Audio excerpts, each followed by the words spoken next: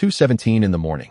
In the duty room of the police station in the eastern part of the city, only a single ghastly white fluorescent tube was lit, its faint buzzing of current strikingly clear in the otherwise silent night. Wang Hao slumped in his chair, his head nodding forward again and again, a half-finished incident report lying before him. He yawned so hard that tears welled up at the corners of his eyes, raised a hand to rub his sore eyelids, then glanced at the time displayed in the lower right corner of the computer screen. There were still more than 4 hours left before his shift ended. He sighed, stretched lazily, and his bones let out a series of cracking pops. The night shift was truly tormenting, especially in the second half of the night. His mind was filled with the image of the soft bed waiting for him at home, and he wished he could lie down on it immediately and sleep until the world went dark. Just then, bang! The door of the duty room was suddenly shoved open from the outside, the tremendous force making the doorframe shudder. The wall clock hanging on the wall shook twice in response. Startled, Wang Hao jerked upright, the pen in his hand falling to the floor with a snap. His whole body almost sprang out of the chair. Instinctively, he reached for the baton at his waist, his heart pounding. Before he could even see clearly who had appeared at the doorway, a breathless voice rang out. "Officer! Officer, are you there?" Wang Hao steadied himself and lifted his head to look. A young man in his early 20s stood at the door, dressed in a simple white t-shirt and jeans. His forehead was beaded with sweat, damp hair plastered to his brow, chest heaving violently. Clearly, he had run all the way here. Yet strangely, there was none of the panic or anxiety one would expect from someone coming to file a report. Instead, his face was suffused with an excitement he could hardly conceal. Wang Hao let out a breath of relief, bent down to pick up his pen, and said with a hint of helplessness, You can drop those last 2 words. I'm only 25 this year. You look about the same age as me." The young man caught his breath, then broke into a wide grin, revealing a row of white teeth. With great sincerity, he said, "All right then, officer." Wang Hao's mouth twitched. He gave up on correcting the issue any further and pointed to the chair opposite him. "All right, sit down. Running over here in the middle of the night. What happened? Did you lose something or get into a fight?" No. Lin Chen waved his hands hurriedly and stepped closer, his voice trembling slightly from excitement. "I want to file a report." "No, wait. I want to turn myself in." "No, that's not it." He scratched his head, rearranged his words, then spoke slowly and solemnly, enunciating each syllable. "I've awakened a superpower. I want to hand myself over to the state." As his words fell, the duty room fell abruptly silent. The expression on Wang Hao's face froze. He blinked once, then again, staring blankly for a full 2 seconds before looking at Lin Chen as if he were some kind of alien. "Comrade, did you, by any chance, just wake up from a dream at home and not quite come to your senses yet?" No, I'm really awake." Lin Chen waved his hands anxiously. "I truly awakened a superpower. Ever since I was a child, my teachers taught me that I must not lie." His tone was heartfelt, his gaze unwaveringly firm, to the point that Wang Hao almost felt dazed. But then, turning the thought over in his mind, he scoffed inwardly. In this day and age, superpowers. He was probably someone who had slipped out of a psychiatric ward, or else a drunk spouting nonsense. Wang Hao cleared his throat, ready to patiently talk some sense into him, ask where his home was and whether he needed his family contacted. Just then, the door to the duty room was pushed open once more. A middle-aged man in uniform walked in, holding an enamel mug in his hand. It was Li Jiangwo, the head of the Municipal Criminal Investigation Team, who happened to be on duty. He had just gone to the break room for a cup of hot water. Hearing the commotion outside, he called out, "What's going on? Why all the shouting in the middle of the night? Has someone come to file a report?" Wang Hao, wearing an expression of utter resignation, pointed at Lin Chen, his tone filled with speechless exasperation. "Chiefly, this comrade here says he's awakened a superpower and wants to hand himself over to the state." Li Jiangwo's hand, which was holding the enamel mug, paused briefly. He turned his head to look at Lin Chen. In over 20 years on the force, he had seen all kinds of people. Drunks, troublemakers, those whose minds were not quite right, and could usually gauge a person at a glance. Yet the young man before him had clear eyes and coherent logic. Aside from being overly excited, he did not look problematic in the slightest. Li Jiangwo frowned, set down the enamel mug, and looked at Lin Chen sternly. "Comrade, do you understand what you're saying? This is not the sort of joke you can make lightly." "I know it sounds unbelievable." Lin Chen nodded, the excitement on his face fading slightly, replaced by a more solemn expression. "But everything I've said is true. I'm not joking, and I don't have any mental issues." Li Jiangwo and Wang Hao exchanged a glance, each seeing the same helplessness and sigh in the other's eyes. So it seemed they had indeed run into someone whose mind wasn't quite clear. Li Jiangwo discreetly gave Wang Hao a meaningful look. Wang Hao understood at once and quietly reached for the telephone on the desk, preparing to dial 120 and have the hospital send someone over. Lin Chen noticed an inwardly exasperated thought to himself that he obviously saw Wang Hao preparing to call emergency services. He could understand their reaction in a way. Who could blame them? He had been an ordinary, chronically unmotivated man for 20 years, content to lie flat and drift through life only to suddenly awaken a superpower. If the roles were reversed, even he would find it hard to believe. I know you don't believe me. He took a step forward, turning his right palm upward and slowly raising it. If you don't believe me, then watch. As the words left his mouth, Lin Chen's fingers slowly curled into a loose claw, his palm gently closing. Under the gaze of the two officers, a faint orange-red flame flickered into existence out of thin air in the center of his hand. At first, the flame was no larger than a fingernail, swaying softly as it emitted a warm glow. Then the flame slowly spread and grew as though alive, crawling along his fingers. In the blink of an eye, it had wrapped his entire hand in fire. The orange-red fire danced and leapt, illuminating Lin Chen's youthful features and freezing the faces of Wang Hao and Li Jiangguo in stunned disbelief. The duty room fell into a deathly stillness. Nan Tian had changed into a red silk camisole nightdress, sitting quietly on Guan Yun's right watching television. Hearing the sound of the door, Lin Chen's hand remained completely uninjured. Not even the sleeve of his shirt was singed in the slightest. The fire seemed to be an extension of his body, burning docilely in the cradle of his palm. The telephone receiver slipped from Wang Hao's hand and clattered onto the desk. His mouth hung open, but for a long moment no words came out. His eyes bulged like copper bells, as though he were witnessing the most incredible scene in the world. This wasn't just some magic trick, was it? Li Jiangguo was completely dumbfounded as well. He stared fixedly at the flame in Lin Chen's hand, his Adam's apple bobbing. After several seconds, he stiffly turned his head toward Wang Hao, his voice trembling as he said, "Xiao Wang, pinch me hard. I need to know whether I'm dreaming." Wang Hao moved mechanically, reaching out to pinch Li Jiangguo's arm hard. "TSS." Li Jiangguo hissed in pain, sharply drawing in a breath, and clarity slammed back into him. This was not a dream. It was real. He snatched up the mobile phone from the desk, leaving the enamel mug behind without a second thought, and rushed toward the door, calling anxiously to Wang Hao as he ran. "You, keep an eye on him. Don't let him move an inch. Something big has happened. Something monumental." Li Jiangguo practically stumbled and crawled out of the duty office. He rushed to the corner at the end of the corridor, pressed his back against the icy wall, and gasped for breath, his heart pounding as if it were about to leap out of his throat. When he raised a hand to wipe his face, he realized his palm was slick with cold sweat. In his 46 years of life and 23 years in criminal investigation, he had seen murderers who dismembered corpses, vicious robbers willing to risk everything, and countless cases that defied common sense. Yet never, not for a single moment, had his worldview been shaken as violently as it was now. That ball of fire had been real. No props, no hidden mechanisms. It had simply appeared out of thin air in that young man's palm. Hands shaking, Li Jiangguo fumbled his phone out.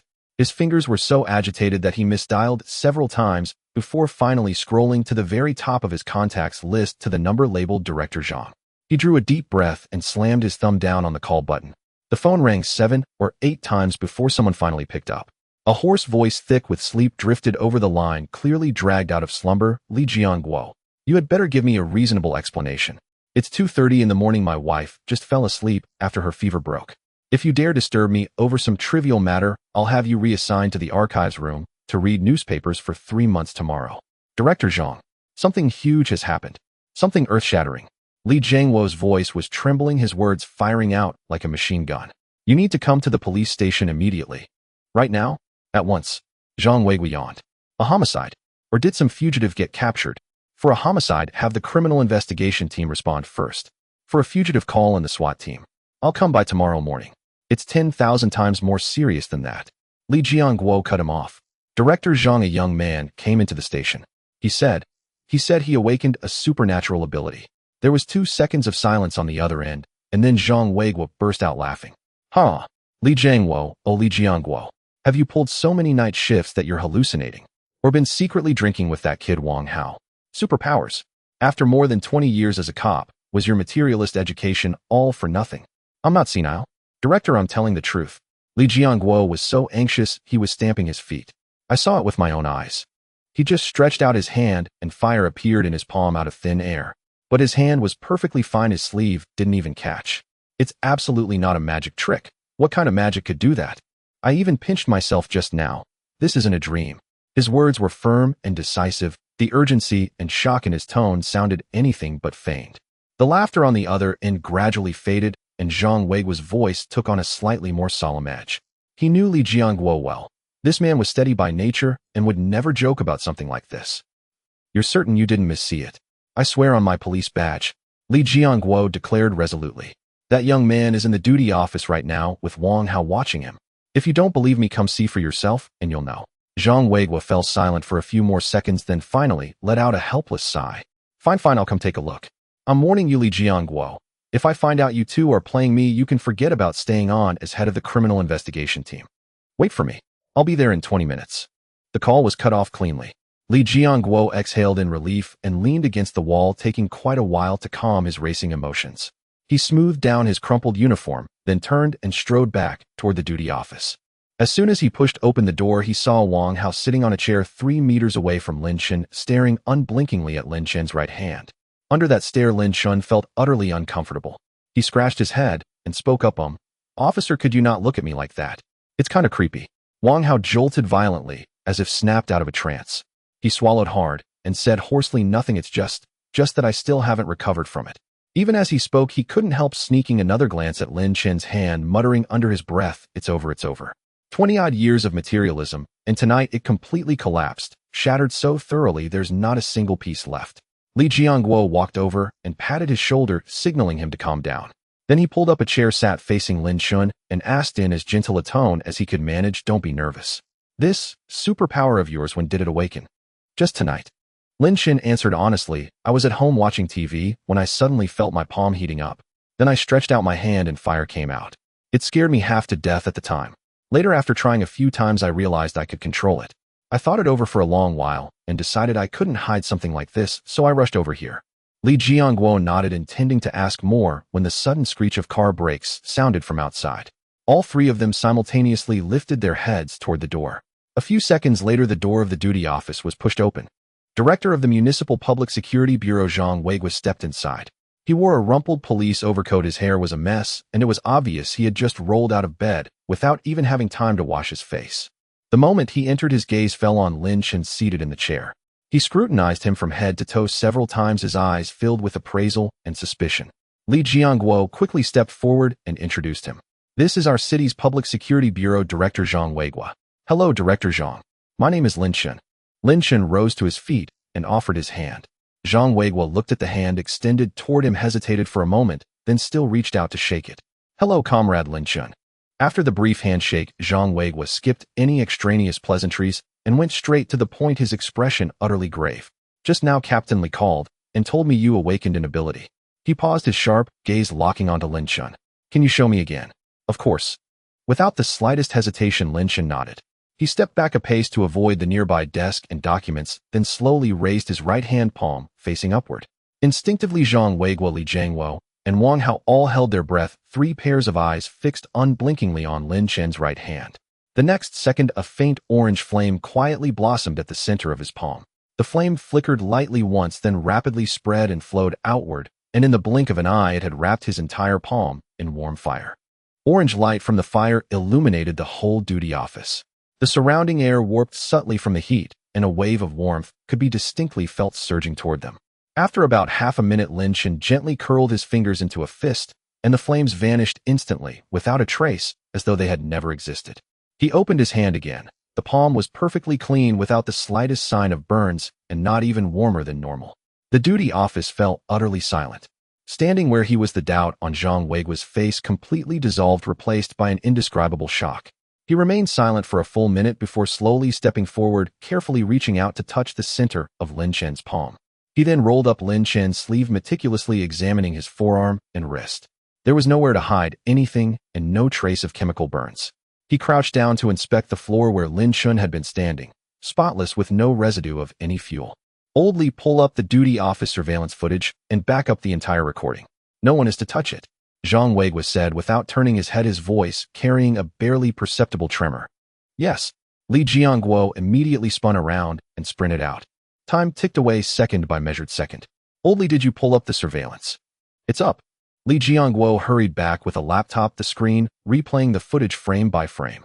Zhang Weiguo watched the screen 3 times over until his eyes ached. He exhaled long and hard, then wiped his face with a forceful hand. "Chief Zhang, what do we do now?" Li Jiangguo leaned in and asked in a low voice, his gaze involuntarily flicking toward Lin Chen, a mixture of shocked curiosity and a reverent caution, as if beholding a national treasure. Zhang Weiguo did not answer at once. He moved to the window, cracked it open, and the cold wind rushed in, sharpening his muddled thoughts a little. He pulled a cigarette from his pocket, lit it, and drew a deep, steady breath. In the smoke's curl, his face grew unbearably grave. This matter was too large, far beyond what a city police chief could shoulder alone, and perhaps even the provincial bureau could not decide it single-handedly. Seal off the entire Qingdong police station immediately and raise the highest alert level. He crushed the cigarette stub under his shoe, his tone an iron command. All personnel present tonight will remain. Collect and secure all phones, no contact with the outside world. I'm calling the provincial bureau now. He picked up his phone and walked briskly to the end of the corridor. After ensuring no one was nearby, he dialed the number reserved for emergencies. The line was answered after one ring. On the other end came Wang Jianjun's voice, thick with sleep. Old Zhang. It's not even 4 yet. You'd better have something earth-shaking. Director Wang, something enormous has happened. Unprecedented. Zhang Weiguo's voice dropped to a whisper, but bore undeniable gravity. A young man came to our station, Lin Chen. He awakened a superpower. He can summon fire from thin air. Li Jiangguo, Xiao Wang, and I all witnessed it. The surveillance captured everything. It's not a trick, not a chemical ruse. Silence plunged down the line for a long 10 seconds. Then Wang Jianjun's voice rose in stunned disbelief. Say that again. Superpower. Summon fire from nothing. Zhang Weiguo, do you know what you are claiming? I know. Zhang Weiguo drew a deep breath and spoke each word deliberately. I vouch by my party membership and my badge. Oh, every word I have spoken is true. He is here with me now. Send your experts immediately. Hold on. I'm sending people now and will report to the central authorities at once. Wang Jianjun's voice snapped, fully awake, urgent as never before. Do not let anyone touch him, and do not let him leave your sight until we arrive. Understood. After hanging up, Zhang Weiguo returned to the duty room and looked at Lin Chen sitting quietly in the chair, a tide of conflicting emotions surging through him. He moved closer, pulled a chair opposite, and softened his tone as much as he could. Comrade Lin Chen, thank you for waiting a little longer. Provincial leaders and experts will be here shortly. It's all right, I'm not in a hurry, Lin Chen replied with a calm smile. Zhang nodded and asked casually, does anyone at home know you awakened this ability? I have my parents and an older sister who is married. They are ordinary people. Lin Chen answered honestly, scratching his head. I didn't dare tell them, afraid they'd be frightened and afraid I couldn't explain it. I figured for something like this, handing it over to the state was the only sensible course. You can't hide it forever. What if one day I lose control and cause harm? That would be a disaster. Zhang Weiguo nodded, feeling a measure of respect for the young man. Others might become arrogant or stray down darker paths upon gaining such power. Lin Chen's instinct to surrender himself to the state was rare and admirable. The next hour passed in such silence that only the tick of the wall clock could be heard in the duty room. Li Jiangguo and Wang Haoyi sat on either side, eyes unblinking as they stared at Lin Chen, as if fearing that a single blink might make this miracle vanish. Under their scrutiny, Lin Chen felt uneasy. He closed his eyes and inwardly tuned to the warm current of energy within his body. He could sense it clearly. The energy flowed like a pleasantly warm stream through every limb and bone, ready to transmute into flame with but a single thought. Strangely, after demonstrating twice in quick succession, he felt no fatigue. On the contrary, the energy seemed to swell and grow more abundant. At 0502 in the morning, a dense low chorus of brakes sounded outside. Zhang Wei was shot to his feet. They've arrived. A group hurried to the door and found the station courtyard filled with a line of black armored SUVs, unmarked and uniform. Dozens of operatives in black tactical gear and full-face helmets exited with lightning efficiency, forming a combat perimeter around the station. Their movements were crisp and professional, clearly elite. At their head stood a middle-aged man in a white shirt, his gaze as sharp as a hawk's. Behind him followed a team of researchers in white coats, each carrying a heavy, precise instrument case. Director Wang. Zhang Weiguo hurried forward to meet him. Wang Jianjun inclined his head, and his eyes slid past Zhang to rest on Lin Chen. He appraised the young man for a long moment, then stepped briskly forward and extended his hand. Comrade Lin Chen, I am Wang Jianjun, Director of the Provincial Public Security Department. Thank you for your cooperation. Lin Chen rose and shook the director's hand. Hello, Director Wang. The situation is urgent, so we will be direct. Wang spoke plainly. The expert team needs to validate your ability on site. Is that acceptable? Of course it is, Lin Chen replied. He walked to the open center of the courtyard. Under everyone's watchful eyes, he slowly raised his right hand. In the next instant, a small, orange-eared flame blossomed silently in his palm, rapidly swelling into a fist-sized orb of fire that hovered steadily above his hand. A chorus of sharp intakes of breath rose around him. The researchers closed in their instruments, springing to life with a chorus of beeps. They measured him from every angle, faces shifting from initial skepticism to stunned realization, then to an almost euphoric disbelief. Flame core temperature 1,327 degrees and still rising. No chemical fuel detected. The energy source is wholly unknown. Surface body temperature 36.5 degrees, perfectly normal. No signs of burns. Energy fluctuations stable and fully controllable. Wang Jianjun watched the figures dance across the instrument screens, his breathing quickening. He turned to his secretary and said gravely, "Send an encrypted highest-level dispatch to the central authorities. First confirmed human ability, awakener verified. Situation confirmed. Request instructions." The secretary nodded and stepped aside to transmit the report using an encrypted satellite phone. Within 15 minutes, the secretary returned, face solemn. Director Wang, the central leadership has replied. Immediately establish the first anomaly special task force with you as its head, fully responsible for early coordination. Orders are to spare no effort to transport Comrade Lin Chen safely to Shishan Zero base in the capital. The nation's top research team is standing by at the base. The Long-Range Special Operations Squadron's aircraft has taken off and will arrive at this city's airport in 1 hour to provide full escort. Wang Jianjun stepped before Lin Chen, his tone solemn. Comrade Lin Chen, the central authorities have received your application. From this moment, you are the state's highest priority protection subject. We will take you to the capital for comprehensive medical examinations and ability assessments. If you have any requests, state them now, and we will do our utmost to accommodate you. Lin Chen thought for a moment and shook his head. I have no other requests. I will follow the state's arrangements. May I send a brief message to my parents to let them know? Otherwise, they will be anxious. You may, Wang Jianjun replied promptly, but only a simple message to reassure them. Do not reveal anything about today. Lin Chen took out his phone and drafted a short message. Mom, the company sent me to the capital on a sudden business trip. I may be away for a while. Please take care of yourselves. Before he could press send, his WeChat chimed. It was his mother's voice message, still groggy from sleep. Chen, why aren't you home yet? Lin Chen felt warmth and a pang of guilt. He tapped at the screen for a long beat before sending the prepared text. No more than 10 seconds after he sent the message, his mother's call came through. He glanced at Wang Jianjun, who gave a small nod for him to answer. Hello, Mom. Why the sudden business trip? To the capital. Why didn't you tell us? How long will you be gone? Have you packed enough clothes? It's colder there. You should take an extra coat. Her voice brimmed with worry. The company arranged it at short notice. It's urgent, Lin Chen said, forcing a lightness into his tone. I don't know exactly how long, but it shouldn't be short.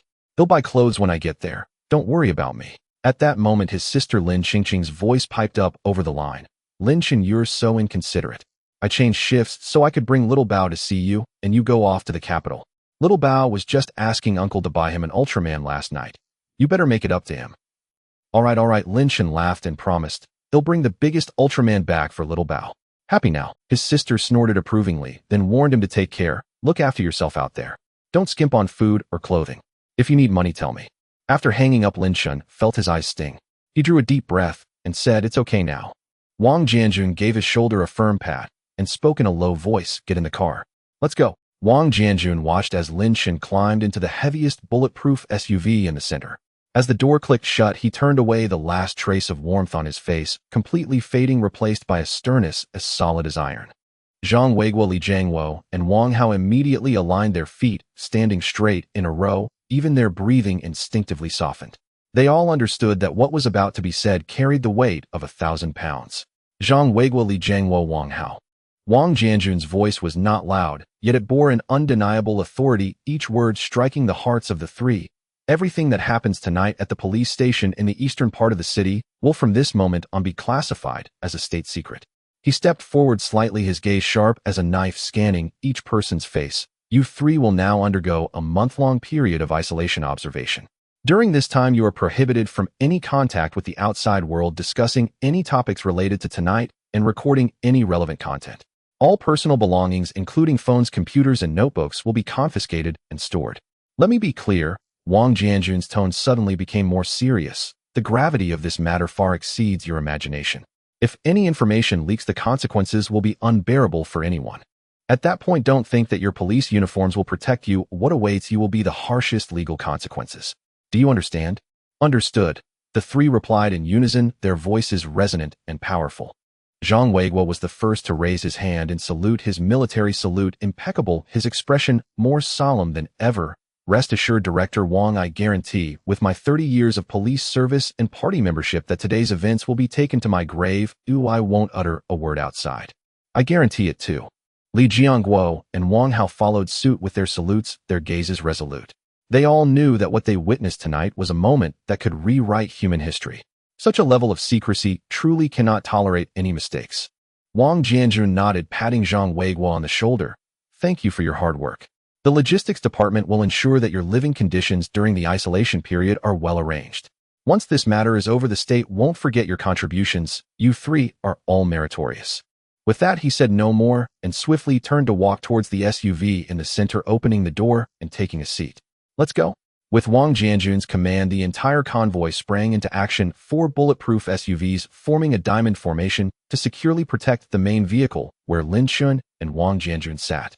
The convoy silently drove out of the police station yard, merging into the empty streets of Earth. Lin Chen sat in the back seat, watching the rapidly retreating cityscape through the window, his heart filled with mixed emotions. He had walked this street for over 20 years, every shop and each sycamore tree was familiar to him, yet today, seeing these familiar sights brought a sense of surrealism.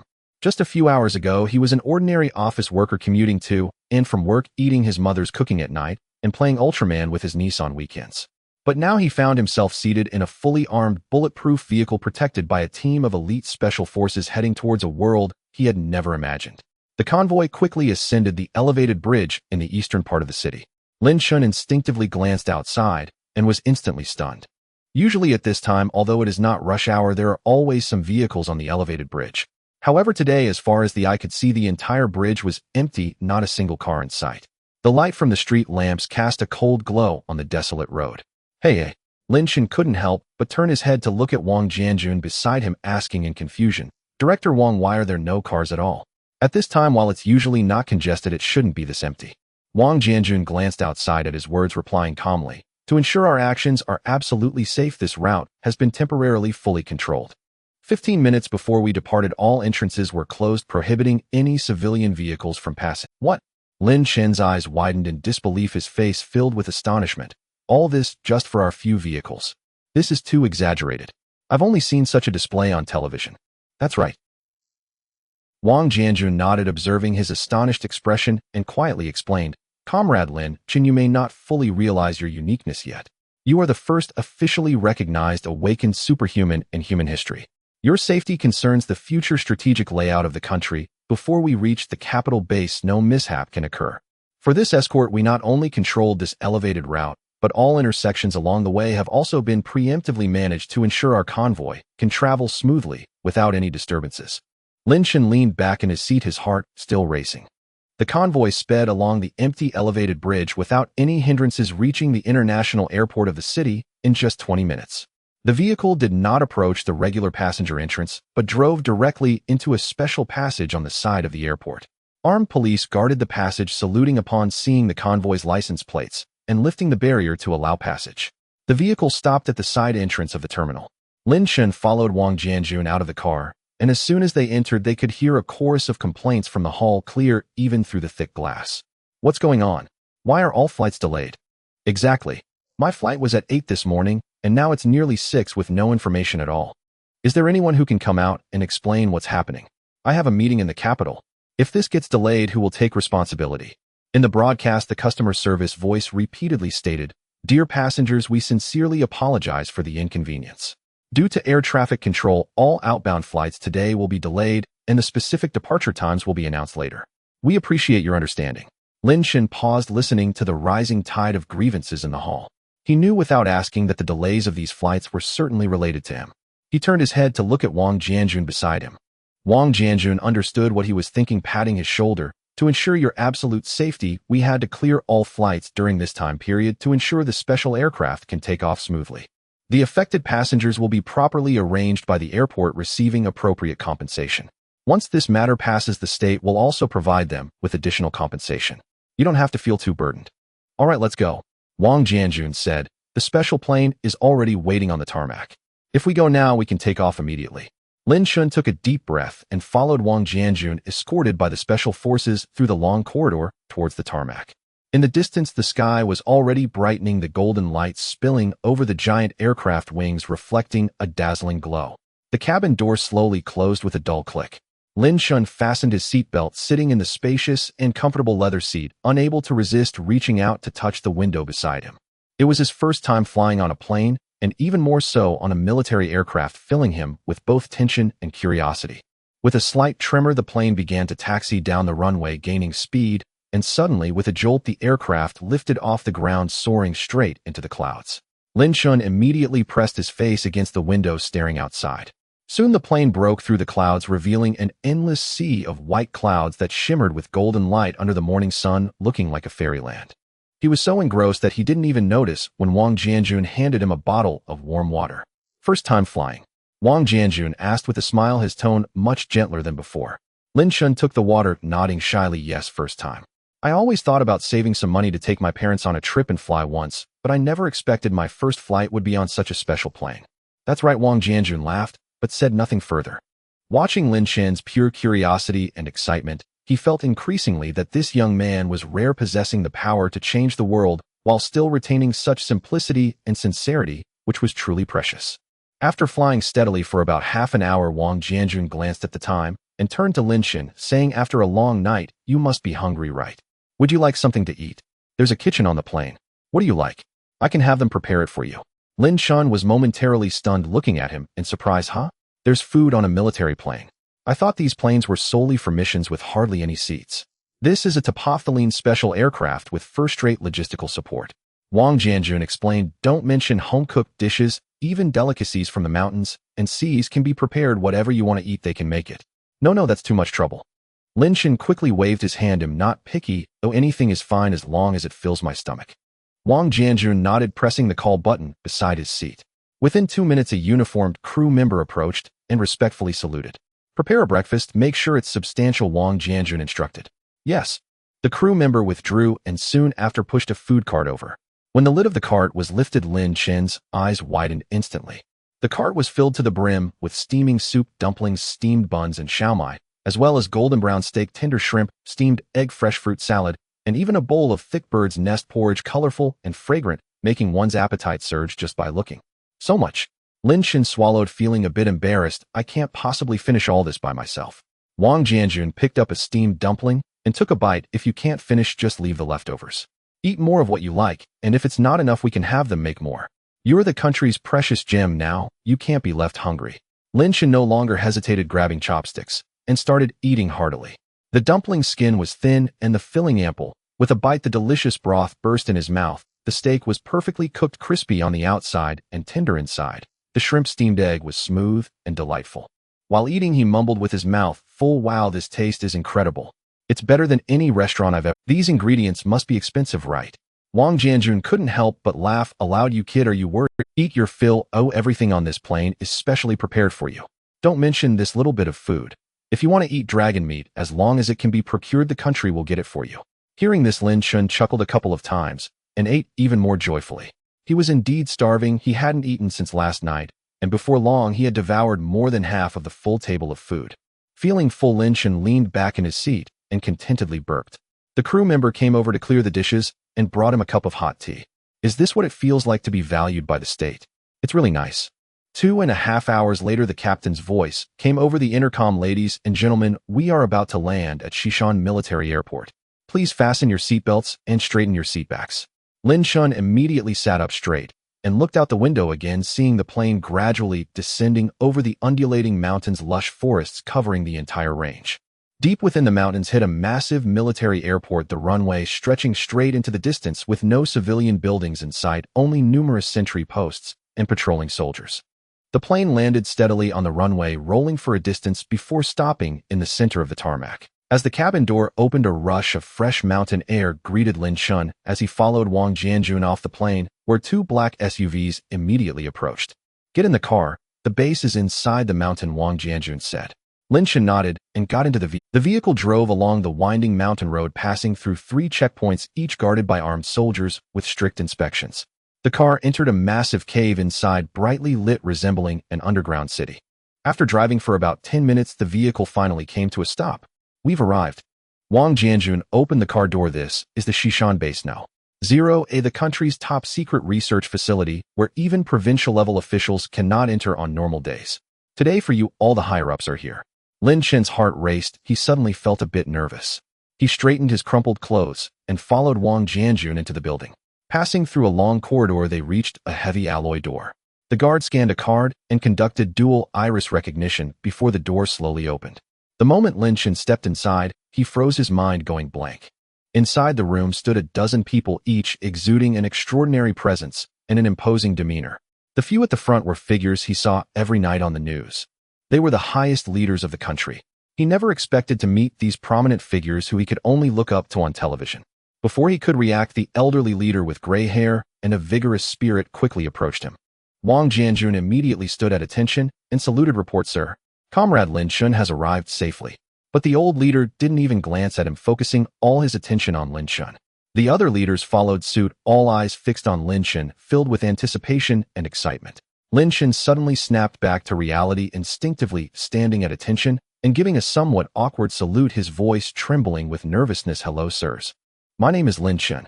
The old leader, seeing this, quickly waved his hand and displayed a warm smile, walking briskly to stand in front of him, extending his warm hand and shaking Lin Chen's tightly. "Don't be nervous, young comrade. Don't be nervous." The old leader's voice was gentle, yet powerful. "You've had a hard time coming this way." "Not at all, Chief." Lin Chen quickly shook his head, feeling a slight sweat in his palms due to nerves, yet he still made an effort to straighten his back. He could clearly sense multiple gazes resting upon him, some scrutinizing, some expectant, yet devoid of malice, which eased his anxious heart a little. The old chief looked at the sincerity in his eyes and smiled with satisfaction, gently patting the back of his hand. "You are a good child. Ideally, you should have been allowed to rest for a day to recuperate, but given the special circumstances, tight timeline, and heavy task, we can only trouble you for now." "Don't worry, Chief, I'm not troubled at all." Lin Chen replied loudly. "Whatever the country needs me to do, I will do. I will follow all arrangements." Good, good." The old chief nodded repeatedly, his smile growing wider as he waved his hand, and immediately 2 researchers in white lab coats with gray hair hurried over, carrying a folder. "This is Director Chen Jingshan and Professor Li Zheng from the Base Biological Research Institute," the old chief introduced. "Next, they will take you for a comprehensive physical checkup, including blood tests to see how your body differs from an ordinary person. You need not be anxious, it's just a routine examination with no harm." "Understood." Lin Chen nodded. Director Chen pushed up his glasses, unable to hide his excitement, and spoke in a gentle tone. "Comrade Lin Chen, please come with us. We have prepared all the equipment, and the examination process will be quick." Lin Chen followed Director Chen and Professor Li into the adjacent examination room, filled with various precision instruments he couldn't name. Several nurses were already waiting there, nimbly taking his blood pressure, measuring his heart rate, and performing an ECG. When the nurse took out the syringe to draw blood, Lin Chen instinctively closed his eyes. He had been a bit afraid of needles since childhood, but still gritted his teeth and extended his arm. "Don't be nervous, just a little bit," the nurse comforted with a smile, moving lightly. 1 vial, 2 vials, 3 vials. After drawing 8 vials of blood, the nurse finally stopped. Lin Chen looked at the row of filled test tubes and couldn't help but swallow. Is it really necessary to draw this much? This blood is needed for comprehensive analysis, including gene sequencing, cell vitality, energy substance testing, and so on. Professor Li explained, "We need to understand how your abilities were produced and how they relate to your physical." For the next hour, Lin Chen was guided like a marionette between various instruments. He underwent a CT scan, MRI, and even a full-body cell scan. With each examination, the researchers recorded with utmost seriousness, occasionally huddling together to whisper in discussion, their eyes filled with excitement. After all the examinations were completed, Director Chen led Lin Chen back to the earlier hall, where the old chief and other leaders were still waiting. Next to them stood several military weapon experts in uniforms holding unfamiliar instruments and power calculation sheets. "Are all the examinations complete?" the old chief asked. "Yes, Chief." Director Chen nodded. "Preliminary results show that Comrade Lin Chen's physical indicators are exceptionally healthy, even far exceeding the average levels of ordinary people, particularly in cell vitality and metabolic rate, which are over 3 times that of an ordinary person. The detailed blood analysis and gene testing results will take a few hours to come out. The old chief nodded, looking at Lin Chen. Next, could you please demonstrate your abilities for us? Although we've seen them on video, we still want to witness them firsthand. No problem, Lin Chen agreed without hesitation. He stepped to the center of the hall, took a deep breath, and slowly raised his right hand. In the next moment, a familiar orange flame silently emerged from his palm, flickering gently before gradually enlarging steadily, hovering above his hand. Everyone around held their breath, eyes fixed on the flame. Although they had watched the surveillance footage countless times and studied it for several hours, witnessing the flame appearing out of thin air still left them in awe. This was true supernatural power, marking the dawn of a new chapter in human history. Comrade Lin Chen, Director Chen stepped closer, his tone laced with anticipation. Please exert all your strength to activate your ability so we can see the maximum intensity you can achieve. All right. Lin Chen nodded, closed his eyes, focused his mind, and began to channel all the energy within him. As he commanded his will, the energy surged through his body like a raging river rushing towards his right hand.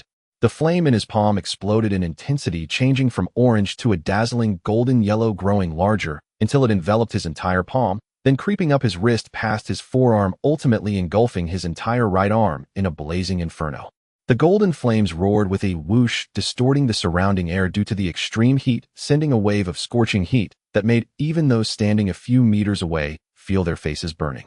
The hall fell into silence, everyone staring in awe. No matter how clear the surveillance footage was, it couldn't compare to witnessing the scene in person. The young figure standing amidst the flames resembled a fire deity, descending to earth, powerful and sacred. Incredible, an elderly professor murmured, to generate such high-temperature flames without any energy source and without harming oneself. This completely defies the existing laws of physics. Director Chen ignored his musings and pointed to a heavy black machine at the end of the hall, saying, Comrade Lin Chen, next we will test your attack power. That is our special alloy target used to test the armor-piercing capability of artillery. It's 20 centimeters thick and can withstand the impact of tank shells. Please attack it with all your strength so we can see the specific destructive power. Lin Chen followed his finger to see that the target machine was over 2 meters high, made entirely of thick alloy steel, appearing indestructible. He nodded, took a deep breath, and concentrated all his energy into his right fist. The golden flames danced wildly on his fist, producing a piercing sound as the temperature around surged again. He aimed at the target's center, stepped forward with great force, and swung his fist down with immense power. Boom! A deafening explosion echoed as the flame on his fist surged forth like a roaring fire dragon, crashing violently into the alloy target. The tremendous impact caused the entire hall to shudder slightly. The scorching air waves spread outward, forcing the leaders at the front to stumble back a few steps. Everyone's eyes widened in shock, staring intently at the smoke-filled area. As the smoke gradually cleared the sight before them, left everyone gasping. The once indestructible alloy target had now turned into a heap of scrap metal. A massive hole had been burned through the front alloy steel plate, smoke still wafting from the edges, while molten metal dripped to the ground, solidifying into small iron balls. The entire structure of the target had completely deformed, lying crookedly on the ground, clearly rendered unusable. Gulp! Someone swallowed hard, the sound echoing clearly in the silent hall. The hall fell silent for a few seconds before erupting into uncontrollable cheers. Good, good, good. The old chief excitedly repeated the word, clapping his hands vigorously, his face filled with satisfaction and joy. This is wonderful. Truly wonderful. Other leaders and researchers also joined in applause, their eyes filled with excitement and enthusiasm. They had initially thought Lin Chen's ability could at most burn through a few steel plates, but they never expected such incredible destructive power. Wang Jianjun stood nearby watching this scene, a proud smile on his face. His initial judgment had not been wrong. Lin Chen's emergence would undoubtedly become the nation's most powerful trump card. Lin Chen looked at his fist, somewhat astonished. He hadn't anticipated that a full-force strike would have such immense. Director Chen quickly ran to the destroyed target machine, crouching down to examine it closely, muttering, incredible. The flame temperature exceeds at least 3,000 degrees. And there is also tremendous impact. This is equivalent to the power of a small rocket. He turned to the old chief, his voice trembling with excitement. Chief, Comrade Lin Chen's abilities far exceed our expectations. He is undoubtedly a strategic asset. Lin Chen stared at his fist, feeling a bit dazed. He himself hadn't imagined that a full-force strike would possess such destructive power. Lin Chen scratched his head, feeling a bit embarrassed. I didn't control my strength earlier and ended up damaging your target. As soon as he said this, everyone was momentarily stunned before bursting into hearty laughter. The old chief chuckled as he approached Lin Chen, extending his hand once more to firmly grasp his. Silly child, don't say it was just one target. Even if you demolished this hall, it would be worth it. His expression was incredibly serious as he spoke each word clearly. Comrade Lin Chen, from today onwards you are the nation's most precious asset. The country will not neglect you, and the people will not forget you. Whatever you want, as long as it is within the country's capability, we will provide it for you. The old leader shook Lin Chen's hand again, the smile on his face fading slightly as he turned to wave to a middle-aged man in a dark gray Zhongshan suit, tall and with sharp eyes, quickly walked over. He appeared to be around 50, with his hair meticulously combed, exuding the calm demeanor of someone who has held a high position for many years. This is Lu Zheng, the chief person in charge of Base No. 0 in Xishan. The old leader introduced, pointing at the middle-aged man. Next, let him help you familiarize yourself with the environment of the base. If you have any questions, just find him directly. We have an urgent meeting to attend, so we won't keep you company for now. Okay, Chief. Lin Chen nodded hastily. The old leader patted his shoulder again, saying nothing more, and turned with several other leaders to walk out. The heavy alloy door slowly closed, and the hall instantly quieted down significantly. Once the old leaders had walked far away, Lu Zheng turned around, extended his hand to Lin Chen, and revealed a rare, gentle smile. Hello, Comrade Lin Chen. I am Lu Zheng, and welcome to your arrival. Hello, Director Lu. Lin Chen quickly reached out to shake his hand. Lu Zheng's grip was firm, his palm bearing a thin callus, clearly showing he was someone accustomed to holding a gun for years. He looked Lin Chen up and down, his eyes filled with appreciation. The old leaders all praised your high awareness. It seems you truly live up to your reputation. If it were someone else suddenly acquiring such great abilities, they might not have the initiative to turn them over to the country like you did. Lin Chen smiled bashfully. I just feel that such abilities can only be maximized when placed in the hands of the country. If I kept them to myself, I might cause trouble one day. Well said. Lu Zheng nodded, his tone becoming serious. Then I won't beat around the bush. Comrade Lin Chen, on behalf of the Central Military Commission and the State Council, I officially issue you the National Special Class Special Talent Appointment Letter. From the moment you sign it, you become the most core strategic talent of our country. As he spoke, he took out a gilded appointment letter and a stack of documents from his briefcase, handing them to Lin Chen. Lin Chen had been mentally prepared, and without any hesitation, he received the appointment letter with both hands, solemnly flipping to the last page and signing his name. Now that you've signed, let's talk about your benefits, Lu Zheng said, observing his signature, his expression softening considerably. He paused and stated word by word. First, regarding salary, your basic salary will follow the national standard for a department-level position, which is 18,700 yuan per month. In addition, there is a special talent subsidy of 500 yuan per month, a confidentiality subsidy of 200 yuan per month, and a training subsidy of 1500 yuan per month. Overall, your fixed monthly income totals 10,370 yuan. All income is tax-exempt and will be directly deposited into your exclusive bank card. Lin Chen's pen fell to the ground with a thud. He suddenly raised his head, his eyes wide open as if they were copper bells. How much? More than 1,000 a month. In his previous job, he worked himself to exhaustion for just over 6,000 yuan a month, and that was after deducting insurance and rent. Now the country was offering him a salary that was several times more, and tax-exempt.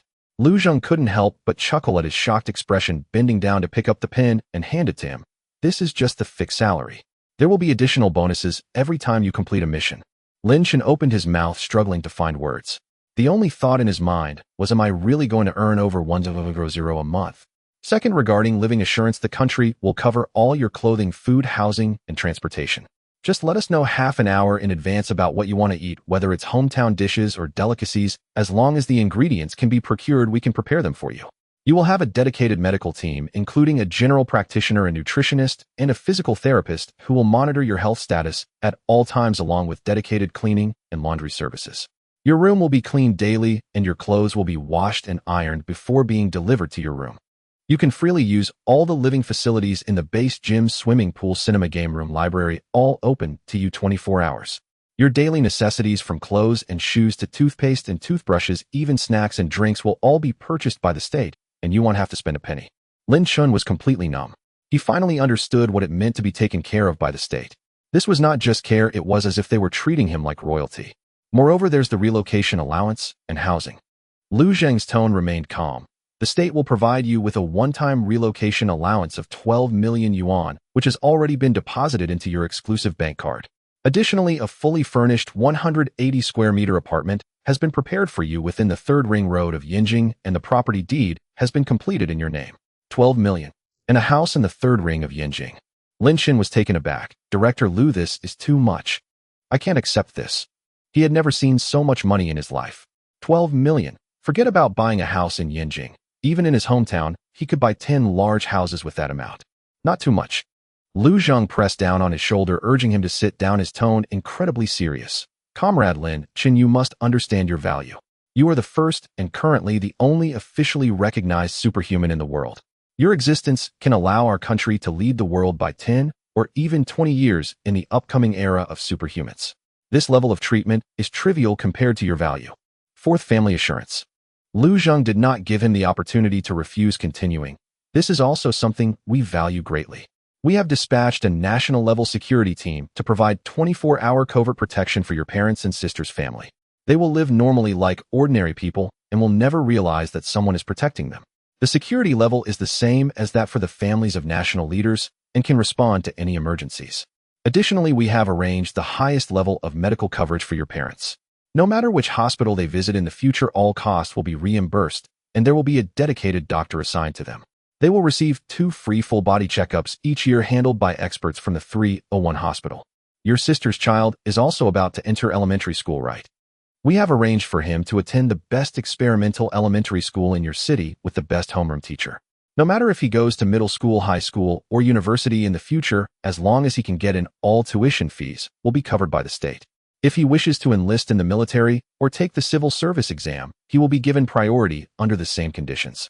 If your family wants to travel, as long as it's within the country, the state will provide full transportation and accommodation support along with security personnel accompanying them. They can go anytime they wish. Upon hearing this, Lin Chen's eyes instantly turned red. The money and the house were not what he cared about most, but his family was his greatest weakness. The reason he submitted himself to the state so quickly, besides his awareness, was that he was most worried about the dangers his family would face if his abilities were exposed. He never expected the state to arrange everything so thoroughly, even considering his nephew's schooling. Thank you. Thank you all. Lin Chen's voice was choked with emotion as he wiped his eyes vigorously. Thank you, state. No need to thank us. Lu Zheng patted his shoulder, his tone softening. We only hope that when the state and the people need you, you can... Lin Chen took a deep breath, suppressing his emotions, and nodded vigorously. Rest assured. As long as the country needs me, I will do my duty. Lu Zheng smiled with satisfaction. Good, and there's one last point: special privileges. From today, you will have the highest access rights to Base No. 0 in Xishan. Except for the highest classified archives directly under the central government, you can freely enter all other areas. All research teams and training equipment in the base can be called upon at any time. Any research that helps enhance your abilities will be prioritized for project approval and full support. Lin Chen was left speechless, unable to help but murmur to himself, doesn't that mean my treatment is higher than that of a national treasure? There are still over 1,000 national treasure pandas in the country, but there is only one you, Lin Chen, in the entire world. Lu Zheng chuckled at his expression. So just relax and stay here. Any requests you have, as long as they don't violate principles, the country will accommodate you. Lin Chen chuckled twice, feeling completely reassured. He had originally thought that after arriving at the base he would be treated like a lab rat living a dull and tedious life. But unexpectedly, the state not only provided him with the best treatment, but also took care of his family properly. Let's go, I'll take you to see your dormitory. Lu Zheng put away his notebook and turned to walk down the corridor. We've prepared a suite for you. The conditions are quite good. You can stay there for now, and if there's anything you're not satisfied with, just let me know, and we'll make changes immediately. No need. Just having a place to stay is fine. I'm not picky. Lin Chen quickly followed. The heavy alloy conference room door was tightly closed, isolating all sounds from the outside. The room was filled with swirling smoke as a dozen top national leaders sat around the oval conference table, the ashtray piled high with cigarette butts, and each person's face wore an unprecedented gravity. The shock of witnessing Lin Chen's abilities had not yet dissipated, and a deeper anxiety enveloped everyone's hearts. The old leader lifted the teacup in front of him, took a gentle sip, then cleared his throat to break the silence. First, all right, let's all speak up. What does the emergence of Comrade Lin Chen signify, and what should we do next? Feel free to express your thoughts. With these words, the conference room fell into silence once more. Everyone lowered their heads, their fingers unconsciously tapping on the table. This matter was simply too significant enough to overturn the course of human civilization. Any decision made could influence the nation's fate for decades, even centuries. After a full minute of silence, General Li Chen, sitting to the left of the old leader, was the first. Dressed in a crisp military uniform, the golden stars on his shoulder epaulets gleaming, his voice was deep and powerful, carrying the unique decisiveness of a soldier. I will take the lead. It is already 100% confirmed that Lin Chen is the first officially recognized natural awakened superhuman in human history. A question now lies before us. Since there is a first superhuman, there will undoubtedly be a second, a third, and even thousands more. He paused, his gaze sweeping over everyone present. The awakening of superpowers cannot be an isolated incident. Lin Chen's awakening indicates that the Earth's environment has undergone changes we have yet to perceive. In the coming months, at most within a year, more superhumans will inevitably emerge. By that time, our existing social management, legal, and law enforcement systems will face unprecedented challenges. General Li is right. Deputy Secretary Zhou Mingyuan, responsible for political and legal affairs, furrowed his brows. Ordinary people suddenly possessing the ability to kill and destroy will inevitably stir unrest. Those like Lin Chen who are aware and proactively report to the state are the minority. There will certainly be those who conceal their powers, even using them for wrongdoing. By then, armed robbery will be the least of our worries. A fire-based superhuman could incinerate an entire street, while a strength-based superhuman could dismantle a bank with bare hands. The handguns our police carry would be no different from firewood sticks in front of them. It's not just crime. Another leader responsible for social governance added, the more terrifying issue is class conflict. Ordinary people will develop fear and rejection towards superhumans, while superhumans may easily feel a sense of superiority considering themselves evolved beings above others. Once this opposition intensifies, it will mark the beginning of societal rupture. History has seen too many lessons like this. The atmosphere in the conference room grew increasingly heavy. At this moment, Minister Su Jinbang, responsible for foreign affairs, spoke up with a hint of urgency. We cannot focus solely on domestic matters. We must clearly recognize that since our country has produced superhumans, other countries will undoubtedly follow suit. They just may not be as fortunate as us to have the first awakened one come forward voluntarily. Exactly. General Li Chen slammed the table, his voice suddenly rising. This is the most lethal aspect. Previously, while military strengths among various countries differed, they were still within the same dimension. Nuclear weapons were the ultimate balancer, but if any country were to first master the technology for mass cultivating superhumans or develop weapons to counter them, the existing world order could collapse overnight. By that time, countries without superhumans will only be left to be slaughtered. Our hard-earned national defense system may crumble before the formidable superhumans. We must prepare in advance and absolutely cannot fall behind. This statement exploded like a bomb in the conference room. I agree. We must increase our investment in superhuman research. Not only should we study how to enhance superhuman abilities, but we must also research defense and countermeasures.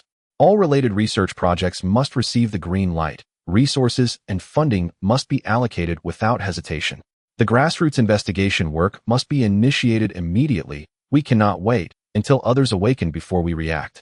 The authority of the Special Task Force for Superhumans must be elevated, and all departments must cooperate unconditionally. Everyone began to discuss fervently, their voices growing louder and their faces filled with urgency. The old leader listened quietly, not interrupting anyone. Once everyone had said their piece, he raised his hand to calm the room, and it instantly fell silent. What everyone has said makes a lot of sense. The old leader's voice was calm, yet carried immense weight. The emergence of Comrade Lin Chen is both an opportunity and a challenge. He has allowed us to glimpse the future and granted us time to prepare. If we seize this opportunity, our country can take a leading position in the future world order, but if we miss it, we will become the sinners of history.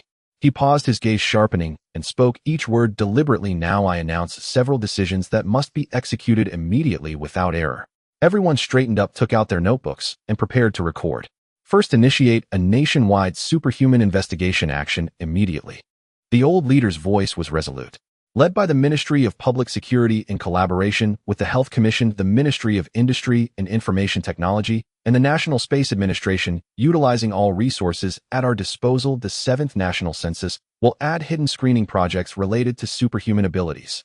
The network monitoring will focus on keywords such as superpower, monster, and anomaly.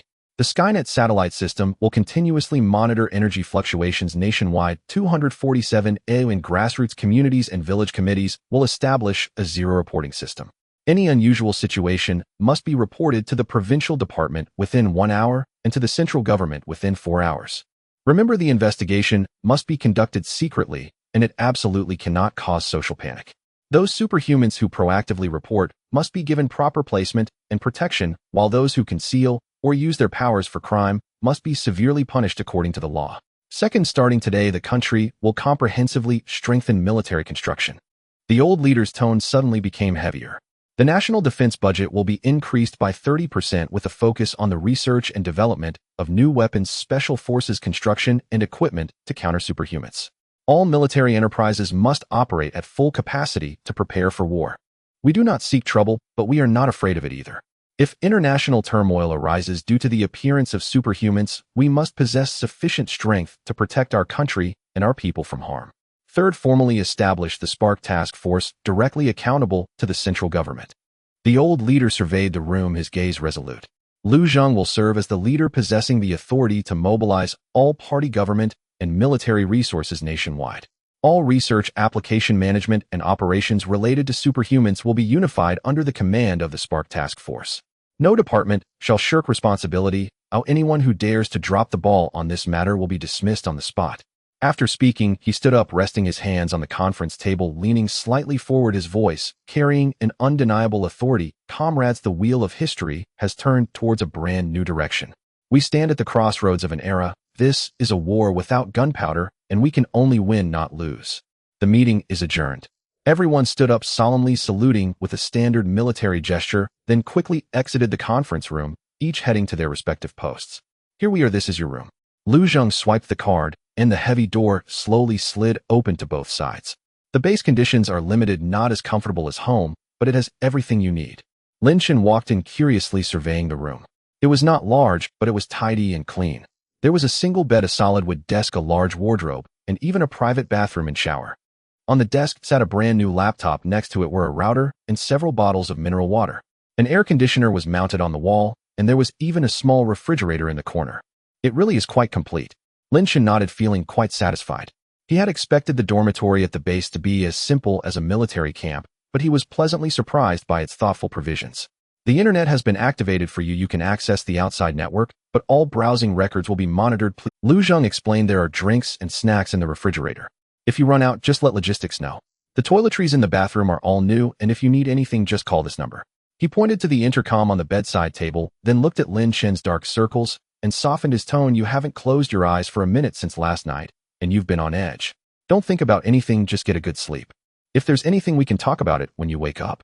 Okay, thank you, Colonel Liu. Lin Chen was indeed exhausted.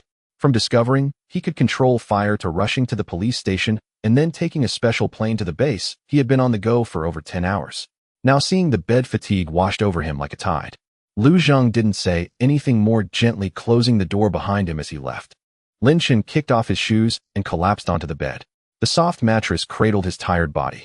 He closed his eyes, but scenes from the day flashed in his mind like a movie. The flames in his palm, the empty overpass, the delayed airport, and those big shots he had only seen on television. Everything felt like a dream. As he pondered, his consciousness gradually blurred, and before long he fell into a deep sleep. He didn't know how long he had slept when a series of knock knock knock sounds jolted him awake. Lin Chen sat up, abruptly rubbed his eyes, and glanced at the digital clock on the wall. It was already 11:30. He had slept straight until noon. Coming, he called out, jumping off the bed to open the door. At the door stood a young staff member in a blue work uniform. Upon seeing him, the staff member respectfully saluted. Comrade Lin Chen, Colonel Liu asked me to come and get you for a meal in the cafeteria. Okay, just a moment. Lin Chen hurriedly replied. He turned and rushed into the bathroom, splashing cold water on his face, which instantly refreshed him. He tidied his messy hair in front of the mirror and then followed the staff member towards the cafeteria. The cafeteria at the base was large, clean, and bright, capable of accommodating hundreds of people at once. However, it was still relatively empty at this moment. As soon as Lin Chen entered, he was stunned by the sight before him. The long buffet counter was filled with all kinds of food. There was braised pork, sweet and sour ribs, steamed base for Chinese food, and steak pasta, fried chicken for Western food, as well as various fresh fruits, exquisite desserts, and steaming soups. The variety was dazzling, and the aroma enticing, even more sumptuous than what he had eaten on the special plane. Can I really eat all of this? Lin Chen couldn't help but ask. Yes, Comrade Lin Chen. The staff member answered with a smile. The cafeteria is open 24 hours, serving breakfast, lunch, dinner, and late-night snacks. You can come anytime to eat whatever you want. If there's a specific dish you want, just let the kitchen know a day in advance. My goodness, this is too wonderful. Lin Chen couldn't help but exclaim. He picked up a tray and loaded it with all his favorite dishes heaped high and found a seat by the window to sit down and eat heartily. After eating his fill, he took a box of strawberries and a bottle of yogurt, leisurely enjoying them. Since the leader said he could wander around the base freely, Lin Chen strolled along the hallway. The base was much larger than he had imagined, like an underground city. Besides the accommodation area and the cafeteria, there were research zones, training areas, and medical zones. Everywhere he looked, there were researchers in lab coats and soldiers in camouflage uniforms, each moving quickly and focused. As he passed the training area, Lin Chen stopped in his tracks. Through the glass, he saw soldiers practicing combat, their punches landing with a thud and their movements crisp and efficient. It made him itch with envy. He used to be just an ordinary office worker, and he hadn't fought more than a few times. Just as he was engrossed in watching, the staff member from earlier approached again. "Comrade Lin Chen, Colonel Liu would like you to come to his office." "Okay, I'll follow you." Lin Chen followed the staff member up to the second floor and arrived at the door of a room marked Base Director. The staff member knocked on the door, and Liu Zhang's voice came from inside. "Come in." Lin Chen pushed the door open and walked in. Liu Zhang's office was simple, with a large desk and a massive map of the Dragon Country behind it. Liu Zhang was sitting behind the desk reading documents. Upon seeing Lin Chen enter, he immediately put down his pen and stood up. "Lin Chen, have a seat." Liu Zhang gestured to the chair opposite him. "I called you over to discuss a few matters." "Please, Colonel Liu, go ahead." Lin Chen quickly sat down and straightened his back. This morning, the senior leadership held the highest-level strategic meeting, and related orders have been communicated. Liu Zhang's expression was serious. "The first matter is the official establishment of the Spark Special Task Force, of which I will serve as the leader, directly responsible to the central government. You are our squad's first and currently only core member." "Really?" Lin Chen's eyes lit up, excitement swelling within him. He finally had his own organization, no longer just a solitary ability wielder. "Of course it's true." Liu Zhang couldn't help but smile. "What else is there?" Lin Chen asked impatiently. "The second matter concerns you." Liu Zhang's expression became even more serious. He adjusted his clothing, then took out several items from the drawer and placed them on the desk. "First, with the approval of the Central Military Commission, you are hereby granted the rank of captain and will enjoy the benefits of a regular company-level position." Lin Chen's eyes widened in shock, nearly jumping out of his chair. "Captain? Regular company level?" He was only 23. He had never even been a squad leader before, and now he was suddenly a captain. This was even more outrageous than a dream. "You don't need to be surprised." Liu Zhang waved his hand. "Your value is far beyond that of a captain. This is what you deserve. As your abilities and contributions to missions increase, your rank will continue to rise." As he spoke, he picked up a black leather box from the table and pushed it in front of Lin Chen. "This is for you." Lin Chen looked confused as he opened the box. Inside lay a gleaming military handgun along with 2 magazines filled with bullets. Is this for me?" Lin Chen's voice trembled as he fixated on the gun. No man could resist the allure of a real weapon. "That's right, a Type 92 9mm military handgun already registered in your name." Liu Zhang nodded, then picked up 2 documents from the table and handed them over. "These 2 are your Special Operations Certificate from the National Security Agency and your firearm permit. In the future, when you go out on missions, these documents will be valid nationwide, and all military and police departments must cooperate with your actions." Lin Chen trembled as he accepted the documents, eagerly opening them. The first document had his photo, his name, and was stamped with the red seal of the National Security Agency.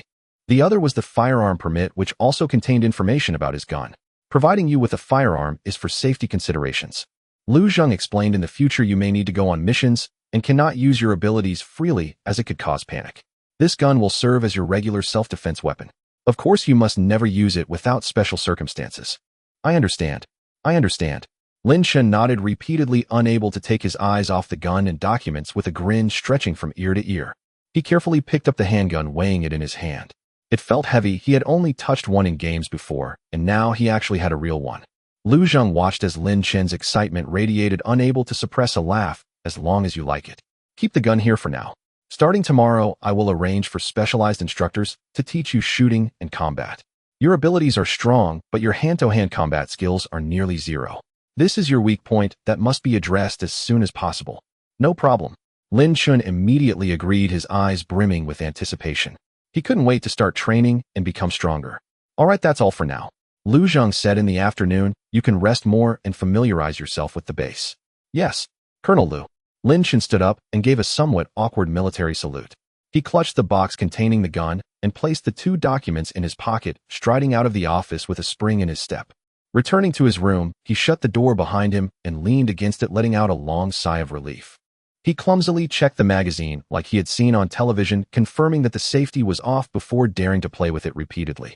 His fingers glided over the gun's body, causing Lin Chen's heartbeat to quicken. No man could resist the allure of a real gun, especially one that now belonged to him.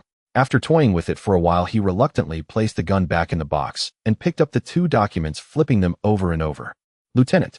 Lin Chen gazed at his photo on the ID and couldn't help but murmur, "I actually became a lieutenant." He shook his head with a smile, placing the documents and gun box into the drawer of the desk and locking it. Just then, he suddenly remembered something and slapped his forehead. Oh no. He pulled out his phone. "I haven't reported peace to my parents yet." He glanced at the time. His family should be preparing dinner by now. Lin Chen took a deep breath, opened WeChat, and dialed the video call home. The call rang only twice before being answered, and his mother's familiar face, Lu Guilin, appeared on the screen. "Chen Chen." Lu Guilin's voice was filled with obvious surprise and concern. "You finally called. Your father and I were just talking about you. You, this child, have arrived in the capital and still haven't called home to report your safety." Lin Chen smiled sheepishly. "Sorry, Mom, I've been too busy with things here to find a moment until now." "Have you eaten yet?" Lin Chen asked. "Not yet." Lu Guilin turned the phone around so he could see the living room. "Your sister and Xiao Bao are here too. We're staying here tonight." As soon as she finished speaking, a small figure jumped in front of the camera. It was his nephew Zhao Yuxuan, whose nickname was Xiao Bao. At 5 years old, with a round face and sparkling big eyes, he excitedly shouted, "Uncle! Uncle! Hey, Xiao Bao!" Lin Chen greeted him with a smile. "Do you miss your uncle?" "I do. I miss you a lot." Xiao Bao nodded vigorously, almost bumping his head against the phone. "When are you coming back?" "It's been a long time since Xiao Bao played with you." The kids in kindergarten were bragging about how their uncles bought them Ultraman yesterday. "I'm a bit busy with work here, but I'll come back once I'm done. I promise to buy you the biggest Ultraman when I return, okay?" Lin Chen said gently. "Really?" Xiao Bao's eyes lit up, jumping with excitement. "That's great. You can't go back on your word. Pinky swear." "I won't go back on my word, pinky swear." Lin Chen laughed as he extended his pinky, sealing the promise with him through the screen. "Pinky swear 100 years without changing." Xiao Bao, in his sweet voice, exclaimed, raising the small Ultraman in his hand to show Lin Chen. "Uncle, look. This is the little Digga that Mom bought me yesterday. When you come back, let's play Ultraman fighting monsters together, okay? You be Zero, and I'll be Digga, and we'll fight monsters together." "Sure," Lin Chen agreed with a smile. At this moment, Lin Qingqing reached out and pulled Xiao Bao away from the phone, giving him a glare before addressing the camera. "Don't listen to this little brat's nonsense. You must take care of yourself out there. Don't skimp on food or clothing. If you run out of money, just tell us." "I know," Lin Chen nodded. "Food and accommodation here are quite good. The company has arranged everything, so you don't have to worry." Lu Guilin leaned closer, scrutinizing Lin Chen's face on the screen for a while and frowned. "You look thinner. Have you not been eating well? No matter how busy you are with work, you must eat on time, understand? Don't wear yourself out. Your dad just said that when you come back, he'll make you your favorite braised pork and sweet and sour ribs." "I'm not thinner, Mom. It's just the camera," Lin Chen hurriedly replied. "I've been eating well.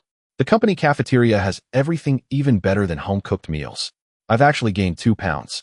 The family chatted for more than half an hour discussing trivial matters, like how the neighbor's cat had kittens or how Xiao Bao had received a small red flower in kindergarten. "All right, enough chit-chat. It's time to eat." Lu Guilin glanced at the wall clock and said, "You should rest early. Don't stay up late. Call home when you have time, so we won't worry." "Got it, Mom," Lin Chen nodded. "You all rest early too. Goodbye, Uncle. Remember to bring me Ultraman." Xiao Bao waved his little hand and shouted, his face full of anticipation. "Got it, Uncle, won't forget. Goodbye, Xiao Bao." After hanging up the call, Lin Chen stood up, stretched, and his stomach grumbled. Lin Chen picked up his coat, left his room, and headed towards the cafeteria. He got a bowl of millet porridge, some side dishes, and a basket of dumplings, finding a seat by the window to eat leisurely. Just as he was about to finish and get up to return to his room, the cafeteria door swung open, and Lu Zheng walked in with 3 others, whispering something as they walked. Lu Zheng spotted Lin Chen in the corner at a glance, immediately halting his steps and waving to him, "Lin Chen, come here." Lin Chen was taken aback for a moment, quickly putting down his chopsticks, wiping his mouth, and walking over briskly. "Team leader Lu." Lu Zheng smiled, patting Lin Chen's shoulder, then pointed to the 3 people beside him, saying, "Come, let me introduce you to a few new teammates. These are the ones who will be responsible for your training from now on." Lu Zheng turned to point at the burly man standing on the far left, whose muscular form seemed almost ready to burst through his training uniform. He appeared to be in his early 30s, with dark skin and sharp eyes like a hawk, standing there like an iron tower, exuding an aura that warned others to stay away. This is Lei Peng, the chief combat instructor of the former Dragon Blade Special Operations Team and a three-time champion of the military combat competition, Lu Zheng said with evident admiration. In the realm of unarmed combat, he is among the very best in the country. From now on, he will be responsible for your close combat training. Hello, Instructor Lei. Lin Chen quickly extended his hand.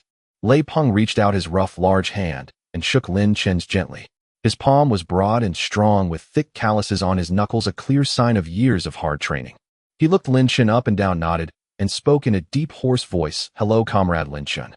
Lu Zheng then pointed to the woman in the middle. She had a neat crew-cut, her features exquisite, yet devoid of any softness, holding a polished black gun case, and standing straight, emanating a cool demeanor that warned others to keep their distance. This is Su Rue, the military shooting champion capable of hitting a coin from 800 meters away, Lu Zheng said with a smile. From now on, she will be in charge of your shooting training. All her students have become sharpshooters. Hello, Instructor Su. Lin Chen extended his hand again. Su Rue shook his hand lightly, her tone as cold as her demeanor. Hello, I hope you are not a foolish student. Lin Chen was momentarily taken aback, then smiled. I will work hard, Instructor Su. Finally, Lu Zheng pointed to the man on the far right who wore black-framed glasses and appeared well-educated. He seemed to be around 35 or 36 of average build, always wearing a gentle smile, looking less like a soldier and more like a university professor. This is Shi Lei, the former head of the tactical department at the Special Operations Academy and one of the top tactical experts in special operations in the country, Lu Zheng said. From now on, he will be responsible for your physical training, tactical coordination, and wilderness survival. Hello, Instructor Shi. Hello, Comrade Lin Chen, Shi Lei said with a warm smile, shaking his hand. No need to be nervous. From now on, we are teammates. Feel free to ask me anything you don't understand. After introducing the three individuals, Lu Zheng clapped his hands. All right, now that everyone is acquainted, let me make it clear that your task is to train him into a qualified soldier in the shortest time possible. Understood. Lei Peng, Su Rue, and Shi Lei all stood at attention and saluted in perfect military form. Lin Chen hurriedly followed suit, feeling a surge of excitement. He had originally thought he would be training alone, but unexpectedly the country had assigned him 3 top-notch instructors. A truly luxurious arrangement. At that moment, however, Lei Peng and the others looked at the overly young man before them, their hearts a tempest of conflicting emotions. Just half an hour ago, they had all received an emergency order of the highest level directing them to immediately cease all ongoing work and report to Base Zero at Xishan for a top-secret mission. The order did not specify the mission's details, only stating it concerned the nation's highest interests. At the time, all 3 were puzzled, speculating countless possibilities in private, yet none had anticipated that the mission was to train an ability user. When their superior privately informed them that there truly existed ability users in this world, and that the person they were to train was the first officially recognized ability user in human history, their first reaction was disbelief. Lei Peng slammed the table directly. Ability user. Chief, are you joking with us? That's all just stuff from science fiction movies. In the end, it was still their old commander, serious-faced, who said word by word, "You will understand once you arrive at the base. This matter is a state secret. No one is allowed to disclose a single word." Only then did they half-heartedly pack their bags and arrive at Base Zero at Xishan. Yet even upon arriving at the base, they were still apprehensive until just now, when Lu Zheng pointed at Lin Chen and told them this was the ability user capable of controlling fire out of thin air. They still felt as if they were dreaming. Yet they had no choice but to believe. Who was Lu Zheng? He was the overall head of Base Zero at Xishan, never one to speak empty words, and capable of mobilizing such a significant force from across the country to gather them 3 here. This matter could not possibly be false. After the shock, an indescribable excitement surged within their hearts. They were soldiers born with a thirst for power, yearning to witness miracles. Now, not only had they witnessed the existence of the first ability user in human history, but they would also personally participate in training him. What an honor that was. At the same time, a thought unconsciously arose in the hearts of the 3. If Lin Chen could awaken his abilities, did it mean that others could potentially awaken as well? What are the conditions for an ability to awaken? Is it genetics, the environment, or some unknown factor? If one day they too could awaken abilities, how wonderful would that be? Once this thought arose, it could no longer be suppressed. The way they looked at Lin Chen was filled not only with shock and excitement, but also with a hint of unnoticeable anticipation and envy. Lu Zheng naturally saw through their thoughts, but he did not expose them. He glanced at the time and said, "All right, it's getting late. You 3 should settle in. Your dormitory has already been arranged for you." Lin Chen, Lu Zheng turned to him. "Tomorrow morning at 8 o'clock, be punctual at the training area. training will officially begin from tomorrow onward. Don't worry, Team Leader Liu. Lin Chen nodded vigorously, his eyes filled with anticipation. I will train hard and will not disappoint the expectations of the country. Lei Peng and the others also nodded in unison. We will ensure the mission is completed. Lu Zheng nodded in satisfaction. Good, you may disperse now and rest early. Get plenty of sleep for tomorrow.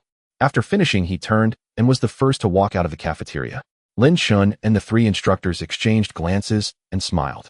See you tomorrow, Comrade Lin Chen, Shirley said with a smile. See you tomorrow, instructors. The following morning, shortly after 7, Lin Chen arrived at the training grounds 10 minutes ahead of schedule. Training apparatus were arranged with military precision. Sandbags, a boxing ring, an obstacle course, and a shooting range, 10 times more professional than any gym he had seen. Lin Chen donned the black training uniform issued by the base and loosened his limbs, having slept well the night before. He felt fully rested and brimming with vigor. A deep voice came from behind. You're early. Lin Chen turned to see Lei Peng striding toward him, a pair of boxing gloves in his hands. Lei Peng had also changed into the uniform. The taut lines of his muscles showed faintly beneath the fabric, his whole body like a tiger coiled to spring. Good morning, Instructor Lei, Lin Chen greeted. Morning. Lei Peng nodded, tossing the gloves to him. Warm up first. Run 5 laps around the track to loosen your joints. Today we begin with the most fundamental fighting stance. Yes. Lin Chen took the gloves and immediately headed for the track. 5 kilometers was a mere trifle for him now. Since his supernatural ability awakened, his physique had improved in every dimension. Endurance, explosiveness, and reaction speed far surpassing ordinary men. In under 20 minutes, he finished the 5 laps without so much as a flushed face or a labored breath. Not bad, better than I expected, Lei Peng remarked. He praised unusually and then approached. Watch closely the basic fighting stance. Feet shoulder-width apart, knees slightly bent, weight lowered, hands guarding the chest. He instructed as he demonstrated the posture. Each posture was textbook perfect and exuded power. Lin Chen watched intently, mimicking it again. He learned rapidly and soon grasped the essentials, but mere form was insufficient. True combat depended on practical application. Over the next hour, Lei Peng corrected his punches and kicks hand by hand. At the slightest imperfection, he would unflinchingly lash him with a rubber baton. Soon his arms and legs were marked with red welts, yet he remained silent, gritting his teeth and enduring. Punch fast. Punch hard. Have penetration. Lei Peng bellowed. Remember, fighting is not a performance. Every strike must be aimed at felling your opponent. He assumed a defensive stance. Come on, hit me with everything you've got. Lin Chen drew a deep breath and threw a violent punch. His fist sliced through the air with astonishing speed. But Lei Peng merely shifted his body and effortlessly evaded it, then reached out, tugged, and hooked with his foot. Lin Chen lost his balance in an instant and crashed onto the mat. Again, Lei Peng said without expression. Lin Chen rose, brushed the dust from his clothes, and charged once more. Time and again he was thrown down, bruises sprouting across his body, yet he never signaled surrender. Each fall was met by an immediate rise. His gaze only grew more resolute, and his recovery was astonishingly swift. Areas that had just throbbed with pain went numb within minutes. At 10 in the morning, the combat session concluded. Su Rui appeared punctually at the shooting range. Today we begin with the Type 92 pistol. Su Rui picked up a pistol and with fluid expertise disassembled and reassembled it. First, the basic construction and safety rules: never under any circumstances point the muzzle at another person. She explained with meticulous detail, grip sight alignment, the cadence of breath, every nuance articulated plainly. Lin Chen listened attentively. He had only received his assigned pistol the day before and was eager to shoot. All right, fire a test shot. Su Rui handed him a loaded pistol. Aim for the bullseye at 50 meters and squeeze the trigger slowly. Lin Chen inhaled, raised the gun, centered his aim. His hands were steady, not the slightest tremor. He gently squeezed the trigger.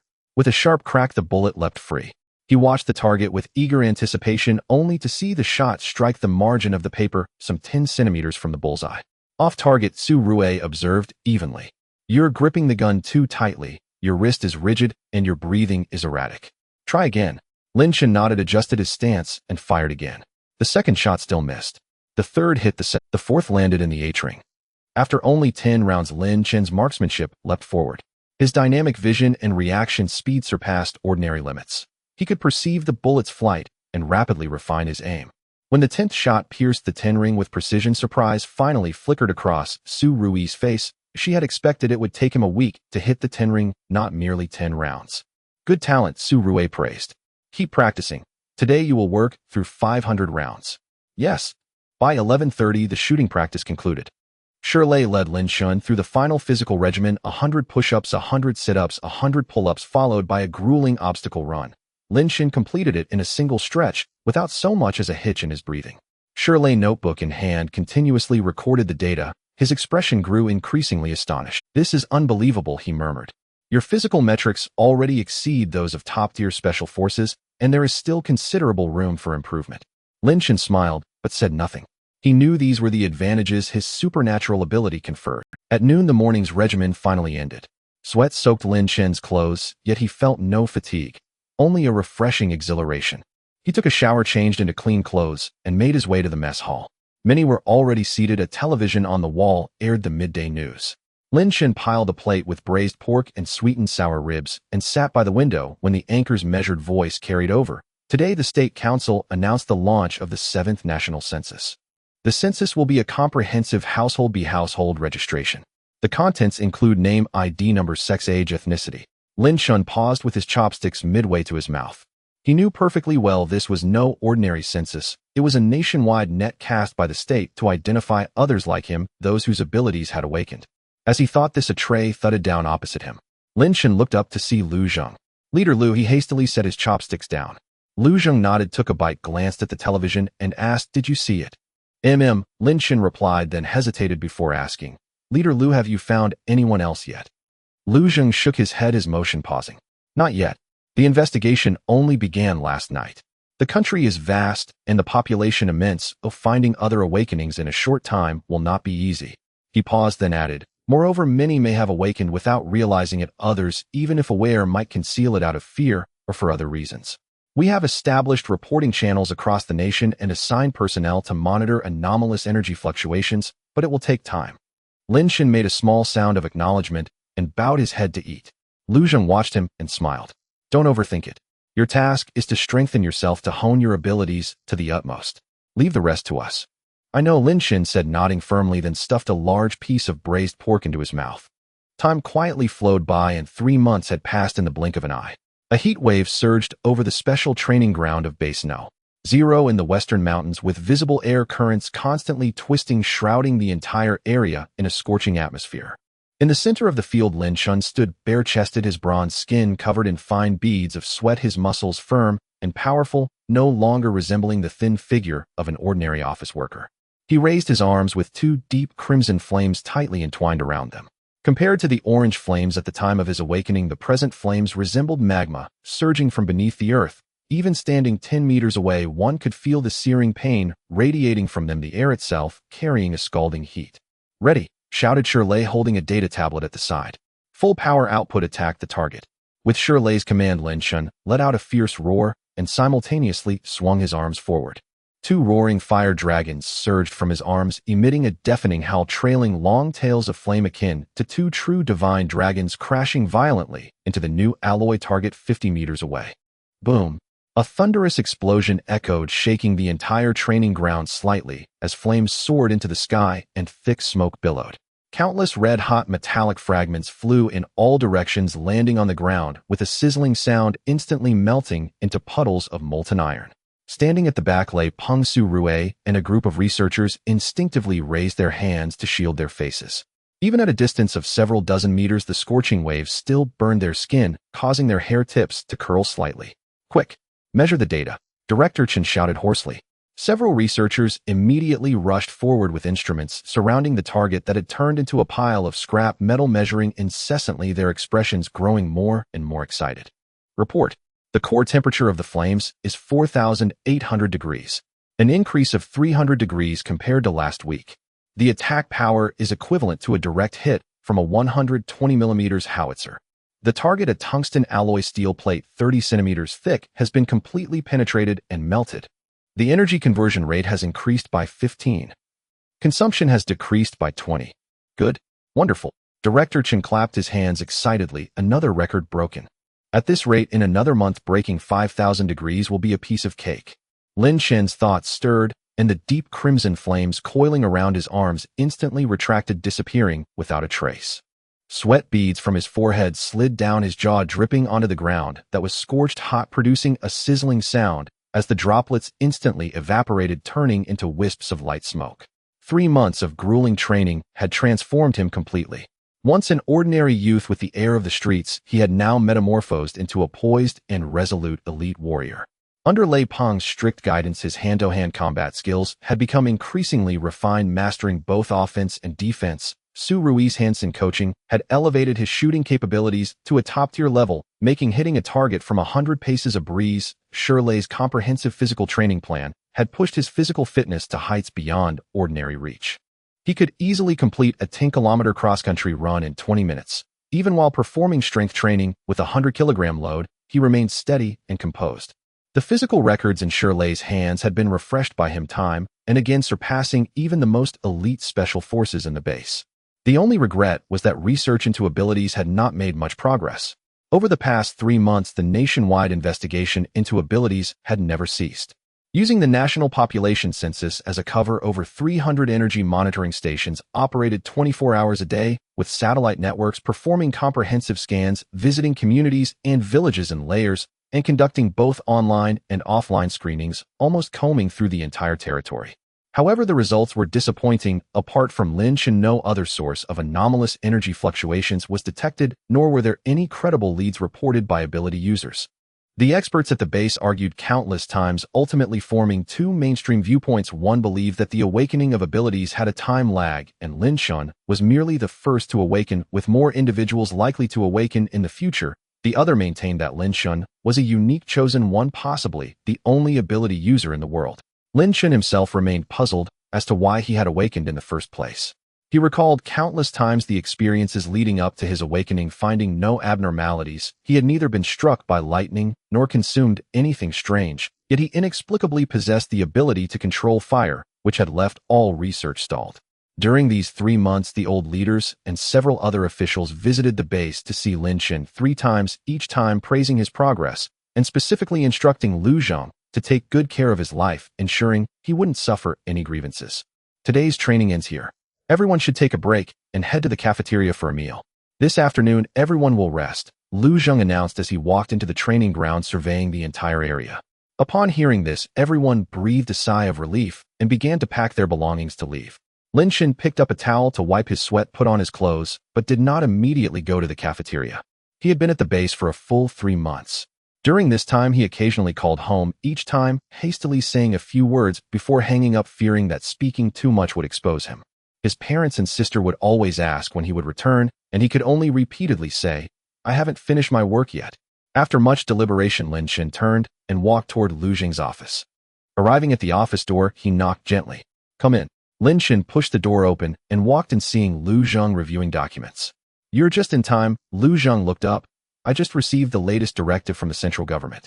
The domestic investigation and defense system for abilities has taken preliminary shape, and the original Fireseed Special Task Force has officially been upgraded to the National Ability Management Bureau, with me temporarily serving as director." He paused, his gaze resting on Lin Chen, his tone becoming serious. "In light of your training results over the past 3 months' combat potential and the current situation, the Bureau will form the first specialized ability combat team with you as the captain. Additionally, with special approval from the Central Military Commission, your military rank is officially promoted to major." As the words fell, Lu Zhang took out a brand new major's shoulder insignia and appointment certificate from his drawer, pushing them in front of Lin Chen. "From today onward, you will be the captain of the National Ability Management Bureau's first team, wielding command authority for operations and coordinating the handling of various subsequent anomalous events. The responsibilities on your shoulders will be heavier than ever before." Lin Chen stared at the appointment letter and the brand new major's insignia on the table, his brow slightly furrowed, revealing a hint of confusion on his face.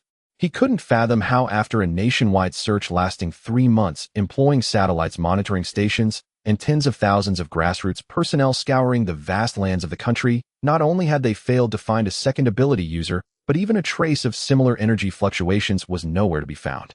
With only him possessing the ability at present, why would the state suddenly escalate its department and establish a specialized ability management bureau, even forming a combat team and appointing him as the captain? He pondered for a moment and then directly asked, "I don't quite understand. Given that no second ability user has been discovered nationwide, why is there suddenly a need to establish an ability management bureau and form a combat team?" Lu Zhang, upon hearing this, picked up the thermos cup on the table and took a sip, the smile on his face gradually fading, replaced by a deep and cautious demeanor. I understand your doubts. Precisely because everything seems calm on the surface right now, we must plan ahead. No one can be certain that you will always be the only ability user. No one knows if someone will suddenly awaken their powers in the next moment. Preparation leads to success, while lack of preparation leads to failure. We cannot wait until trouble arrives before we respond hastily. We must set up the framework, first establish the rules, and prepare the team in advance. Even if you are currently the only core combat power, the entire management combat and emergency system must be perfected ahead of time. This decision was made after repeated discussions by the central authorities. After saying this, Lu Zheng reached into the drawer and took out a palm-sized, simply designed black device, which had a small indicator light embedded on its surface and a row of functional buttons on the side, looking exquisite and portable. He pushed the device in front of Lin Chen. Take a look at this. It's an ability fluctuation detector specially developed by the base's research team based on the characteristics of your ability. It can monitor abnormal energy responses within a 5-kilometer radius in real time. Once it detects the unique fluctuations of an ability user, the indicator light will blink rapidly and an alarm will sound. Its small size makes it easy to carry, so you can take it with you on missions or personal outings, adding an extra layer of protection. Lin Chen reached out to take the detector, feeling its cold surface. It was very light, and carrying it in his pocket would not be cumbersome at all. Following Lu Zheng's instructions, he pressed the side button, and the indicator light turned on, displaying a simple parameter interface on the screen. After fiddling with it for a moment, he quickly grasped how to use it. Playing with the detector in his hand, Lin Chen looked up and smiled. So, does this mean I should start calling you Director Lu from now on? Lu Zheng burst into hearty laughter upon hearing this. The tense atmosphere instantly lightened. He waved his hand, his tone becoming more relaxed. Haha, it's just a title. There's no need to be overly formal. You can still call me Team Leader Lu in private. After all, you are still the unique lone seedling in our entire system, so call me whatever feels natural. After the laughter, Lu Zheng shifted the topic, looking at Lin Chen. By the way, you came to my office specifically not just to ask about this, right? Is there something else? Having been pointed out, Lin Chen's smile faded slightly, and his expression became earnest. He took a deep breath and said seriously, Director Lu, I would like to request a few days off to go back home. Lu Zheng was momentarily taken aback, but after a brief consideration, he nodded, saying it's only natural. No problem, your leave is approved. As soon as he finished speaking, he immediately added, I will arrange for a few special operations team members to accompany you for protection, and I will also allocate a bulletproof vehicle. The journey is not short and safety is paramount. Having someone with you will ensure peace of mind. No. Lin Chen quickly waved his hands to refuse, his tone urgent. There's really no need to make such a big deal out of it. I'm just going home to see my family, not going on a dangerous mission. I just want to return quietly. There's no need to deploy security personnel. That's not acceptable.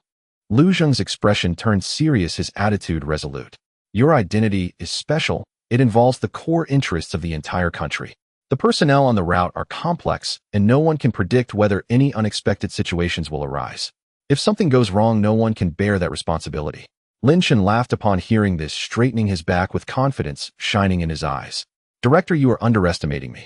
After 3 months of training along with my continuously improving abilities, there are basically no people or things in this country that can pose a threat to me. Ordinary dangers I can easily resolve. There's no need to worry. This was not arrogance. His physical strength, combat, shooting, and fire abilities had all reached peak standards. Not to mention ordinary criminals, even a fully armed elite unit would find it difficult to harm him. Lu Zheng fell silent, carefully weighing the pros and cons. He had to admit that Lin Chen was speaking the truth.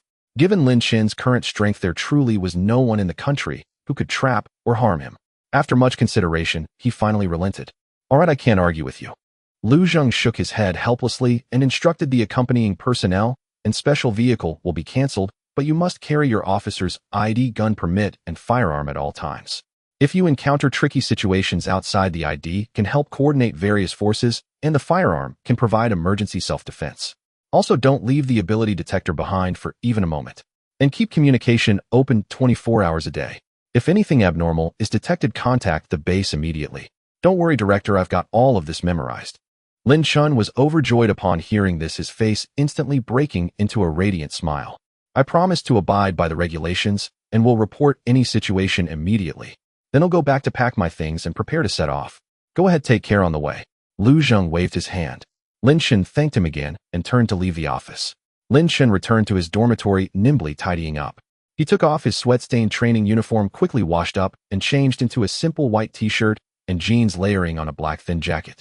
He secured the 92 type pistol in its holster at his waist, stashed his identification and ability detector in the inner pocket of his jacket, checked to ensure everything was in place, then slung on a backpack, locked the door, and stepped outside. In the base, people were bustling about whether they were researchers in white lab coats or soldiers in camouflage uniforms. Upon seeing Lin Chen, they would stop and salute him respectfully. In these 3 months, the image of him shattering tungsten alloy targets with a single punch and repeatedly pushing his limits in training had long been engraved in everyone's hearts. Lin Chen responded with a smile and a nod without the slightest hint of arrogance, walking all the way to the main gate of the base. The soldier on guard immediately rendered a standard military salute upon seeing him. "Good day, sir." "You too." Lin Chen smiled and waved his hand.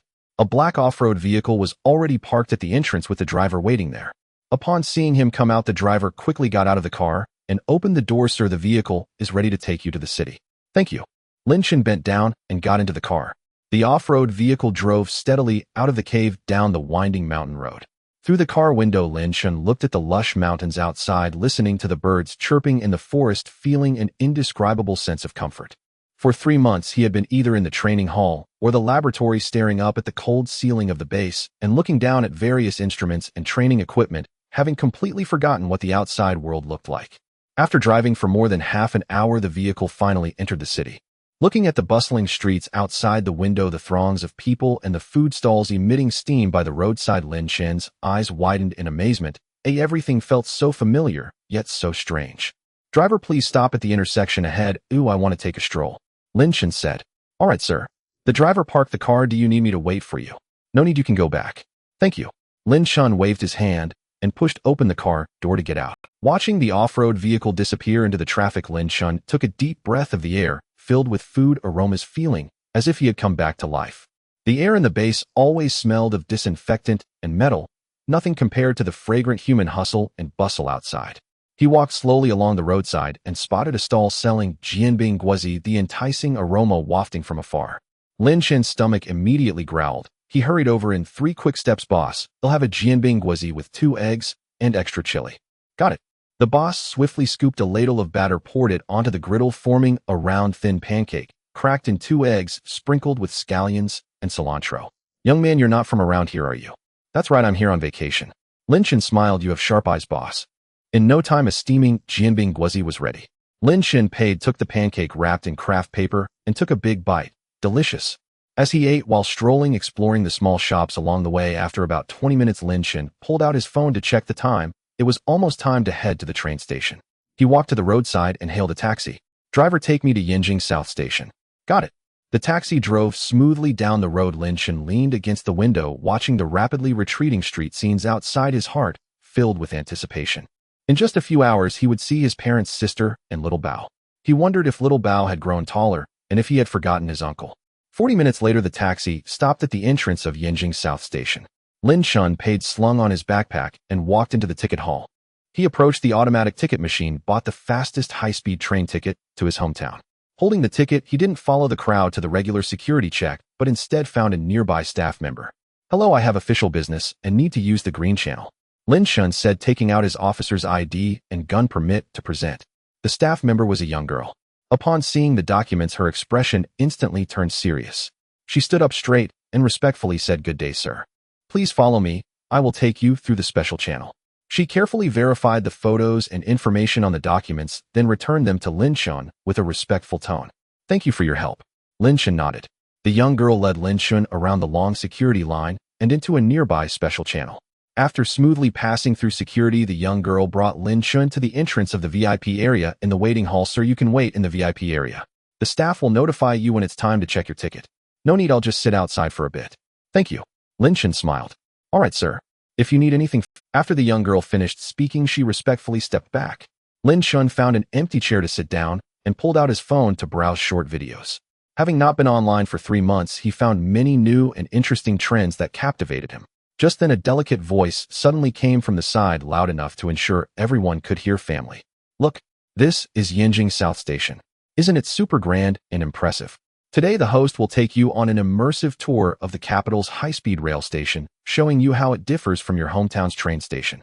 Lin Chen glanced up to see a beautiful female host in a lovely dress holding a selfie stick animatedly talking to the phone screen.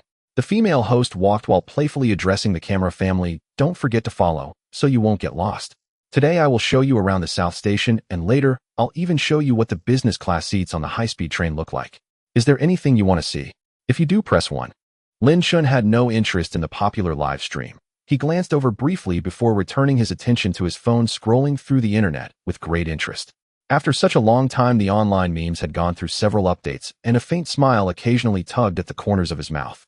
People moved in and out around him, and the loudspeaker occasionally announced ticket checks, creating a noisy atmosphere brimming with the essence of life.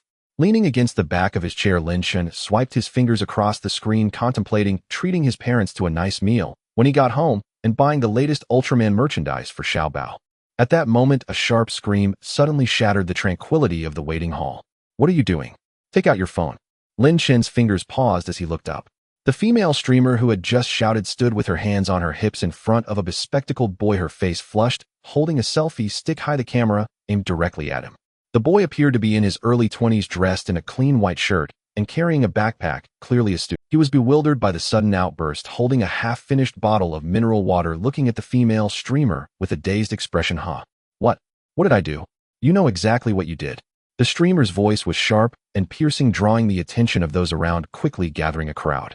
Does anyone understand this?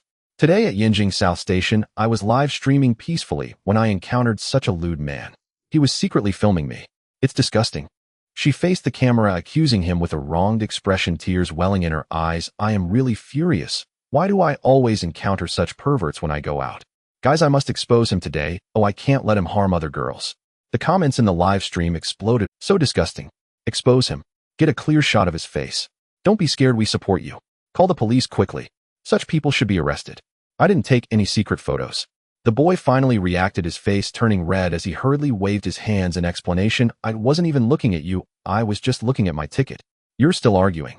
The streamer scoffed, pointing at the boy's feet. I saw it. The shiny little metal piece on your shoe is a pinhole camera, isn't it? You still say you didn't take secret photos. I see you are a habitual offender, specifically targeting girls at the high-speed railway station. Everyone's gaze instantly focused on the boy's shoes. There was indeed a silver metal piece the size of a fingernail at the tip of his white sports shoes, glinting slightly in the light. That's not a camera. The boy was nearly in tears, hurriedly lifting his foot for everyone to see. It's a decorative buckle on my shoe. I got it when I bought the shoes. You can check. Who would believe that? The streamer didn't listen at all, becoming even more arrogant. What kind of decorative buckle? I think you're just pretending. Quickly take out your phone for me to see. Otherwise, I will call the police and have them arrest you, you pervert. As she spoke, she reached out to grab the boy's phone. The boy stepped back in fright, gripping his phone tightly, sweating profusely. Don't touch me. I really didn't take secret photos. Why should I show you my phone? Why? Because you secretly filmed me. The streamer was relentless, shouting into the live stream. Guys, look. He still dares to hide. This is a guilty conscience. I will make him hand over his phone today, or this matter will not end. The onlookers began to whisper amongst themselves, some pointing at the boy, while others took out their phones to film, saying, he looks quite refined, but who knew he was such a person? The surrounding discussions grew louder, and the harsh words pricked at the boy's heart like needles. He was inherently honest and introverted, rarely even arguing with people. Now being publicly branded as a secret photography pervert, he trembled slightly, gripping his phone tightly, his eyes reddening, desperate and at a loss. I really didn't know. I didn't look at you even once. The boy's voice choked his powerless defense, standing out in the noisy crowd. But the streamer didn't give him a chance to explain. Relying on the support of thousands of viewers in the live stream, she grew even more overbearing. She stepped forward, staring intensely at the boy, raising her sharp voice. If you didn't take secret photos, why are you hiding? Not daring to show your phone means you have a guilty conscience. I tell you, this matter will not end today. Either hand over your phone for me to inspect, or I'll directly call the police and have them take you to the police station for filing a record, leaving a stain on your life. As soon as these words were spoken, the crowd erupted in astonishment. For an ordinary student, once a record of secret photography is left, not only would their studies be ruined, but their future job prospects, civil service exams, and military enlistment would all be thoroughly jeopardized, living a lifetime with a stain. Many uninformed bystanders began to echo, young man, if you are innocent, there's nothing to fear about shadows. Oh, just show it, and it'll be resolved. Exactly, if you didn't secretly film, what's there to fear? Nowadays, many secret photographers hide very well. Shoes and backpacks are all cameras. One must be cautious. The crowd's doubts and finger-pointing along with the malicious barrage of comments in the live stream completely overwhelmed the boy's mental defenses. His nose tinged with bitterness, his eyes instantly turned red with tears of grievance swirling in his eyes, yet he still tightly protected his phone. There are my private matters, family photos, and study materials on my phone. Oh, why should I expose everything publicly just because of a stranger's baseless slander? I did nothing wrong, or why should I show you? The boy gritted his teeth and shouted, his voice filled with endless grievance and unwillingness. Oh, still daring to retort. The streamer sneered, directly raising the selfie stick to shove the camera in the boy's face, filming without restraint. Everyone look. This is a typical creepy guy, and even after being exposed, he still refuses to admit it. Today I must rid the world of this harm and expose this habitual offender of secret photography at the high-speed railway station. The live stream's narrative was completely derailed. Insults and sarcastic comments flooded the screen, the hype skyrocketing, and the crowd of onlookers grew larger, completely blocking the waiting area and severely disrupting the order of the high-speed railway station. The clamor swelled like a rising tide, its shrill quarrels piercing through the station's public address system and swiftly drawing the attention of high-speed rail station staff on patrol. Two officers in deep blue uniforms briskly shouldered their way through the densely packed crowd. Leading them was a man in his 40s, his chest adorned with a gold-embossed badge reading "Duty Station Master." As he surveyed the completely blocked passageway, forcing numerous luggage-laden travelers to detour, his expression darkened instantly. "Please step aside. Do not gather here. It obstructs other passengers' passage." He waved urgently to disperse the crowd while calling out loudly, "What's going on? What happened here?" Hardly had the words left his lips when the female live streamer lunged forward like a drowning woman spotting salvation, seizing the station master's arm. Her face instantly crumpled with grievance, tears, previously withheld, now welled and streamed down her meticulously made-up cheeks. "Master, you're finally here. You must uphold justice for me," she shrieked, pointing at the bespectacled young man. "This man secretly filmed me. I saw it with my own eyes, and yet he refuses to admit it. Arrest him immediately and hand him over." As she spoke, she swiftly pivoted her selfie stick toward the station master, thrusting the lens inches from his face, and wept bitterly into her live stream. "Followers, look. Staff from the high-speed rail station have finally arrived. Today I demand justice. Men like this, a voyeur, must be arrested, or countless innocent women will suffer next. You all bear witness, this cannot end without resolution." The live stream chat exploded anew. Rocket and sports car animations flashed violently across the screen, while torrents of comments scrolled relentlessly. "Support the streamer's rights, protection. Punish the voyeur severely." The broadcast surged to the top of the local trending chart, with concurrent viewers soaring past 60,000. Many newly joined viewers, ignorant of the context, joined the chorus of condemnation, painting the young man in the white shirt as utterly depraved. When the staff appeared, the young man's previously dull eyes flared with sudden light, as if clutching the last lifeline. He frantically waved his hands, his voice cracking with agitation and anguish. "No, station master, I didn't film her. I truly didn't. She's falsely accusing me. I don't even know her. You dare deny it still?" The streamer instantly cut him off, jabbing her finger rigidly at the tip of his shoe. "Look, station master. That tiny gleaming metal disc on his shoe tip is a pinhole camera. I saw it flash clearly just now. Men like him are habitual offenders, preying on women in crowded places like high-speed rail and subway stations. It's vile."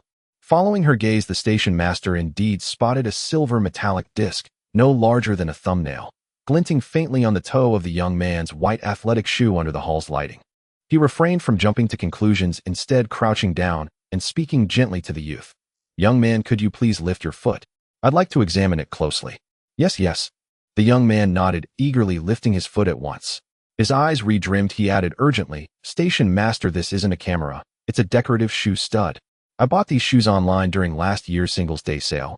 Both shoes have identical studs. If you don't believe me, check the other one." The station master pulled out his phone, switched on its flashlight, and leaned in closely to inspect the metallic disc. Its surface was smooth and unblemished, devoid of the telltale glassy reflection unique to lenses. Its edges sealed seamlessly against the shoe's fabric, leaving no trace of gaps where a camera or wiring could possibly hide. He lightly touched it, cold, metallic, unmistakably ordinary. "Lift your other foot too," he said.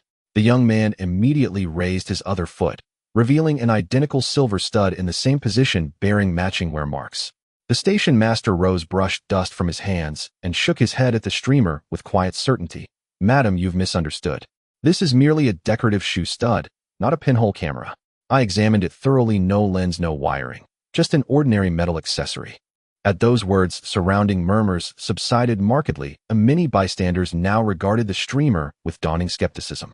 Her complexion paled momentarily, a flicker of panic crossing her eyes, swiftly buried beneath renewed belligerence. She jutted her chin defiantly, her voice booming louder than before. Impossible. I saw it flash clearly. He must have hidden the camera when I wasn't looking. Even if there's none on his shoes, it must be on his phone. Her tone grew increasingly self-assured as she reached for the phone clutched tightly to the young man's chest. Hand over your phone now. Refuse, and you're guilty by implication. You won't leave this waiting hall today without surrendering it. Terrified, the young man recoiled sharply, hugging his phone fiercely to his chest, tears finally spilling over, tracing paths down his cheeks. Why do you have the right to inspect my phone? It's my private property. I told you, I didn't film you. I was staring intently at my train ticket and transfer information the entire time, not glancing your way once. Privacy. When you violate others' privacy, did you consider theirs? The streamer sneered, then pivoted back to her live stream to stoke emotion anew. Followers, watch this. He's guilty. He won't show me his phone. If he's innocent, what harm could a quick glance? It won't cost him a single ounce. I bet his phone holds dozens of stolen videos. Men like him are societal toxins. The wavering crowd, swayed anew by her rhetoric, resumed murmuring, some nodding along, urging the young man in fragmented voices. Son, if your upright shadows won't betray you, just let her see it, and it'll all be over. Exactly. The innocent have nothing to hide. The more you resist, the more suspicion mounts. Modern voyeur tech is sophisticated. Maybe it's buried deep in his photo gallery. Each word pierced the young man like a needle. He bit his lip, shoulders trembling uncontrollably. I've done nothing wrong. Why must I surrender my phone? Inside are photos of my parents, my graduation thesis, and private messages with my girlfriend. These are my most intimate possessions.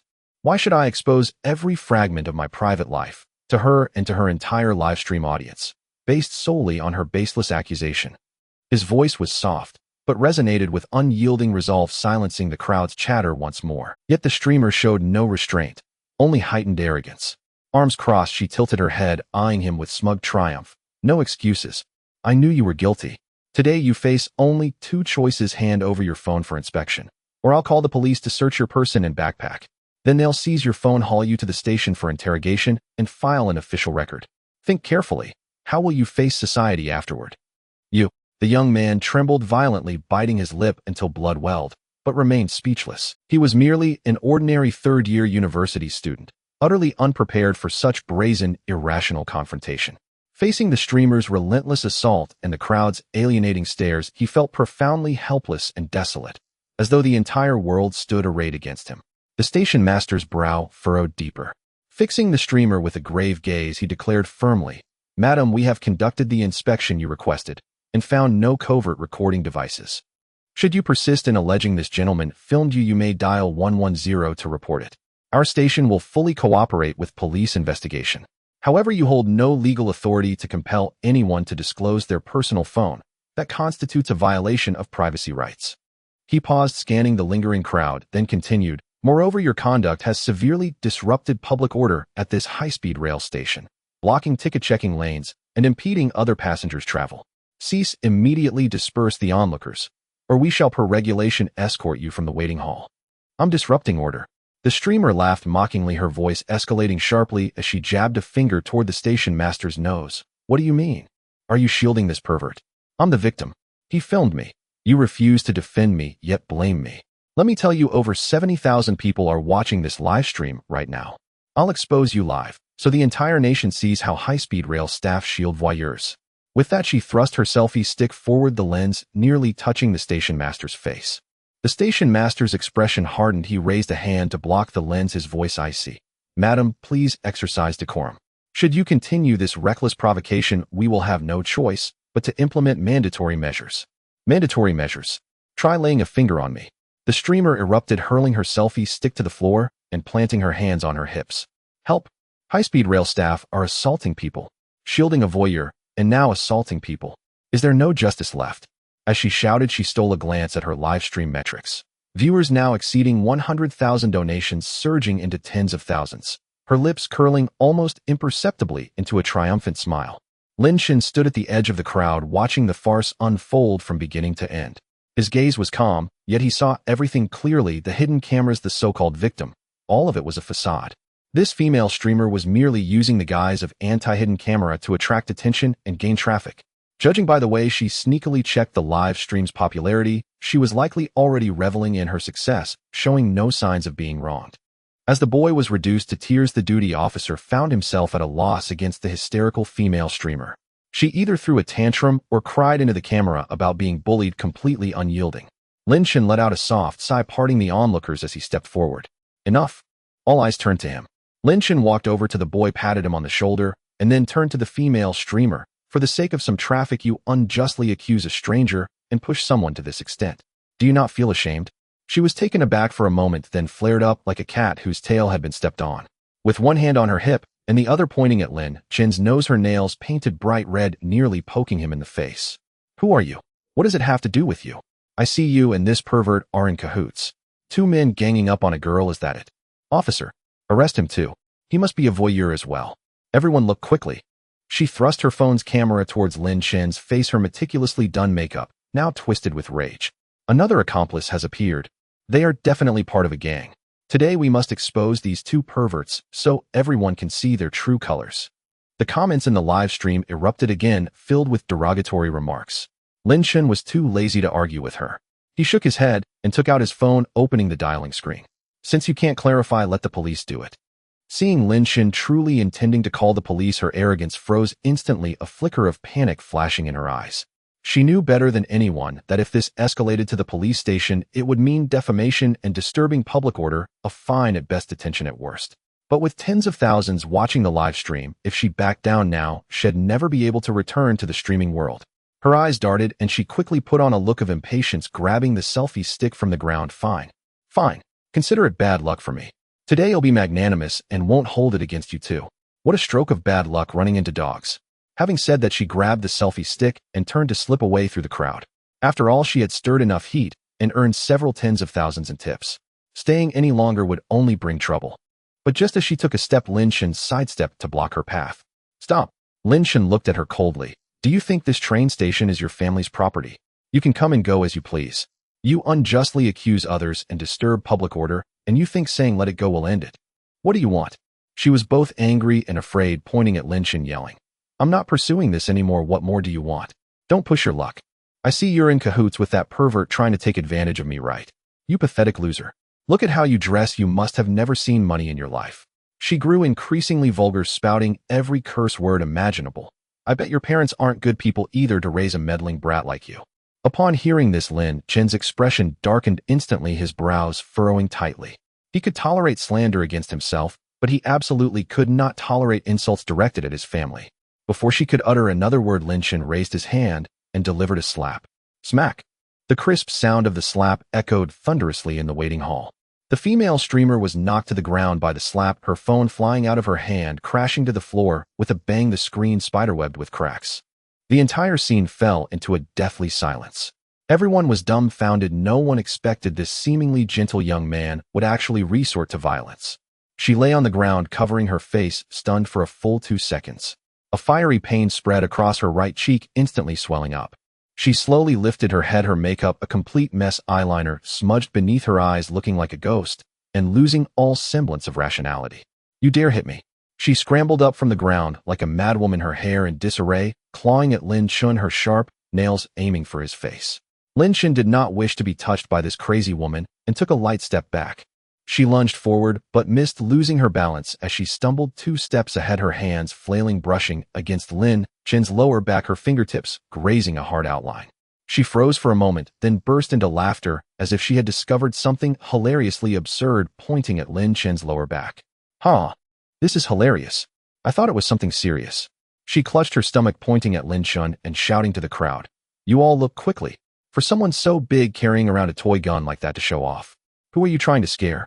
How childish. I see you're just a giant baby who never grew up. Still playing with a toy gun, no wonder you love to meddle in others' affairs. As she cursed, she lunged at Lin Chen again, this time with a clear target heading straight for the holster at his lower back. Let me see. A mere toy, yet hidden so carefully. Today I will show everyone what kind of fancy toys this nosy hero is carrying. Just as her claw was about to touch the gun holster, Lin Chen's eyes turned cold, and he kicked out with a swift motion. Bang! A dull thud echoed as the female streamer flew backwards like a broken sack, crashing heavily to the ground. Lin Chen had restrained nearly all of his strength with that kick, just enough to leave her unable to stand. Had he used his full power, she would have been kicked to death. She curled up on the ground, clutching her stomach like a boiled shrimp, writhing in pain and struggling to catch her breath.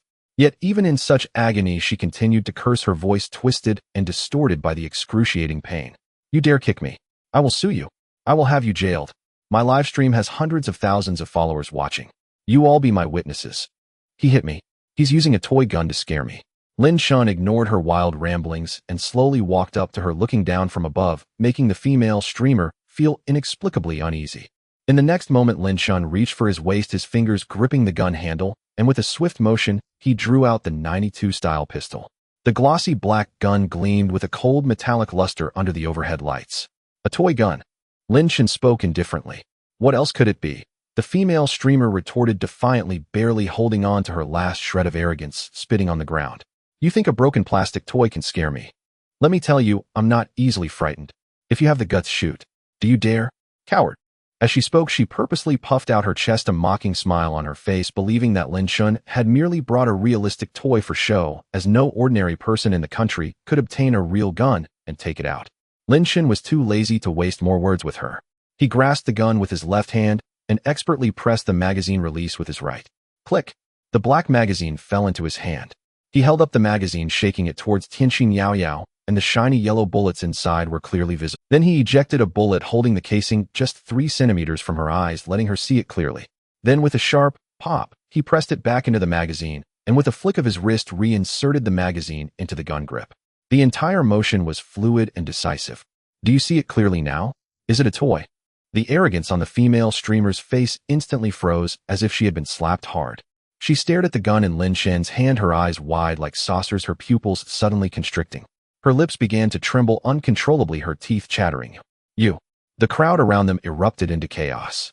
"A real gun. It's a real gun. My God! Run! He really has a gun." Screams erupted, and the once tightly packed crowd instantly scattered like a herd of startled sheep, fleeing in all directions, clearing a large safe zone in the blink of an eye. The passers-by who had just been filming with their phones now wished they could throw their devices away, scrambling to hide behind distant pillars, daring to peek out with just half their heads. Lin Chen racked the slide. A sharp click signaled the bullet being chambered, the sound resonating painfully in the waiting hall. He raised his arm, the dark muzzle of the gun directly aimed at the female streamer's head. Active duty military, legally armed with a service weapon. Lin Chen's voice was steady yet carried immense weight.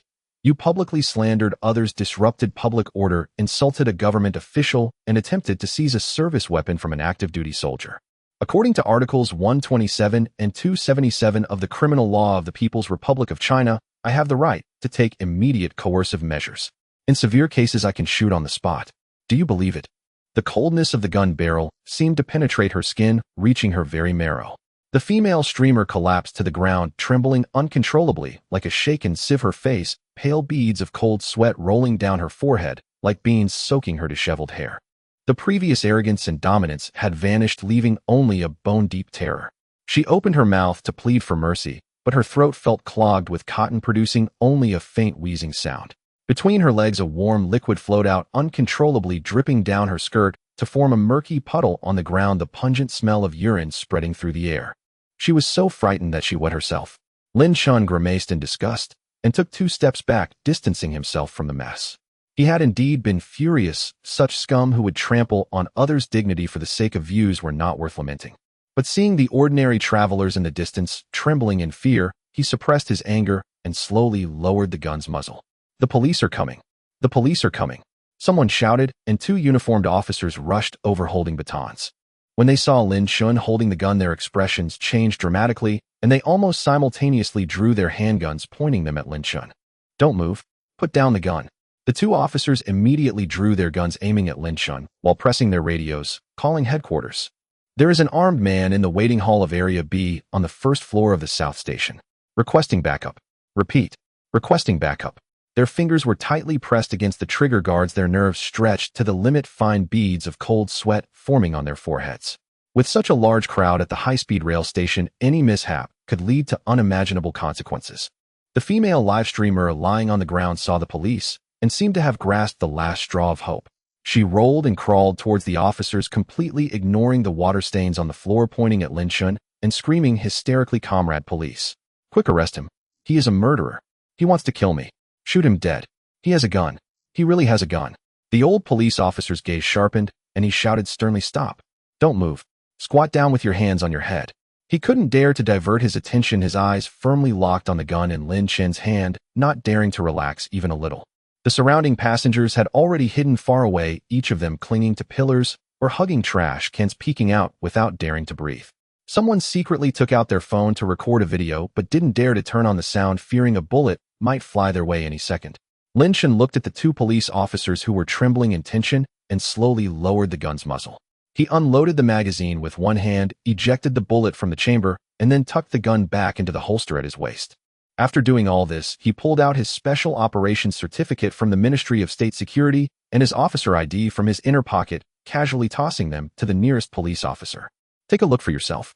The officer instinctively reached out to catch the documents, carefully flipping them open. Upon seeing the golden embossed words Ministry of State Security on the cover along with the printed major rank and red seal inside, his pupils constricted sharply and his hand trembled, nearly dropping the documents. "Hiss!" The young officer beside him leaned over for a glance, instantly gasping in shock, almost dropping his gun. The two exchanged glances, each seeing disbelief and fear reflected in the other's eyes. The Ministry of State Security and a combat-ready major. They had just pointed their guns at an active duty officer from the Ministry of State Security. If their fingers had trembled just a bit and a bullet had been fired, not only would they be unable to keep their uniforms, but they would also face severe consequences for life. The two dared not think further, nearly simultaneously holstering their guns with a loud snap and standing at attention, giving Lin Chen a salute that was as standard as could be. The old officer's voice trembled noticeably, filled with regret. "I'm sorry, comrade. We were rude just now. It was our failure to recognize a great person." He hurriedly organized the two documents and handed them back to Lin Chen, with both hands bending at the waist almost to 90 degrees, cold sweat streaming down his spine, soaking a large patch of his police uniform. The female live streamer watched this dramatic scene, completely dumbfounded. She stood there with her mouth agape, unable to utter a word for a long time, her face's ecstasy instantly frozen, turning into a look of confusion and disbelief. What is wrong with you?" She pointed at Lin Chen, then at the two officers, her voice sharp like a broken gong. "He has a gun. He pointed the gun at me. He is a bad person. Did you take his money? I want to complain about you. I want to expose you." No one paid her any mind. Lin Chen took the documents, tucked them back into his inner pocket, walked over to an empty chair, and casually pulled out his phone to scroll through. The female live streamer watched him act so nonchalantly, shaking with anger. She wanted to rush over and tear Lin Chen apart, but thinking of the intense pain from that kick and the cold gun barrel pointed at her forehead, she simply couldn't take a step forward. She could only point at Lin Chen and unleash a torrent of abuse, spewing a stream of foul language that was unbearable to hear. The two police officers frowned, but did not step forward to stop her. They dared not act recklessly now, and could only wait for orders from above. In less than 5 minutes, a hurried sound of footsteps approached, and a middle-aged man in police uniform with a slightly bulging belly quickly ran over, beads of sweat on his forehead. He was Director Wang from the nearby police station, who had just received an urgent call from the city bureau chief. On the phone, the chief's tone was frighteningly severe, scolding him mercilessly, saying something major had happened in his jurisdiction, that someone had dared to attack a major from the Ministry of State Security and even attempted to seize a gun, instructing him to immediately rush to the scene to handle it. If he failed to manage it well, he wouldn't be able to keep his position as director. Director Wang was so frightened that his soul nearly left his body. He grabbed his coat and rushed downstairs, running through 3 red lights along the way, and arrived at the South Station in just 5 minutes. He burst into the waiting area and immediately spotted Lin Chen sitting on a chair playing with his phone, the two police officers standing nearby, not daring to breathe, and a woman cursing beside them. Director Wang couldn't afford to delay. He quickly ran in front of Lin Chen, reaching out his hands to shake, but halfway through he felt it was inappropriate, awkwardly withdrew his hands, bending lower than the old officer, had his tone filled with fear and apology. "Major Lin, I sincerely apologize. I'm sorry you had to endure such humiliation.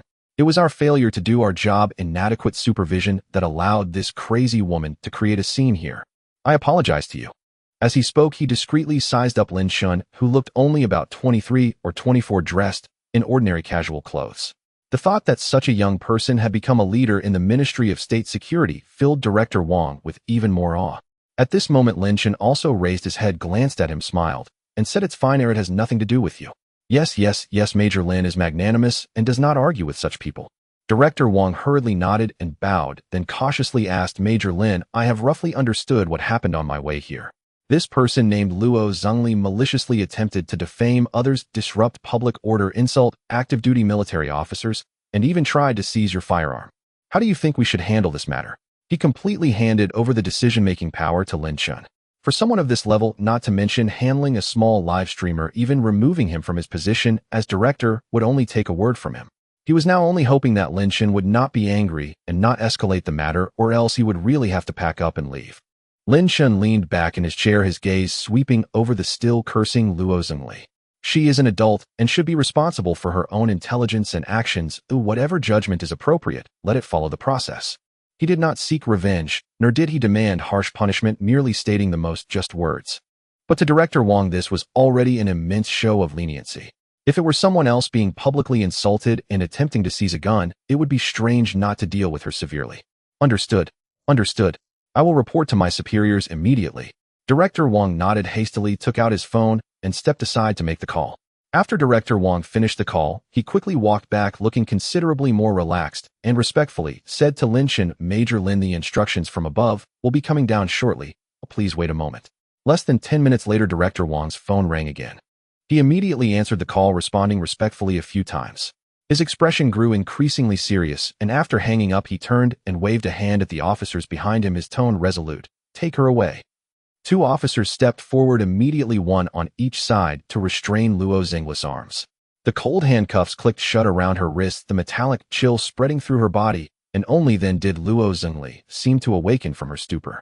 She suddenly began to struggle, her hair disheveled, resembling a madwoman. On what grounds are you arresting me? I am the victim. He hit me first. Let go of me. I have millions of fans. I will expose you. I will make you all lose your jobs. You won't have a good end. As she struggled, she attempted to hit her head against a nearby pillar, trying to force the police to release her through her tantrum. However, the two officers were already accustomed to such scenes, firmly holding her down and giving her no opportunity. Director Wang observed her hysterical demeanor, frowning tightly. The call from the city bureau had clearly stated to deal with the matter swiftly and severely, leaving no room for future troubles. This woman still dared to act recklessly here, truly unaware of her own mortality.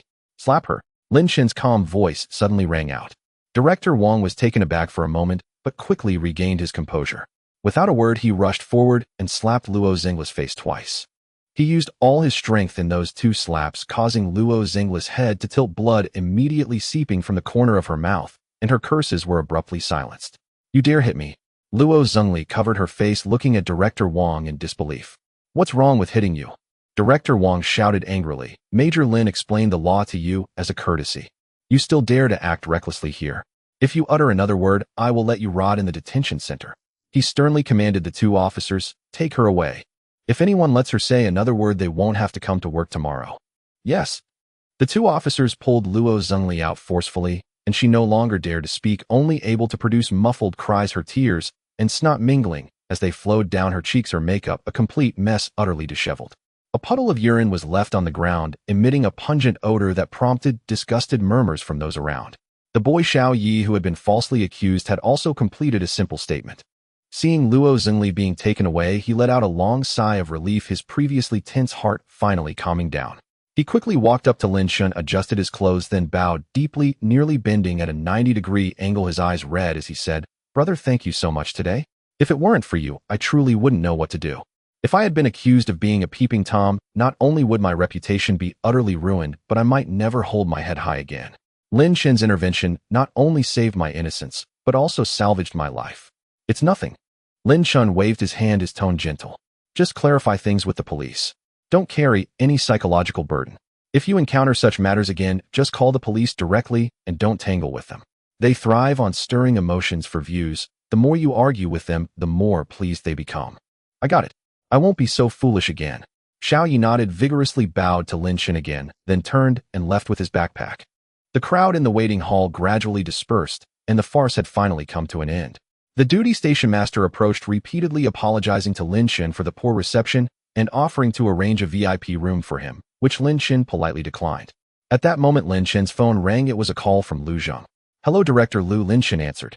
We are aware of what happened at the station. Lu Zheng's voice came through the phone, tinged with concern. Are you alright? I'm fine, just a minor incident. Just delayed a bit of time. That's good to hear. Lu Zheng sighed in relief. The woman named Luo Zhengli is suspected of obstructing official duties, defamation, and attempted robbery of a firearm, facing multiple charges that could result in at least 3 years in prison. All her short video accounts have been permanently banned, and all related harmful content online has been cleaned up, so it won't affect you. Please pay attention to safety on your way. Understood, thank you for your trouble. Don't mention it. Lu Zheng chuckled. Alright, I won't disturb you any longer. Enjoy your vacation. After hanging up, the announcement for ticket checking came over the loudspeaker. Lin Chen quickly slung his backpack over his shoulder, stood up, and walked toward the ticket checking area. The high-speed train glided smoothly along the tracks, with the scenery outside transforming from rolling green mountains to scattered villages, gradually merging into the bustling city. The sky outside darkened little by little, and the orangered sunset spread across half the sky. When the announcement came over the intercom saying we have arrived at the destination, this train's final stop, Lin Chen suddenly sat up straight, grabbed his backpack, and hurriedly followed the crowd out of the train station. Lin Chen raised his hand to hail a taxi, naming the largest shopping mall in the city. As the car entered the urban area, seeing the familiar shop signs by the roadside warmed his heart. After 3 months apart, the small town seemed unchanged, still moving at a leisurely pace. Minutes later, the car stopped at the mall entrance. Lin Chen walked briskly inside, heading straight for the supermarket on the lower ground floor. Pushing a shopping cart, he meticulously selected items in the nutritional supplement section, including imported protein powder, calcium supplements for his parents, sugar-free milk powder suitable for the elderly, and a nut gift box that his sister loved, filling 2 large bags to the brim. When he reached the toy section, Lin Chen's steps involuntarily halted as the shelves were filled with various Ultraman figures, Zero Dyna Zeta, dazzling to behold. He remembered how his little brother would call out for the biggest Ultraman, and a smile crept onto his face as he reached for the largest Zero Ultraman figure on the shelf, standing nearly half a person tall, with sound and light features printed on the packaging. This is the one, Lin Chen said, holding the Ultraman, while also grabbing a few boxes of Ultraman cards, then contentedly headed to the checkout. As he stepped out of the mall with his bags in hand, the sky had completely darkened. The streetlights lit up in sequence along the road, casting warm yellow light on the pavement. Lin Chen hailed another taxi, giving the name of his neighborhood. The car stopped at the entrance of the familiar old neighborhood. Lin Chen paid the fare and walked in, finding the neighborhood quiet, with only a few elderly people chatting softly downstairs and the occasional bark of a dog. As he reached the bottom of his apartment building, he looked up and saw the living room window on the 3rd floor lit up, warming his heart. He tiptoed upstairs, reached his front door, piled all his things at the entrance, then sidled behind the door and knocked 3 times. Inside, the sound of clattering dishes was heard, followed by Lu Gillen's familiar voice asking, "Who is it?" Lin Chen held back a laugh, remained silent, and knocked twice more. Coming, Lu Guilin said while wiping her hands as she approached the door. With a click, she opened it, peering outside to see nothing but a mountain of shopping bags with no sign of a person. Lu Guilin was taken aback, mumbling in confusion, "Strange, there's no one here. Who left these things?" At that moment, Lin Chen peeked out from behind the door, smiling and calling out, "Mom, I'm back." Lu Guilin was startled, and upon realizing it was Lin Chen, her eyes widened in surprise, the chopsticks in her hand dropping to the floor with a clatter. She looked Lin Chen up and down, momentarily speechless, before finally reaching out to pat his arm, half annoyed and half delighted, saying, "You brat. Why did you come back so suddenly? You didn't even call ahead to let me know. I could have made you your favorite braised pork. I just wanted to surprise you guys." Lin Chen laughed heartily, bending down to pick up the things on the floor. "Let me in quickly, my hands are turning red." Hey. Lu Guilin quickly stepped aside to let him in, helping him carry bags while chattering, "Look at you buying so much stuff for what? It's a waste of money. We have everything at home." From the other room, Lin Jiangwo heard the commotion and came over, putting down his dishes. Upon seeing Lin Chen, he had a neutral expression, but his eyes brightened slightly. He reached out to take the 2 heaviest bags of nutritional supplements from Lin Chen's hands, muttering, "You child, you've only been working a few days, and you're already spending recklessly. Don't you want to save some money for when you get married?" Though he said this, he carefully placed the nutritional supplements on the living room cabinet, arranging them neatly. Lin Chen changed his shoes and glanced at the dining table, smiling as he said, "Are you guys eating? I'm a bit hungry too. Is there any cutlery? I can manage with a few bites." Yes. How can you manage with just a few bites?" Lu Guilin immediately turned and walked towards the kitchen. "There's rice in the pot. I'll quickly fry you a couple of dishes. Your favorite tomato scrambled eggs and sweet and sour pork. Hold on. No need. Lin Chen quickly stopped her. "Mom, really no need for the trouble. This food is enough. I had some snacks on the train and am not that hungry. Just a little will do. That won't do. Lu Guilin insisted. Look at you, you've lost weight. You must not have been eating well outside. No, I must make you a couple of dishes. Really unnecessary. Lin Chen pressed her down onto a chair. Look, there's fish and meat on the table. It's enough for me. Can you make braised pork for me tomorrow instead? Lu Guilin, unable to argue with him, gave in, turning back to the kitchen to grab a pair of chopsticks and serving Lin Chen a full bowl of rice, continuously adding dishes to his bowl. Eat more, eat more. Look at your arms. They're not as thick as before. Lin Chen ate heartily. The food at home was always the most delicious. Lu Guilin sat beside him, watching him without blinking and constantly asking, is work tiring? Is the place you live good? Is anyone bullying you? Not tiring at all. The company's benefits are great. Meals and accommodation are provided, and my colleagues are all very nice. Lin Chen replied, mumbling. Lin Zhangwo, sitting across from him, said little, but occasionally added a piece of fish to Lin Chen's plate, carefully removing the bones. Halfway through the meal, Lu Guilin suddenly slapped her thigh, picked up her phone, saying, oh no, I need to quickly call your sister. Let her know you're back. That girl was still talking about you yesterday. The call was quickly connected, and Lu Guilin spoke loudly into the phone. Ching. Lin Chen is back. Just arrived home. Immediately a loud voice came from the other end. What? That brat is back. Why didn't he tell me in advance? I thought he wouldn't be back until next month. Okay, I got it. He'll take Xiaobao over tomorrow morning. Make sure he has the Ultraman ready. Got it, Lu Guilin replied with a smile. Come early tomorrow, and he'll make breakfast for you. After hanging up, Lu Guilin smiled at Lin Chen, saying, your sister will come early tomorrow. If Xiaobao knew you were back, he would be over the moon. Lin Chen smiled back, his heart filled with anticipation. After finishing the meal, Lin Chen offered to help with the dishes, but Lu Guilin pushed him away, saying, you don't need to do that. You've been on the train for several hours and must be exhausted. Quick, go take a shower and rest in your room. Unable to argue with her, Lin Chen grabbed a change of clothes and went to take a shower. The warm water washed away his fatigue from the journey, and after drying off, he walked into his room. The room was just as he had left it, with textbooks and a desk lamp from his school days on the desk, posters of his favorite athletes on the wall, and a photo of him and Xiaobao on the bedside table. Everything felt so familiar, as if he had just left yesterday. Lin Chen walked to the desk, gently stroking the wood grain on the tabletop, feeling a sense of calm. During the past 3 months at the base, he had been on edge, fearing he would let down the nation's expectations, but only here in this home filled with warmth could he truly lower his guard. He lay on the bed, gazing at the familiar chandelier on the ceiling. Tonight, he slept especially soundly. Early the next morning, the old neighborhood was already bustling with activity, with the calls of the soy milk vendor and the crisp sound of bicycle bells ringing out from below.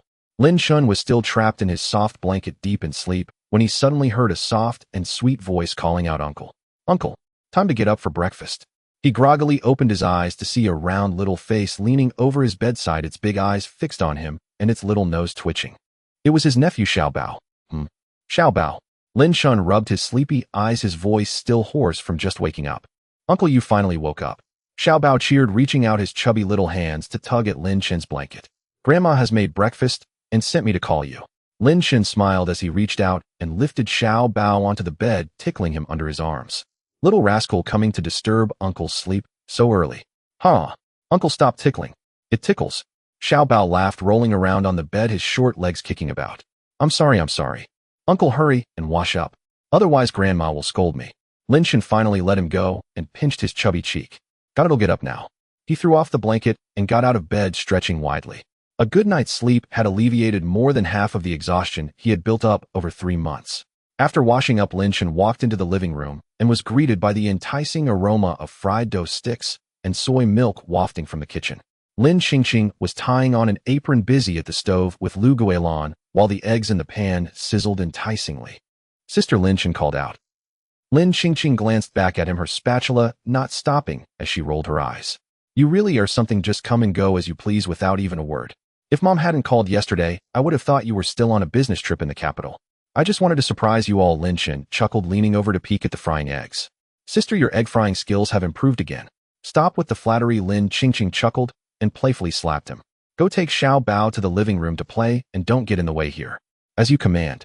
Lin Chen raised his hand in a salute, turning around to pick up the little Bao, who had been waiting eagerly on the side. Let's go, Xiaobao. Uncle will show you Ultraman. Ultraman. Xiaobao's eyes lit up, instantly, excitedly clapping his little hands. I want the biggest one, Zero. Lin Chen took out the half-human tall Zero Ultraman he had bought yesterday, unwrapped it, and Xiaobao immediately pounced on it, hugging Ultraman tightly and mimicking its lines. Zero Ultraman. Light. He pressed the button on Ultraman's chest, and immediately a thrilling sound effect erupted and Ultraman's eyes lit up. Xiao Bao was so delighted he spun around laughing uncontrollably. Be careful running, don't fall. Lu Guilin came out of the kitchen holding soy milk, smiling as she reminded him. Soon breakfast was set on the table. Golden fried dough sticks, tender fried eggs, steaming soy milk, and a plate of freshly pickled small side dishes. Your dad went to work early this morning saying there's a morning meeting, so he didn't wait for you. Lu Guilin served Lin Chen a bowl of soy milk, placing it in front of him. Eat up, it's just out of the pot, and still hot. Got it, Mom. Lin Chen picked up a fried dough stick and took a big bite. The fried dough sticks at home were the best, crispy on the outside and tender on the inside, far tastier than those from the cafeteria. The family sat around the dining table eating and chatting. Lin Qingqing talked about the funny happenings with Xiao Bao at kindergarten. Lu Guilin chimed in occasionally, and Xiao Bao shouted a few lines with Ultraman. The living room was filled with laughter. Halfway through the meal, Lu Guilin put down her chopsticks, wiped her mouth, and looked at Lin Chen, saying in a flat tone, by the way, I need to tell you something. I mentioned it when I called you last time.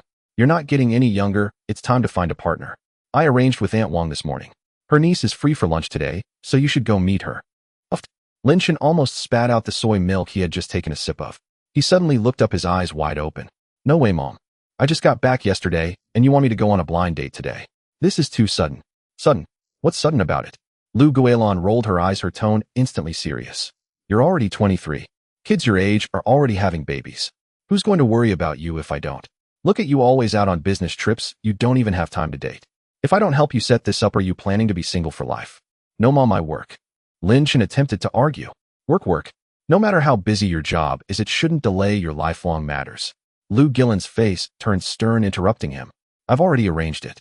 The girl is pretty, has a good personality, and is a perfect match for you. At noon today in that cafe in the south of the city, you must go.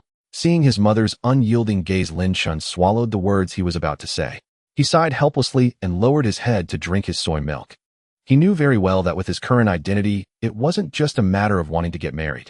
Let alone dating, even getting close to someone would result in the National Security Department investigating their background thoroughly.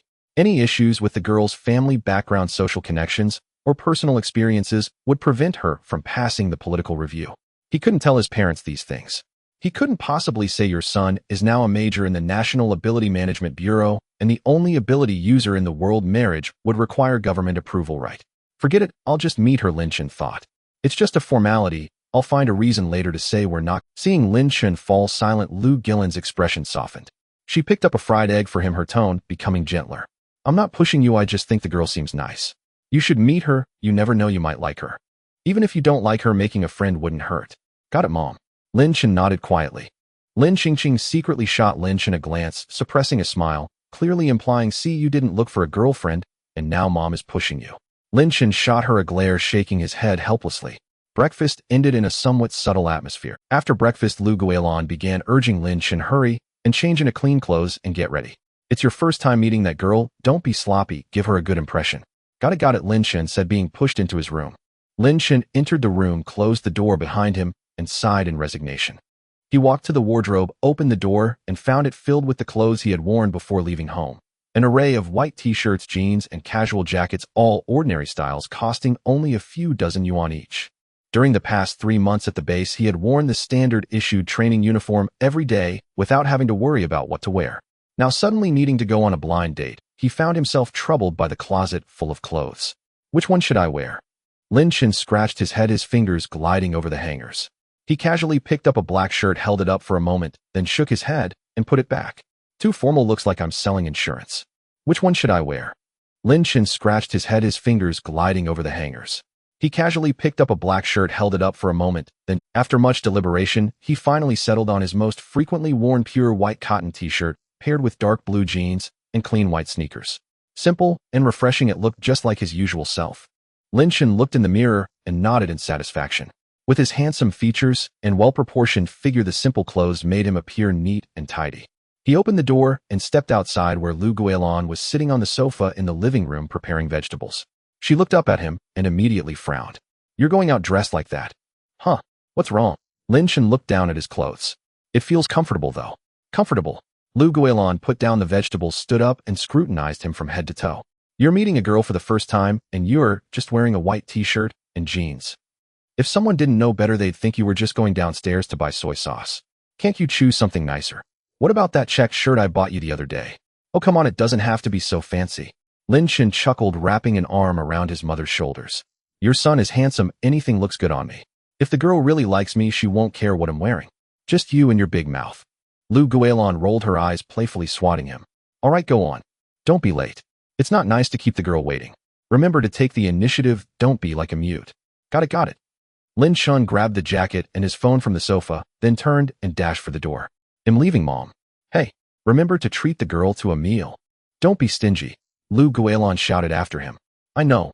Lin Chen's voice echoed from the Stepping out of the building, the morning sun bathed him in warmth. Lin Chen glanced at his phone. It was only 9:30, leaving him half an hour until the agreed-upon time. Ample time. He wasn't in a hurry, strolling leisurely along the street. The narrow streets of the old town were lined with tall sycamore trees, their leaves rustling in the wind. The breakfast stall by the roadside was still open, wafting the aromas of fried dough sticks and soy milk. A few elderly men were seated on stone benches under the trees, playing chess, occasionally breaking into heated arguments. Lin Chen stopped in front of a milk tea shop, his mind wandering. It's been a while since I had milk tea, he thought, pushing the door open and stepping inside to order a cup of fully sweetened pearl milk tea. Holding the warm milk tea, Lin Chen took a sip while strolling leisurely towards the cafe. At 9:50, he arrived at the agreed cafe, a quaint little place decorated in a fresh style, with soft music playing inside. He found a seat by the window, ordered a cup of coffee, and then pulled out his phone to scroll. Time ticked by, and as the clock struck 10, the agreed-upon time arrived, yet his date had yet to show. Lin Chen raised an eyebrow, but didn't think much of it, continuing to scroll through his phone. After all, a girl being a few minutes late was quite normal. But after another 15 minutes, it was 10:15, and the seat across from him remained empty. Lin Chen put down his phone, rubbing his forehead in frustration. Having spent so long at the base, he valued punctuality above all else. Whether in training or meetings, he was always early and detested it when others were late. Fine, I'll wait a little longer, Lin Chen thought to himself. After all, this was a blind date arranged by his mother, and he couldn't just leave, otherwise he would hear about it from her for days. He lifted his cup and took a sip of water, his gaze unconsciously drifting outside. Just then a woman in a black dress appeared in his line of sight. She walked with a sway in 10-centimeter stiletto heels, her face heavily made up with thick and long eyeliner, and her lips painted a striking red. Carrying a prominent LV handbag, she wore large earrings that clinked as she walked. Lin Chen watched her, his heart skipping a beat with an uneasy premonition. Could that be her? Unfortunately, what he feared most was indeed coming true. The woman approached the cafe entrance, pushed the door open, and walked in. She took off her sunglasses, surveyed the room, and paused for a moment when her gaze swept over Lin Chen before striding directly towards his table. Li Mingyao walked up to the table in high heels, making a series of sharp sounds, and without a word of greeting casually tossed her LV bag onto the chair opposite her. She pulled out the chair and sat down, crossing her legs, briefly scanning Lin Chen from head to toe, and spoke in a light, airy tone. You must be Lin Chen, introduced by Aunt Wang, right?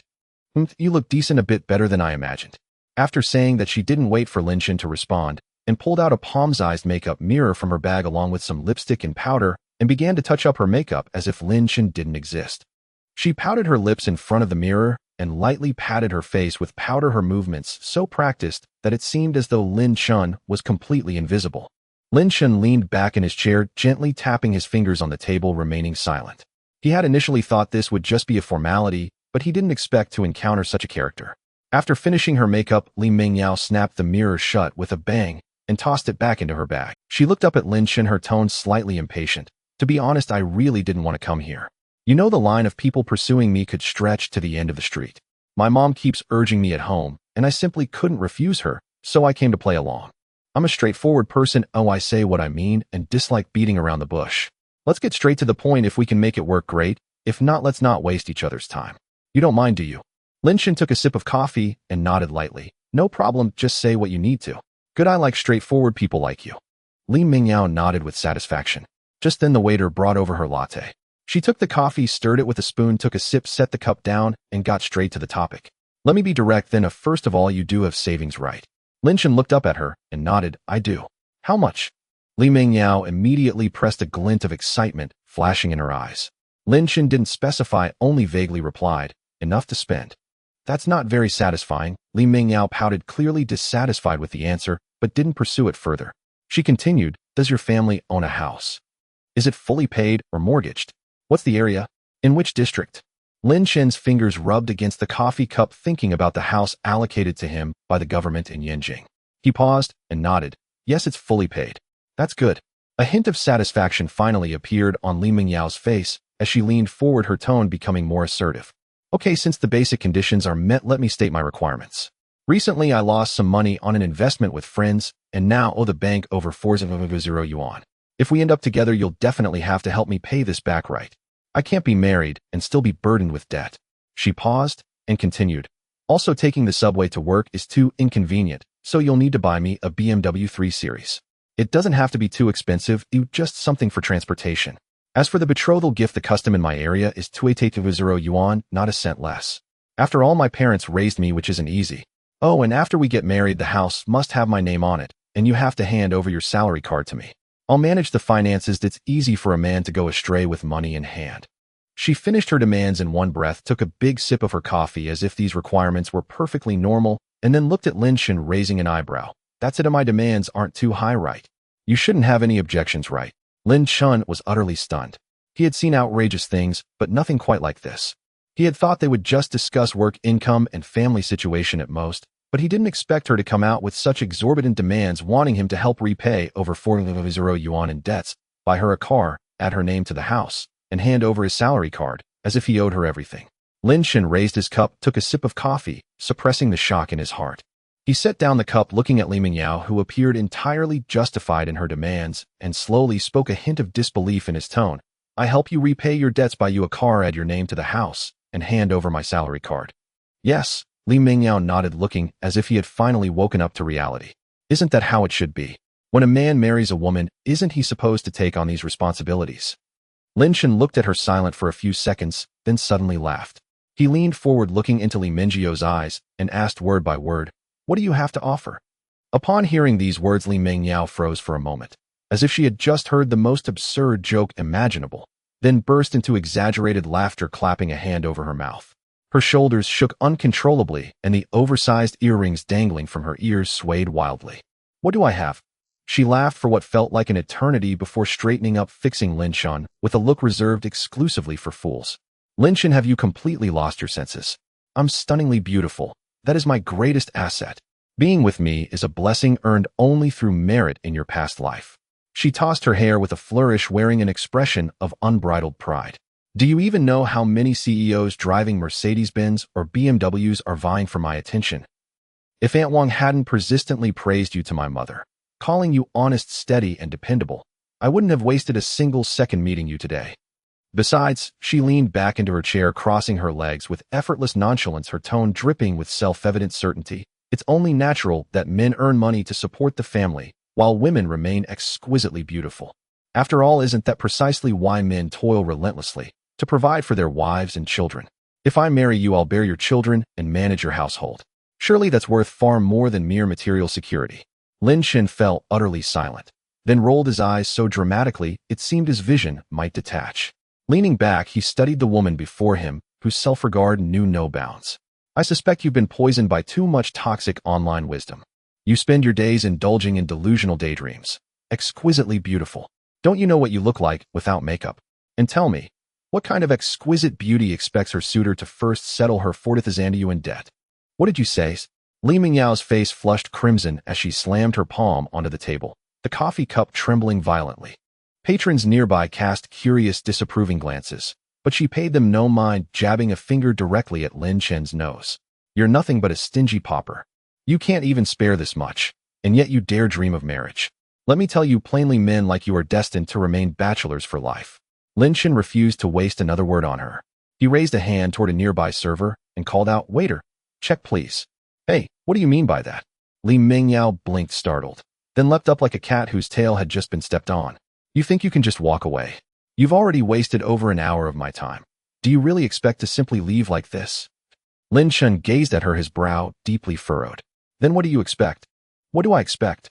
Li Mingyao folded her arms, tilting her chin skyward with unshakable conviction. I spent 2 hours applying makeup for this meeting. I wore my most expensive dress and took a taxi here. Do you think those things come free? And my time? Do you know how much I earn per hour? You owe me at least 2,000 yuan as compensation for emotional distress, or this matter won't end here. Lin Chen chuckled, a dry, incredulous laugh. then waited for the server to arrive. He scanned and paid only for his own coffee, leaving hers untouched. Next, he pulled out his phone, opened his banking app's balance screen, and held it aloft before Li Mingyao's eyes. A long string of digits filled her vision. Units, tens, hundreds, thousands, 10,000s, 100,000s, millions. Her eyes widened in disbelief, her mouth gaped open wide enough to swallow an egg. Pointing shakily at the screen, she stammered, 1, 2, 3, 4, 5, 6, 7, 8 digits. Before she could finish counting, Lin Chen withdrew the phone and slipped it back into his pocket. Gazing at her stunned silence, he said coolly, "Did you see it? I have more than enough money, but none of it will ever be spent on you." With that, he retrieved his coat and strode toward the cafe's exit. "Hey, Brother Lin, don't go." Only then did Li Mingyao snap back to reality. She sprang from her seat, teetering precariously on her high heels as she rushed after him. Reaching out to grab his arm, her face instantly contorting into a sickeningly obsequious smile. "Brother Lin, I was just joking earlier. I wanted to test your character. Truthfully, I'm not a materialistic woman. Let's sit down again and talk properly. I'm sure we'd make a perfect match. I don't need a BMW anymore, even a Volkswagen would do. I'll repay part of the debt myself, and the dowry can be reduced too. Brother Lin, wait for me." Lin Chen didn't glance back, not once. He sidestepped her grasping hand and kept walking his pace unwavering. No matter how loudly Li Mingyao shouted or how desperately she chased, he acted as though she were invisible, turning the corner and vanishing from her sight within moments. Li Mingyao stood frozen in place, glaring at his retreating figure, stamping her foot in fury. She spat, "Ungrateful wretch." Yet the memory of that endless string of zeros flashed across her mind, twisting her gut with bitter regret. Lin Chen strolled home at a leisurely pace. When he pushed open the front door, it was already past noon. The living room lay hushed. A melodramatic family soap opera played softly on the television, its volume turned low. Lu Guilin and Lin Qingqing sat side by side on the sofa, cracking sunflower seeds. Little Bao slept soundly in his crib nearby, covered with a small blanket. "Back already?" Lu Guilin dropped her sunflower seeds the moment she spotted him and hurried over, her face alight with anticipation. "How did it go? How was your conversation with the young lady? Did you set a date for the next meeting?" Lin Qingqing paused mid-motion, folding her arms and watching him with mischievous, amused eyes, clearly eager for gossip. Lin Chen took off his shoes and changed into slippers, walking to the sofa with a face full of disillusionment. He picked up the cup on the table and gulped down a big mouthful of water, waving his hand dismissively. "Don't mention it, Mom. Please don't introduce me to such oddballs in the future." "Oddball? What happened?" Lu Guilin immediately furrowed her brows. "What was wrong with the girl? I thought she looked quite pretty in the photos." "She looks fine, but her mind doesn't seem to work well." Lin Chen sighed and recounted the events that had just transpired in the cafe, detailing everything to them. From Li Mingyao arriving 15 minutes late, demanding he repay debts by a car at her name, and finally asking for compensation for emotional distress, he laid everything out in full. "What a—" Lu Guilin was furious, slapping her thigh. "What kind of nonsense is this? Why would someone named Wang introduce me to such a person? 40,000 in debts. Why doesn't she just rob a bank? And asking for emotional damages. She must be out of her mind for money." "Ha ha ha." Lin Qingqing laughed uncontrollably on the side, slapping the sofa. "You crack me up. Lin Chen, you really have it rough encountering such a person during a blind date. But then again, it serves you right waiting for Mom to introduce you instead of finding someone yourself. You're still laughing." Lu Guilin shot her a glare, then turned back to Lin Chen, looking guilty. "It's all my fault for not checking properly before making the introduction. All right, let's drop it. I'll find you a reliable one next time. Have you eaten yet? I'll go heat up your food." "Not yet. I was so mad earlier, I lost my appetite." Lin Chen rubbed his belly. "But now I'm hungry again. Just wait, Mom will go heat up your food and fry an egg for you." As Lu Guilin spoke, she turned and walked into the kitchen. Lin Qingqing leaned over, nudging Lin Chen with her elbow, and said with a teasing expression, "Hey, is it true? Do you really have an 8-digit savings in your phone? What kind of job are you doing in the capital that pays so well?" Lin Chen's heart skipped a beat, nearly revealing too much. He hurriedly laughed. "No way, I was just messing with her with a photo I edited. I'm just an ordinary office worker earning a few thousand a month." "TCH. Lin Qingqing scoffed, not asking further. Lin Chen sighed in relief, leaning back on the sofa, watching his mother busy in the kitchen, and the troubling incident from the blind date quickly faded from his mind. Suddenly remembering something, he pulled out his phone from his pocket and began scrolling on the screen. "Stop playing with that old phone of yours and come eat." Lu Guilin came out of the kitchen with the dishes, placing them on the dining table while calling out to Lin Chen. Lin Chen replied, but he dawdled for 2 or 3 minutes before shoving his phone back into his pocket and getting up to walk to the dining table. On the table sat a steaming bowl of braised pork, a plate of scrambled eggs with tomatoes, and a dish of cold cucumber salad, all of which were his favorite dishes. Lin Chen picked up his chopsticks and began to eat heartily. The home-cooked meals always carried a warmth that the dishes from the cafeteria could never match. After finishing his meal, Lin Chen took the initiative to clear the bowls and chopsticks, bringing them to the kitchen to wash. Lu Guilin tried to stop him, but he pushed her out of the kitchen, saying, "Mom, you can rest. I can handle the washing." When he finished washing the dishes and came out, Lin Qingqing had already settled into a comfortable position on the sofa, switching channels with the remote. Lin Chen walked over, sat beside her, and they started watching TV together. The television was showing a family drama about mother-in-law and daughter-in-law, which Lu Guilin was watching with great interest, occasionally interjecting with comments on the plot. Around 2 o'clock in the afternoon, Xiao Bao turned over, rubbed his eyes awake, and upon seeing Lin Chen, his eyes sparkled. He jumped off the bed barefoot and rushed into Lin Chen's arms, shouting, "Uncle." "Hey Xiao Bao, you're awake." Lin Chen smiled as he picked him up, pinching his chubby cheeks. "Did you wake up without wetting the bed?" "No." Xiao Bao immediately shook his head, speaking earnestly. "I'm a big kid now, though I wouldn't wet the bed. Uncle, can we play Ultraman fighting monsters? You be the monster, and I'll be Zero Ultraman." "Sure." Lin Chen agreed with a smile. The whole afternoon, Lin Chen spent time running around the living room with Xiao Bao. Xiao Bao held up the half-human tall Zero Ultraman, shouting, "Zero Ray," as he chased Lin Chen around. Lin Chen pretended to be defeated, falling onto the sofa and howling, making Xiao Bao laugh so hard he couldn't stand up straight. Lu Guilin and Lin Qingqing sat to the side watching the two of them play. Unconsciously, the sky gradually darkened. At the front door, the sound of keys turning announced Lin Zhangwo's return from work. He changed his shoes, placed his bag on the shoe cabinet, and upon seeing the two playing in the living room, a rare smile appeared on his face. "Dad, you're back." Lin Chen paused and called out, "Mm." Lin Zhangwo nodded, taking off his coat and hanging it on the rack. Lu Guilin stood up and walked towards the kitchen, saying, "You're back just in time. I'll start cooking now." "Hey Mom, don't worry about it." Lin Chen quickly stopped her. "Let's not cook at home today, or I'll take you all out for a big meal." "A big meal?" Xiao Bao immediately cheered, bouncing around with the Ultraman, shouting, "I want to eat big lobster. I want to eat big crab." "What big meal? We can just eat a little at home." Lu Guilin frowned. "The food outside is expensive and not clean. You've just made a bit of money and you're already spending it recklessly. Don't you know to save some?" "Exactly," Lin Zhangwo echoed. "We can just eat casually at home, why waste money? Come on, it's a rare occasion." Lin Chen walked over, wrapping his arms around his parents' shoulders, smiling. "Look how hard Mom works cooking at home every day. Let her rest today. Besides, it's not easy for me to come back. I should treat you to a nice meal." He then turned to Lin Qingqing, saying, "Sister, where's brother-in-law? Call him to come along." Lin Qingqing sighed and shook her head. "Don't mention him, he's busy with that lousy job of his. Just a few days ago, he was sent out of town on a business trip and won't be back until next week. No need to bother with him." "All right then," Lin Chen shrugged. "Let's just go with the three of us." Unable to refuse Lin Chen, the elderly couple eventually agreed. Lin Chen took out his phone and called for a ride. Within a few minutes, the car arrived at the entrance of the community. The family got into the car, and the driver drove to the city's most well-regarded seafood restaurant. The restaurant was lavishly decorated, and the hall was brightly lit. Lin Chen found a window-side seat and handed the menu to his parents. "Dad, Mom, order whatever you want. Don't worry about saving money for me." Lu Guilin flipped through the menu, only picking the cheaper vegetarian dishes. Lin Chen couldn't stand it, taking the menu back and ordering Boston lobster, steamed king crab, garlic vermicelli scallops, along with several home-style dishes his parents loved, and also ordered a mango pudding for Xiao Bao.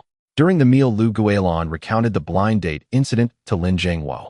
After hearing it all, Lin Zhangwo took a sip of tea, shaking his head helplessly. "The young people today, I really don't understand what they think. All right, since it's all in the past, let's not bring it up again. You can take your time to find someone, you'll meet the right one eventually." "Exactly." Lin Chen placed a piece of lobster meat into his father's bowl. "Dad, don't worry. I know what I'm—" The meal was lively and cheerful, with Xiao Bao gnawing on the big lobster sauce smeared all over his little face, making everyone burst into laughter.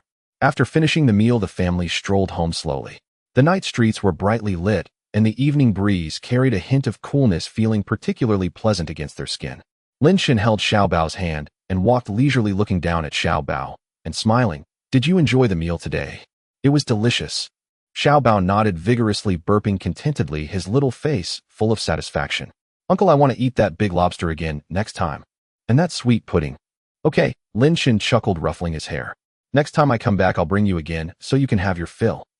Walking behind them, Lu Guilin and Lin Zhangwo whispered to each other, with Lin Qingqing occasionally. Early the next morning, as dawn broke, the old neighborhood was still quiet, with even the dog walkers yet to step outside. Only a few crisp bird calls could be heard. Lin Chen had already finished washing up and sat on his bed scrolling through car reviews on his phone.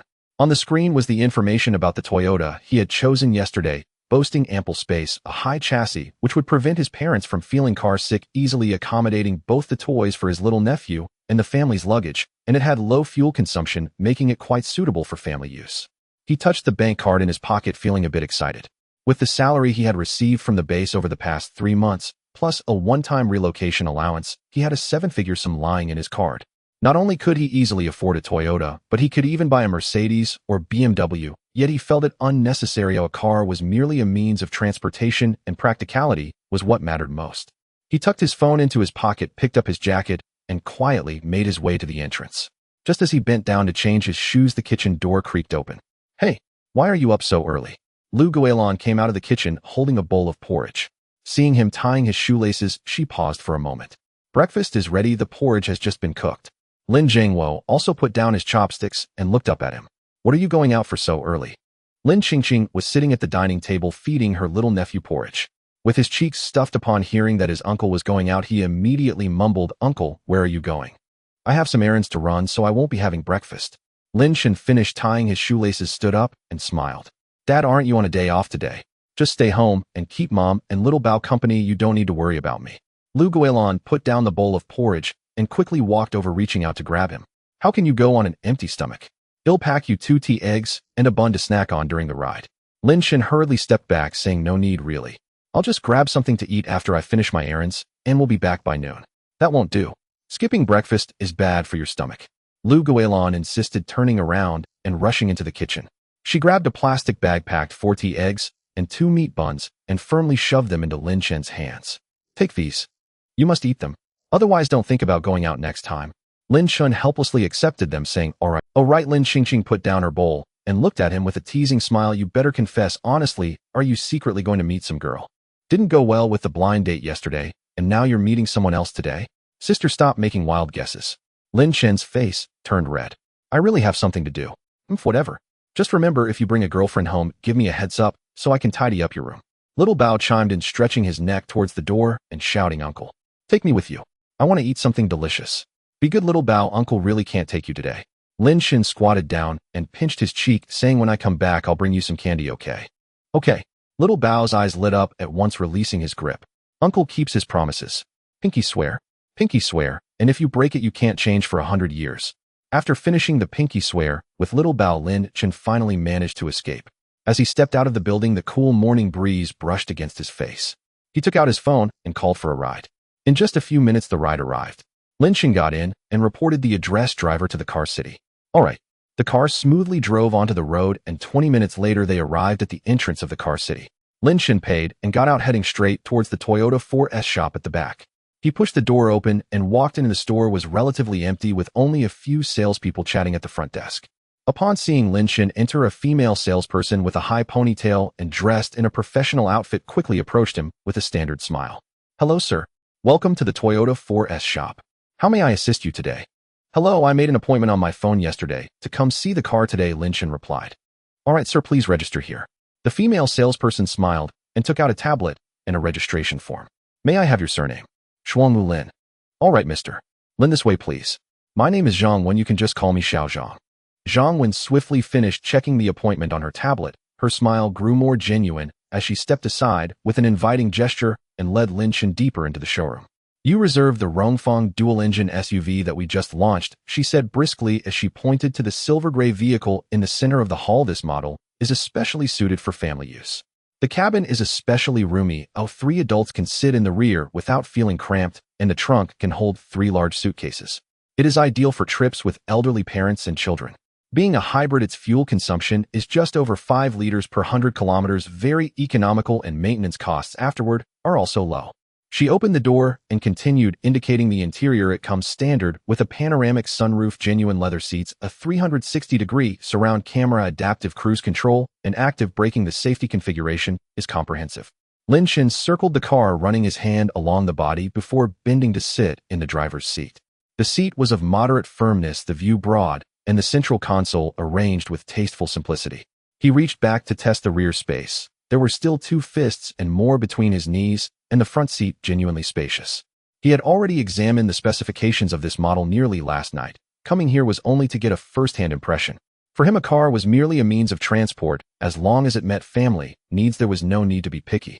All right, this one then, Lin Chen said calmly as he closed the door. Zhang Wen, who had been eager to explain the engine and transmission advantages, froze on the spot at his words, the brochure in her hand almost slipping to the floor. She had been in sales for 3 years and had seen customers who quibbled for an entire afternoon or haggled over a few hundred yuan, but she had never before met someone who decided in under 5 minutes. Mr. Lin, are you sure you do not want to look at other configurations or compare with other models? She asked hurriedly, her tone full of disbelief. No need, this will do. Lin Chen waved his hand. Calculate the on-the-road price for me.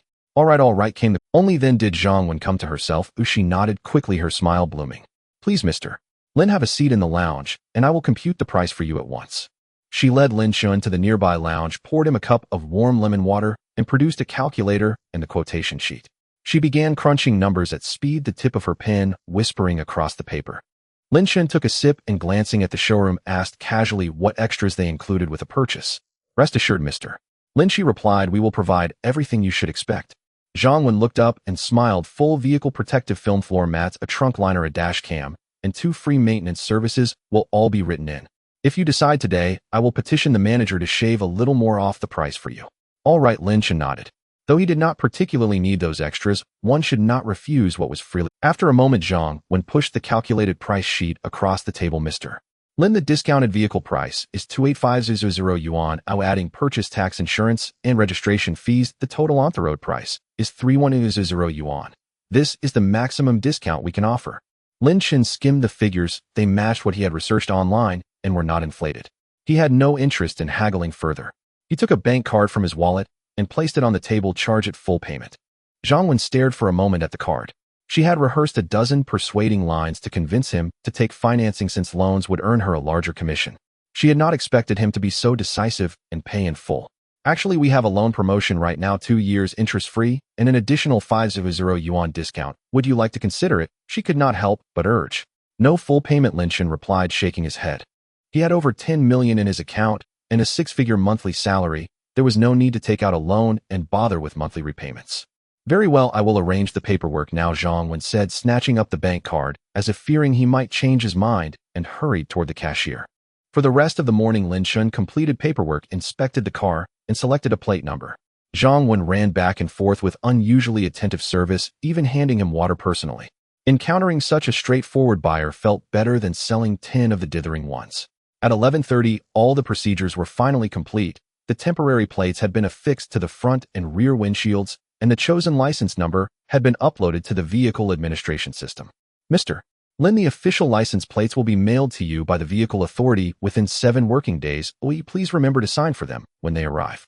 Zhang Wen handed Lin Chen the keys, the vehicle registration, and all the documents, and offered him her business. This is my card, she said. If you encounter any problems with the car or need maintenance, call me anytime. I am on call 24 hours. All right, thank you. Lin Chen accepted the items and nodded. He settled into the driver's seat, adjusted the seat and mirrors, started the engine, and slowly drove the new car out of the dealership into the flow of traffic. In a good mood driving the new car, Lin Chen took out his phone and sent his sister Lin Qingqing a WeChat message. Sis, be at the neighborhood gate with Mom, Dad, and Xiao Bao in 20 minutes. I have a surprise for you. Lin Qingqing wiped the water stains on the coffee table and her phone chimed. She picked it up and glanced at the screen, unable to help but roll her eyes as she called towards the kitchen. Mom, that kid Lin Chen is acting weird again, asking our whole family to wait at the entrance of the community for a surprise. Surprise. Lu Guilin came out of the kitchen holding freshly washed strawberries, wiping her hands. What kind of surprise could he have? I hope he hasn't bought another bunch of stuff. Lin Zhengwo also put down the newspaper, stood up, and said, let's go see for ourselves. Let's go. Let's go. Uncle must have bought me something delicious. As soon as Xiao Bao heard they were going out, he jumped off the sofa and rushed towards the door without even putting on his shoes, but Lin Qingqing caught him by the collar. Put your shoes on properly, or I won't take you with me. The family chatted and laughed as they walked to the entrance of the community, looking around, but not seeing Lin Chen. That kid making us wait for him while he disappears. Lu Guilin complained just as a steady engine sound approached. A brand new silver gray SUV slowly drove over, and came to a steady stop in front of them. Lu Guilin and Lin Jiangwo exchanged glances, both seeing confusion in each other's eyes. Not many families in this community drove such a car. Who could it be? At that moment, the car window slowly rolled down, and Lin Chen leaned out smiling and calling, "Dad, Mom, sis, him over here." Chen. Lu Guilin's eyes widened as she pointed at the car, speechless for a moment. This is your car. When did you buy a car? Yeah, just bought it. Lin Chen smiled as he pushed the car door open and stepped out, casually closing the door behind him. So what do you think? Does it look good? Lin Jiangwo said nothing, walking around the car, gently touching the smooth surface, then opened the passenger door and sat inside, exploring his face, revealing a rare smile. Not bad, not bad. This car looks solid, and the space is big, Lin Jiangwo exclaimed as he stepped out from the car. Dad, take it for a spin. No. Lin Jiangwo quickly waved his hands and stepped back. I haven't driven for almost 10 years. I'm really rusty. What if I scratch or bump this new car?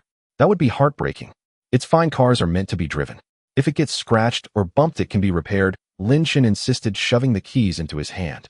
Just drive slowly, just around the community. They'll be watching. Nothing will happen. Holding the heavy car keys, Lin Jiangwo looked at the brand new car, feeling both excited and a bit overwhelmed. He took a deep breath and sat back in the driver's seat. The car slowly started moving, and Lin Chen took out his phone again, tapping the screen rapidly before looking up at Lu Guilin and saying, "Mom, I transferred 300 yuan to your bank card. Save it and don't hesitate to buy good food or clothes. Get whatever you want, just let me know if it's not enough." He had originally thought about directly buying his parents a large apartment, but then reconsidered. His parents had lived here for so many years and were familiar with their neighbors. Moving suddenly would surely be uncomfortable for them. Moreover, explaining such a large sum of money would be difficult, so it was better to take it slow and discuss it later. How much? Lu Guilin suddenly raised her head, her voice rising by 8 degrees. 300,000. She quickly took out her phone and opened the banking app. Within 2 seconds, a transfer notification popped up, clearly stating 300 yuan received. Lu Guilin stared at the number, her hands starting to tremble. She grabbed Lin Chen's arm with concern written all over her face. Chen, please tell me the truth. Where did you get so much money? Buying a car and transferring money? You haven't done anything illegal, have you? Yeah, Lin Chen. Lin Qingqing quickly chimed in, her expression serious. Don't do anything foolish. If there's anything, tell us, and we'll figure it out together. Oh, come on, what are you two thinking? Lin Chen said, laughing and shaking his head. How could I do anything illegal? This is all bonus money from the company. I've performed well in the capital over the past few months, participated in a big project, and the company rewarded me handsomely. Plus my salary and travel allowances for these months add up to about this much. He patted Lu Guilin's hand, speaking earnestly. Mom, you know what kind of person I am. I've never even gotten into a fight growing up. How could I possibly do something illegal? You can rest assured all this money is clean and legitimate. Lu Guilin stared at his eyes for a long time, seeing his unwavering gaze without a hint of evasion. She finally felt a bit relieved, but still couldn't help but murmur, "But you can't spend money so recklessly. 300, you should save it for yourself. It's better for your future wife." Just then, Lin Jiangwo drove the car back, slowly stopping by the roadside. He opened the car door and stepped out, a smile he couldn't hide on his face.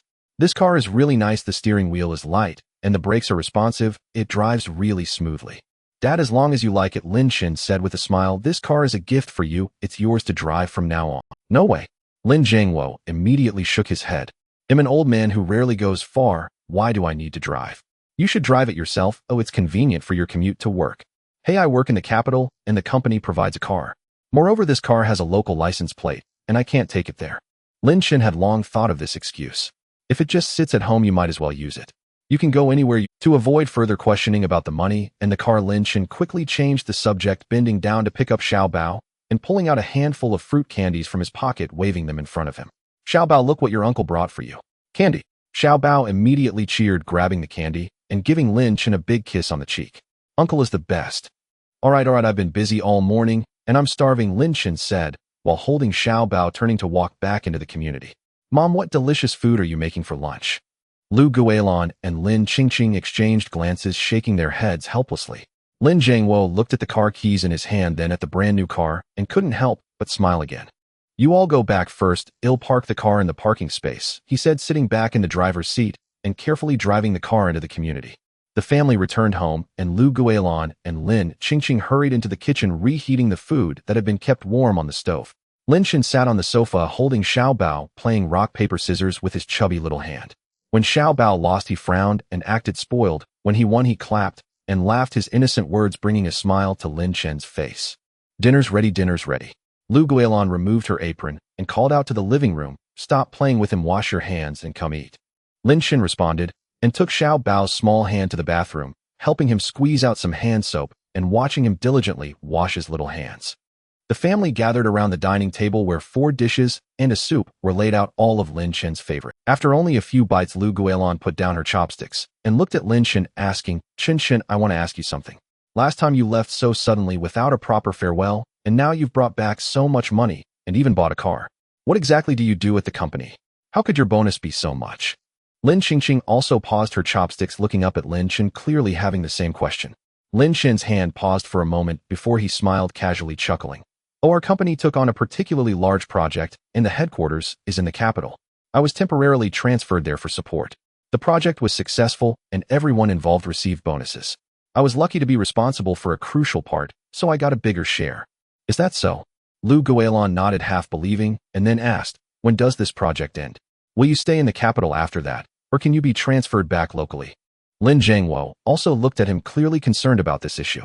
I'm not sure about the specifics, that depends. Lin Chen answered vaguely, placing a piece of braised pork into his mother's bowl. Mom, don't worry about these things. I know what I'm doing. Anyway, the work isn't tiring, and the salary is good, it's quite nice. Is it not tiring? Do you have to work overtime every day? Lu Guilin still felt uneasy, nagging. You must not overwork yourself just to earn a bit more money. Money can always be earned, but health is the most important. I know, Mom, Lin Chen said with a smile. It's not tiring. The main thing is that the salary is good and everything is negotiable. Lu Guilin was amused by him, pinching his forehead and adding a large helping of vegetables to his bowl. Eat more, look how thin you've gotten. The family finished lunch amidst laughter. In the afternoon, Lin Zhangwo, still full of excitement, eagerly took Lu Guilin. Come on, I'll drive you to the wetland park on the outskirts of the city. The air there is good. Sure, perfect timing to take a look, Lu Guilin agreed with a smile. The elderly couple tidied up a bit and happily drove out, while Lin Qingqing coaxed Xiao Bao to take a nap, leaving the house suddenly quiet. Lin Chen was too lazy to go out, returned to his room, lay down on the bed, and started scrolling through his phone. Rarely did he have such leisurely time, so he watched short videos for a while before putting down his phone and closing his eyes for a nap. When he woke up in the evening, Lu Guilin and Lin Qingqing were already busy making dinner in the kitchen, and Xiao Bao was sitting on the living room carpet playing with Ultraman. Awake. Dinner will be ready soon, Lu Guilin said, poking her head out from the kitchen. Lin Chen rubbed his eyes and went to the living room to play with Xiao Bao for a bit. Before long, dinner was ready. The family once again gathered around the dining table, the atmosphere relaxed and pleasant. Lin Chen picked up a piece of sweet and sour ribs and placed it in Xiao Bao's bowl. Xiao Bao, eat more meat and grow taller. Thank you, uncle. Xiao Bao said in a childish voice, grabbing the rib and starting to gnaw on it. Just then, Lin Chen's phone in his pocket suddenly vibrated, accompanied by an urgent ringing. He took out his phone and saw the words Director Lu flashing on the screen. Lin Chen's expression changed instantly, his heart sinking. If Director Lu called during the holiday, something must have gone wrong. He immediately put down his bowl and chopsticks, stood up, and said to his family, I need to take a call from the company. After saying that, he quickly walked back to his room and shut the door behind him. As soon as he pressed the answer button, Lu Zhang's anxious voice immediately came through, mixed with vague noise in the background. Lin Chen, there's been an incident. What happened? Lin Chen felt a tightness in his heart and quickly lowered his voice to ask, his back instantly tensing up. We just received intelligence from the monitoring station that an unusual energy fluctuation has been detected within Jianghai City. We suspect that the second ability user has awakened. Lu Zheng's voice was noticeably urgent. Moreover, the energy fluctuation is very unstable, varying in strength, making it uncertain whether the individual can control their abilities. If it spirals out of control, it could easily cause public panic and even lead to casualties. He paused for a moment and continued quickly, you need to head over there immediately to handle it. First, confirm the individual's identity and stabilize the situation. I will arrange for personnel to assist you, and I will send you the specific address and monitoring data shortly. Remember, the top priority is to ensure the safety of ordinary citizens. Try to establish contact peacefully and don't provoke them. If possible, avoid confrontation. If it comes to that, minimize the losses. Understood, him on my way. Lin Chen didn't hesitate for a moment and immediately agreed.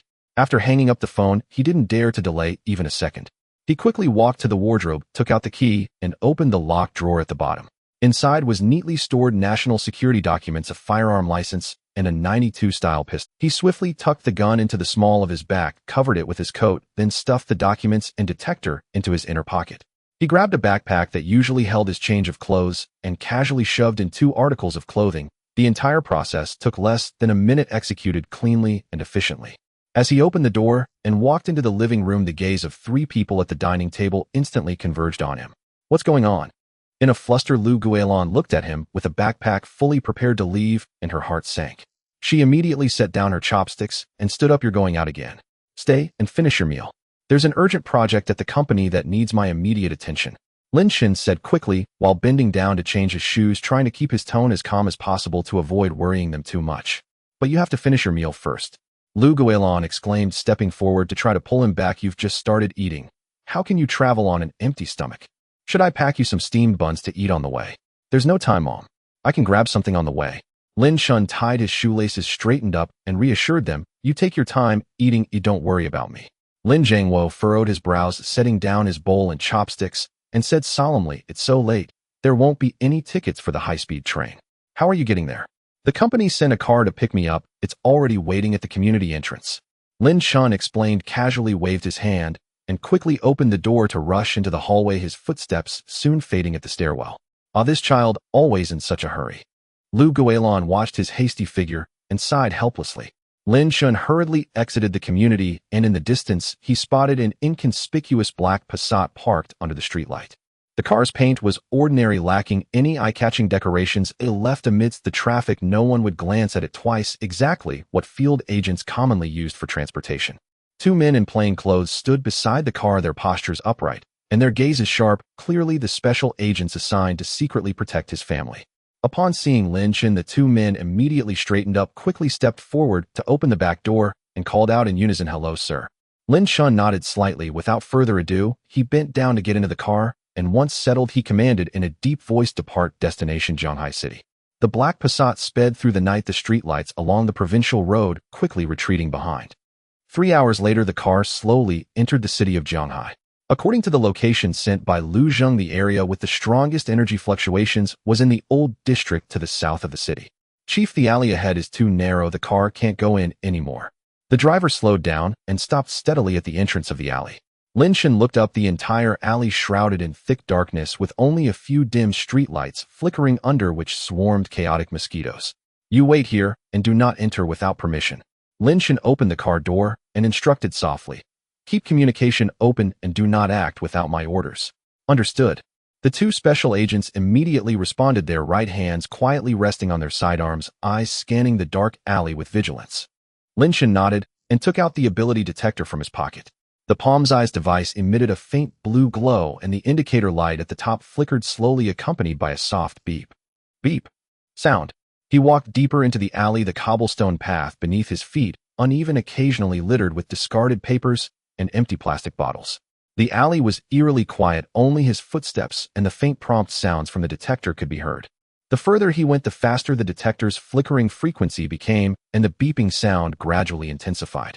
After turning 2 corners, he came upon a courtyard surrounded by a rusty iron gate. Dried vines crawled up the courtyard wall, and the iron gate was ajar with a faint yellow light seeping. At that moment, the detector suddenly emitted a rapid beep, beep, beep sound, the indicator light flashing wildly, and the energy reading on the screen jumped to its peak. This is it. Lin Chen immediately pressed the detector's alert sound off and tucked the device back into his pocket. He lightened his steps and slowly approached the iron gate, pressing his ear against the cold door panel, straining to listen to the sounds inside. The courtyard was very quiet, with only the rustling sound of the wind blowing through the pile of scraps. Soon a young voice with a slightly hoarse tone broke the silence, filled with uncontainable determination. Grandpa, don't worry, no one will bully us again. They can't ride on our heads like before. If they dare to come and cause trouble again, I'll chase them all away, just like this afternoon. Immediately following was an elderly voice filled with apparent worry mixed with a few coughs. Huzi, take it. Please don't cause any fatalities. We ordinary folks cannot confront those ruffians, Heaton. Your strength has suddenly increased so much, if you can't control it, you could end up in jail. Grandpa, don't worry, I know what I'm doing. The young man's voice softened a bit, carrying a tone of reassurance. I'll drive them away so they won't dare to bother us again. In the future, I can earn money to support you, and we won't have to look at anyone's face anymore. The conversation inside continued, and standing outside Lin Chen already had a rough idea. From the dialogue, he could guess that this young man named Huzi had just awakened a power-type ability. This afternoon, he happened to encounter some ruffians looking for trouble, and he couldn't control his strength driving them away. The two of them, grandfather and grandson, relied on each other living off this recycling station, and it seemed they had often been bullied. He decided not to listen any longer and gently pushed the iron gate. Creak. The old door hinge emitted a piercing sound, particularly clear in the silent night. The talking inside the courtyard abruptly stopped. Who? A sharp voice instantly rang out, filled. Immediately, a tall and thin figure burst out from the side room, slamming the door shut behind him, blocking the entrance, as if he feared that his grandfather inside would be harmed in any way. With the glow of the dim bulb in the courtyard, Lin Chen clearly saw the figure. He appeared to be in his 20s, wearing a faded gray t-shirt with distinctly defined muscles on his arms and his hands smeared with some unclean oil stains. His face bore some scrapes, his jawline tense, and his eyes shone remarkably bright, staring fiercely at Lin Chen, filled with vigilance and hostility. Lin Chen observed the faint energy fluctuations radiating from him and spoke softly. "I found you. Who are you? What do you want?" Chen, who stepped forward, his fists cracking, his voice filled with animosity. He sized Lin Chen up and suddenly seemed to recall something, his expression instantly turning cold as he shouted, "Are you with that group from this afternoon? Let me tell you, I am no longer the Chen Hu of the past. If you want to bully us again, there's no way. No one will ride on our heads again." As soon as he finished speaking, he let out a furious roar, kicked off the ground, and charged at Lin Chen like an enraged wild leopard, his right fist clenched tightly, rushing towards Lin Chen's face with a whistling sound. Lin Chen's gaze sharpened, stepping back half a step, easily dodging the punch, while quickly saying, "Stop. I'm not here to cause trouble. Stop using this tactic with me." Chen, who could not absorb even half a sentence of explanation, the wariness and fury that had been building in his eyes surged forth. He pushed off the ground with force, sending small pebbles flying, his entire being resembling a raging bull as he lunged towards Lin Chen once more. His right fist, accompanied by a howling wind, came crashing directly towards Lin Chen's face. Lin Chen frowned, realizing that reasoning was futile at this moment, and could only brace himself to take the blow. He did not dodge or evade. Instead, he crossed his left arm in front of him, his muscles tensing, instantly taking the punch heat in. The dull sound of impact erupted, sending a wave of force that scattered the debris on the ground, both men slipping and stumbling back 3 or 4 steps before regaining their balance. Lin Chen shook his numb left arm, the muscles in his forearm ached faintly. He was inwardly shocked. This strength was at least 4 to 5 times that of an ordinary person, the pure physical power, even surpassing his own enhanced body from training. He had awakened a fire-type ability, although his physical body far exceeded that of an average individual in terms of sheer brute force. He could not contend with this newly awakened power-type esper. On the opposite side, Chen, who was momentarily taken aback.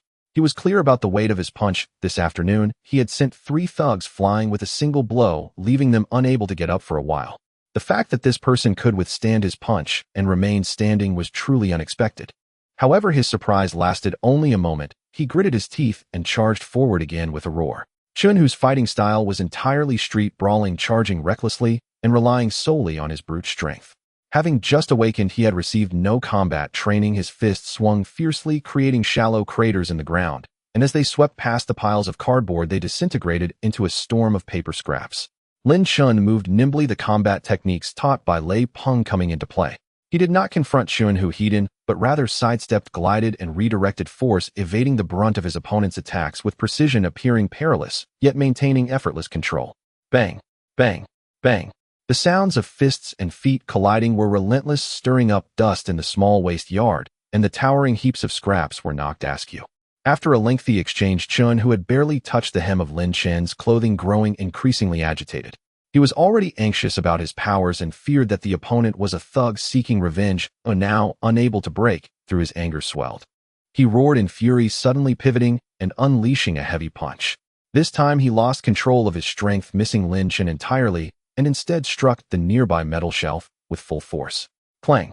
A loud crash echoed as the steel shelf, as thick as a thumb, was bent and deformed by his punch. The entire row of shelves collapsed with a thunderous noise, scattering the piles of scrap metal and broken glass, sparks flying. From inside the room, an elderly voice cried out in alarm, "Huzi, what happened?" "Grandpa, I'm fine. Don't come out.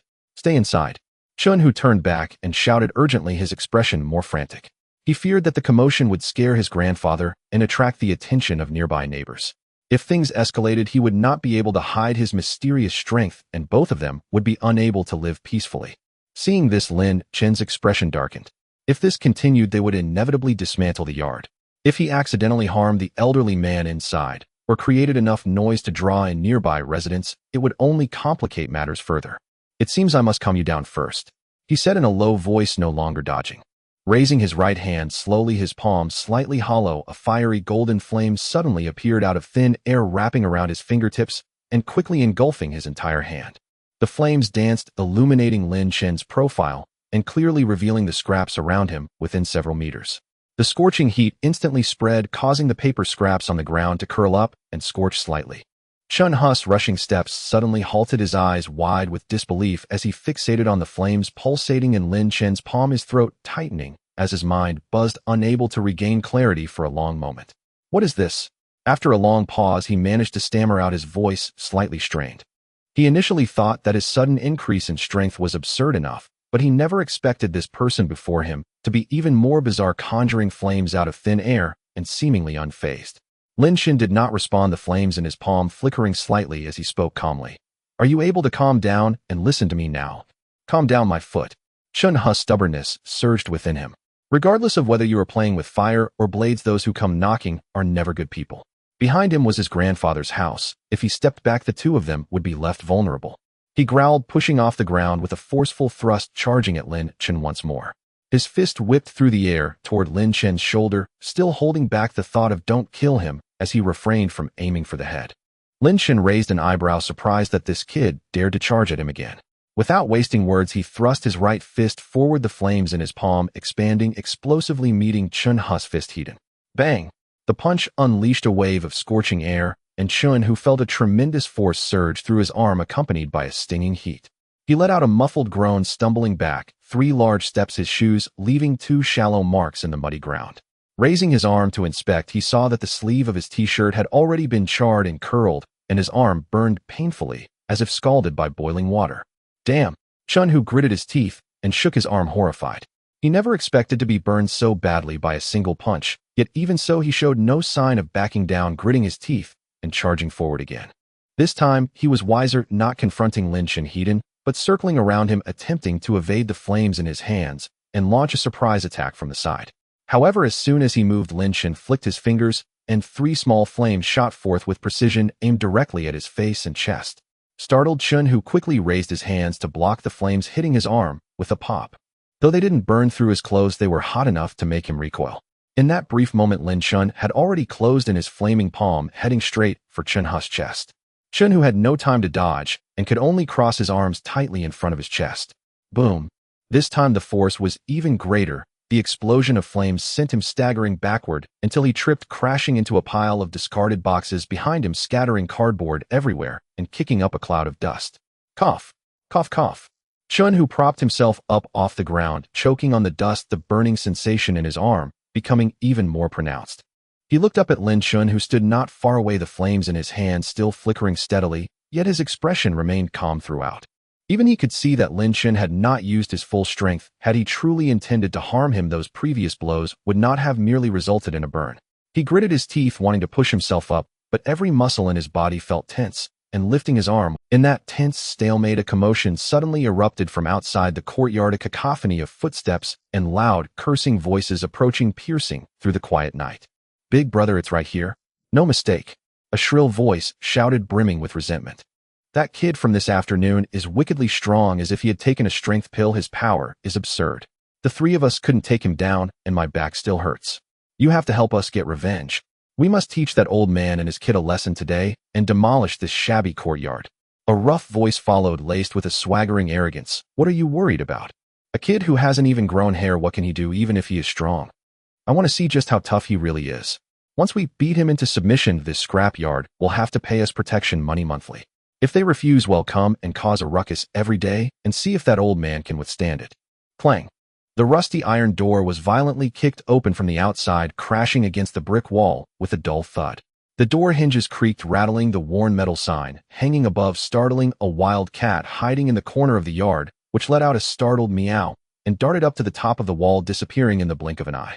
Four unruly young men barged in, led by a man with a buzz cut in his 30s, a deep scar running from his brow to his chin on the left side of his face, giving him a fierce appearance. In his right hand, he carried a half-meter-long galvanized steel pipe, dragging it across the muddy ground with a loud clatter. Upon entering, he cast a sideways glance around the room, his face brimming with arrogance. "So you're Chinhu, huh? You were quite bold this afternoon, beating up my three brothers like that." He spat on the ground, his gaze sweeping over a mess of torn cardboard boxes, finally landing on Chun, who had just propped himself up from the pile of paper, a sinister grin curling at the corners of his mouth.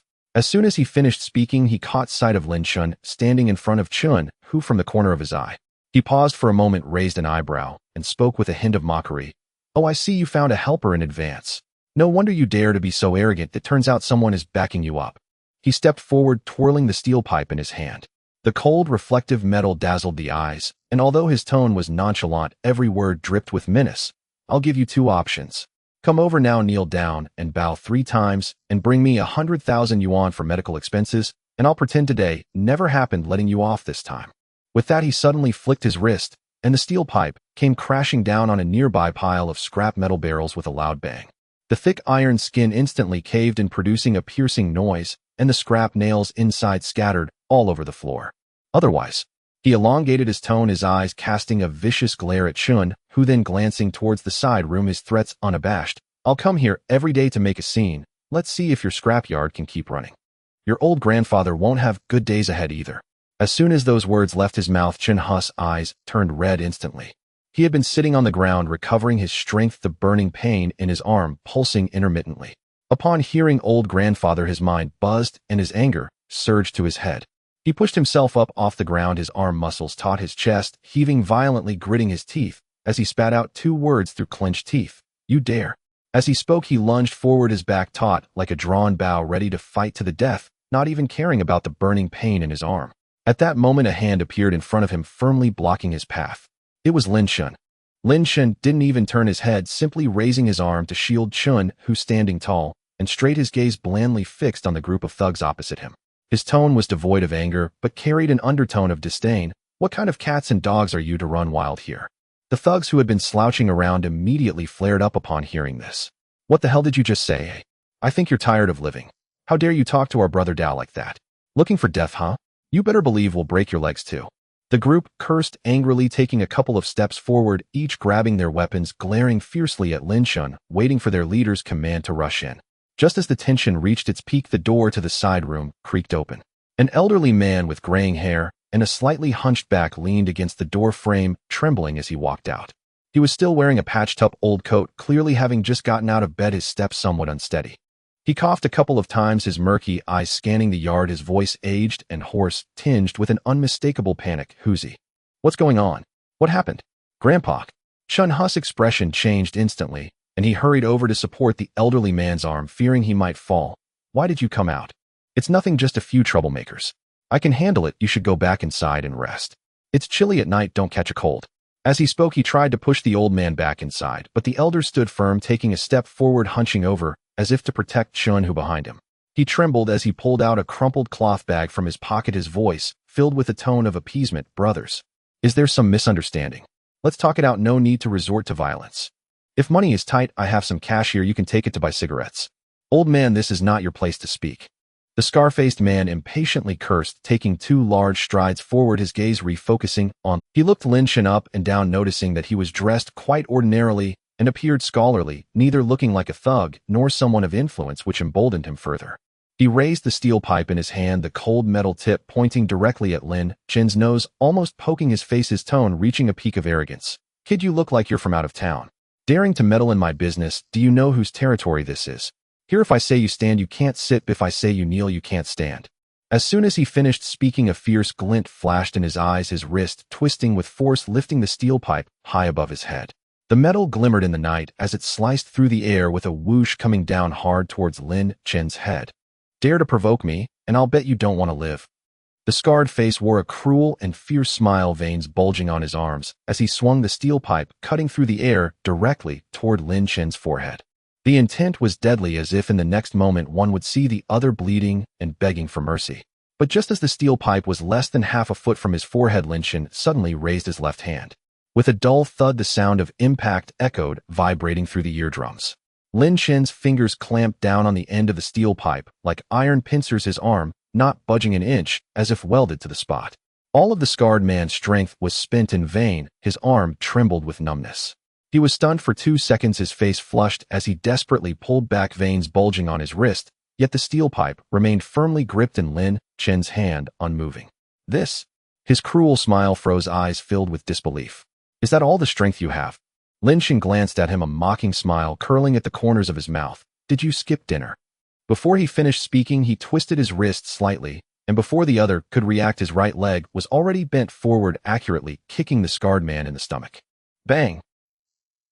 With a muffled sound, the scarred man flew back like a kicked sandbag, arching his body as he soared 3 to 4 meters before crashing heavily into a pile of scrap metal, causing the stacked iron sheets and old barrels to clatter, scattering everywhere. Ugh! He curled up in the scrap heap, clutching his stomach and emitting painful groans, feeling as if his insides had been displaced, gasping in agony, unable to get up for a long time. The 3 little brothers nearby saw this, and their expressions changed instantly. Damn it! How dare you hit our brother Dao? Let's get him. Kill this kid. Right? It's just one of him. Can we 3 not take him down? The 3 shouted to bolster their courage, each grabbing wrenches and short sticks, rushing toward Lin Chen with bloodshot eyes. The 3 surrounded him from 3 directions, their makeshift weapons cutting through the air, targeting vital spots, clearly seasoned street fighters. Lin Chen's expression remained unchanged as he lightly tossed the steel pipe held in his left hand, letting it spin in the air before catching it firmly in his right hand. He slightly lowered his wrist, feeling the weight of the steel pipe, stepping forward without haste. The first little brother with yellow hair rushed in first, raising his wrench to strike Lin Chen's shoulder. Lin Chen sidestepped, easily dodging, and the steel pipe swept outwards, slapping against the opponent's side. Ugh! The yellow-haired one screamed in agony, flying sideways, crashing to the ground, and rolling twice, clutching his waist, curled up in pain, unable to stand. Almost simultaneously, the second little brother swung his stick from the side, and Lin Chen raised the pipe to clang. The sharp sound of metal clashing was deafening. The little brother felt a sharp pain in his palm as the stick nearly flew out of his hand going numb. Before he could recover, Lin Chen had already lifted his leg and kicked him in the knee. Crack! A light sound accompanied by a wretched scream. The man's knee buckled and he collapsed to the ground. Lin Chen reversed his grip on the steel pipe, striking it heavily on the man's back. He let out a muffled groan, face first into the muddy ground, passing out on the spot. The last remaining little brother, seeing this, abruptly halted, fear evident on his face, and turned to flee. Lin Chen's gaze turned icy, his wrist flicking the steel pipe flew out with a whoosh, striking precisely at the bend of the man's leg. Ugh! The man screamed, his leg giving way as he collapsed to the ground, falling awkwardly in the dirt, half a tooth knocked out, blood filling his mouth, groaning and unable to rise. In just a few seconds, all 3 little brothers who had rushed in were down on the ground, groaning, unable to get up. The yard was left with only the sound of the wind blowing through the iron sheets and a few painful moans. Lin Chen slowly walked over, bending down to pick up the fallen steel pipe, weighing it in his hand, before taking measured steps toward the scarred man by the pile of scrap. The scarred man had just regained his composure, clutching his stomach and barely propping himself up. Upon looking up, he saw Lin Chen towering over him. A glance at the 3 little brothers moaning on the ground sent a chill up his spine. But relying on his years in this area and having backing, he forced himself to maintain his composure, spitting a mouthful of blood-tainted saliva, glaring viciously at Lin Chen. Kid, you have guts. How dare you act against me on my turf? Do you know who my big brother is? He gritted his teeth, his tone laced with a strong threat. Let me tell you, Biao Gu is my sworn big brother. If you dare to hit me today, once my big brother arrives, he will definitely make you come in standing and leave lying down. Not just you, but the old and the young, none will escape. As soon as he finished speaking, Lin Chen slowly crouched down. He tilted his head, slightly observing the other's fierce yet timid demeanor. Biao Gu, is it? Someone up there, huh? With a sharp slap, Lin Chen swiftly struck the left side of the scarred man's face. The blow made the man's head jerk violently to the side, instantly reddening half his face. You dare hit me? The scarred man was stunned, covering his face in disbelief. What's wrong with hitting you? Lin Chen replied, casually raising his hand for another slap, this time on the other side of his face. Who said anyone could leave lying down? Slap. Not just the old and the young. Slap. Quite capable, huh? One slap after another, the crisp sounds echoed clearly in the silent yard. The scarred man's face swelled visibly, the swelling spreading from his cheeks to his cheekbones, his mouth corner split open, blood dripping down his chin, even his molars becoming loose. Tui. He opened his mouth, two bloody molars mixed with blood, and spit onto the ground, his face swollen like a pig's head, his eyes squinting into slits. Yet, even so, glancing at the little brothers lying nearby, he still forced himself not to back down. How could he mix in this area after showing weakness in front of his subordinates? Muttering incoherently, his voice strained yet still fierce, "You. Just wait. Biao Gu won't let you off. If you have guts, kill me. Or else I will tear down this broken yard. And kill that old thing." Before he could finish, Lin Chen's gaze suddenly turned cold. He slowly stood up, no longer slapping him, his right hand reaching to his back waist, fingers gripping the cold gun handle, swiftly drawing out a Type 92 pistol. Under the night, the dark gun gleamed with a cold metallic shine. Lin Chen pushed the safety off with his thumb, a crisp sound echoing as the bullet chambered. He leaned slightly forward, the dark muzzle unhesitatingly pressed against the scarred man's forehead. The cold sensation instantly penetrated the skin, racing down the spine, throughout his body.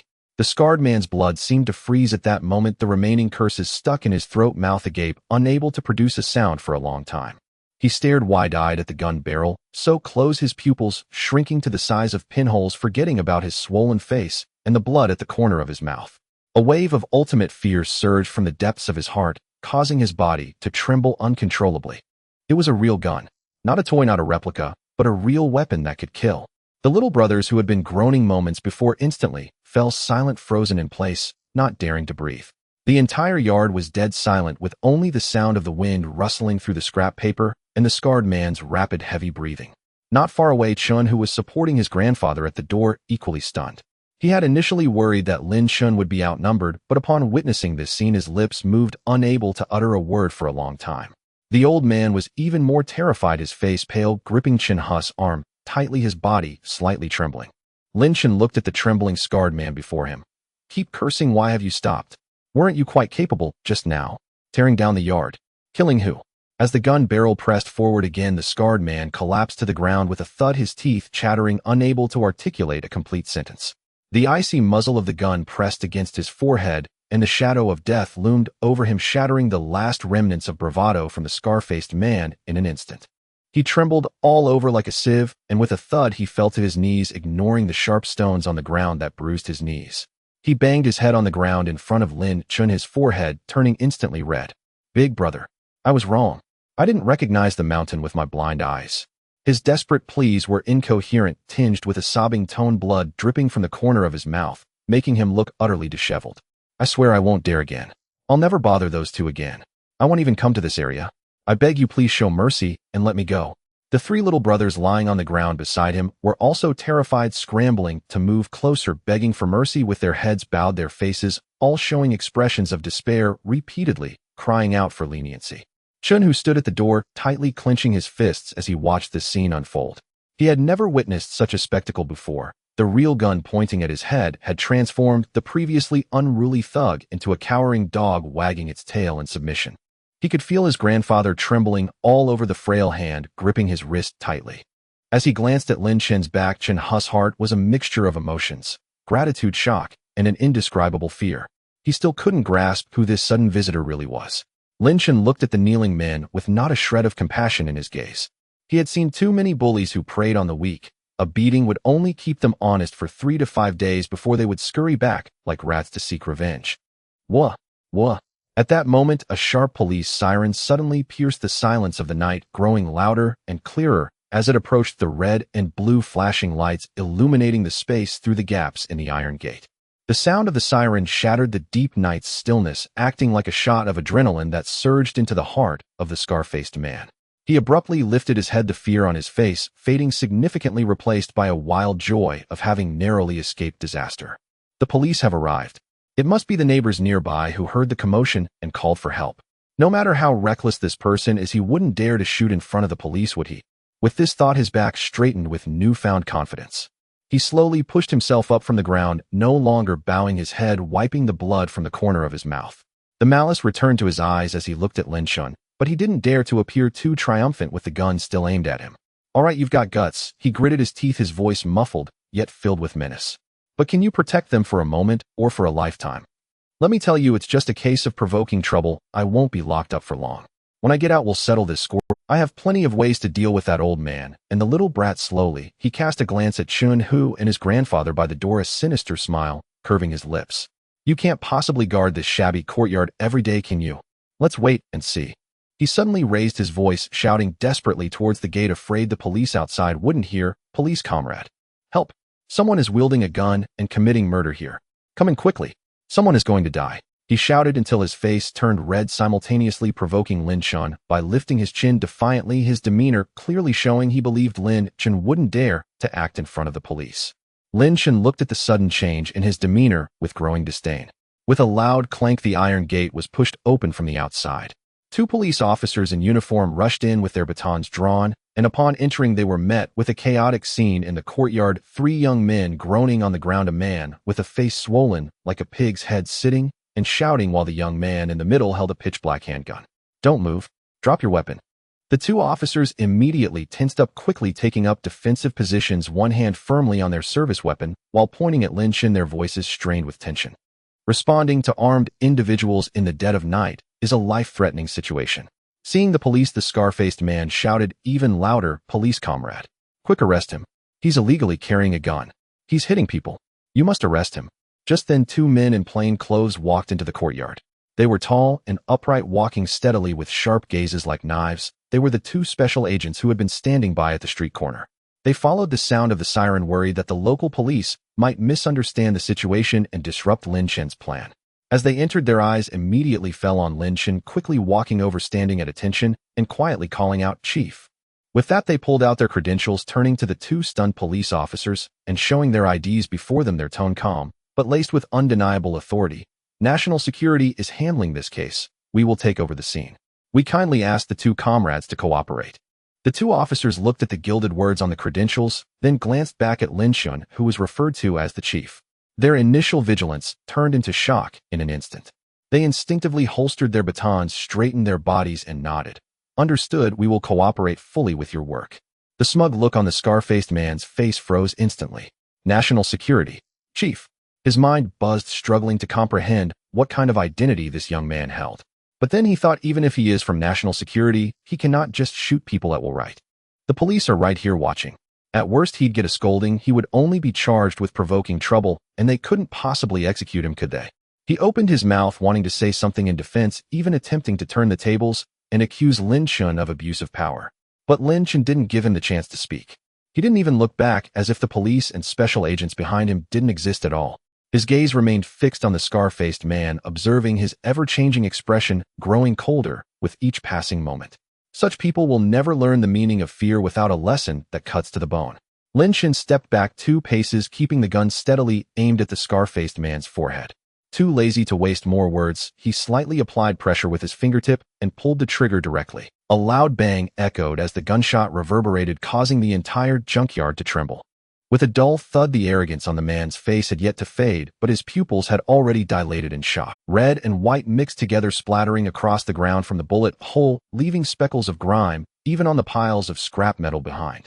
Lin Chen had already taken 2 steps back before pulling the trigger, positioning himself away from the spattered blood. The yard fell into an eerie silence. The cries for help that had been ringing out just moments before ceased abruptly with the gunshot. Chen, who stood at the door supporting his grandfather, frozen like a statue. He opened his mouth, but couldn't make a sound, even holding his breath, instinctively fearful that any noise would draw the attention of that dark gun muzzle. Having lived for 20 years, he had witnessed many fights and seen blood before, but watching someone die right before his eyes, shot in the head, left him in a daze, his mind blank, filled only with a buzzing sound. Beside him, the old man, Chen, trembled in fear, his frail hands gripping his grandson's arm tightly, his lips quivering, unable to utter a single coherent word. If not for Chen Hu's support, he might have collapsed to the ground. The 2 police officers who had just rushed in were also stunned. Who would have thought this young national security leader would shoot without hesitation, executing someone instantly? The 2 exchanged glances, seeing shock and fear reflected in each other's eyes. Though they had been policemen for years and had seen dead bodies, witnessing such a decisive execution in broad daylight was a first.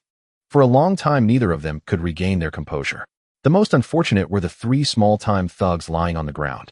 They had initially groaned in fake pain, planning to turn the tables when the police arrived, but after the gunshot, they didn't even dare to make a sound.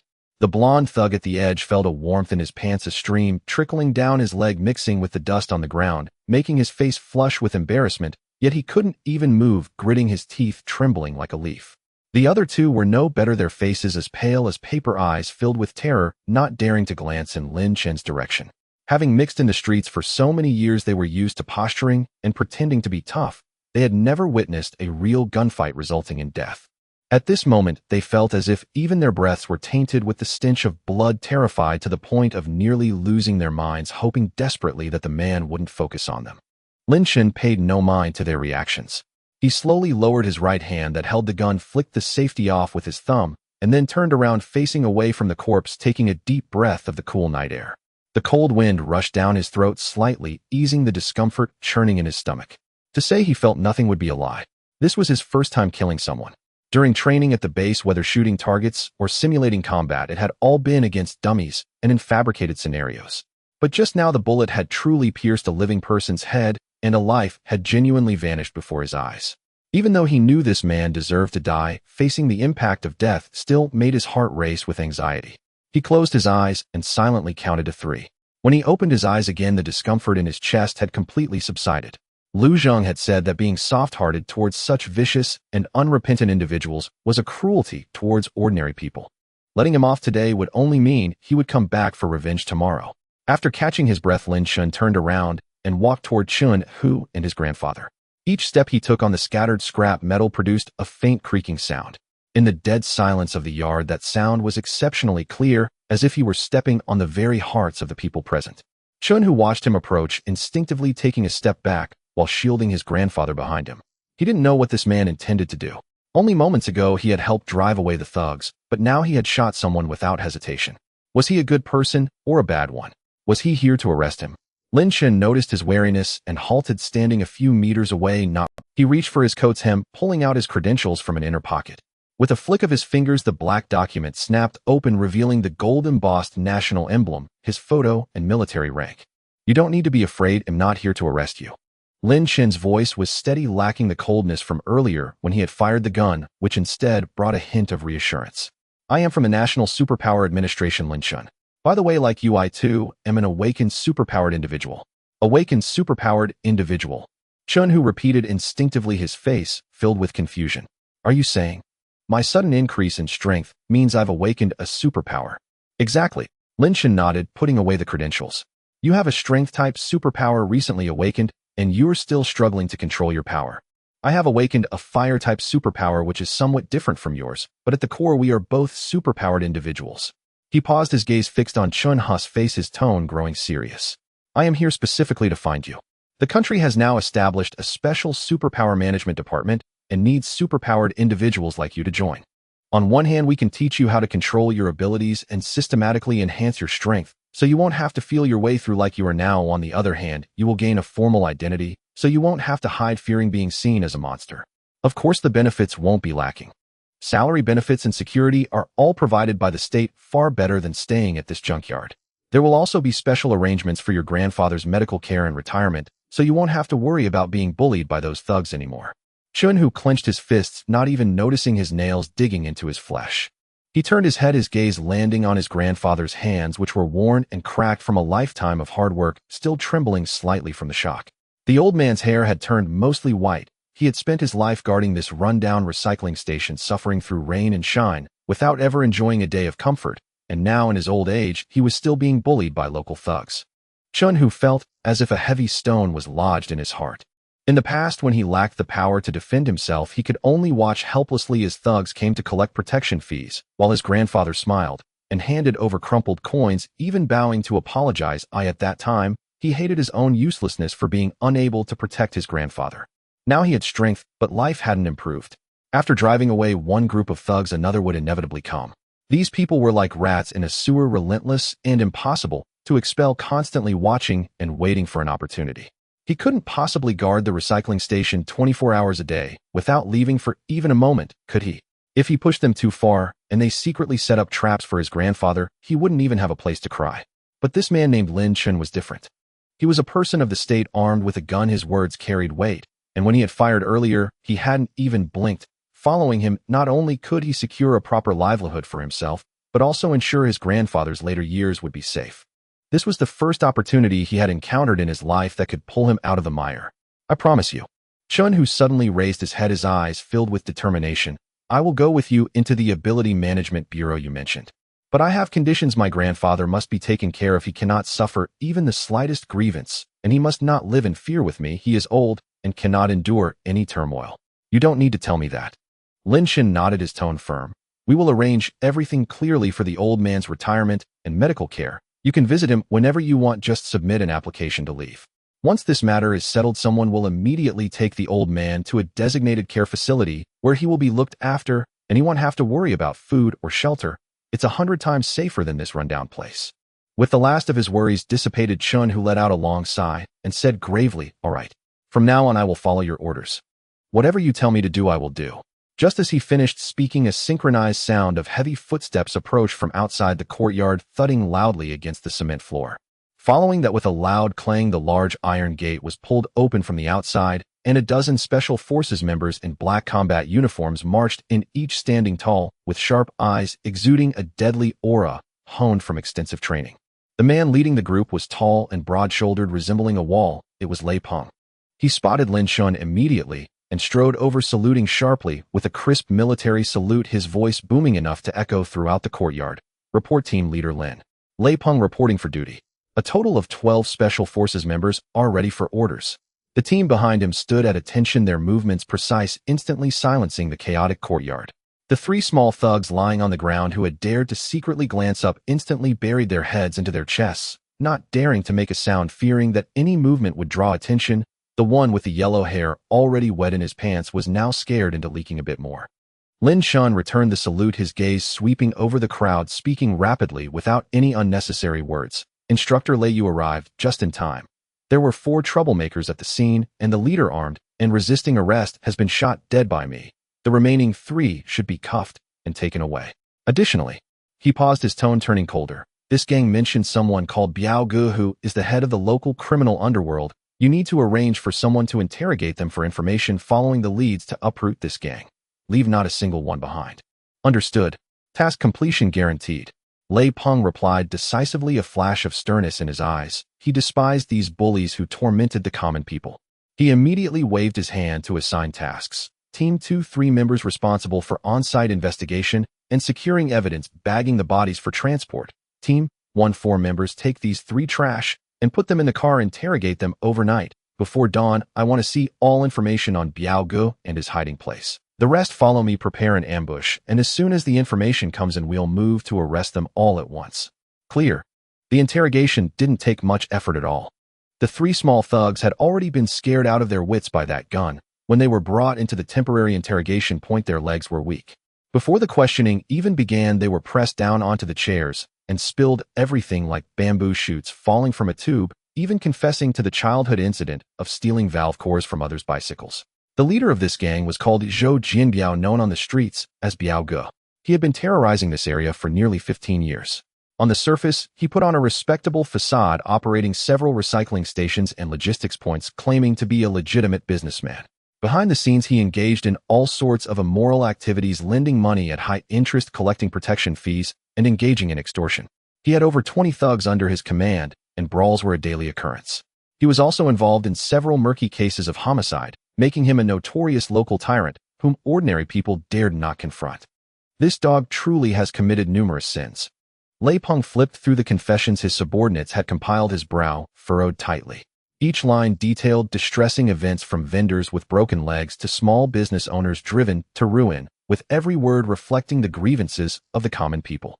He slammed the notebook onto the table without a moment's hesitation, immediately dividing the personnel into 3 groups. Taking advantage of the early morning when this gang was at its most relaxed, they charged towards several of Zhou Jianbiao's hideouts. There was no suspense in the entire operation. At that moment, Zhou Jianbiao was comfortably lounging in a luxurious KTV private room. The music blared loudly, beer bottles littered the floor, and he had a hostess in his arms. A few trusted thugs were gathered around the table, playing games and drinking, the atmosphere thick with smoke and the smell of alcohol wafting even outside the door.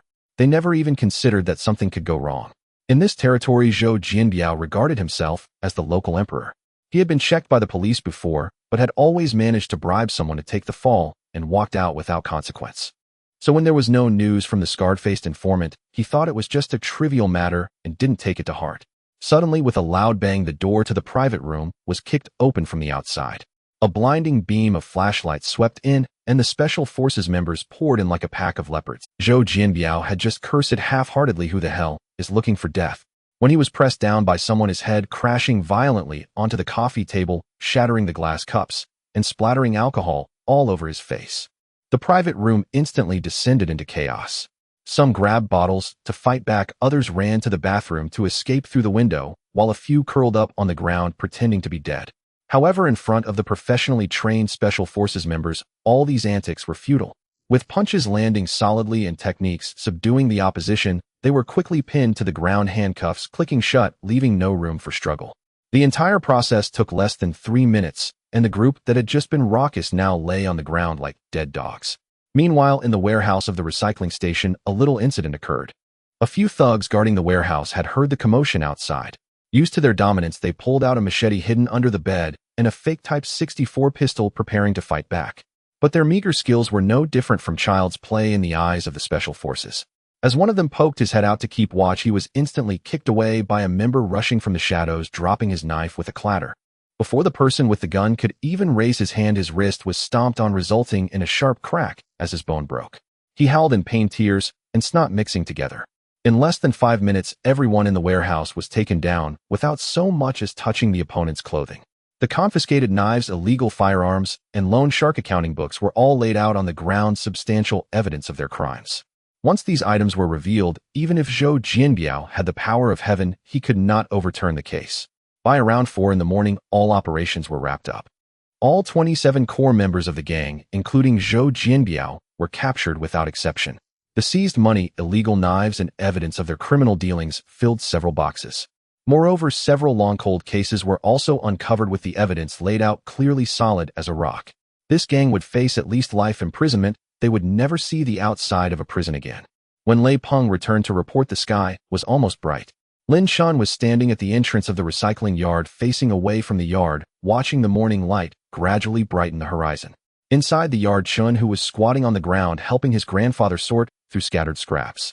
He moved particularly gently, fearing he would damage the old man's belongings. The old man was mumbling, mentioning what could still be sold and what shouldn't be thrown away. Chen, who wasn't annoyed, he occasionally responded, displaying great patience. Lin, it's all taken care of. Lei Peng walked up behind Lin Chen, lowering his voice to report all 27 members of Zhou Jianbiao's gang have been captured without exception. The evidence related to the case has been secured and handed over to the local police and the National Security Branch. The subsequent judicial procedures can proceed. This gang's guilt is undeniable. They will face at least life imprisonment and will not stir up any trouble again. Well done. Lin Chen nodded slightly and asked, has the arrangement for Elder Chen's placement been made? It's already been arranged. Lei Peng replied succinctly, the nursing home in the city has a good environment, is quiet, has dedicated caretakers, and all necessary medical equipment. There will also be someone to keep him company and play chess. A car will come to pick up the old man once it gets light, and his identity information will be reprocessed. No one will be able to disturb him. Lin Chen responded, and said no more, his gaze returning to the yard. He watched as Chun, who carefully helped his grandfather to stand up, brushing off the dust from the old man's pants. Lei Peng followed his gaze and whispered, is this the one who just awakened? A power type ability? Yes. Lin Chen nodded. He has a solid foundation and a good temperament. He knows to protect his family, but he hasn't received proper training yet. His control over his abilities is lacking, and he has strength without knowing how to use it. After we return, pay extra attention to his combat and physical training to help him build a solid foundation. Don't worry, Captain Lin, leave it to me. Lei Peng grinned widely, excitement gleaming in his eyes as he rubbed his fists together. He'll make sure he learns everything clearly. As the sky brightened, the special car for Old Master Chen arrived. The black business vehicle stopped at the entrance of the recycling station, and the driver, along with 2 accompanying staff members, were polite, proactively helping to carry the luggage without Chun, who having to lift a finger. Chun, who busily moved around, carefully packing his grandfather's change of clothes, commonly used medicines, and a few old items that the elderly man couldn't bear to part with, ensuring nothing was left behind. Grandpa, make sure to eat well over there. If you need anything, just give me a call. Chun, who leaned against the car window, repeatedly reminding, they'll come to see you after I settle down, at most within a week. I will definitely go. If you miss me, have the caregiver send me a message. Do you hear? The elderly man grasped his hand, his eyes reddening as he wiped away tears. Just go and do your thing without worrying about me. Listen to your superiors, don't cause trouble, learn well, and don't let their goodwill go to waste. I'll be fine over there, you don't need to worry.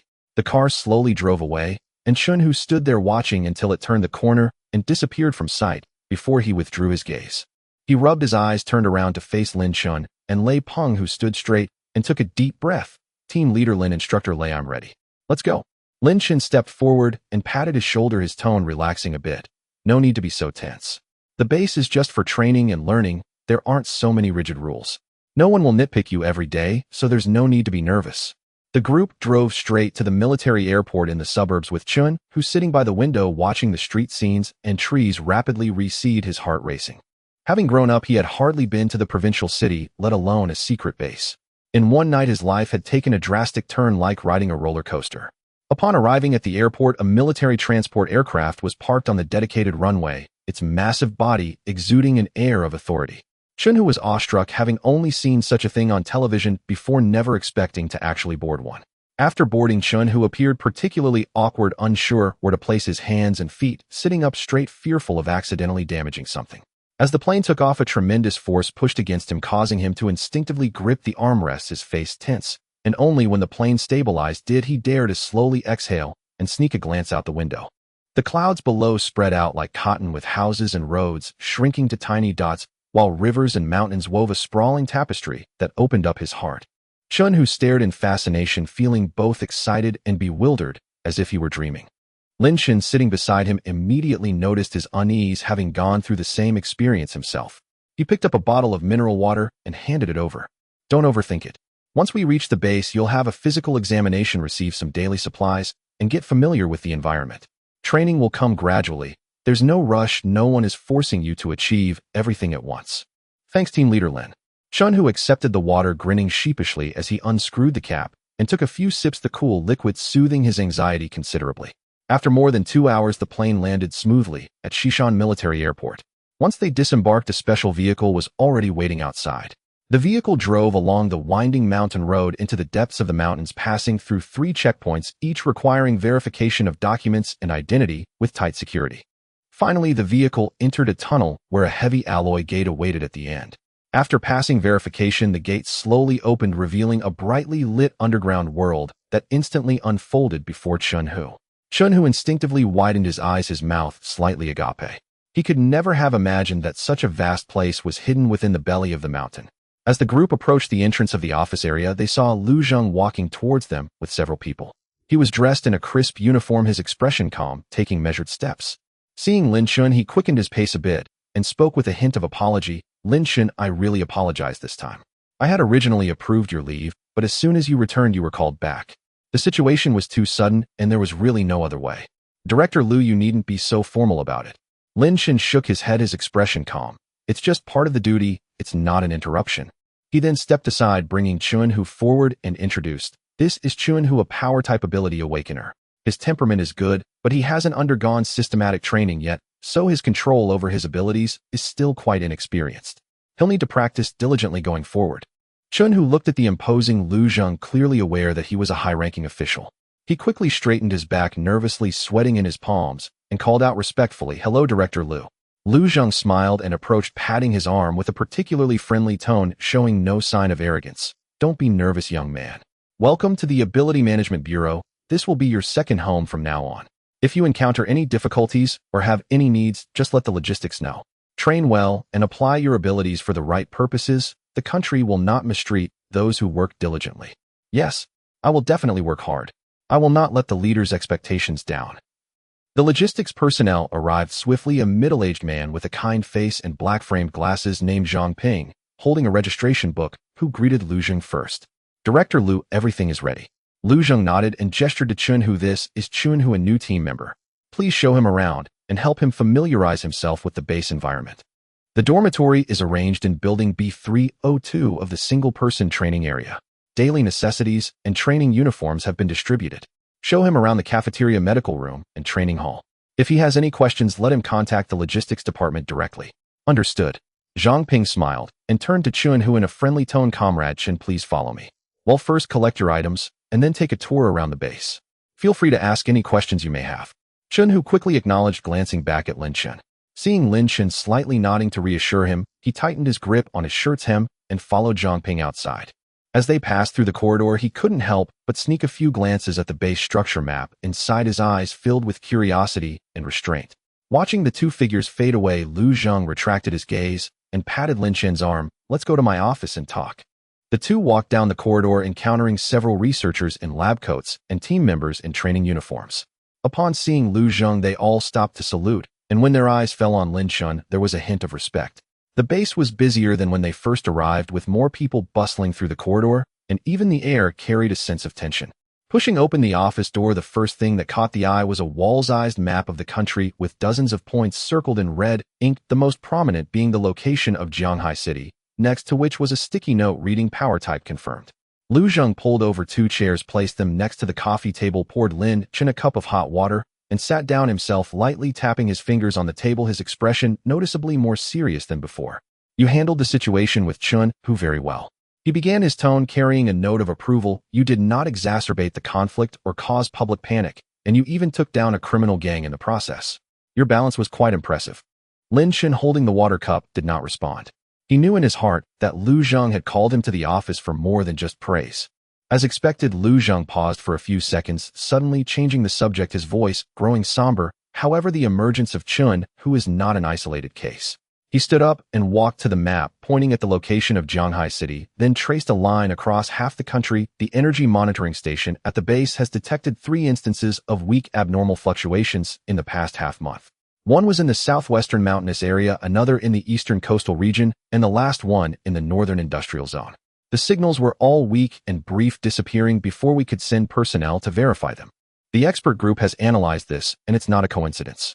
Lu Zheng turned to Lin Chen, his gaze steady. "You are the first officially confirmed awakened individual, and Chen Hu is the second. But this doesn't mean that you two are the only ones in the world, nor does it imply that awakenings occur in a gradual sequence." He continued to put it plainly, "The Earth's environment is likely undergoing some changes that we do not yet understand. In the future, ordinary people with sudden awakenings may emerge in various industries and cities. This is not a matter of if, but when." Lin Chen unconsciously furrowed his brows. He recalled the confusion he felt when he first awakened and had seen Chen, who had great strength but lacked control. Ordinary people suddenly gaining extraordinary power could lead some like Chen Hu to uphold their principles, but it was also likely that some would be overwhelmed by their power. If someone with ill intentions awakens, the consequences would be unimaginable. The government is already making arrangements. Lu Zheng continued, "The Skynet system is undergoing a comprehensive upgrade with a newly added energy fluctuation monitoring module. In the future, significant abnormal responses will basically be detectable." He sighed, his tone carrying a hint of helplessness. "But monitoring is not all-powerful. There are too many places where signal coverage is inadequate, such as deep mountains, deserts, and remote villages. If someone awakens their powers and does not deliberately use them or cause a disturbance, we would have no way of detecting it at all. If someone hides their abilities and engages in illegal activities, by the time we discover it, a disaster may have already occurred. Ordinary citizens have almost no means to resist against those with powers. If a malicious incident occurs, the impact on social order would be devastating. This is not an exaggeration, it is an evident risk." Lin Chen nodded silently, fully aware of the power of abilities.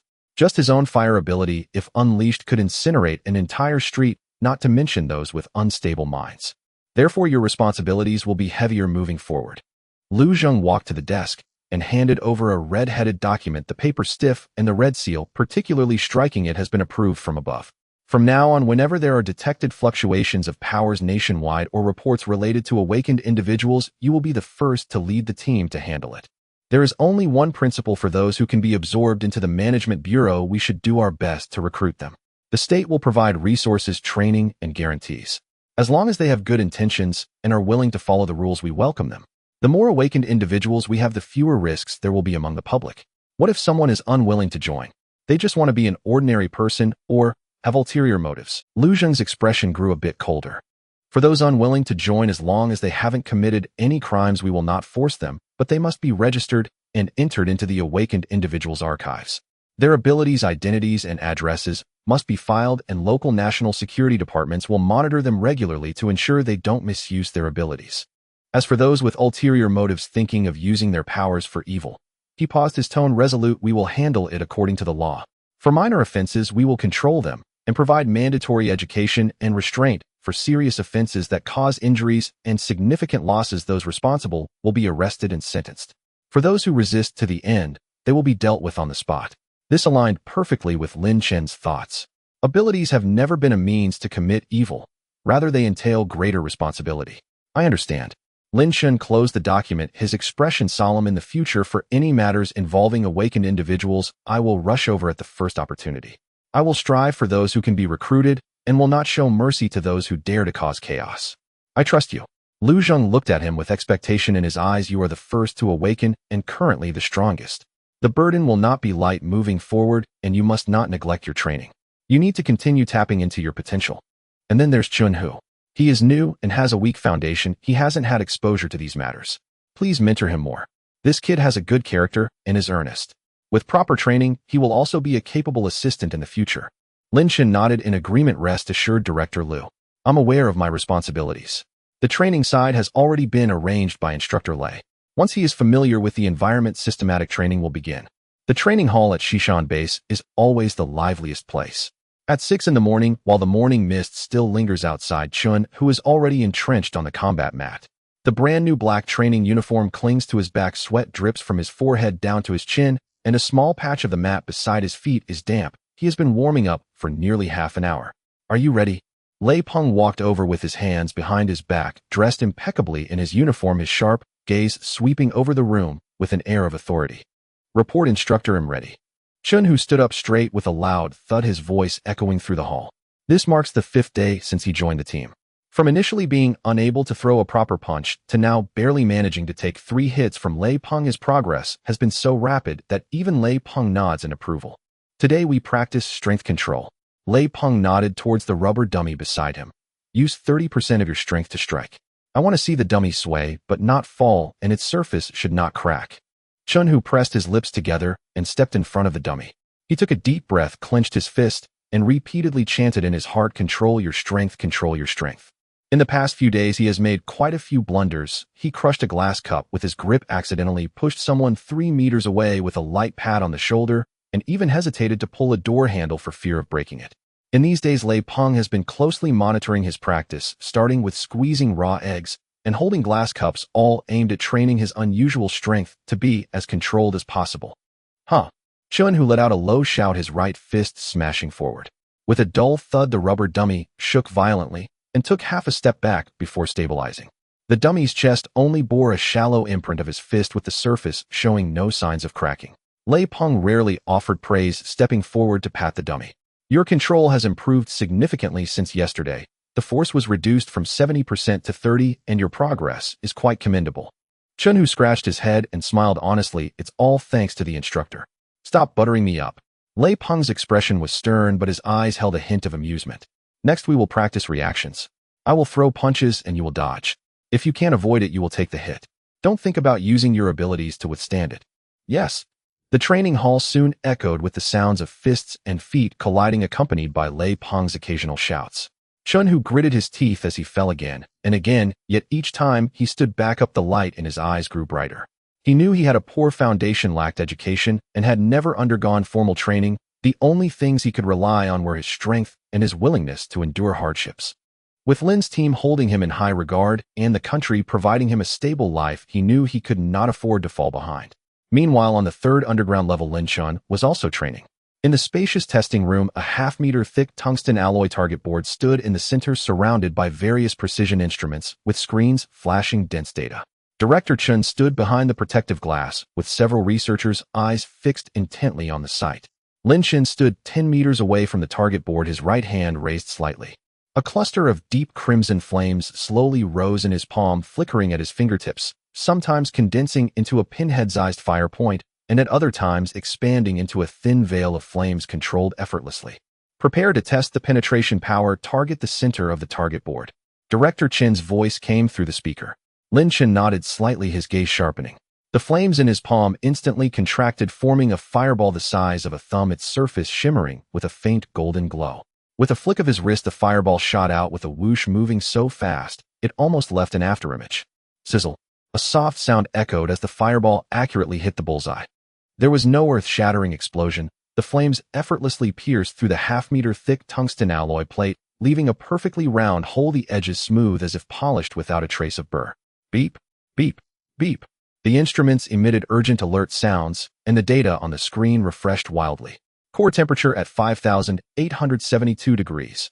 Penetration depth at 0.62 meters. This is a 12 increase from last week, one researcher exclaimed excitedly. The energy conversion rate has also improved. With the same consumption, the power has increased by nearly 20. Director Chen adjusted his glasses, his eyes sparkling with excitement. Good. Excellent. The accuracy is also up to standard with less than a centimeter deviation at 10 meters. This level of control is astounding. Lin Chen retracted his hand, the flames dissipating instantly. He rolled his wrist, feeling the warm energy surging within, and was also quite satisfied. From only being able to create basic flames at first to now being able to condense shape and precisely control the temperature and power, his progress has been remarkable. Lin Chen, shall we try the area suppression again? Director Chen asked tentatively. It's the firewall you mentioned last time. Oh, let's test the coverage and duration. Sure. Lin Chen took 2 steps forward and raised both hands simultaneously. 2 clusters of flames surged from his palms, rapidly spreading along the ground, and within moments formed a firewall 3 meters high and 10 meters wide. The blazing flames acted as a red barrier, dividing the center of the testing room in half, with the temperature stably maintained around 2,000 degrees, neither surging nor extinguishing. Sustained output power is stable. Coverage area at 10.2 meters. The researchers hastily recorded. At the current consumption rate, it can be maintained for 17 minutes, 3 minutes longer than last time. Lin Chen focused his mind, and the firewall instantly retracted back into his palms, vanishing without a trace. The entire process was smooth and clean, without any energy leakage. That's about the limit. Lin Chen walked back to the protective area, taking the water handed to him by the staff. Continuing to practice wouldn't be efficient. I will try the effect of flames on weapons tomorrow. No problem. Director Chen quickly replied. We'll prepare the specially made military knives overnight, made of high-temperature resistant materials. They will definitely withstand your flames. Just then the door to the training hall was pushed open, and Chen, who drenched in sweat, walked in holding a training notebook. Upon seeing Lin Chen, his eyes lit up, and he quickly approached. Instructor Lin, is the training over? Lin Chen glanced at him, noting his fatigue, yet bright eyes, nodding. You seem to be in good shape. Lei instructor has been tough on you, hasn't he? Lei instructor is a great teacher. Chen, who chuckled twice, scratching his head. I just have a lot of strength, but my techniques are still lacking and need more practice. Lin Chen nodded. Just then the door to the testing room was suddenly pushed open in a hurry.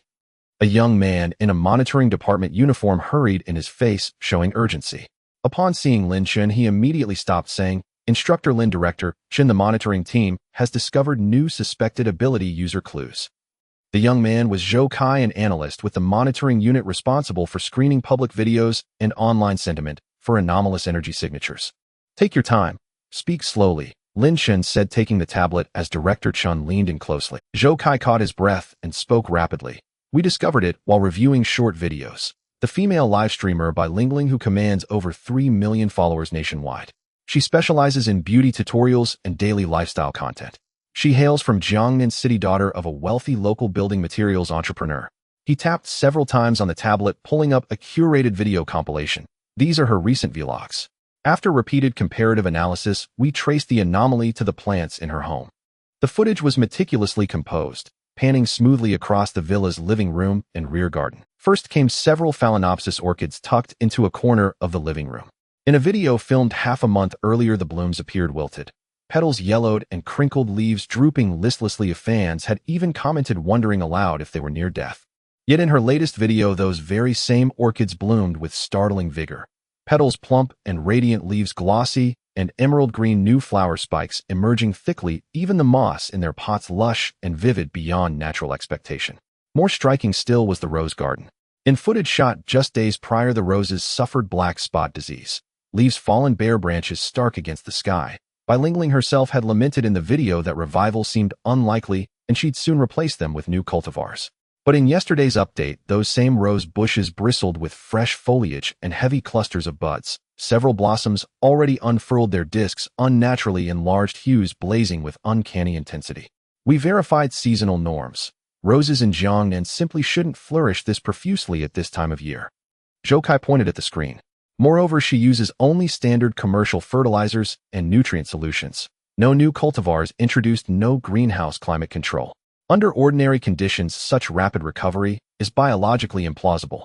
He then opened a grainy fan's hot clip taken at night, filmed through the villa's perimeter fence, revealing a faint ethereal green luminescence shimmering across the garden like moonlight pooled upon leaves, or as though the plants themselves emitted light. This was captured by a jogger at 217 a.m. yesterday. Commenters dismissed it as visual effects or lunar reflection, but our technical division confirmed it isn't optical refraction. It's genuine bioluminescence, emanating directly from the flora. Zhou Kai looked up at Lin Chen, voice steady and certain. Cross-referencing energy signatures, we assess a 70% probability that Bai Lingling has awakened an anomalous ability, most likely plant-based. She may not yet recognize it herself, or may not yet comprehend its nature. Director Chen scrutinized the footage repeatedly, stroking his chin thoughtfully. Plausible. Newly awakened individuals often unconsciously leak energy, causing abnormal botanical revitalization and faint bioluminescence. That aligns perfectly with early-stage plant affinity. Lin Chen scrolled through Bai Lingling's dossier on the tablet. Bai Lingling, 24, native of Jiangnan City, father owner of a construction materials enterprise, upbringing affluent and sheltered.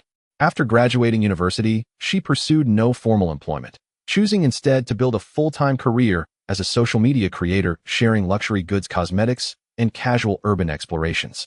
Her public reputation remained unblemished, no scandals, no known enmities. In essence, a privileged heiress posing no apparent security risk. Has her address been confirmed? Lin Chen asked, lifting his gaze. Confirmed, Guanlan Villa, Qingxiu District, Jiangnan City. A standalone residence occupied solely by her 2 domestic staff and a horticulturist. Her parents frequently travel abroad for business. Zhou Kai responded instantly. Local operatives have been alerted and are already establishing perimeter surveillance, awaiting our final directive. Lin Chen paused, then issued his decision without hesitation. Notify Field Team 1. Assemble at Summit Airfield in 10 minutes. Prepare 2 Z-20 helicopters for immediate deployment to Jiangnan City. His tone was brisk, precise. Maintain strict observation. Do not approach the villa, do not alert the subject. Secure all access points and confirm she remains on site. Yes, sir. Zhou Kai snapped to attention and hurried off to relay orders. Chun, who stood nearby, eyes alight with excitement. As Lin Chen finished briefing, he edged forward half a step. Captain Lin, I mean no trouble, but may I accompany the team? I'd truly like to witness this firsthand, and I swear I'll cause no disruption. Freshly assigned to the unit, he hadn't yet participated in any official operation, his nerves taut with anticipation. Lin Chen glanced at him. All training modules completed. Completed, all certified by Instructor Lei. Chun, who puffed out his chest proudly. Very well. Come along and see how the world truly works. Lin Chen nodded. She's likely just a newly awakened girl. No hostile intent anticipated. Our mission is identification and assessment. Recruit if possible, if not register and document. Once on site, no unsanctioned speech, no unsanctioned action. Yes, sir. Thank you, Captain Lin. Chun, who beamed his grin warm and earnest. Yet beneath his calm exterior, Lin Chen remained vigilant. Anomalous abilities defied categorization, unpredictable, mercurial, and infinitely varied. Caution was not prudence, it was protocol. 10 minutes later at the base's helipad, 2 matte green Z-20 helicopters stood ready, rotors humming low and deep as they spooled up. 8 fully equipped Field Team 1 operatives stood rigidly beside the aircraft, each honed from elite special forces posture, erect gaze sharp and unblinking. Lin Chen approached swiftly, civilian attire concealing a sidearm, an anomalous energy detector secured in his coat pocket. His bearing cool, efficient, and unwavering. Is everyone present? His eyes swept the formation. Sir, Field Team 1, 8 personnel accounted for, fully mission ready. The team leader barked back instantly. Board. Lin Chen ascended first, Yi Chun, who followed close behind. The cabin door sealed shut. Rotor speed surged. Lifting force surged upward, wrenching the aircraft from the tarmac. Twin helicopters pivoted sharply, vanishing into the cloud-draped horizon toward Jiangnan City. Lin Chen settled by the window, scrolling silently through Bai Lingling's dossier on the tablet, his fingertips tapping rhythmically against the glass. Plant affinity ability. Wealthy background. No exposure to underground networks. Clean record. A cooperative candidate. By all indications readily persuadable. Captain Lin. Will arrive in 40 minutes, the field commander murmured, stepping near. Our observers report Bai Lingling remains inside the villa. Afternoon tea scheduled with a friend, no other engagements. Understood. Lin Chen stowed the tablet and gazed out the window. Inform them upon arrival. Proceed directly to perimeter positions. Observe, do not initiate contact. Yes, sir. At 3:30 in the afternoon, two helicopters steadily landed at the temporary military takeoff and landing point outside Jiangnan City. The whirring of the rotors stirred up a scorching wind that swept across the ground, sending grass clippings mixed with dust flying. As Lin Chen jumped out of the cabin, he instinctively squinted his eyes. The hot wind carrying the fresh scent of grass invaded his nostrils, and he could feel the heat radiating from the sun-baked concrete ground through the soles of his shoes. Two black SUVs were already parked nearby. The driver quickly stepped down and saluted sharply, saying, "Team leader Lin, the vehicles are ready. The local comrades have set up hidden sentries around the villa. Thank you for your hard work." Lin Chen nodded and, turning around, called for his team to get in quickly. He sat in the passenger seat and fastened his seatbelt, saying, "We'll split into two vehicles. Team 1 will follow me in the lead car, and Team 2 will bring up the rear. Keep communication open, you do not lose the signal." "Understood." Chun, who followed Lin Chen into the first car. As soon as he settled in, he couldn't help but lean against the window to look outside. The roads of Jiangnan City were lined with lush camphor trees, and the streets were clean and elegant, a stark contrast to the solemnity of the Xishan base. After more than 20 minutes of driving, as they neared the Guanlan Villa area, Chun, who suddenly exclaimed, holding his phone up to Lin Chen, "Team leader Lin, look. Bilingling is live streaming." Lin Chen turned his head upon hearing this, his gaze falling on the phone screen. On the screen was a beautifully maintained back garden. Bilingling, dressed in a cream-colored dress, was squatting beside a cluster of roses, leisurely watering the flowers with a small watering can. The camera captured her profile, her makeup exquisite, with a sweet smile, as she occasionally looked up to interact with the comments scrolling by. The number of online viewers in the upper right corner surged quickly, already reaching 16,000, with comments flooding the screen. "The flowers look gorgeous today, Lingling. They seem even more vibrant than last time. Please share your flower care tutorial. My roses are almost dead, QAQ. This young lady's home must be incredibly wealthy. Her garden is bigger than my house." Bilingling noticed the comments and shook her watering can with a smile. "There's no tutorial. Ooh, I just water them casually.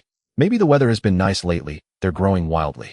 It's strange though, they were sickly before, but now they're suddenly thriving." As she spoke, she gently touched one of the rose petals beside her. Just that moment made Lin Chen's gaze sharpen slightly. The camera blurred, and no one in the comments noticed, but he could see clearly that the petal seemed to have a mind of its own, slightly leaning towards her fingertips, as if brushing against her fingers. "It's more pronounced than expected," Lin Chen thought to himself, then instructed Chun, who keep an eye on her for any other unusual actions, and don't miss any details. "Got it." Chun, who nodded, immediately staring intently at the live stream, with the focused look of a... After another 5 minutes, the cars slowly approached the main entrance of the Guanlan Villa. As the security guard was about to step forward to stop the car for questioning, the driver lowered the window, briefly showing his badge, moving so quickly that others couldn't see the details. "Official business, please cooperate." Upon seeing the badge, the security guard's heart skipped a beat, and he dared not ask another question. He quickly pressed the remote to open the barrier and stood at attention, saluting, "You may enter. Do you need our assistance?" "No need. Just keep an eye on the entrance. Don't let unrelated personnel in to disturb us." The driver said this as he pressed the accelerator and drove in.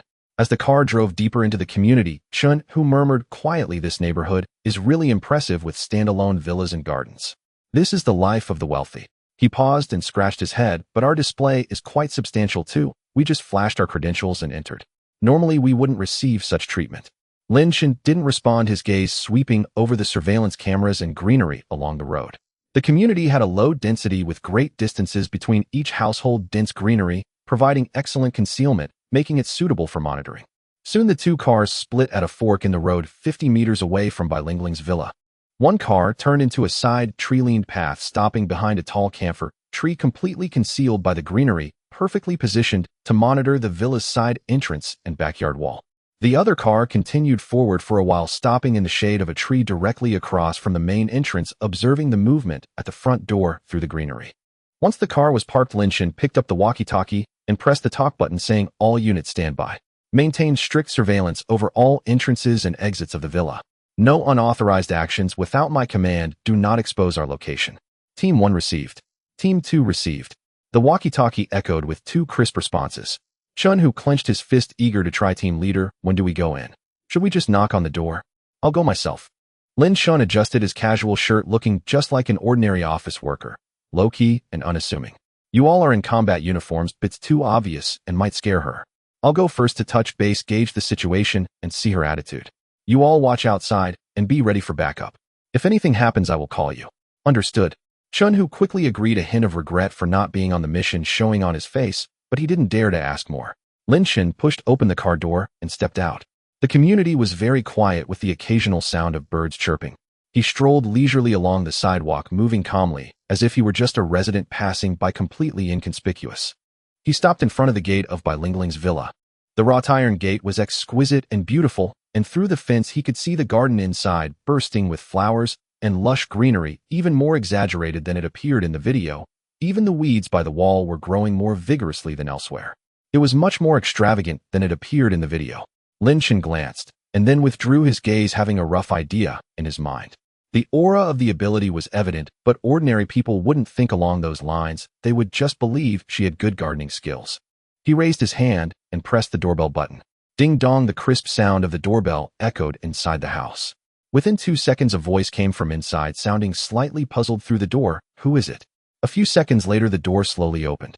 Standing at the entrance was a middle-aged woman in her 40s, dressed in a clean navy blue housekeeper uniform, her hair neatly styled.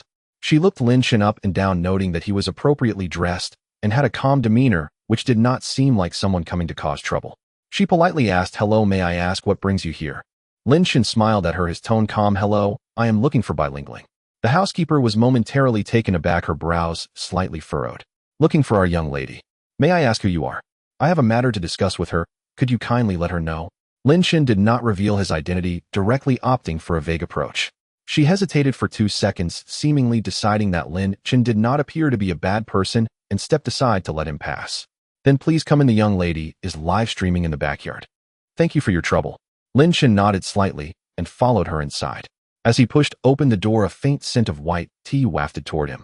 Lin Chen instinctively glanced at the layout of the living room. Tall floor-to-ceiling windows allowed the afternoon sunlight to pour in, while a light gray leather sofa was paired with a wooden coffee table. Several stylized landscape paintings adorned the walls, complemented by uniquely shaped ceramic ornaments, creating a comfortable ambience without overwhelming luxury. He couldn't help but murmur inwardly, the aesthetic is quite nice. Without pausing his steps, he followed the housekeeper deeper into the house. Along the way, several potted plants were arranged on the shelves, with glossy new leaves sprouting from the monstera, while the trailing pothos hung down from the shelves. Even the notoriously difficult Carrefour lotus lantern had several buds, each pot thriving. As they approached the glass sliding door to the backyard, the housekeeper stopped and softly called inside, "Miss, someone is looking for you." In the garden, Bai Lingling was squatting by a bush of roses, holding a small gardening trowel, having just demonstrated to her fans how to prune dead branches. She had her back to the entrance, with her phone holder positioned nearby, the camera aimed at the blooming flowers throughout. Hearing the voice, she did not turn around, continuing her task with a smile, as she responded, Man, why are you so late? You're already 10 minutes late for our afternoon tea." While chattering, she slowly stood up, brushing off the grass clippings from her linen dress, and turned around leisurely. Lin Chen happened to arrive at the doorway, and their eyes met. Bai Lingling's smile abruptly froze, her expression clearly showing confusion, as she obviously searched her memory, but could not recall knowing this person. Lin Chen was also assessing her. In person, she appeared even more delicate than in the video. Her skin was very fair, and her eyes were curved with the unique gentleness of a Jiangnan girl. Her slightly curled long hair fell loosely over her shoulders, the tips brushing against her shoulder, while her off-white dress accentuated her clean and soft appearance. She was indeed more beautiful than in the video, Lin Chen thought to himself. Bai Lingling took 2 steps forward, standing by the flowers, tilting her head slightly, her tone carrying a hint of confusion. "Hello, may I ask what you need from me?" "I don't think I know you." The housekeeper, perceptive as ever, noticed that the two were engaged in conversation, and quietly retreated, closing the glass sliding door behind her and leaving the space for the two. Lin Chen took half a step forward, standing at the entrance to the garden. "Hello, my name is Lin Chen. I have something I would like to discuss with you privately. If it's convenient, could you please turn off the live stream first?" Hearing Lin Chen's words, Bai Lingling was momentarily stunned, blinking her eyes, unable to react. She lowered her head to glance at the scrolling barrage, then looked up at Lin Chen, seeing his serious expression that didn't seem like a joke. She nodded. Okay, just a moment." Turning around, she bent down towards the phone camera, her tone returning to the usual softness. "Hold on a moment, darling. Something urgent has come up at home. I need to pause the live stream for a bit, and we'll be back to chat with everyone later." Instantly, a flurry of question marks filled the barrage, with some teasing if a handsome guy had shown up. Bai Lingling smiled and waved her hand, not saying more, her fingertip tapping the screen to directly close the live stream. The surroundings fell silent, with only the sound of the wind rustling through the leaves. Bilingualing straightened up, brushing off the tiny flower petals on her hands, and looked at Lin Chen. All right, the live stream is off. You can go ahead and say whatever you need to now. Lin Chen stepped forward, standing a few steps away from her, his tone steady. Hello, I am from the National Superpower Management Bureau. Before he could finish, Bilingualing's eyes widened in surprise, instinctively interrupting him. Wait. The Superpower Management Bureau. Her eyes were filled with disbelief as she leaned forward slightly, her voice rising. You mean the Superpower Management Bureau? Is it the kind that manages superpowers? You're not joking with me, right? She usually enjoyed reading sci-fi novels and watching shows about superpowers, often imagining whether such mysterious departments existed in reality, but hearing those 3 words from a stranger was still a shock that left her a bit dazed. Lin Chen looked at her sparkling eyes, finding it somewhat amusing. Yes, it's exactly the kind you're thinking of. Superpowers are real, and the National Superpower Management Bureau is the official department responsible for matters related to superpowered individuals.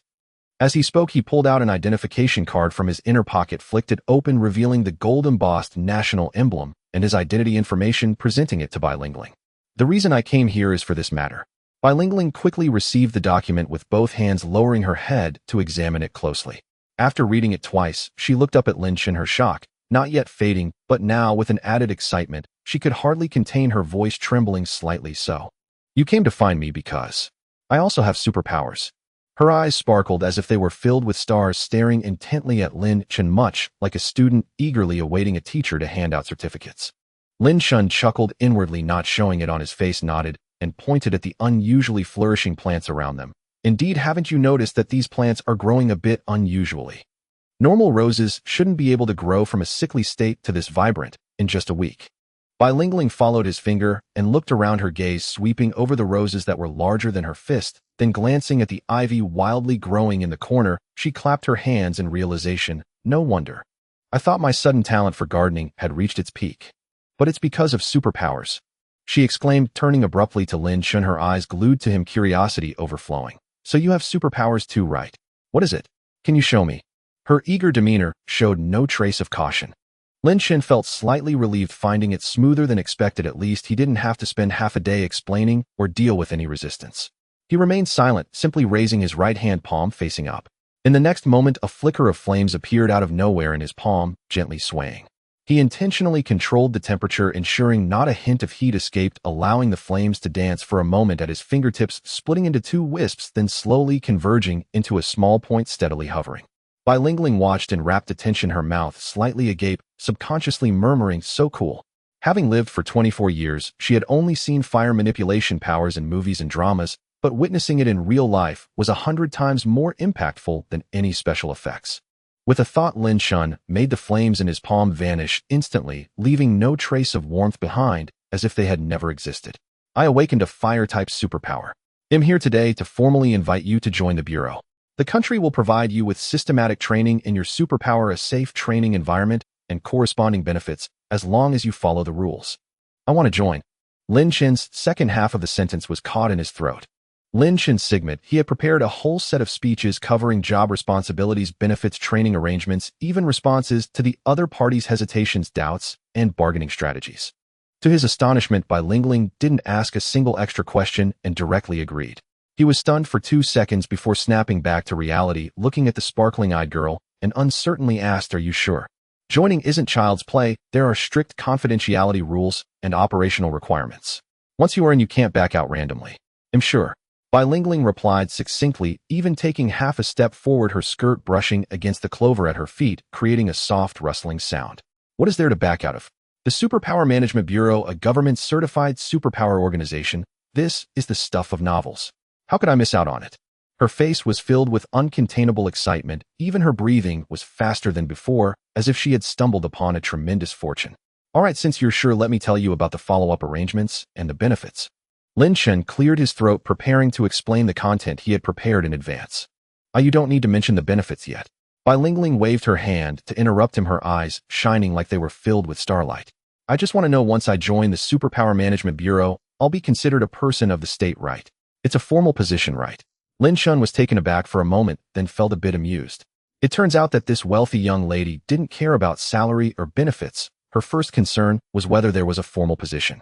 Indeed, her family didn't lack money. They had luxury cars and villas, which made her more concerned about having a public identity. He silently complained in his heart, it's still a big family. Having money gives one the freedom to be capricious. On the surface, however, he maintained a serious tone, that's right. Once you officially join, you will be an employee of the National Superpower Management Bureau, directly supervised by the central government, with your identity information filed and archived. You will be a legitimate government employee. That's great. Bilingual instantly broke into a smile, her eyes curving into crescent moons as she clapped her hands, her tone light. I told you an official organization must have a formal position. So when do I report? I can be available anytime. There's no need to rush. Take 3 days to handle your personal matters, make arrangements for your live streaming account and family affairs. In 3 days, our comrades will come to pick you up and take you directly to the base to report. Once you arrive at the base, someone will conduct a comprehensive superpower assessment to determine your ability limit. He added, his tone becoming more serious. By the way, you must not leak even a word about the superpowers, including to your parents. The confidentiality regulations are a red line. If there are any issues, you will be held accountable. No problem. 3 days is plenty of time. Bilingual readily agreed, already starting to think about how to come up with a reason for her parents, and also planning to temporarily halt her live streaming account. After discussing the serious matters, Lin Chen didn't linger. He reminded her once more about the confidentiality regulations before standing up to take his leave. Bilingual saw him off to the gate of the villa, waving her hand excitedly. Brother Lin, see you in 3 days. You have to teach me how to practice superpowers then. Oh, I want to be as cool as you when I show off. Lin Chen paused for a moment, looking back at her. This girl changed her tone quickly, as she had been polite just a moment ago, and now she was already calling him Brother Lin. He didn't correct her, merely nodded slightly, his tone softening. See you at the base. As he walked out the door, Lin Chen still hadn't fully come to his senses. He strolled leisurely along the path to where he parked the car. Before this mission, he had prepared several contingency plans, anticipating that the other party might be wary, hesitant, or propose various conditions, and even prepared to spend a lot of effort persuading. In the end, the whole process took less than 10 minutes, and the other party agreed decisively, making it so smooth that he felt a bit unreal. Now that's a straightforward person. Lin Chen muttered softly, a smile involuntarily curling at the corners of his mouth. This mission was far easier than he had anticipated. Arriving at the car, he opened the door and sat inside. The few people in the back seat instantly turned to look at him, with Chun, who stretching his neck the longest. The others noticed that Lin Chen's expression was somewhat subtle, not exactly the ease of a successful negotiation, nor the heaviness of a failed one, but rather tinged with a hint of disbelief. Oh no, it couldn't be that the negotiation fell through, right? That wealthy young lady has a comfortable life and doesn't want to take this risk. Chun, who being impulsive couldn't hold back his words, and immediately asked Team Leader Lin, how did it go? Is that bilingual? Not willing to join. Lin Chen turned his head, noticing a whole vehicle of people staring at him, their faces filled with tension and apprehension. Suddenly, he let out a chuckle.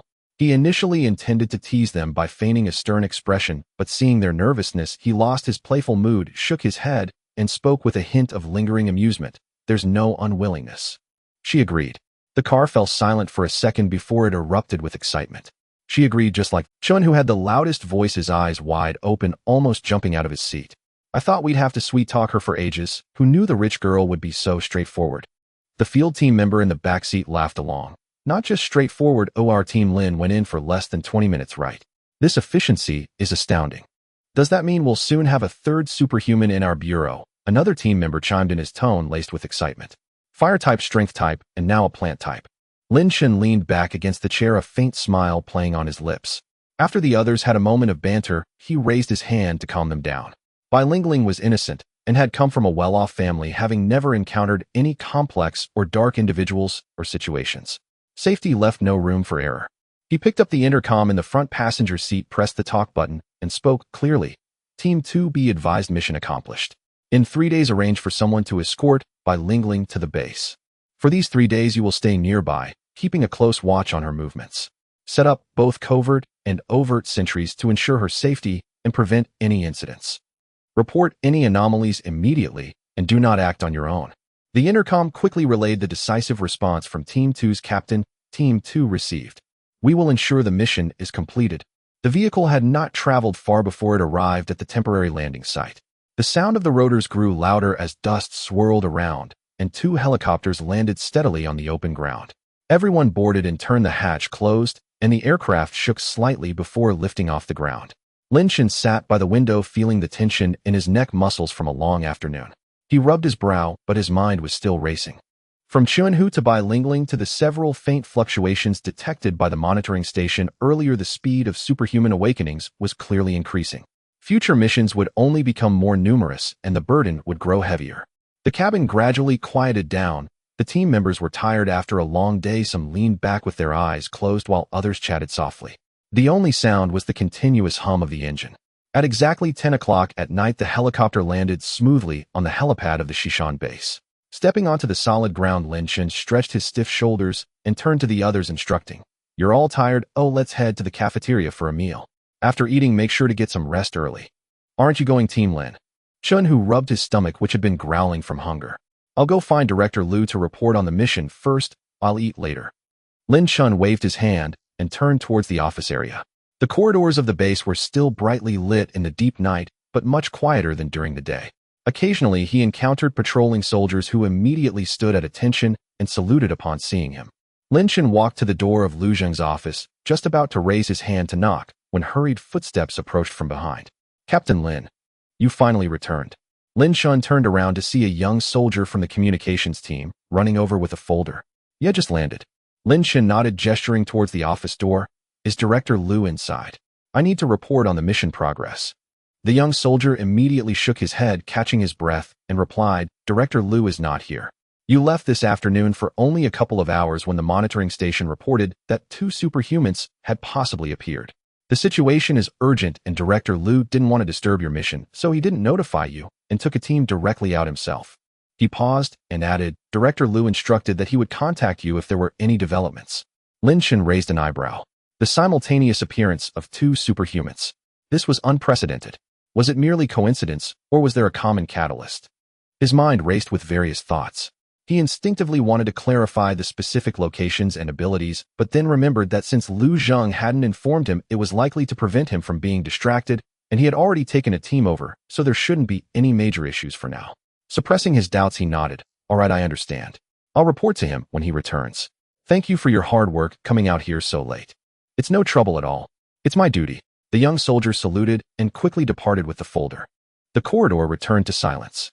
Lin Chen stood in place for a couple of seconds, ultimately repressing the urge to check the monitoring station and turned towards the cafeteria. After a busy day, he was indeed starving, and even the biggest matters should be addressed after filling his... Just as he turned with his meal tray in hand, he spotted Chun, who at a nearby table devouring his food with his cheeks stuffed full, a bit of grease around his mouth, eating with great enthusiasm. He shook his head, walked over, pulled out the chair opposite him, and tapped the table. "Can you eat a bit more gracefully? You look like you haven't eaten in days." Chunhu looked up, still chewing on braised pork, and mumbled, "You finally made it, Team Lin. Hey, it was such a rush for today's mission, I was already starving." He swallowed and shoveled another big mouthful of rice, murmuring, "The cafeteria food is so good. This braised pork is more flavorful than what they serve back in my hometown, rich, but not greasy." Lin Chen picked up his chopsticks, grabbed a piece of green vegetable, and couldn't help but chuckle at his ravenous state. "Eat slowly, no one's going to steal it from you. By the way, after you finish eating, go back and rest early. Tomorrow Instructor Lei will probably make you practice more, don't oversleep then." "Don't worry, Team Lin. I'm in great shape."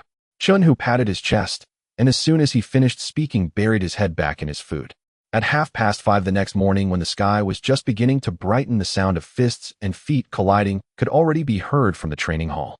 Lin Chen withdrew his punch sidestep to evade Chun Hu's heavy blow and casually pushed him lightly on the shoulder. Chun, who already off balance, stumbled back 2 steps before steadying himself, scratching his head with a cheeky grin. "Captain Lin, your skills are too slick. I can't even touch the hem of your clothes when I go all out. Stop chatting, let's go again." Lin Chen beckoned with his fingers, his gaze urging.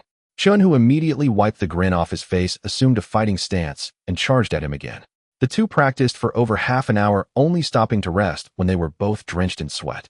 Chun, who downed most of a bottle of mineral water, wiped his mouth and casually asked, "Captain Lin, has Director Liu not returned from his mission yesterday? I passed by the office building this morning and saw that the light in his office was off. He should still be dealing with matters over there." Lin Chen wiped his sweat with a towel.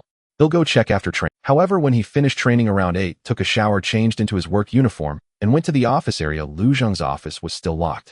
Lin Chen didn't wait much longer. After all, the report wasn't urgent. He turned and headed straight back to the training hall, taking advantage of the absence of distractions to dive into the testing room for additional practice, only stopping when the cafeteria opened for lunch.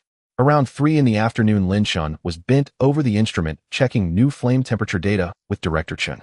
Just as he made a note on the recording sheet, hurried footsteps echoed from the entrance. A soldier from the communications team peeked in and shouted, "Captain Lin, Director Liu is back. He just got to the office and asked me to call you over saying there's something urgent for you." "All right, I'm on my way." Lin Chen greeted Director Chen, set down the recording sheet, and walked out. He quickened his pace, feeling relieved. It seemed that things were handled smoothly. Arriving at Lu Zheng's office, the door was not tightly shut, and he could faintly hear voices inside. Lin Chen knocked twice, and Lu Zheng's voice came from within. "Come in." He pushed the door open and immediately saw Lu Zheng behind the desk. Dressed in a work uniform with a bit of dust on it, his eyes showing a faint shade of dark blue, it was clear he had rushed back without rest, yet his gaze remained sharp and showed no signs of fatigue. Behind Lu Zheng stood a young man whom Lin Chen did not recognize. The man looked to be in his early 20s, tall and slim, wearing a simple black t-shirt and jeans that were slightly worn at the knees. "Director Liu," Lin Chen first saluted Lu Zheng, then glanced at the young man without asking too much. "Sit down." Lu Zheng gestured to the chair opposite him and got straight to the point. "How's the situation in Jiangnan City? Have you handled the bilingual case?" "It's taken care of," Lin Chen replied as he sat down.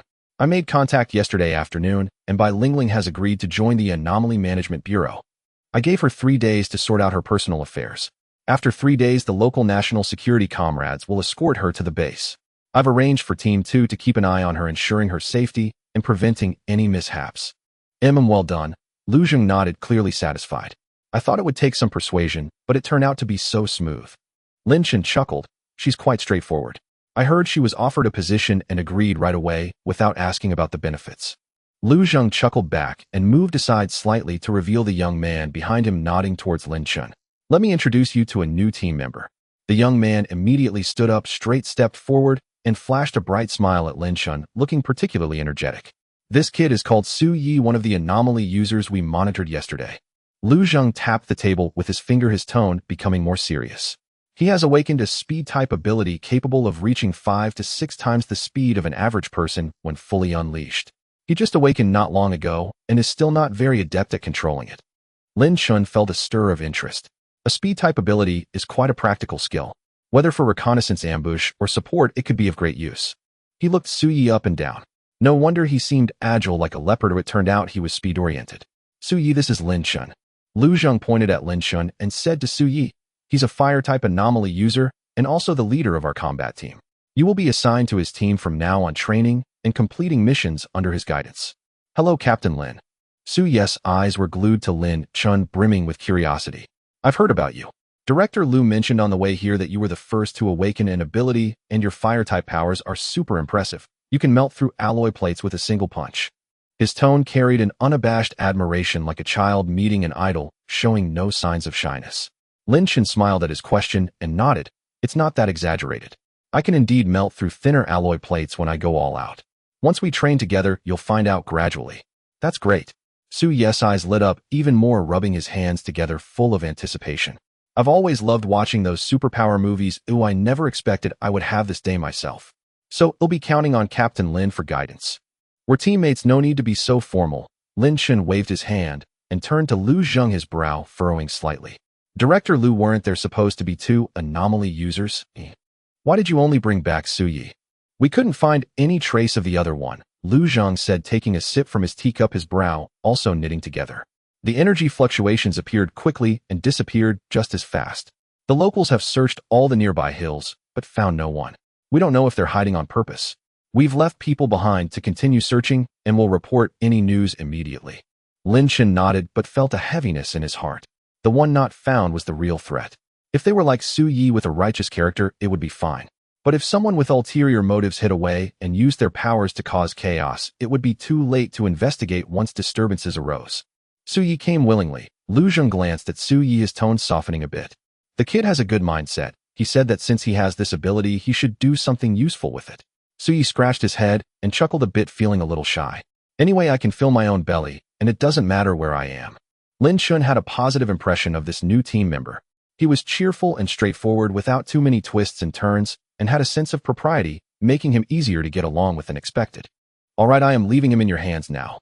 Lu Zheng tapped the table and said to Lin Chen, "After this, you take him to the logistics department to pick up supplies and work uniforms arrange his dormitory, and for the upcoming physical training, combat training, and ability development, he will follow the team. He just awakened, and he is still not familiar with controlling his abilities, so pay more attention to him. Don't worry, Director Liu, I will arrange it well, Lin Chen responded. Also, Liu Zheng's expression turned serious. We have already confirmed 4 anomaly users. The number of people awakening will only increase from here on out. Your team's responsibilities will become heavier, so don't slack off during training. Only by being prepared can you rise to the occasion when real situations arise. Understood, Lin Chen nodded, fully aware of the situation.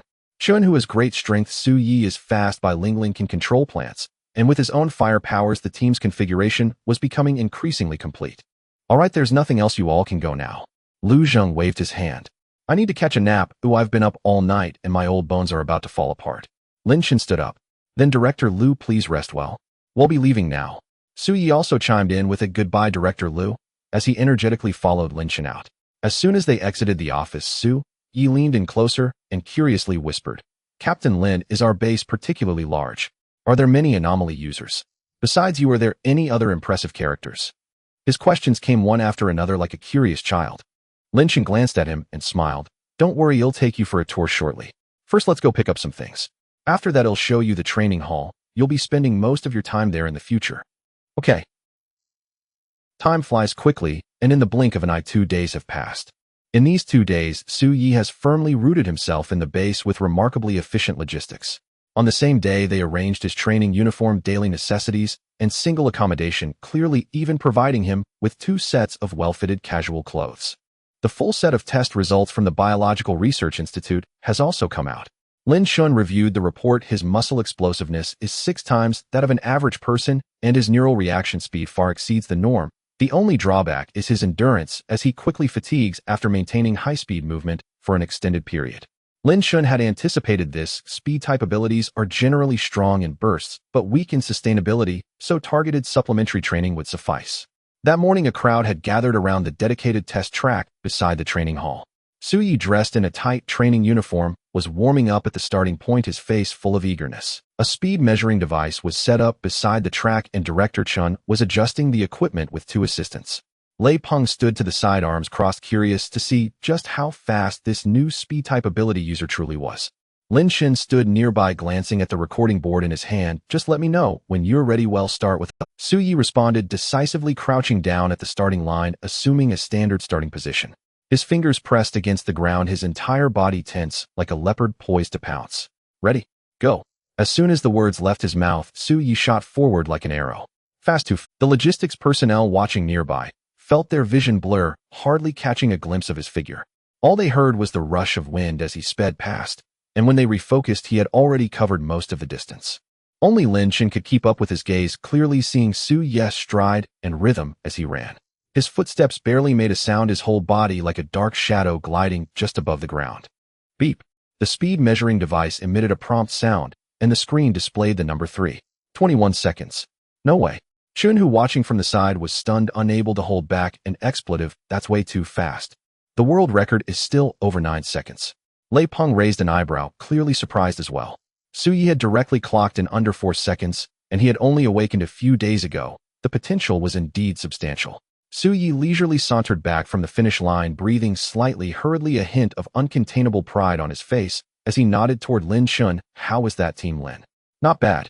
Lin Chen nodded, not overly praising him to avoid inflating his ego. But your explosiveness is quick, your endurance is lacking. You were visibly shaky after that sprint. You need to work on your endurance in future training, not just focus on explosiveness. Got it. Su Yi replied with enthusiasm, showing no fear of training, instead rubbing his hands together in anticipation. Lin Chen turned to Chun, who was eager to try. Suddenly, he smiled. Perfect timing, you both just joined the team not long ago. Since you're both here today, how about a spar? It'll serve as a warm-up and help you familiarize yourselves with each other's abilities for future missions. Chen Hu's eyes brightened, taking a step forward immediately. Sure. I've been wanting to try it out. He had been itching to spar, and although he knew Su Yi was fast, he was confident in his own strength. If he could land a hit, he would definitely take him down. Su Yi wasn't afraid either. He tilted his head, a sly smile on his face. All right, let's have some fun. Brother, who you better go easy on me. I can't take a punch from you with this little frame of mine. Just go until it's enough, don't go all out. Lin Chen advised, stepping back to give them space. Start. As soon as the words left his mouth, Chun Hu let out a loud roar and charged forward. His fists crackled as he gripped them tightly, rushing at Su Yi with full force. If he landed a hit, it would surely hurt. But Su Yi deftly sidestepped, gliding away like a gust of wind, easily evading the punch. Missed, he teased with a grin. Chun Hu frowned, but didn't get discouraged. He turned and threw another sweeping punch. But no matter how quickly he threw his punches or how urgently he moved, Su Yi always managed to dodge by the narrowest of margins, like a slippery fish, circling around him, occasionally tapping him on the back or poking him on the arm. Hey, I'm right here. Too slow, brother Hu. Ha ha ha, can't catch me, can you? Su Yi's voice echoed from all directions, while Chun Hu, frustrated, couldn't even touch the hem of his clothes, panting heavily with his face flushed. He stomped his foot hard, shaking the ground, gritting his teeth. Stop, just dodging. Face me, Heaton, if you dare. Only a fool would fight you, Heaton. Su Yi laughed as he circled behind him, giving him a light shove. Fighting you, Heaton? That's just asking for trouble. Chun Hu stumbled from the push, fuming, and charged again. But he ended up missing, almost landing on the ground in a messy heap, causing the onlookers to burst into laughter. All right, that's enough, Lin Chen called out, seeing that it was about time. Su Yi immediately stopped, standing 3 meters away from Chun Hu, calm and composed, hardly breaking a sweat. In contrast, Chun Hu was gasping for breath, his forehead glistening with sweat, his face as dark as a pot's bottom, clearly infuriated. No more fighting. No more. Chun Hu waved his hands, plopping down on the ground, utterly frustrated. This is just too humiliating. I couldn't even touch him. What's the point?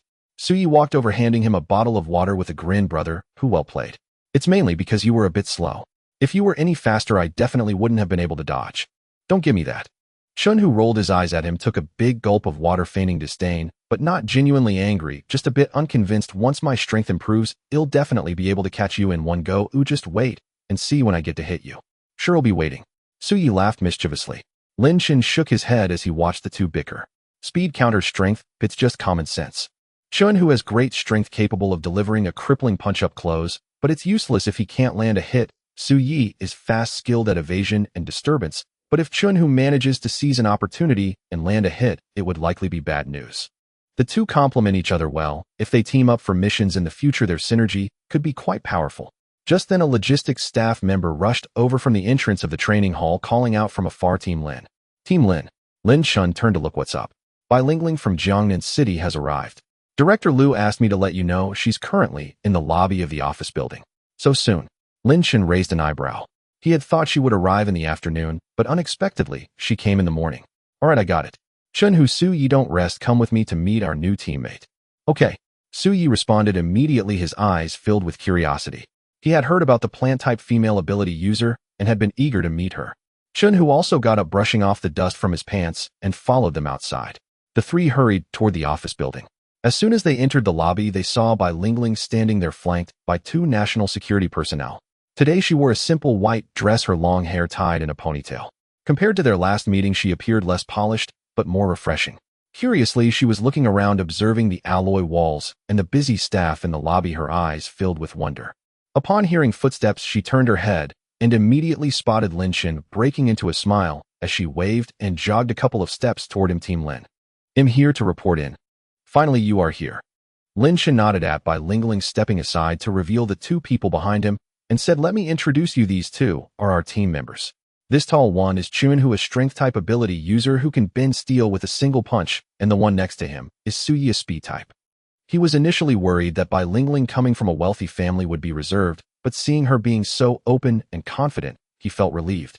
Chun Hu immediately stepped forward, scratching the back of his head with a silly grin, and said, hello, hello. My name is Chun Hu, and we will be teammates from now on.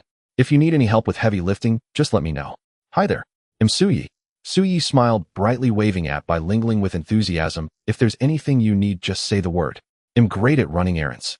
Bai Lingling couldn't help but laugh at them, responding gently, hello, I'm Bai Lingling. Please take good care of me in the future. My ability just awakened not long ago, and I'm still trying to figure it out. I might need your help to guide me along the way. No need to be polite. We're teammates, it's only natural. Chun Hu patted his chest in assurance. After a brief exchange, Bai Lingling suddenly blinked and glanced at the 3 of them, curiously asking Lin Chen, by the way, Captain, are we the only 4 ability users in our team right now? Then where do I rank? Her question was straightforward, reflecting a little girl's curiosity, without any intent of comparison, just a simple desire to know her place in the order of joining. Lin Chen smiled, and replied honestly, as of now it is indeed just the four of us. Since abilities have only recently emerged, there aren't many identified nationwide. To be precise, I contacted you first, but Suyi's file was entered into the system first, making you the fourth to join. Oh, I see. Bilingual tilted her head, her lips curling down slightly in a hint of disappointment, but she quickly smiled again. All right, then being the fourth is still good, as long as I can join the ranking doesn't matter. Understanding her perspective, Lin Chen felt relieved and glanced at the time, saying, let's go. They'll take you to the biological testing room for a full checkup and draw some blood for tests. Your accommodation and daily necessities have already been arranged. Once the check is done, it'll take you to your dorm. Okay, I'll follow your lead, Captain. Bilingual nodded, obediently trailing behind the group towards the testing room. On the way, Suyi chatted nonstop, enthusiastically explaining about the base, which window in the cafeteria has the best food, how to use the equipment in the training hall, and Bilingual listened attentively, occasionally asking questions, creating a relaxed atmosphere. Lin Chen walked ahead listening and secretly thought that Suyi's social skills were indeed useful, enabling new team members to integrate quickly without him having to explain everything. In just a few minutes, they arrived at the biological testing room. Director Chen had already received the news and was waiting. Upon seeing Bilingual enter, he immediately approached her with uncontainable excitement, saying, "So you must be Comrade Bilingual. Come in. The equipment is all set up, we're just waiting for you." His enthusiasm made Bilingual feel a bit shy, and she softly replied, "Thank you for your trouble." "Not a problem at all." Director Chen waved his hand, smiling so widely his eyes turned into slits. To study a plant-type ability is a rare opportunity. Now let's go inside for a routine checkup, draw some blood, and do a cell scan. It won't take long. Bilingual nodded and followed the nurse into the room. The routine check did not take long. After drawing blood, measuring heart rate, and conducting a full body scan, the entire process was completed in just over half an hour. When she came out, her cheeks were still a bit pale as she had drawn several vials of blood and felt somewhat weak. Seeing this, Lin Chen casually poured a cup of warm water from the nearby water dispenser and handed it to her, saying, "Are you all right? Sit down and take a break. It's nothing, just a bit dizzy. You'll feel better after a short rest." Bilingual accepted the water and smiled at him, taking small sips. After resting for about 10 minutes, Director Chen came over with the preliminary health check report, his tone filled with joy. "Your physical condition is quite good. All metrics are slightly above average, and your cell activity is very strong, which is consistent with the typical traits of ability users. The specific gene test results will take a couple of days to come out. Now let's test your abilities." The group walked to the experimental table in the testing room, where a pot of wilted green plants sat, its leaves yellowing and flower buds drooping, clearly on the verge of dying. "We'll use this for the test." Director Chen pointed at the flower pot. "This is the worst condition plant we've specially chosen. Focus your mind and try to use your ability to influence it. There's no rush, take your time and feel the vitality of the plant." Bilingual nodded, taking 2 steps forward and crouching down in front of the flower pot. She took a deep breath, closed her eyes, and gently placed her hands on the soil on either side of the pot. At first, there was no movement. Bilingual furrowed her brow slightly, beads of sweat slowly appearing on her forehead, clearly concentrating hard. Chun-Hu and Suyi held their breaths beside her, not daring to make a sound. Even Director Chen moved quietly, intently observing the energy wave readings on the instruments. Lin Chen stood to the side, clearly feeling a gentle energy emanating from Bilingual, slowly enveloping the pot of green plants. Unlike his own scorching fire energy, this energy was very gentle, imbued with a sense of vitality, like the rain of spring nurturing everything quietly. After about half a minute, suddenly the topmost leaf of the wilted green plant gently stirred. Then, at a speed visible to the naked eye, the yellowing leaves slowly turned green, the drooping branches and leaves gradually straightened, and the previously shriveled flower buds began to swell. Tender green shoots sprouted from the branches, rapidly stretching and unfurling. In just a matter of seconds, the once near-death green plant transformed into a lush, vibrant specimen with glossy green leaves full of life. "Wow, it's alive, it's alive," Suyi whispered in excitement. Bilingual slowly opened her eyes, looking at the green plant before her with wonder in her eyes. She had also secretly tried similar things at home, but she had only managed to make the plants look a bit healthier. She had never experienced such a sense of control over vitality as she did today, which was even more marvelous than she had imagined. "Wow, this is so amazing." Chun-Hu leaned over, his eyes wide. "You just put your hands on it for a moment, and it went from almost dead to thriving. This is even better than nutrient solutions." Suyi nodded in agreement. "Isn't it? From now on, all the plants in our base will be under Lingling's care, and they'll surely flourish." Director Chen was focused on the instrument screen, quickly scribbling notes on the recording sheet, while muttering peak value of life energy, wave 372, stable continuous output. Plant cell activity increased by 280. This is incredible. To have such an effect right after awakening, if you train for a while, just imagine what else is possible. He looked up at Bai Lingling, his tone excited comrade. Bai Lingling, your ability has great potential. Not only can you stimulate plant growth, but you might also be able to achieve even more in the future, such as accelerating crop growth, or even restoring ecological balance for plants. The possibilities are enormous.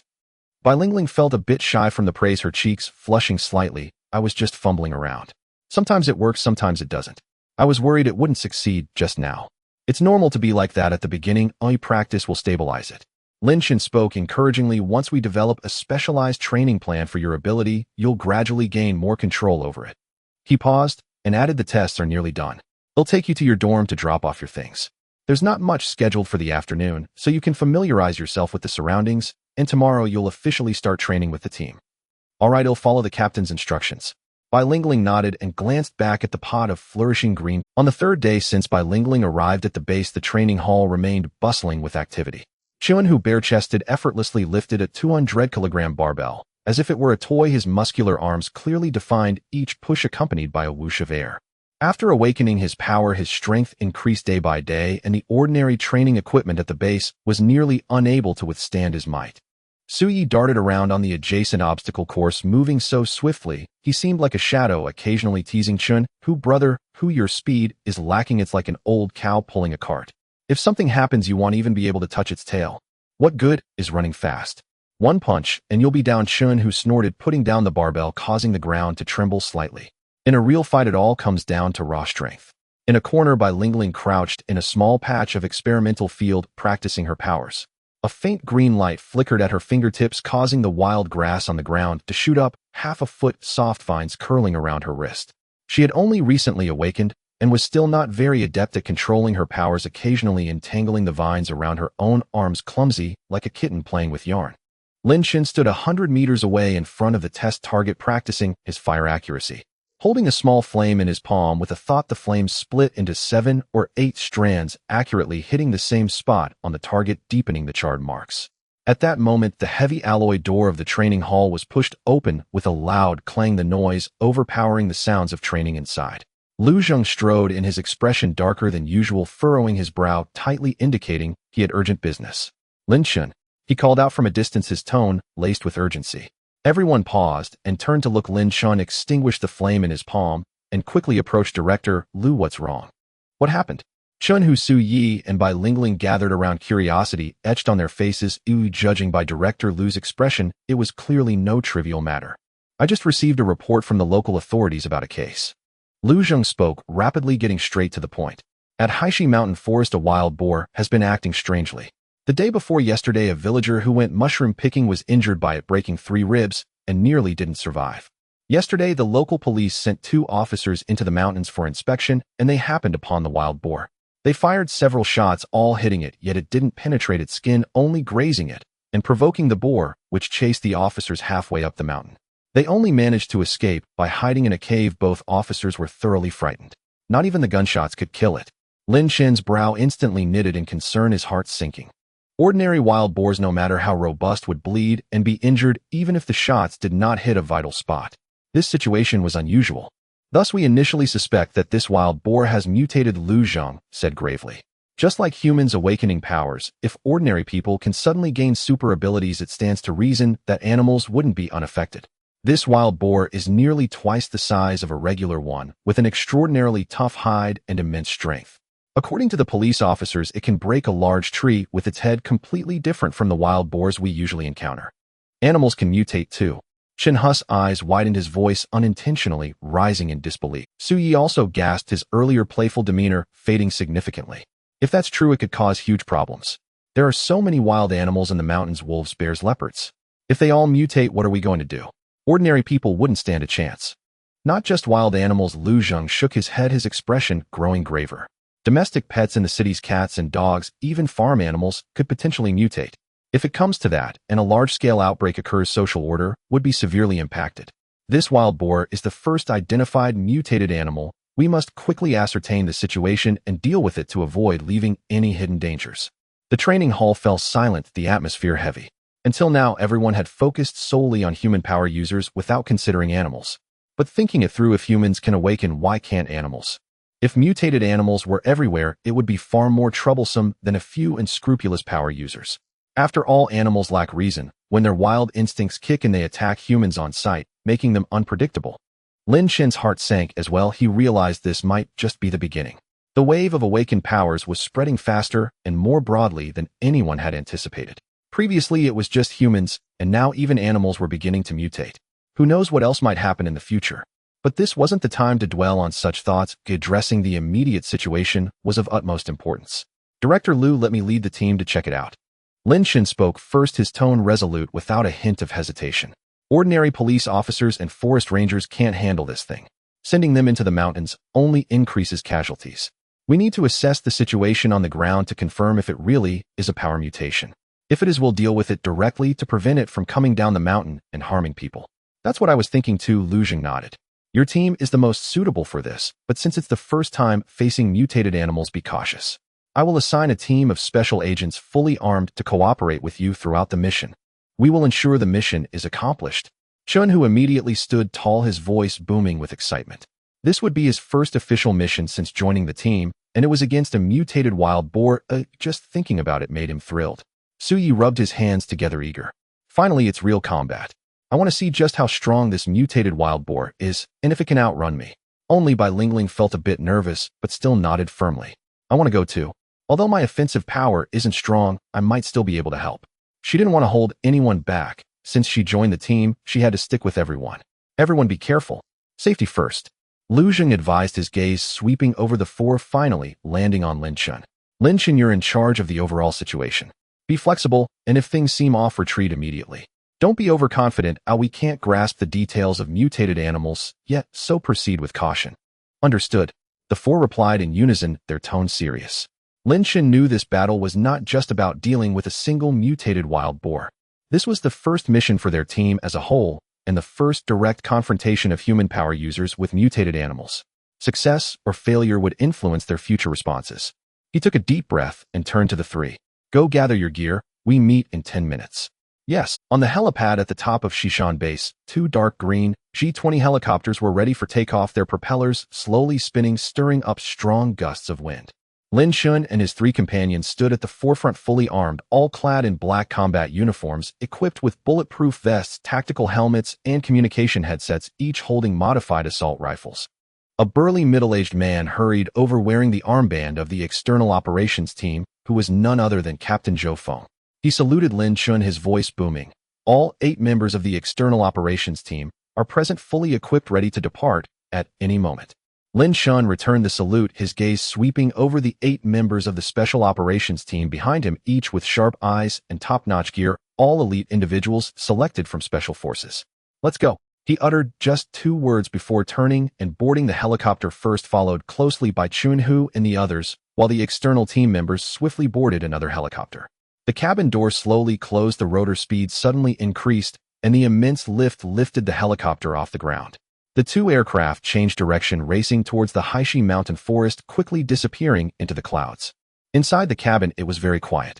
Chun, who was lowering his head to clean his gun, Su Yi leaned back in his chair with his eyes closed, while Bai Lingling watched the rapidly retreating mountains outside the window, her palms slightly sweating. Lin Chen sat at the front, flipping through the tablet in his hands, which contained the topographic map of the Haishi mountain forest and all the sighting records of the mutated wild boar, his brow slightly furrowed. Don't be nervous. Lin Chen suddenly turned back and glanced at Bai Lingling. It's normal to feel this way on your first mission. Bai Lingling was taken aback for a moment, then nodded. Thank you, Captain, I'm fine. 2 hours quickly passed, and the helicopter began to descend slowly. Through the window, one could see the endless deep mountains below, trees shading the sky, a sea of dense green, with not even a proper road in sight. The helicopter landed steadily in a clearing on the outskirts of the forest. As soon as it touched down, Lin Chen led his team to push open the cabin door and jumped out. There were already several people standing in the clearing, led by a middle-aged man in police uniform, his face anxious. He was none other than Director Wang of the local police station. Seeing Lin Chen and the others coming down, he hurriedly approached, extending his hand. Comrades, you're finally here. The higher-ups instructed us to stand by here and await your orders. Lin Chen shook his hand and got straight to the point. What's the situation now? Where was the wild boar last spotted? It was near the canyon on the north slope of the mountain, Director Wang quickly replied. Yesterday afternoon, after our people encountered it, it dashed into the deep mountains. We didn't dare to pursue it and sealed off several entrances at the foot of the mountain, fearing it might come out and harm the villagers. However, he paused, his expression slightly grim. This morning during our count, we found that 3 trekkers had secretly torn down the seals and entered the mountain for adventure. They are probably still inside, and we are quite worried. Trekkers. Lin Chen's brow furrowed even tighter. They dared to enter after the mountain was sealed. This is truly a mess. Enough talk. Zhou, Captain, take your team and the police officers from the station, surround the entire perimeter of the mountain. Position people at every entrance and ridge line, do not let the wild boar escape. No one is allowed to enter the mountain without my orders. Understood. We will complete the mission. Zhou Feng saluted and turned to arrange the personnel. A dozen or so people quickly dispersed, armed with guns, running to various positions around the mountain, soon establishing a perimeter. Lin Chen pulled back the gun bolt with a crisp click, loading a bullet. He turned to Chun Hu and the others. Let's go. Keep your eyes open and stay alert to your surroundings. Understood. The 3 responded in unison, following Lin Chen into the dense forest. The air in the deep mountains was humid and stifling, the trees shading the sky with sunlight only able to filter through the gaps in the leaves. The ground was covered with thick fallen leaves crunching underfoot, and apart from the chirping of insects and birds, only their footsteps could be heard. Chun Hu walked on the far left, scanning the surroundings cautiously, while Bai Lingling followed closely behind Lin Chen on his right, her palms sweaty and her nerves tightly wound. Even the slightest rustle made her heart skip a beat. The 4 searched for nearly an hour, yet not even a shadow of the wild boar appeared. Apart from ordinary animal footprints, no unusual traces were found. Strange, where could it have gone? Chun Hu muttered in a low voice. Lin Chen stopped, looked around at the terrain, and then glanced down at the topographic map. The mountain forest was too vast, and the trees were dense. Searching felt like looking for a needle in a haystack. This is too slow. Let's disperse our search. Each of us will take a different line, spaced 500 meters apart. Open communication channels and stay in contact. If anything happens, call out immediately and do not act without orders. Understood. The 3 replied, each selecting a direction and slowly spreading out into the depths of the dense forest. Bai Lingling chose a ravine to the south, gripping her gun and moving forward step by step. The surroundings were eerily quiet, with only her footsteps and heartbeat audible.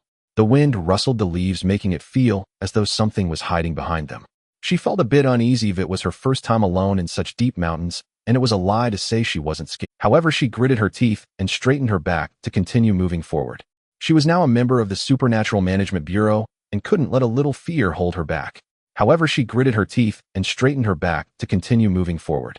She was now a member of the Supernatural Management Bureau and couldn't. The voice was weak and tinged with tears, sounding like a human's cry for help. Bai Lingling's footsteps abruptly halted, her brow furrowing. This wasn't right. The mountain was sealed. How could there still be people here? Could it be those 3 missing trekkers? Without thinking further, she hurried towards the direction of the voice. The closer she got, the clearer the cries became, mingled with a man's heavy breathing and a woman's sobbing. Turning past a thicket, the scene before Bai Lingling made her heart tighten.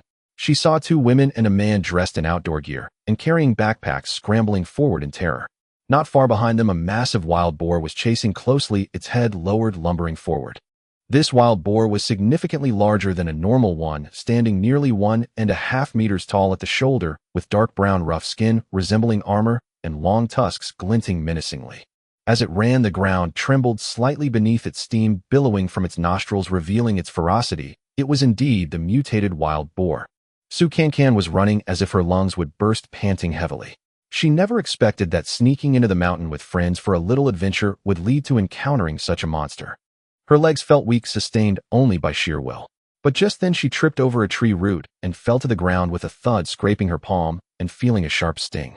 Cancan, her friend running ahead, turned back to see the commotion and paled, rushing back to help her. As the wild boar's tusks were about to stab the girl, Bai Lingling had no time to think. She raised her gun. As the wild boar's tusks were about to stab the girl, Bai Lingling had no time to think. She raised her gun and pulled the trigger. Rat-a-tat-tat. A series of bullets whizzed towards the wild boar, hitting its back and legs, spraying blood. Meanwhile, Lin Chen and the others who were searching in another direction heard the sudden gunfire. Lin Chen abruptly halted, immediately pressing the communication button, his voice serious. Who fired the gun? What's happening? As soon as he finished speaking, he dashed towards the direction of the gunfire. Chun-Hu and Su-Yi also reacted, quickly following closely behind. The three sped through the dense forest, not even bothering to dodge the branches scratching their faces. Chun-Hu and Su-Yi also reacted, quickly following closely behind. The three sped through the dense forest, not even bothering to dodge the branches. There are also 3 trekkers being chased by it. Hang in there. We'll be there soon. Lin Chen spoke, rapidly picking up speed. In the ravine, Bai Lingling was hiding behind a large tree, continuously firing to suppress the wild boar. Bullets hit the wild boar, creating blood marks, but they didn't cause any fatal injuries, as if hitting thick cowhide. However, the impact of the bullets was enough to infuriate the wild boar, which let out a furious roar. It abandoned the 3 trekkers, turned direction, lowered its head, and charged towards the large tree where Bai Lingling was hiding. With a loud bang, the wild boar slammed into the tree trunk, causing the thick tree to shake violently, leaves raining down. Su Can and the others were paralyzed with fear, unable to get up from the ground. Run! Down the mountain! Don't just stand there! Bai Lingling shouted at them. Hearing Bai Lingling's shout, they finally snapped out of their daze, scrambling to their feet and desperately running down the mountain. Bai Lingling continued to pull the trigger, but after only a few shots there was a click. The gun was empty. Bai Lingling's heart tightened as she quickly reached for a spare magazine, but the wild boar had already slammed into the tree, causing it to sway dangerously, its eyes bloodshot as it charged towards her, now less than 5 meters away. In a moment of desperation, she unleashed her supernatural ability. Bind it! With a low shout, she stretched her hands forward, and the weeds and branches around her suddenly grew wildly, countless green vines darting out like snakes, wrapping tightly around the wild boar's legs and body, quickly encasing it like a green dumpling. The wild boar came to an abrupt halt, letting out an enraged roar as it struggled violently, its muscles tensing. The seemingly sturdy vines snapped one after another under its brute force, and within seconds it broke free. The liberated wild boar became even more ferocious, kicking off the ground and charging directly at Bai Lingling, its tusks looming large in front of her. Her mind went blank, and she forgot to dodge, standing frozen in place. A series of dense gunshots suddenly erupted, bullets raining down on the wild boar's head and front legs like raindrops. The wild boar let out a painful howl, its momentum abruptly halted, and it staggered back 2 steps. Lin Chen, Chun-Hu, and Su-Yi burst out from the side of the woods, standing side by side in front of Bai Lingling, their guns continuously firing, forcing the wild boar back several meters. Are you all right? Lin Chen asked without turning his head, his voice steady and reassuring. Bai Lingling finally regained her senses, her back drenched in cold sweat. She gasped for breath and hurriedly fished a spare magazine out of her pocket, clumsily replacing it. Fine, thank you, Captain. Lin Chen and the others formed a triangular formation, their crossfire continuously striking the mutated wild boar.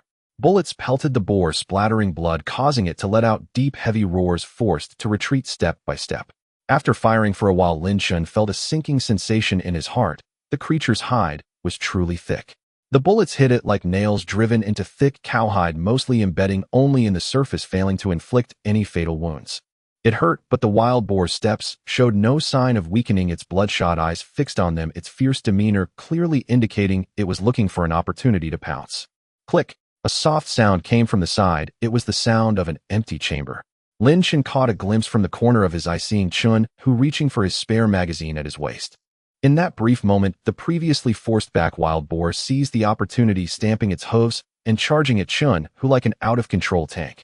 The distance was too close. There was no time to change the magazine. Watch out! Lin Chen and Su-Yi shouted simultaneously, firing even more densely at the wild boar's head, trying to stop its advance. But the wild boar charged recklessly, closing the distance to Chun-Hu in the blink of an eye. Chun-Hu gritted his teeth, throwing the gun aside, crouching down, his muscles tensing, instantly channeling all his strength, his right fist roaring through the air as it smashed down onto the wild boar's head. Bang! A dull thud echoed as his fist struck the wild boar's head solidly. Lin Chen could clearly see how powerful Chun-Hu's punch was. Under normal circumstances, it could bend steel plates. Yet the wild boar merely shook its head, seemingly unaffected. Instead, it was Chun-Hu who was knocked back 3 or 4 steps from the massive recoil, shaking his hand as blood trickled from a split in his palm. Damn, that's hard. Chun-Hu cursed, shaking his numb arm, a hint of surprise in his voice. Lin Chen's heart sank as well. The degree of mutation was far more sinister than they had anticipated. Just as the wild boar prepared to charge again, a shadow darted out from the side. It was Su-Yi. He activated his speed ability, his figure almost leaving an afterimage as he quickly circled to the side of the wild boar. He drew his tactical dagger from his waist and using his momentum flipped his wrist, plunging it into the boar's blood-red eye. Thud! The dagger sank deep into the wild boar. Ow! The wild boar let out an ear-piercing scream, violently tossing its head the immense force, sending Su Yi flying. Lin Chen's heart leapt to his throat until he saw Su Yi flip in the air and land safely on the ground, only slightly scraping his palm. He let out a quiet sigh of relief.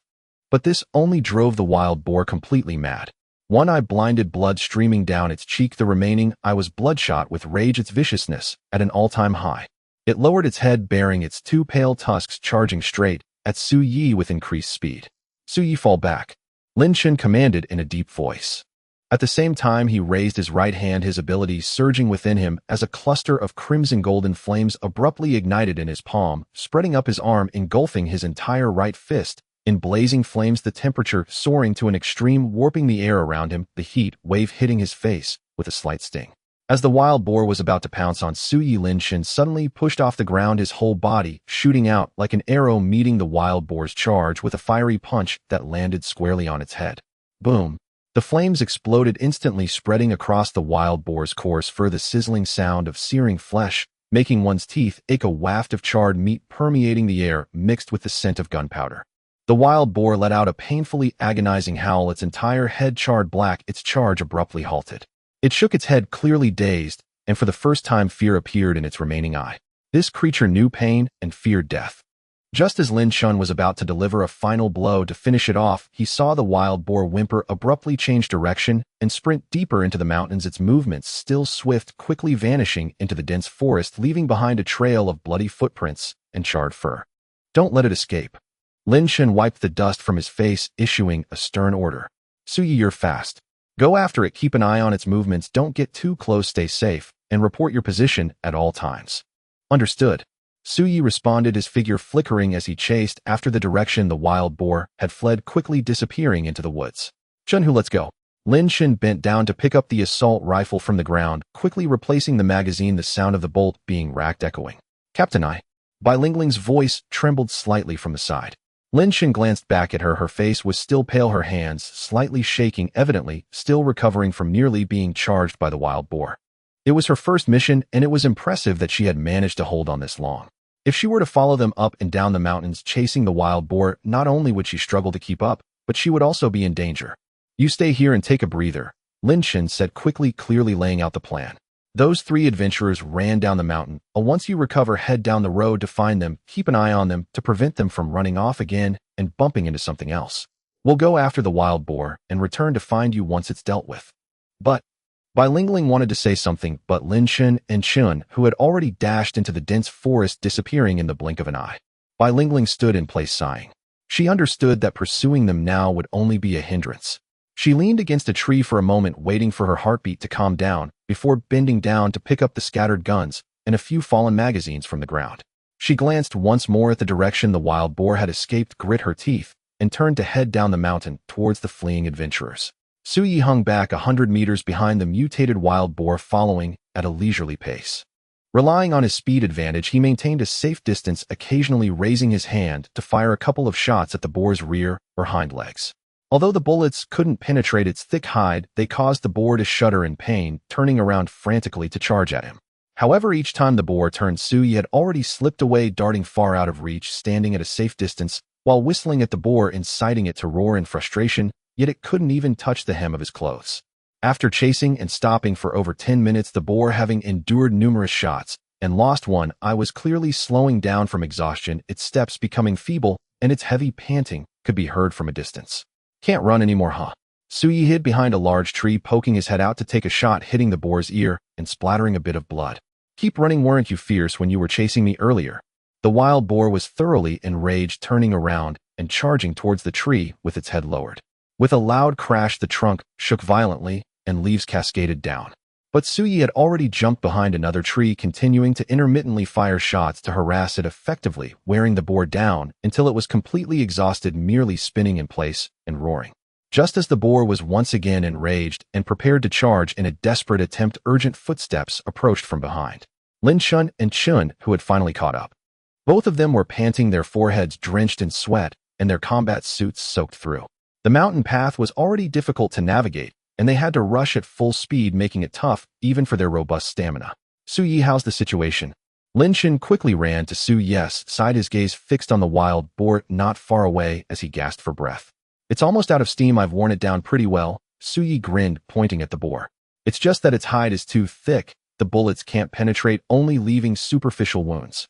The boar's fur had mutated, granting it exceptionally high defense, rendering rifle bullets ineffective and causing lethal damage. Chun Hu frowned, observing the coarse, thick skin of the boar. His previous punch had no effect, and the bullets couldn't penetrate. They couldn't keep dragging this out. If it recovered and ran away, capturing it would be difficult. His gaze swept to the ground nearby, spotting a stone about the size of a basin, heavy and weighing at least 100 to 80 pounds. Chun Hu's eyes lit up as he quickly walked over, bent down, and wrapped both hands around the stone, using his waist and abdomen to lift it over his head. I don't believe I can't smash its leg. Chun Hu growled, waiting for the moment the boar raised its front leg, and then he forcefully brought the stone crashing down. The stone whistled through the air, striking precisely at the boar's left front knee. Crack! A sharp sound of bone breaking echoed, followed by the boar's piercing scream. The clear sound of bone cracking was followed by the boar's anguished wail. Its sturdy front leg was deformed from the impact, unable to support its body any longer, and it fell to its knees with a thud, its body tilted at an odd angle. Now it could no longer run, only spinning in place and roaring with bloodshot eyes at the three, yet it couldn't stand up. Got it! Chun Hu raised his fist in excitement.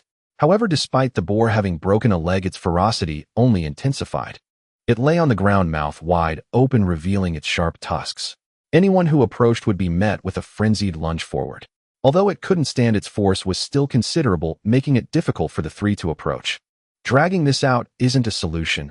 Lin Chen frowned, his gaze landing on the boar's roaring mouth, quickly devising a plan in his mind. If it was too tough to penetrate from the outside, they would have to attack from within. The internal organs couldn't be as tough as its skin, right? Chun Hu, Su Yi, you two shoot from the sides to draw its attention and divert its mouth. Lin Chen ordered in a low voice, simultaneously flipping his right hand, flames igniting once more, spreading up his arm, engulfing his entire right arm in blazing fire. Understood. The two immediately split up, firing at the sides of the boar's head. The bullets struck its cheeks and ears, causing it to shake its head wildly in pain, opening its mouth to roar frantically, revealing its soft mouth and throat inside. Now's the time. Lin Chen's eyes narrowed, and he pushed off the ground with force, shooting forward like an arrow. Taking advantage of the moment the boar opened its mouth to roar, he dodged its sharp tusks and thrust his burning right fist deep into the boar's mouth. Burn for me, Lin Chen shouted in a low voice, fully activating the abilities within him. The flames that were originally only enveloping his arm suddenly found their outlet, surging wildly into the boar's body. The deep crimson flames scorched down its throat, instantly engulfing its internal organs, and the high temperature burned its insides. The boar's body stiffened abruptly, its roar cut off, leaving only a hissing sound as it released air. Its entire body convulsed violently, its limbs wildly kicking against the ground, sending dirt and leaves flying. Lin Chen dared not linger, quickly retracting his arm, having narrowly avoided being bitten as the boar closed its mouth. The scalding flames rampaged within it, burning from the inside out, and no matter how thick its exterior, it was futile. In just a few seconds, the boar's convulsions gradually weakened, the ferocity in its eyes fading little by little, and finally, its body softened, collapsing to the ground with no further movement. A charred smell wafted from the boar's mouth, mingling with the scent of blood filling the air. Is it? Chun Hu approached cautiously, gently kicking the boar's head with his foot. Seeing it unresponsive, he finally relaxed. Captain, that move of yours is brutal, burning from the inside. No skin can withstand that. Su Yi also circled around the boar, exclaiming in wonder, as expected of the captain, you found a way. We shot at it for ages with no effect, but you solved it with one punch inside. Lin Chen said nothing, squatting down to inspect. The boar had no lethal injuries on its surface, but charred marks emerged from its mouth and nostrils, and its internal organs were completely destroyed, utterly dead. This was the first officially confirmed mutated animal with defense and strength far exceeding that of ordinary counterparts. And this was just a wild boar. If wolves or bears, which are already fierce creatures, mutated in the future, ordinary police and forest rangers would be unable to cope. Just thinking about it was a headache. He stood up, pressed his communication earpiece, and connected to the outer perimeter with Zhou Feng. Captain Zhou, the wild boar has been killed, located near the canyon in the depths of the south slope. Bring a few people in to transport the body out, and also inform Bai Lingling that the mission is complete, and have her take those 3 hikers down the mountain to regroup. Received. On my way. Zhou Feng's booming response came through the earpiece. Lin Chen ended the communication, glanced at the large boar's corpse on the ground, then looked up at the endless deep mountains, his brow slightly furrowed. There had only been one mutated wild boar in the Haishi mountain forest, but there were so many mountains and animals nationwide. Who knows how many mutated beasts were lurking? Let's take a break until they arrive, Lin Chen said, finding a clean rock to sit on as he spoke to Chun Hu. Not long after, a rapid sound of footsteps came from deep within the dense forest. Zhou Feng hurried over with 4 field team members. As soon as they emerged from the bushes, their eyes fell on the wild boar carcass on the ground, and they halted in shock. This wild boar is enormous. A typical wild boar weighs 200 to 300 pounds, but this one lying on the ground had a shoulder height nearly matching that of an adult's waist. Its coarse fur resembled old tree bark with burn marks on its face, one eye blind, and its tusks glimmering ominously, making it quite eerie. Lin Dui, is this the mutated wild boar? Zhou Feng swallowed hard, crouched down, and pressed his hand against the boar's hide, which was as hard as rubber. While this skin is really thick, no wonder ordinary bullets can't penetrate it. That's right, it is, Lin Chen replied, standing up and brushing off the dust from his hands. Next, we need to transport it back to the base and hand it over to Director Chen for research. Understood. We will complete the task. Zhou Feng immediately stood up, calling to his team members. Go find 2 thick branches and use climbing rope to make a simple stretcher. Hurry up. The field team members moved quickly, soon finding 2 branches as thick as arms nearby. They bound them with climbing rope to create a simple stretcher, and together they lifted the wild boar carcass onto it. Goodness, it was heavy.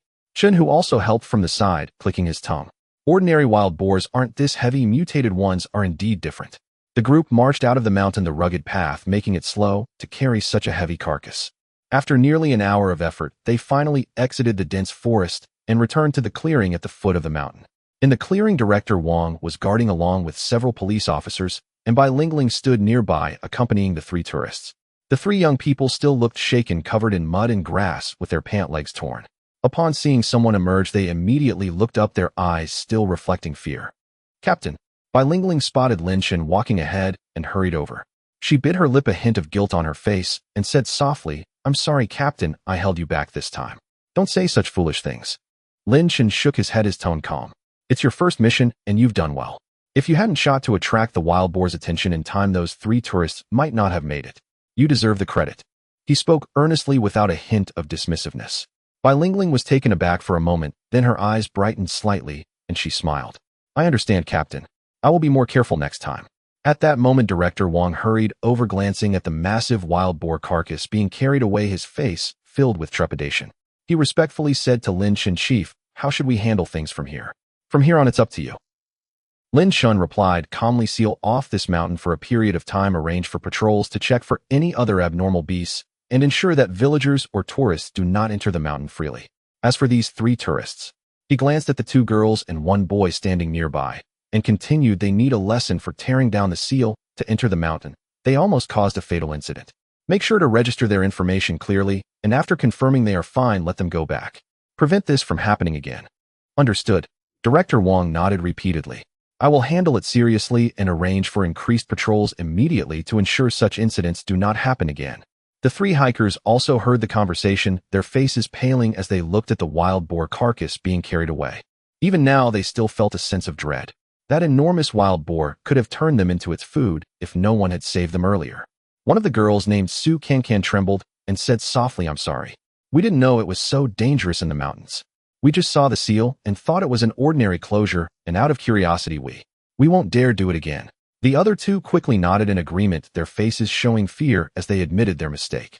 Lin Chen didn't say more, as such matters could be handled by the local police station, and he preferred not to waste his breath.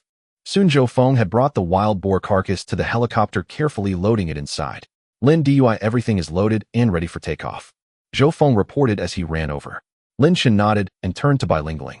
Let's go, we're heading back to the base. Bai Lingling responded and followed Lin Chen onto the helicopter, where Chun Hu and Su Yi were already seated, eagerly discussing the details of the recent battle, their faces full of excitement.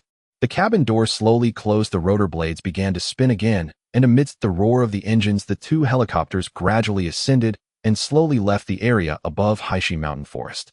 Lin Chen sat in the front, gazing at the clouds outside, though his brow remained furrowed. A mutated wild boar had almost caused a problem if they encountered even more ferocious mutated animals in the future, or if they appeared in large numbers. Relying solely on their small group would not suffice. Captain, what are you thinking about? Chun, who leaned over scratching his head. This mission went quite smoothly, right? Can we rest for a couple of days when we get back? Lin Chen withdrew his gaze, glanced at him, and said calmly, no rest. After we get back, the training intensity will double. This time it was just one wild boar that almost caused a situation. What if we encounter something even tougher next time? Can we just rely on luck? Chen Hu's expression fell, but he didn't argue, chuckling twice. That's true, more practice is always better. The helicopter soared through the clouds, racing toward the base. The roar of 2 helicopters grew louder as they approached, slowly descending onto the helipad of the base. Lu Zheng and Director Chun had received the news ahead of time and were already waiting by the edge of the helipad. Director Chen, dressed in a white lab coat, occasionally stood on tiptoe to gaze at the sky with an impatient look on his face. If it weren't for Lu Zheng holding him back, he would have rushed to the helicopter's landing spot. Old Chen, calm down, the helicopter hasn't landed yet, Lu Zheng said, helplessly glancing at him. Oh, I'm just anxious. Director Chun rubbed his hands together, his eyes fixed intently on the helicopter. The first mutated animal. Just think of the research value. Wouldn't you be anxious? As he spoke, the helicopter landed steadily, and the cabin door slowly opened. Lin Chen jumped down first, followed by Chun Hu, Su Yi, and by Lingling. As soon as they landed, Director Chen quickly approached, barely managing a greeting before asking Lin Chen, where's the corpse of the mutated wild boar? Director Chen, don't worry, the corpse is in the rear cabin. Lin Chen smiled, gesturing toward the cabin. Just as he finished speaking, Chun Hu and a few field team members emerged from the rear cabin, carrying the wild boar's corpse wrapped in waterproof cloth. As soon as the corpse hit the ground, Director Chen rushed over, lifting a corner of the waterproof cloth. Upon seeing the massive wild boar's body, his eyes lit up as if he had discovered a rare treasure, his gaze almost igniting the corpse. Great, great, great, he exclaimed 3 times in a row, his voice trembling slightly as he turned to wave at the researchers following behind. Hurry. Quickly bring over the stretcher and take it straight to the underground laboratory. The researchers immediately responded, hurriedly pushing over a stretcher and carefully placing the wild boar's corpse onto it. A group of people surrounded it, rushing towards the laboratory with Director Chen leading the way, his pace so quick that he forgot to greet Lu Zheng. Old Chun, when it comes to research, he forgets everything else. Lu Zheng chuckled, shaking his head as he watched his retreating figure. He then turned to Lin Chen and the others, his expression becoming serious. You did well on this mission, thank you for your hard work. It's what we should do, Lin Chen nodded. However, the specifics are quite complex and can't be summarized in a few sentences. I understand. Lu Zheng waved his hand. You guys go take a shower and change clothes. You're all sweaty and muddy. Come to my office in half an hour and give me a detailed account of the entire mission process and the specifics of the wild boar. Yes. The 4 of them replied in unison, turning to head towards the dormitory. The evening sun cast a warm glow on the base's corridor as they walked, with Chun Hu and Su Yi excitedly discussing the details of the recent battle. Brother Hu, your stone throw was right on target, smashing its leg, otherwise we would have had to chase it for a long time, Su Yi said with a laugh. Hey, it was just that it couldn't run anymore, otherwise it wouldn't have been so easy to hit. Chun Hu scratched his head. The captain is still impressive, he punched it right in the mouth and cooked it through. I admit you can't withstand the heat from the inside out. Lin Chen walked at the front, pondering whether Director Chun could uncover anything from the wild boar's corpse regarding the cause of its mutation. If it was merely an energy fluctuation that caused the mutation, then more and more animals might mutate in the future, posing a threat to both mountains and cities, which would be a huge problem. Half an hour later, the 4 of them had changed into clean uniforms and after freshening up arrived at Lu Zheng's office door. Lin Chen raised his hand and knocked, and Lu Zheng's steady voice came from inside, come in. The 4 of them pushed the door open. Lu Zheng was sitting behind his desk, a notebook spread out before him, pen in hand, clearly ready to take notes. Have a seat, Lu Zheng said, nodding toward the chairs opposite him. Everyone sit down and start from the beginning. Describe how you encountered the mutated beast and the details of the confrontation. Don't leave anything out. Meanwhile, in the biological laboratory on the 3rd underground level of the base, a different scene of intense activity unfolded. The enormous shadowless lamp shone brightly, illuminating the dissection table. The corpse of the mutated wild boar lay flat on the table, surrounded by several researchers in white lab coats, each performing their tasks. Some adjusting instruments, others recording data, all with excitement in their eyes. Director Chen, fully equipped with sterile gear and wearing latex gloves, stood directly in front of the dissection table. An assistant beside him handed over a sharp scalpel. Director Chen took the knife, his gaze fixed on the wild boar's corpse, sharp and focused. He gently pressed the tip of the knife against the boar's fur, feeling its hardness and thickness distinctly different from an ordinary wild boar. Interesting, he muttered to himself, unable to suppress his curiosity.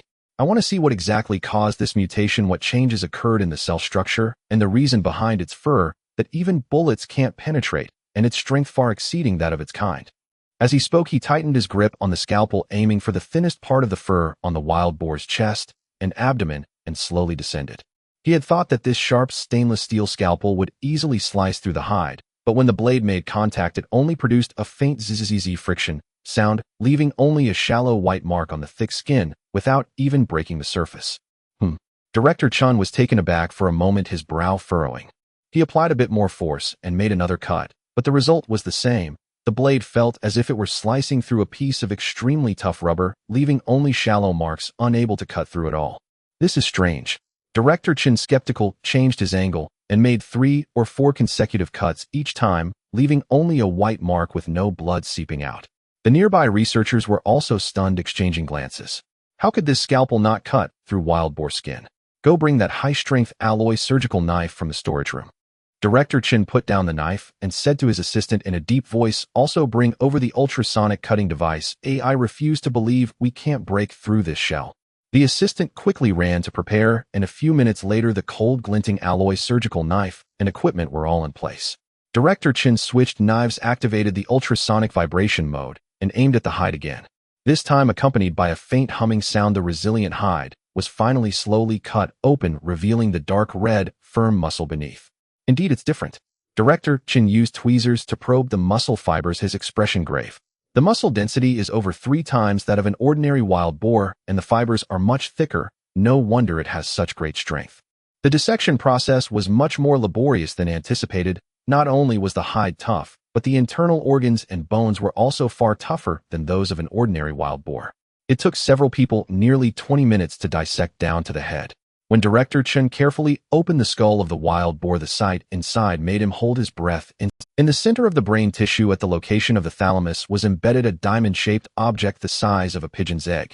It was translucent and light brown, glimmering with a faint warm light, resembling a piece of pure crystal, yet also like some unknown mineral, standing in stark contrast to the surrounding soft brain tissue. What is this? A nearby researcher exclaimed. Director Chen remained silent, his eyes filled with shock and fervor. He carefully used tweezers to extract the object and placed it onto a nearby sterile tray. As soon as the object left the brain tissue, its surface seemed to shine even brighter, subtly emitting energy fluctuations. Crystal nucleus. Director Chen murmured, gently tapping the edge of the tray with his finger. Could this be the source of its mutation? Meanwhile, in Lu Zhang's office, Lin Chen was discussing the details of this mission. The defensive capability of this wild boar far exceeds our estimations. Ordinary rifle bullets can only cause superficial injuries, making it hard to be lethal. If larger mutated animals appear in the future, such as bears or tigers, conventional weapons will likely be even harder to deal with. Lin Chen's tone was serious. I suggest equipping the field team with large-caliber anti-material weapons along with specially made armor-piercing rounds just in case. Lu Zhang nodded, scribbling with his pen in a notebook. Just as he was about to say something, the office door was knocked on urgently with a loud bang, bang, bang. Come in. Lu Zhang put down his pen and frowned. The door was pushed open abruptly, and a young soldier from the communications team rushed in, panting, sweat dripping from his forehead. Director Lu. Team Leader Lin. Director Chen asked me to hurry and get you to the underground laboratory. He said there's a major discovery, and you need to go immediately. Major discovery. Lu Zhang and Lin Chen exchanged glances, both seeing surprise in each other's eyes. Let's go take a look. Lu Zhang immediately stood up and walked quickly outside, followed closely by Lin Chen and the others. The 5 of them hurried down the corridor towards the underground laboratory. It's probably something found from the wild boar carcass, Lu Zhang said. While walking old Chen's personality, he wouldn't call people over so urgently without something important. Lin Chen nodded, feeling a bit curious. The mutation of that wild boar was strange. Perhaps they could really uncover some crucial clues. A few minutes later, the 5 of them entered the underground laboratory. The atmosphere inside was lively yet tense, with over a dozen researchers gathered around the operating table, occasionally whispering to each other, their eyes fixed on the object on the table. Director Chen stood at the front with his back to the door, intently looking at the data on the instrument. Old Chen, you called us over in such a hurry. What exactly did you discover? Lu Zhang asked. Director Chen suddenly turned around, his face brimming with uncontainable excitement, waving them over eagerly. Come quickly. Look, I found something great inside this mutated wild boar. The few of them rushed over. As Lin Chen approached the operating table, he hadn't even seen what the object looked like when the fire energy within him suddenly stirred unexpectedly. It felt as if something was attracting it from a distance, with warm energy spontaneously gathering in his palm, a tingling resonance arising from deep within his body, even causing his breath to momentarily pause. He was momentarily stunned, his gaze landing on the light brown diamond-shaped crystal on the tray. He wasn't the only one reacting. Chun, who furrowed his brow, moved his finger slightly and said softly, "Strange, why do I feel something is off?" Sui also nodded. "I feel it too. It's as if something is attracting me." Several of them were supernatural beings, each reacting differently, but all sensing the attraction emanating from the crystal. However, the few ordinary researchers standing nearby looked utterly confused, completely unaware of any anomalies, merely watching the reactions of the others with curiosity. "All right, old Chen, stop keeping us in suspense." Lu Zheng looked at the crystal on the tray, then glanced at the reactions of the others, his expression turning serious as he asked, "What exactly is this? You need to clarify it quickly." Director Chen picked up the tweezers, carefully grasped the crystal nucleus, and held it up to the light of the shadowless lamp. The cold white light penetrated through the translucent crystal, revealing faint flowing patterns of energy within, as if it were alive. This object was found at the thalamic region of the mutated wild boar's brain. Director Chen's voice was filled with excitement. "I just conducted a preliminary test with the instruments, and guess what? This stone is filled with extremely pure and concentrated energy. Moreover, its energy frequency closely resembles the energy frequencies of Lin Chen and the other supernatural beings." He paused, delivering his conclusion emphatically. "I suspect this is the energy core that enabled the wild boar to mutate." The laboratory fell silent for a few seconds. Lin Chen stared at the crystal nucleus, his expression grave. If that were the case, its significance would be entirely different. If mutated animals have crystal nuclei, what about supernatural beings? Do humans have similar substances in their bodies? Or is the energy core of a supernatural being the brain itself? Furthermore, can these crystal nuclei be utilized? Can they help enhance the abilities of supernatural beings? Thoughts surged in Lin Chen's mind. Lu Zheng's expression also grew serious as he looked at the crystal nucleus, asking in a deep voice, "Can we be certain? Is this really the core of a mutated beast?" "It's highly likely." Director Chen nodded, placing the crystal nucleus back on the tray. "Ordinary wild boars definitely do not contain such a thing, and just now you supernatural beings could all feel the resonance, while ordinary people did not react at all. This also indirectly verifies that it shares the same origin as supernatural energy. Next, I will conduct more detailed testing analyzing its composition and energy structure to see if we can clarify the principles of mutation." Director Chen grew more excited as he spoke. This is a major discovery. It might just unravel the secret of supernatural awakening. Lin Chen remained silent, his gaze still fixed on the crystal nucleus, his thoughts swirling. The underground laboratory was almost lit around the clock for the next 3 days.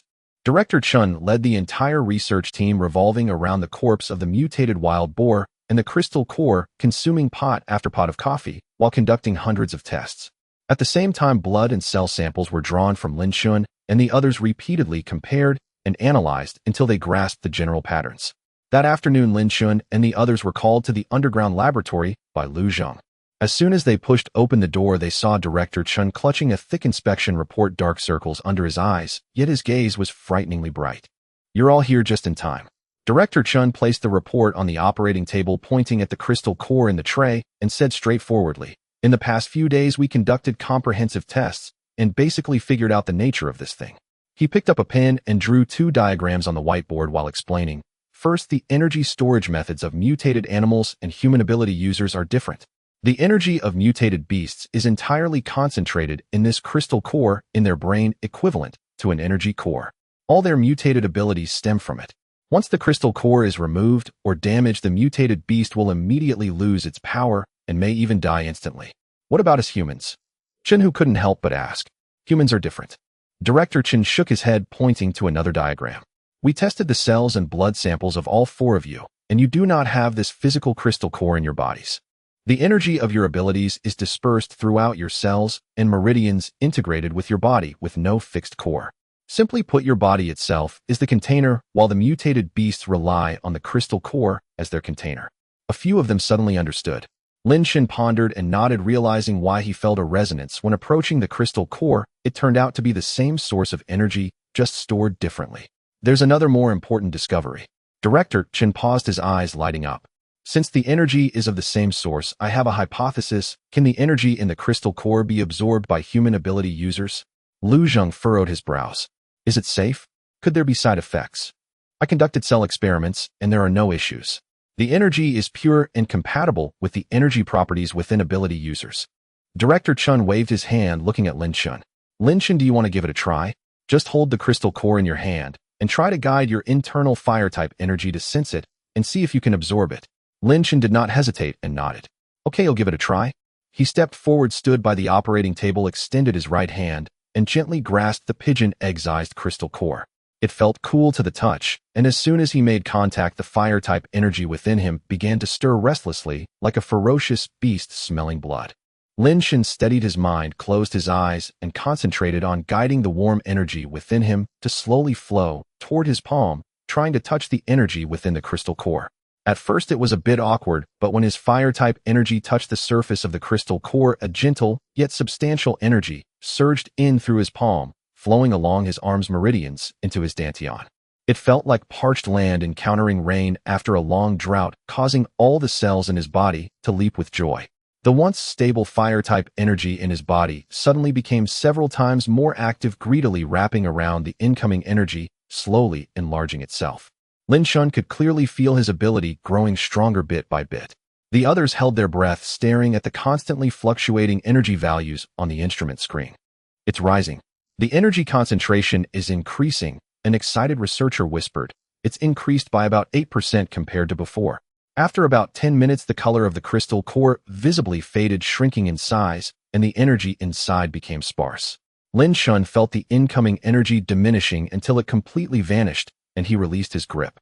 He opened his eyes, clenched his fist, and a cluster of flames surged up from his palm, deeper in color than before, and the temperature was noticeably higher. It can indeed be absorbed, Lin Chen affirmed. After absorption, the intensity of my ability has significantly increased, and the energy is also more substantial. That's great. Director Chen slapped his thigh, overly excited. This means that in the future, hunting mutated beasts will not only eliminate hidden dangers, but also allow us to obtain crystal cores to enhance the strength of ability users. This is simply complimentary. Chun Hu and Su Ye's eyes lit up, and they hurriedly approached. Director, can we absorb it too? Everyone can. The energy is of the same source regardless of attributes, Director Chen nodded. However, there may be some differences in absorption efficiency among ability users of different attributes, but it will definitely be beneficial. Speaking of which, he picked up another document, his expression becoming serious. Taking advantage of this crystal core research, we have formulated a complete classification standard for ability levels based on the energy concentration, ability power, and physical strength data of the four of you. In the future, both ability users and mutated beasts will be classified according to this standard for easier task allocation and risk assessment. Lu Zheng nodded. It's about time we had a standard. What are the classifications? We have categorized ability levels from 1 to 9, from low to high, based on 3 core dimensions: total energy amount, destructive power, and degree of physical enhancement, with level 1 being the lowest and level 9 the highest. Director Chen pointed to the energy threshold table in the document, clearly outlining. Each level is further divided into early, mid, and late stages according to the different degrees of energy accumulation. It is estimated that for every major level increase, the total energy is about 3 times that of the previous level, and the higher you go, the more challenging it becomes to break through. He paused, looking at the 4 of them, and reported their respective levels. Level 1 is the state of just awakening, where energy is unstable and control is inexperienced without forming stable combat power. Lingling, you are currently at mid-level 1, having just awakened not long ago, and your energy is steadily increasing, matching the characteristics of this stage. Bai Lingling was taken aback, then nodded. She indeed had just awakened not long ago and was still inexperienced in controlling her abilities. This classification was very accurate. At level 2, the control of abilities is relatively proficient with initial energy accumulation. Physical qualities far exceed those of ordinary people, providing stable combat capability. Director Chen looked at Chun Hu and Su Yi. Both of you are currently just at the threshold of level 2. Chun Hu and Su Yi exchanged glances, both feeling excited. They were now level 2 ability users, which was considerably better than when they had just awakened. What about Team Lin? Su Yi couldn't help but ask. Director Chen looked at Lin Chen, his tone carrying some admiration. Lin Chen is different. He awakened the earliest, has the highest development of his abilities, and his fire-type destructive power is strong. His energy concentration far exceeds the 3 of you. According to the standards, he is currently at mid-level 3, definitely at the top tier among current ability users. Level 3. Chen gasped. That's a whole level higher than us. No wonder the captain is... Lin Chen remained calm. He knew that he had awakened for a long time and had been training in the base system. Being strong was normal. Moreover, level 3 is not much. There are still 6 higher major levels above. He was only at the beginning now, and there would surely be higher level ability users and mutated beasts appearing in the future. His current strength was far from enough. This level standard will be implemented comprehensively within the base in the future, Lu Zheng spoke solemnly. All ability users must be classified before joining, and subsequent training plans, task assignments, and risk assessments will strictly adhere to the level. Additionally, the crystal cores of mutated beasts will correspond to this classification. Level 1 mutated beasts will produce level 1 crystal cores. Level 2 will produce level 2 crystal cores with increasing energy intensity, facilitating statistics and usage. I understand, and we will gradually refine the detailed standards. Director Chen nodded in agreement. At this moment, Lu Zheng seemed to remember something and asked, now that we have the classification standard, can the Skynet system and energy monitoring stations across the country sync up? In the future, when we detect abnormal fluctuations, can we directly estimate the opponent's level in advance to assess the danger level? We can't always wait until someone arrives on site to determine how strong the opponent is. I was just about to mention this. Director Chen smiled, clearly having prepared for this. Once the classification standard was finalized, I had people compile the energy fluctuation characteristics and concentration thresholds for each level into a database, which was sent to the technical team of the Skynet system. The Skynet is currently upgrading its dedicated monitoring module, expected to be completed in 2 days. He walked to the instrument screen and brought up a simulation diagram.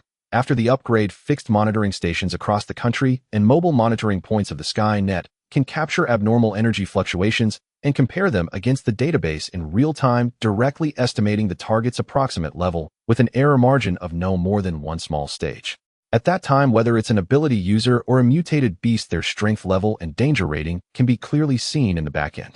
Especially in remote areas like deep mountains and deserts, we used to have no idea about the severity when monitoring fluctuations. If we sent too few people, we risked problems. If we sent too many, we wasted resources. Now that we have level assessments, we can allocate personnel accurately. If the risk is high, we send strong individuals. If low, we handle it conventionally, which can save us a lot of detours. Director Chen became increasingly animated as he spoke. Good, this matter was handled promptly.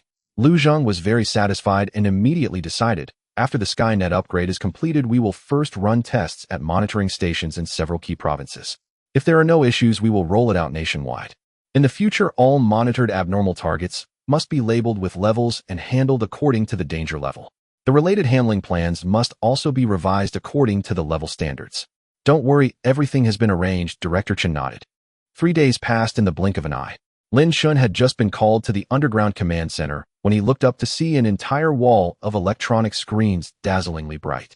The screens displayed an overview of Yanjing City with countless tiny points of light slowly drifting across the map, representing the monitoring nodes of the Tianwang system deployed throughout the city.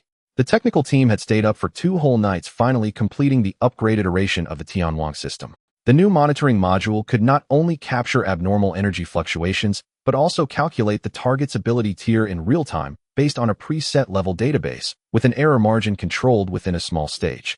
Today marked the first trial operation in Yanjing's urban area after the system upgrade.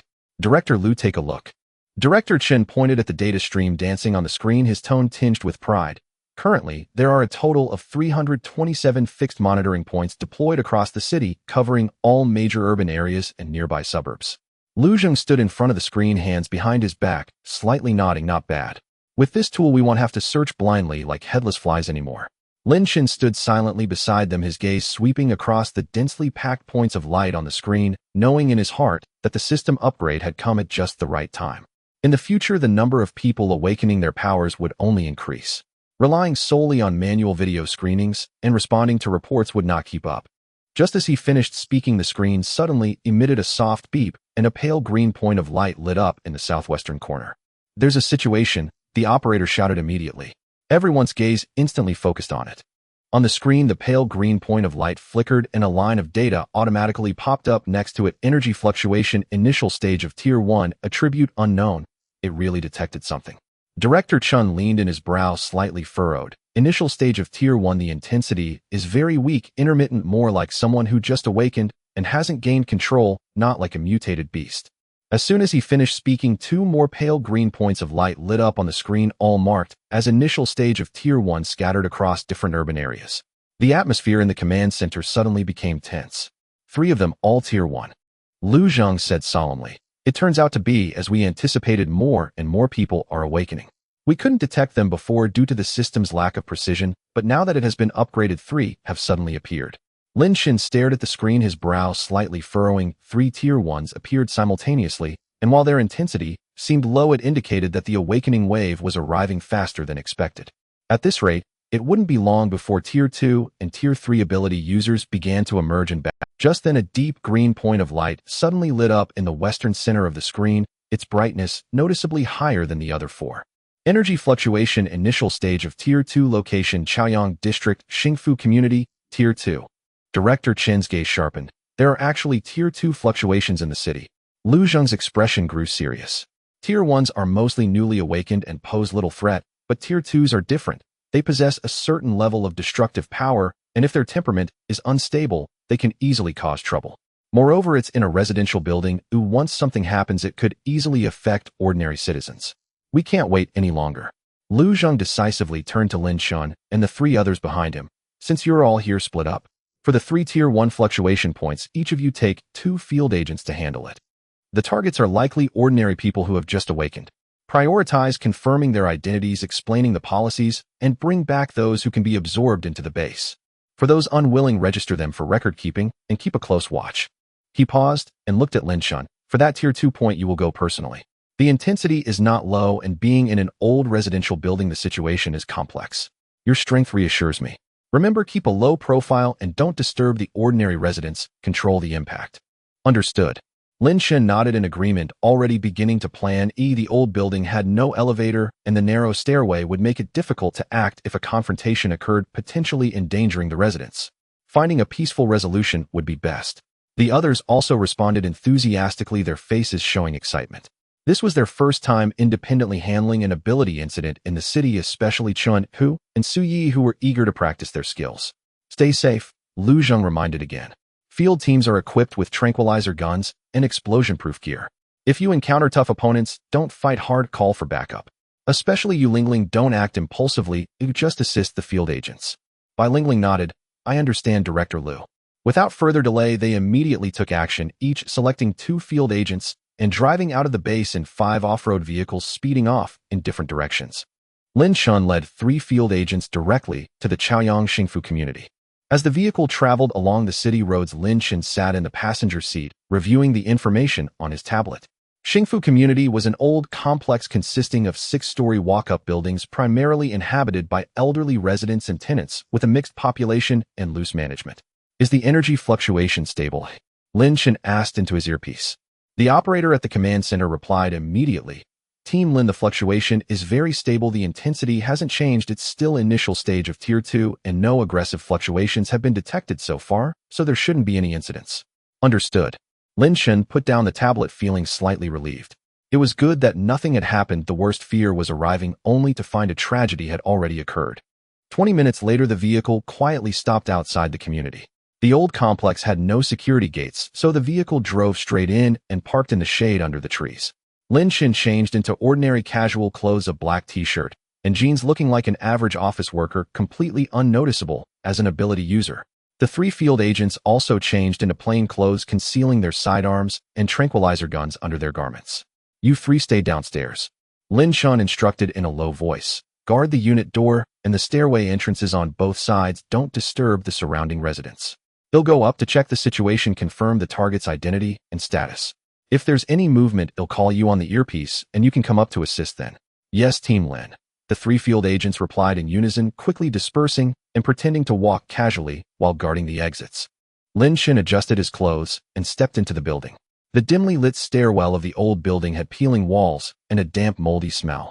He moved carefully, step by step, while the fire-type energy within him quietly circulated, his senses gradually expanding. Soon Lin Chen reached the 6th floor. The door to room 602 was tightly shut with two worn flower pots standing at the entrance containing a few half-dead spider plants. This was the place. Lin Chen steadied his mind, raised his hand, and gently knocked on the door. Knock, knock, knock. Zhang Shui was sitting in a chair slurping her bowl of braised beef noodles while binge-watching a drama on her tablet. Suddenly a knock at the door made her pause. Who could be at the door at this hour? Zhang Shui wondered to herself, not opening the door immediately.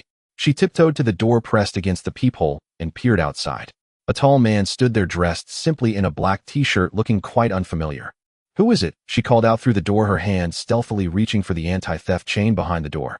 Hello, it's from the community. A gentle voice came from outside the door. We are conducting a supplementary registration for the census, verifying information for rental households. Please open the door. Zhang Shui frowned, saying, didn't the census just come last month? We've already registered. It's a secondary verification required by the street office, mainly to confirm the information of the residents. It will only take you 2 minutes. Zhang Shui hesitated for a few seconds, thinking that since he was a community worker, there should be no issue. She didn't remove the anti-theft chain, but cracked the door open just enough to show half her face, warily assessing Lin Chen. Lin Chen stood at the door, his expression calm, hands naturally hanging at his sides.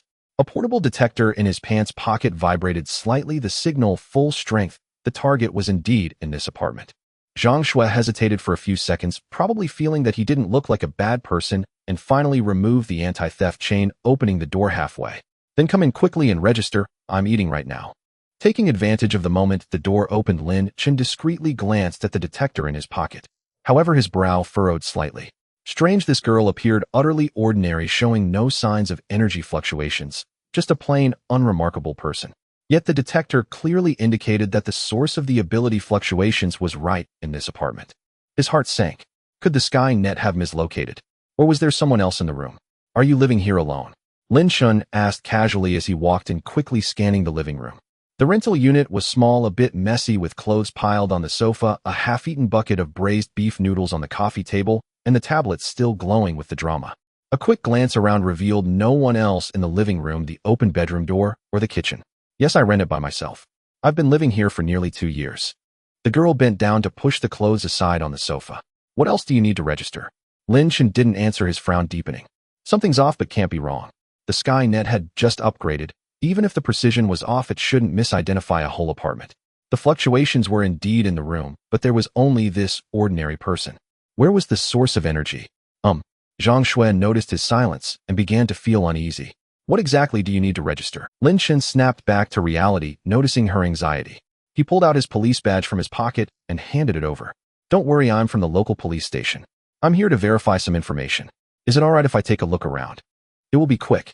Zhang Shui took the badge, examined it closely a couple of times, her racing heart settling down as she quickly returned it. Oh, so you're a police officer. Go ahead, it's fine. Lin Chen nodded, continuing into the apartment. After checking the living room, he glanced into the small bedroom and the bathroom. Still no one. As he passed by the balcony, his peripheral vision suddenly caught a furry shadow. He abruptly halted, turning to fixate on the corner of the balcony. Next to the doghouse on the balcony lay an adult golden retriever. It had been resting its head while licking its paws, but sensing Lin Chen's gaze, it instantly raised its head, ears perked up, emitting a low growl full of vigilance. That's it.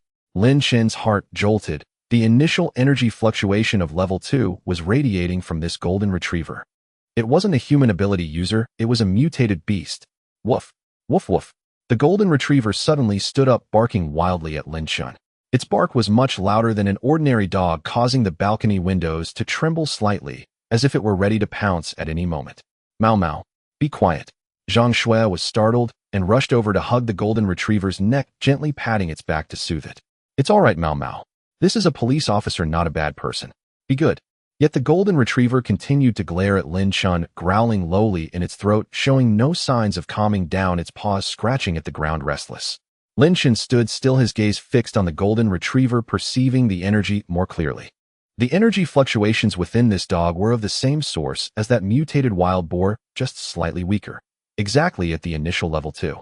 Although it appeared to be a gentle golden retriever, there was a hint of barely noticeable ferocity hidden in its depths, completely different from an ordinary pet. Is this golden retriever yours? Lin Chen asked slowly. Yes, its name is Mau Mau. I've had it for almost 3 years. Zhang Shui felt a bit embarrassed. It's usually very well behaved. I don't know what's wrong today. It's barking at you probably because you're a stranger. It rarely sees outsiders.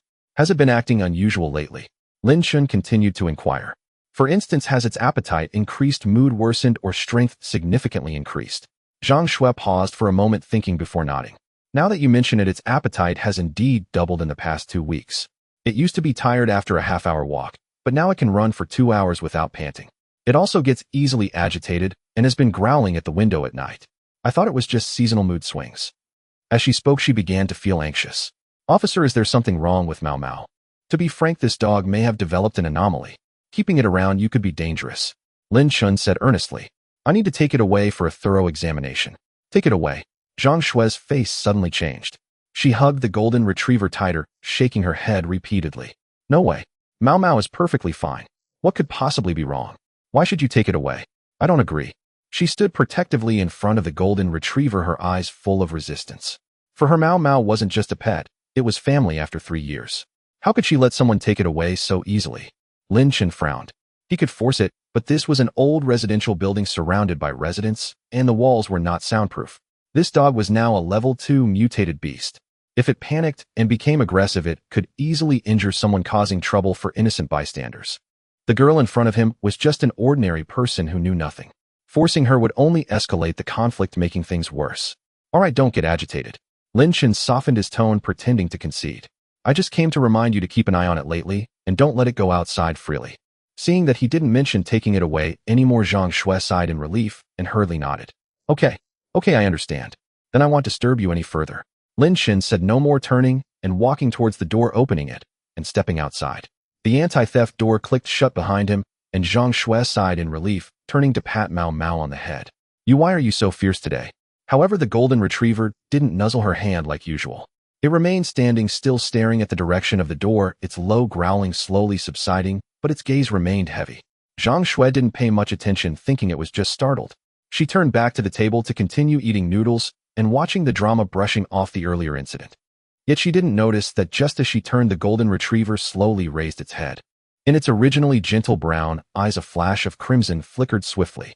It fixated on the girl's back, its nose twitching slightly, a trickle of saliva unconsciously dripping from the corner of its mouth, its sharp teeth gleaming coldly in the dim light, and it emitted a very low growl like a beast suppressing its hunting instincts.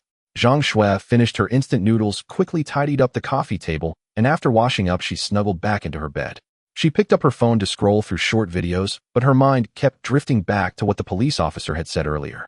She shook her head, cursing herself for overthinking. Her pet Mao Mao had been raised for 3 years and wouldn't even bully the cats downstairs, let alone hurt anyone. Yet the unease in her heart felt like a small stone sinking and refusing to dissipate. As she lazily scrolled until nearly 11 o'clock, she let out a long yawn, turned off her phone, reached over to switch off the bedside lamp, and the bedroom instantly plunged into darkness. Only a sliver of yellow light from the street lamp outside slipped through the curtain seams, casting a long, thin shadow on the floor. Usually she would fall asleep as soon as her head hit the pillow, but tonight she tossed and turned, unable to sleep, her thoughts in disarray. After an unknown amount of time, she gradually sank into a half-dreaming state, sleeping very uneasily. In her foggy state, she seemed to hear a light creak, as if something was scratching at her bedroom door. Zhang Shui's awareness was hazy as she turned over, vaguely thinking it must be an illusion, or wasn't Mao Mao supposed to be on the balcony? What was it doing scratching at the door in the middle of the night? She dismissed the thought, her eyelids heavy, ready to drift off again. But just then a clear click sound distinctly reached her ears. It was the sound of the doorknob turning. Zhang Shui was instantly jolted awake. This wasn't an illusion.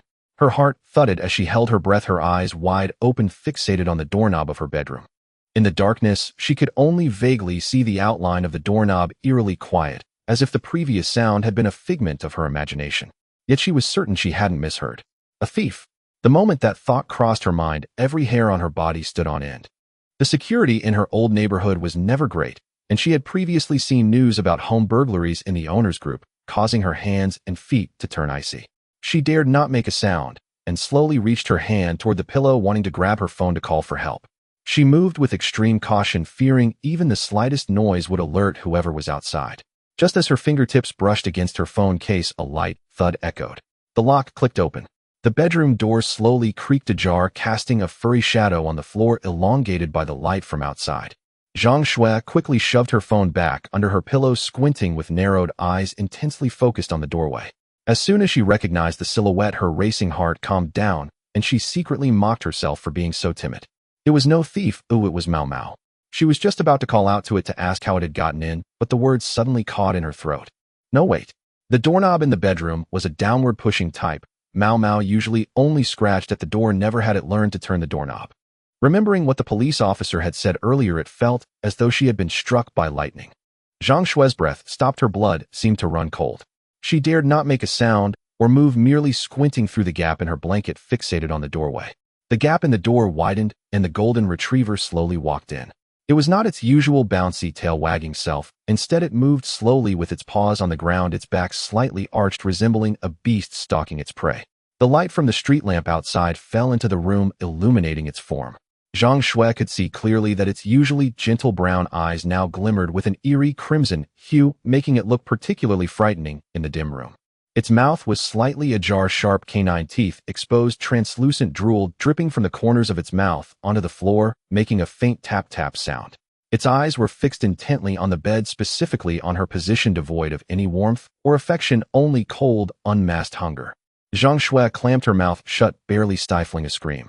Cold sweat instantly soaked her pajamas, and she trembled uncontrollably, her teeth chattering. Even her breath felt too loud to dare.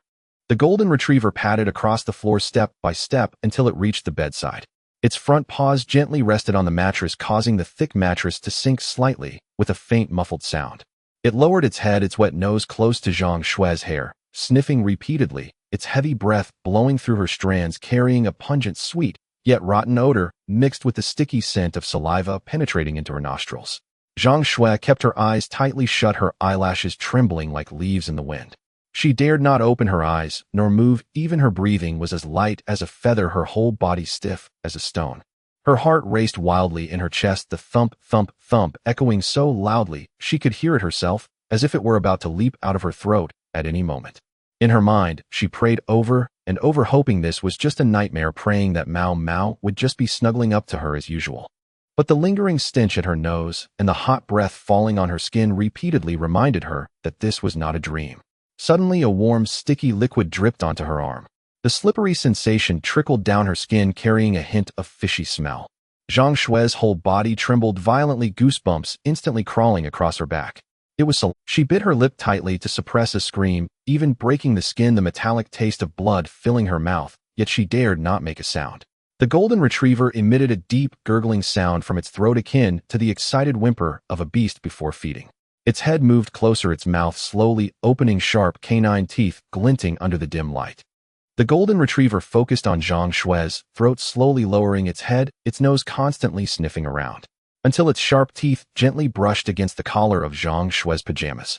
Zhang Shui could no longer hold back. A piercing scream erupted from her throat, particularly jarring in the quiet night. Instinctively, she grabbed the pillow beside her, holding it tightly in front of her neck with both hands, closing her eyes and pushing forward wildly. Crack! The sharp sound of fabric tearing suddenly echoed. The golden retriever bit down hard on the pillow, the thick pillowcase instantly torn open by its sharp teeth, the cotton stuffing flying everywhere like snow. It shook its head violently, tearing half the pillow into shreds, cotton balls rolling everywhere. Seizing the brief moment, Zhang Shui crawled to the other side of the bed. In her panic, her foot slipped, and she tumbled off the bed, her ankle crashing hard against the metal bed leg, a sharp pain instantly spreading. She gasped sharply in pain, yet dared not make a sound, scrambling on the floor until she backed into the corner, her back pressed tightly against the cold wall, her whole body trembling like a leaf. The golden retriever jumped onto the bed, looking down at her from above. Its crimson eyes glowed terrifyingly in the dim light, locking onto its prey in the corner with tufts of cotton and saliva hanging from its mouth, drool dripping down its chin. It slightly arched its back, the low growl from its throat growing heavier, radiating unmasked brutality and hunger. The person before it was no longer its master, but merely a running prey. Help! Is anyone there? Help! Zhang Shui leaned against the wall, her voice trembling and fragmented, tears uncontrollably streaming down her face, smearing it all over. She looked at the golden retriever on the bed, familiar, yet strange, her heart filled with fear and pain. That was the dog she had raised for 3 years, the one who waited for her at the door after work, the one who would nuzzle her palm when it felt wronged. How could it have turned into this? The golden retriever clearly lost its patience. It let out a low growl, its limbs exerting force as its massive body leapt off the bed, charging straight at Zhang Shui in the corner with a gust of foul wind. Its claws were raised, sharp teeth glinting menacingly. If it pounced correctly, Zhang Shui's throat would be torn apart in an instant. Zhang Shui's pupils dilated in fear, forgetting to scream, only able to watch helplessly as the furry figure bore down on her, the shadow of death instantly enveloping her. Bang! A deafening roar echoed as the front door was violently kicked open from the outside. The tremendous impact shook the entire room slightly, the lock bursting off the door, slamming heavily against the wall, producing a resounding clang. Immediately after, a crimson fireball whooshed in from the living room, carrying a searing wave of heat, accurately smashing into the golden retriever's cheek. Boom! The flames exploded on the golden retriever's face, deep crimson tongues of fire licking at its fur in an instant. The golden retriever let out a shriek that was piercing to the core, its entire body propelled sideways by the impact of the fireball, crashing heavily against the nearby solid wood wardrobe. Crack! Bang! The thick wardrobe door was deformed from the impact, wooden planks splintering, with chips cascading down. The golden retriever lay on the ground, whimpering in pain, half of its face scorched, black smoke rising from its fur, yet its eyes stared viciously at the doorway. Lin Chen strode across the dented security door and stepped into the room. Flames still flickered gently along his right arm, casting a warm glow over the dim interior and stretching his shadow long and sharp against the wall. He did not rush to confront the mutated golden retriever. Instead, he glanced sideways toward Zhang Shui, huddled in the corner, her face pale with terror, her whole body trembling. Yet she bore no obvious wounds, only a faint redness and swelling around her ankle. At least no life had been lost. His tense heart eased just slightly. "Are you all right?" he asked casually, his voice low, yet startlingly clear in the hushed room. Zhang Shui shrank deeper into the corner, lips quivering as she stared at the flames dancing along his arm. She could not utter a word, only shook her head instinctively, eyes wide with disbelief. Lin Chen asked no further questions and turned his gaze toward the mutated golden retriever inside the bed. The fireball he'd launched earlier had struck its cheek squarely. Half its fur seared away, skin and flesh charred black, one eye squinted shut, while blood mingled with dark viscous fluid trickled down its muzzle, rendering it pitifully grotesque. Yet even grievously wounded, the beast refused to yield. Struggling upright from the splintered wooden debris, its limbs trembled, but its back remained arched, throat rumbling with a guttural snarl. Crimson eyes locked onto Lin Chen, fangs bared, poised to lunge and fight to the death. Still bristling like this? Lin Chen scoffed, disdain lacing his tone. He had held back, using only 30% of his power, to avoid shattering the walls and endangering neighbors, or worse, harming Zhang Shui inside. Had he unleashed his full strength, this second-tier mutated golden retriever would have crumbled into ash beneath a single fireball, not stood here growling weakly. He advanced steadily, each step deliberate, his boots crunching softly over scattered cotton wadding and shattered planks. With every stride forward, an oppressive aura thickened around him. The golden retriever watched him draw nearer. Its primal instincts screamed mortal peril, but fury overrode fear, especially when confronted by that scorching, incinerating presence radiating from him. Woof! Eh! It unleashed a guttural, inhuman roar, launching itself off all four paws. Its massive frame soared through the air, jaws agape, razor-sharp fangs bared, rushing straight for Lin Chen's throat with a reek of raw, coppery stench. Its claws extended, long, needle-thin, gleaming coldly, as if designed to tear flesh clean. Its speed was astonishing, more than twice that of an ordinary wolfhound. An ordinary person would never evade such an attack, but to Lin Chen it was painfully slow. He didn't even activate his ability, merely sidestepped, gracefully evading those fangs, and seizing the beast's momentum, drove his right leg upward in a devastating kick straight into its chest. Tum! A deep, muffled impact echoed through the room. The golden retriever halted mid-lunge as if struck by a freight train, its body flung sideways, crashing hard into the wardrobe behind it. The already warped wardrobe collapsed entirely under the blow, boards splintering, hangers scattering, clothes spilling everywhere in a chaotic heap resembling a small mountain. The beast landed amid the wreckage with a pained whimper, unable to rise for several breaths. A deep indentation marred its chest, ribs clearly fractured, and crimson foam bubbled steadily from its mouth. Lin Chen lowered his leg, brushed non-existent dust from his trousers, and walked calmly toward the creature sprawled amidst the debris, gazing down upon it with quiet, unshakable dominance. He raised his left hand and extended his thumb upward, waving it slowly before the beast, still baring your fangs at me. Hear this? Then, with a casual twist of his wrist, he flipped his thumb downward, voice edged with effortless mockery. If I let you escape from here, I'm this. A mid-30-year cultivator versus a low-condier mutant. This was never a contest. Only the constraints of the residential building, the risk of alarming neighbors, had restrained him. One strike would have ended it instantly. No words were necessary. Crouched in the corner, Zhang Shui sat utterly stunned, her entire worldview shattered beyond repair. First, her 3-year-old pet transformed into a crimson-eyed, man-eating monster. Then this man, who claimed to be a police officer, stood before her with living flames wreathing his arm, and with a single kick sent that monster flying meters across the room, demolishing a solid wood wardrobe. This wasn't a police officer. It defied cinematic logic itself. Her mouth opened, desperate to ask something, yet her throat constricted, leaving her mute. The sticky residue of the mutated dog's saliva still clung to her forearm, a visceral, nauseating reminder that none of this was illusion. She gripped her sleeve tightly, eyes burning red, glancing wildly between Lin Chen's flaming arm and the dying beast, her mind reduced to a churning, formless slurry. Fire. Could he truly be one of those legendary superhumans? Countless thoughts collided in her skull, but she dared neither speak nor move, frozen in place, breathing shallowly, terrified even to inhale too deeply. In the rubble, the golden retriever lay motionless for a long moment before slowly pushing itself up on trembling forelegs, struggling to rise. Each breath stabbed with pain. Metallic blood flooded its mouth, ribs shattered beyond count. It lifted its head and saw Lin Chen standing before it, flames still dancing along his arm, heat washing over its face. At last, ancient instinctual dread surged forth, raw, undeniable, primordial. It couldn't win. Absolutely, irrevocably. No chance. Survival instinct overwhelmed aggression. It abandoned the thought of fighting, and instead its gaze darted sideways toward the nearby window. 6 stories, no more. With its mutated physique, a fall might shatter its legs, but it would live. Without hesitation, it twisted its body and bolted toward the window with every ounce of remaining strength. The mutated golden retriever moved with blinding speed. Within strides, it reached the window, front paws already gripping the sill. One leap and freedom awaited. Oh, trying to flee. Lin Chen's eyes hardened, his reaction swifter than thought itself. He pushed off the floor, vanishing in an instant, reappearing beside the window just as the beast coiled to spring. In that suspended heartbeat, his right hand shot out, seizing its thick, furry tail with flawless precision. Come back. Lin Chen commanded, voice low and thunderous, muscles coiling as he yanked, dragging the half-launched beast backward, wrenching it from the threshold. His right hand still burned, scorching heat searing the tail's fur, instantly flame racing upward along its length. Ah! A shriek tore from the beast's throat, agonized, primal. Its limbs thrashed wildly, jaws snapping backward in blind, desperate attempts to bite Lin Chen. But its tail remained locked in iron grip. No twisting, no turning. It could only flail helplessly in midair, each scream more harrowing than the last.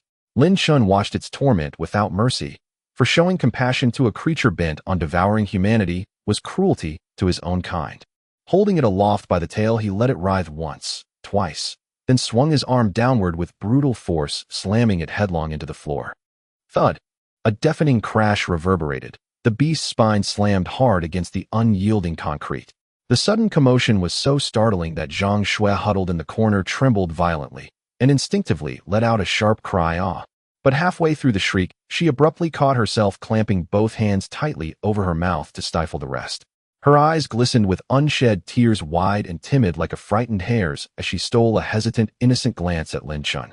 Lin Chen had been intently observing the golden-haired mutt on the floor when the half-suppressed scream jolted him. His hand even twitched involuntarily. He turned his head to find Zhang Shui crouched motionless in the corner, curled into a tight, trembling ball. With an exasperated roll of his eyes, he sighed inwardly. Her nerves were absurdly fragile. She'd startled him instead. But there was no time for idle reprimand. Lin Chen turned back, his gaze locking once more upon the grievously wounded, mutated golden retriever sprawled lifelessly on the floor. Struck by a fireball and then slammed hard onto the floor, the beast now clung to existence by little more than a thread. Blood-tinged foam seeped steadily from its mouth, staining the floor beneath it crimson. Were it not for the faint, shallow rise and fall of its chest, it would have appeared utterly dead. Yet even in this state, its eyes burned with savage malice, low, guttural growls rumbling deep within its throat as it bared sharp fangs, still snarling defiantly, still trying to intimidate, still refusing to yield even now. Lin Chen scoffed, unwilling to waste another moment on the beast. Raising his right arm, molten crimson gold flames surged from his palm, engulfing his entire hand in roaring, incandescent fire. He seized the mutt's scruff in one firm grip and hoisted its limp body into the air. Arc! The instant the flames touched its fur, the creature howled in agony, convulsing violently. Its front paws instinctively flailed upward, clawing desperately at the air, but its battered frame could muster no strength.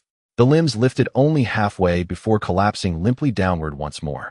Only its bloodshot eyes remained fixed on Lin Chen, blazing with venomous fury. Beasts remain beasts. Even at death's threshold, all they crave is to bite. Lin Chen muttered coldly, his expression hardening.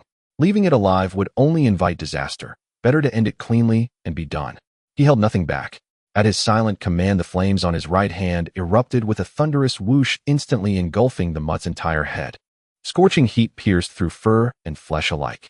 The mutated retriever's cries began shrill and piercing its body, thrashing wildly midair. Soon, however, those cries dissolved into ragged, broken whimpers, then faded entirely into silence. Its struggling form slackened, limbs dangling lifelessly, utterly still. Lin Chen felt the last tremor fade within his grasp. Its internal energy fluctuations extinguished completely, before casually tossing the corpse back onto the floor. A soft thud echoed as the mutt's charred head lolled sideways, half-blackened breath gone forever. Zhang Shui, still pressed into the corner, witnessed every moment, and instinctively shrank deeper against the wall, her spine nearly pressing into the plaster. Her gaze flickered between the scorched carcass on the floor and the lingering flames dancing across Lin Chen's fingers. Her pulse quickened with dread. He's terrifyingly powerful. What if he decides I've seen too much and burns me next? The thought sent a fresh shiver down her spine. She bowed her head lower, holding her breath, so completely it felt like her lungs might collapse. Lin Chen paid no mind to her silent terror. He brushed his palms together, extinguishing the fire, then withdrew the comms device, clipped at his waist, and pressed the transmit button. Target neutralized. You three, come up and handle the scene. Copy that. On our way, came the crisp, immediate reply over the channel. Within 2 minutes, 3 plainclothes field agents rushed upstairs. Upon entering, their eyes fell upon the corpse, and they exchanged quiet, appreciative whistles.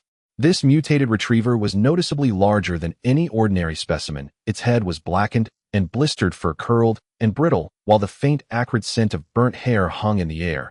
Yet its body remained otherwise intact, testament to the captain's precise, controlled execution. Lin, Captain. The trio nodded respectfully and stood in disciplined formation, awaiting orders. Bag the body and transport it to base for Dr. Chen's analysis. Lin Chen gestured toward the corpse, then added firmly, tidy up the room. Remove anything conspicuous. Then draft a confidentiality agreement with this resident. Follow protocol exactly, say only what must be said, and not a single word beyond that. Understood. They responded in unison, swiftly retrieving waterproof biocontainment bags from their gear and setting to work without hesitation. Their movements were swift and practiced. Each knew his role. 1 held open the bag, 2 lifted the carcass. Not a second was wasted. Only then did Lin Chen turn fully toward Zhang Shui, still huddled in the corner. His voice softened, losing its earlier edge of cold authority. It's over. You're safe now. Do you believe what I told you earlier? Zhang Shui nodded slowly, dazed, her gaze still unfocused, clearly not yet recovered from the shock. She glanced first at the sealed corpse, then back at Lin Chen, lips parting as if to speak, yet hesitating, too afraid to utter a word. It underwent mutation, no longer an ordinary dog. Keeping it near you was inevitable peril. Had I not intervened tonight, you've just seen the consequence. Lin Chen offered no further explanation. Details were unnecessary and dangerous for civilians. They'll have you sign a confidentiality agreement shortly. Everything you witnessed tonight stays here. It's safer for you. Understood. I understand, she whispered, voice trembling. Her thoughts raced. How could I possibly refuse? Her mind reeled. 3 years of companionship shattered in an instant, her beloved dog transformed into a man-eating abomination. This man conjuring fire from empty air. Neither truth would ever be believed.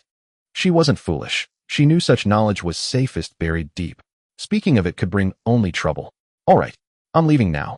Any follow-up will be handled by them. Lin Chen gave a brief, dismissive wave and stepped over the mangled security door, descending the stairs without another glance. In the depths of night, the old residential area was eerily quiet, with only the dim yellow glow of the streetlights illuminating the surroundings as flying insects danced around the light bulbs. Lin Chen leaned against the door of the SUV, his back pressed against the cold metal of the car body, as the night breeze slightly dispersed the burnt smell lingering on him. 3 field operatives upstairs were still wrapping things up, signing confidentiality agreements and cleaning up traces at the scene, and it seemed they would be busy for a while longer. He pulled out the internal dedicated phone from his pocket, unlocked it, and opened the internal group chat of his team, which was eerily silent. Presumably the others were busy with their tasks and had no time to check their phones. His fingers tapped rapidly on the screen as he sent a message. Everyone report your progress. How are your respective tasks coming along? Less than 10 seconds after sending the message, Bai Lingling's reply popped up. Bai Lingling, I found someone here. You will never guess what ability she awakened. Su Yi replied instantly. What? What is it? Speed type? Or strength type? Could it be something like yours, a plant type? Bai Lingling, neither. You definitely won't believe it when I tell you her ability is crying. Su Yi, crying? What do you mean? Is crying even considered a special ability? Bai Lingling, it's literally that once she activates her ability, she can't stop crying, tears flowing like a faucet.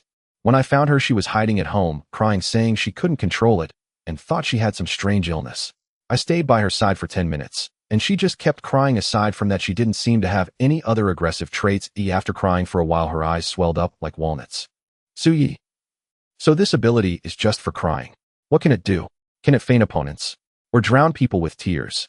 Lin Chen looked at the screen, unable to help but laugh.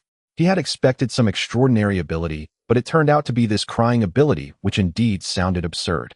However, he thought for a moment for a young girl who had just awakened, encountering such an uncontrollable ability would probably scare her quite a bit. He typed a reply. Is she willing to come to the base? If she is willing, we can bring her back and arrange for her to do some clerical work in the logistics department. After all, not everyone is suited for combat teams. Bai Lingling replied quickly. She is very willing. She was just worried about what to do next. Once she heard there was a proper position available, she agreed, immediately, seemingly afraid. I might change my mind. I'm currently taking her back. The young girl is quite obedient, but a bit timid, asking a lot of questions along the way. Lin Chen understood, pausing for a moment, then tagged Su Yi. What about you? What's the situation? Su Yi. Don't even mention it. I've searched the area several times, checked the entire building, but couldn't find anyone. The household identified by the surveillance system is empty, and the energy fluctuations have disappeared. It seems they sensed something was off and hit early. Su Yi. I asked the downstairs neighbors, and they said that household is a young guy from out of town in his 20s who usually keeps to himself. I left 2 field operatives nearby to watch and see if he returns. I guess he just awakened, is scared, and doesn't dare to show himself, hiding away somewhere. Lin Chen slightly frowned, then relaxed again. This kind of reaction is normal. An ordinary person suddenly gaining a strange ability would typically react with panic and would be too scared to contact the authorities. Hiding away is quite common. He typed a reply. No need to wait idly. Leave a contact method with the landlord. If he is willing, he will naturally reach out. The country is so vast, there will always be people who don't want to show themselves. No need to force it. Just let the local monitoring station keep an eye on him. As long as he doesn't cause trouble, we don't need to bother. Su Yi, got it. I'll arrange it right away and head back afterward. The group chat fell silent for a moment. Chun, who hadn't said anything. Lin Chen waited for 2 minutes, but still didn't see him chime in, feeling a bit puzzled. Given Chen He's personality, he would have reported back long ago after finishing up, so why was there no movement for so long? Could it be that something went wrong? He tagged Chun Hu again. Chun Hu, how's it going on your side? Why haven't you said anything for so long? After waiting nearly a minute, Chun Hu finally replied slowly with a resigned expression following his message. Chun Hu, don't even mention it, Captain. I found someone too, and you will never guess what ability this guy awakened. Su Yi. Here we go again. Why does everyone love to make us guess? Is it something like farting can blow people away? Bai Lingling, Su Yi, stop joking around. Chun Hu, it's even more absurd. This guy's ability is eating. Su Yi, what do you mean, brother Hu? Eating? Did his appetite increase? Then wouldn't his strength increase? Chun Hu, he can only eat but has no other use. When I found him, he was at home eating with over 20 empty bags on the dining table, munching on steamed buns, and he said he still wasn't full. He didn't even know he had awakened. He thought he was just hungrier from working hard lately. I tested him. His strength didn't increase, his speed didn't improve, and his body didn't get stronger. It's just that his appetite multiplied several times. Purely an eating ability. Su Yi, ha. Su Yi, wait, what use is this ability? Is he going to teach the boss a lesson at a buffet? Bai Lingling, haha, that's too interesting, but it's the first time I've heard of such an ability. Does he want to come to the base? Chun Hu. He does. He heard there's food, accommodation, and a salary, and he agreed on the spot, worried about spending too much money on meals. I'm currently taking him back, and he's still munching on bread along the way. I'm quite dumbfounded. He hasn't stopped eating. Lin Chen looked at the screen, shaking his head helplessly. Indeed, the awakening of special abilities is bizarre and varied. Not every ability can be used for combat, and not everyone has practical value. Some can fight and withstand destruction, while others can only cry or eat not much different from ordinary people. As more and more people awaken, who knows what even more absurd abilities might emerge. The base can't always focus on combat type enhancers. These diverse abilities might come in handy someday. He didn't type anymore, turned off the screen, and put the phone back in his pocket. After waiting for another 5 or 6 minutes, footsteps approached from the unit door as 3 team members came down carrying a waterproof body bag. Lin team. Zhao Lei approached, stopping and catching his breath. Everything is cleaned up. The confidentiality agreement has been signed with Zhang Shui, and all necessary instructions have been given. She promised not to leak anything. Lin Chen nodded, glancing at the body bag they were carrying. The head wasn't damaged, right? The crystal core needs to be brought back intact for Director Chen's research. Zhao Lei, now you say to be careful. You weren't careful when you acted. Rest assured, Lin team, we handled it carefully. We specifically patted that side of the head. It definitely won't be damaged. Zhao Lei patted his chest in assurance. All right. Lin Chen straightened up, opened the passenger door. Then let's go back to the base. It's late at night, and if we keep this up, it'll be dawn soon. The off-road vehicle departed from the old happiness community, turning onto the main road as the scenes along the street gradually became vibrant. Although it was already midnight, the nightlife in Yanjing was just beginning. The roadside was filled with food stalls, the aroma of grilled skewers and fried noodles wafting in through the car window. Numerous pedestrians strolled by, bustling and lively, completely devoid of the usual quietness of late night. Lin Chen leaned against the passenger seat, hearing the noisy voices from the street and the sounds of cars passing by. After a busy half-night, he felt a bit tired and wanted to take this moment to rest. Zhao Lei, who was driving, suddenly clicked his tongue, his tone brimming with disdain. It's late at night. Why are there so many Indians around? Lin Chen opened his eyes and glanced at the roadside, following his gaze. On the sidewalk, 7 or 8 dark-skinned Indian men were sitting on the ground, stuffing their mouths with just-bought rice with their hands, not caring as oil dripped down their fingers. Nearby, many disposable food containers and plastic bags were thrown about. With a gust of wind, the plastic bags flew everywhere, making the originally clean sidewalk dirty. A few others stood in front of the food stalls, gesticulating and haggling with the stall owners, their voices loud and incomprehensible, drawing the attention of passers-by, who frequently glanced over and circumvented the area. Lin Chen's brow furrowed at once, feeling inexplicably uncomfortable. Isn't it said that it's ridiculously hot in India recently, almost 50 degrees? Many people have perished and countless more have fled to our country to escape the heat. Zhao Lei gripped the steering wheel, his tone filled with dissatisfaction. I don't understand how the visas were approved. So many people have surged in all at once. Look at them littering everywhere, eating with their hands while sitting on the ground, making a mess. Exactly, many of them don't even bring money, solely thinking of coming to our country for free food. And Li Bing in the back seat curled his lip and took over the conversation. I heard from a colleague at the base that in several cities in the south, it's even more exaggerated. They gather in groups at food stalls, eat, wipe their mouths, and just leave. Even if the stall owners stop them, they dare to act like hoodlums in public, shameless to the core. Even calling the police is useless. There are just too many of them, and after a few words of reprimand, they're let go, only to continue their freeloading. Moreover, many hotel lobbies are completely occupied by these Indians who don't even pay for a room, just lounging on those chairs and sofas to enjoy the air conditioning. Even in Yanjing, the capital, there are so many. Oh, I can only imagine the situation in other cities. Lin Chen looked at those people sitting on the ground, without a care, casually throwing bones onto the roadside, feeling a wave of nausea in his stomach. Watching them run rampant on his own country's territory, it was impossible not to feel angry. However, since it was late at night, and they were transporting the corpse of a mutated beast, he decided to turn back, closed his eyes against the seat back again, preferring to keep his eyes off the filth and not get riled up. The car continued forward for a few minutes until a red light appeared at the intersection ahead. Zhao Lei stepped on the brakes, coming to a steady stop behind the line. On the adjacent non-motorized vehicle lane, a shared bicycle was parked with a phone mounted on the handlebars, illuminating a live broadcast screen. An Indian man with a big beard stood in front of the phone, gesticulating wildly, speaking rapidly into the camera with a disdainful expression on his face. Next to him stood a black-haired woman in a short skirt, presumably a tourist from out of town, pretending to understand the incomprehensible chatter of the Indian man, while occasionally nodding in agreement, her face filled with admiration as if she wanted to get closer. Lin Chen glanced over disdainfully, turning his head away, too lazy to look a second time. He had seen many people who idolized foreign cultures, but someone as despicable as this was indeed rare. Li Bing in the back seat had originally been focused on cleaning his gun. Upon hearing the voices from outside, he raised his head and glanced out the window. At that glance, his expression instantly darkened, and he couldn't help but curse. Damn it, this dead Indian, he really deserves a beating. Though his voice wasn't loud, the confined space of the car made it clear for everyone to hear. Lin Chen turned his head to look at him, asking, "What's wrong? Why are you so angry?" "Captain Lin, I minored in Hindi at university and can understand what he's saying." Li Bing gritted his teeth, pointing outside at the Indian man broadcasting, "Live, this bastard is slandering our country on live stream. He's saying that our city has poor environmental conditions, trash everywhere, and that public safety is not good, making it unsafe to go out at night. And he also said that Chinese women are all over them, that they can just beckon and women will follow them. This woman next to him is an example, and he's using her to show off." Li Bing grew increasingly agitated. "Aren't all the trash on the ground thrown by these people?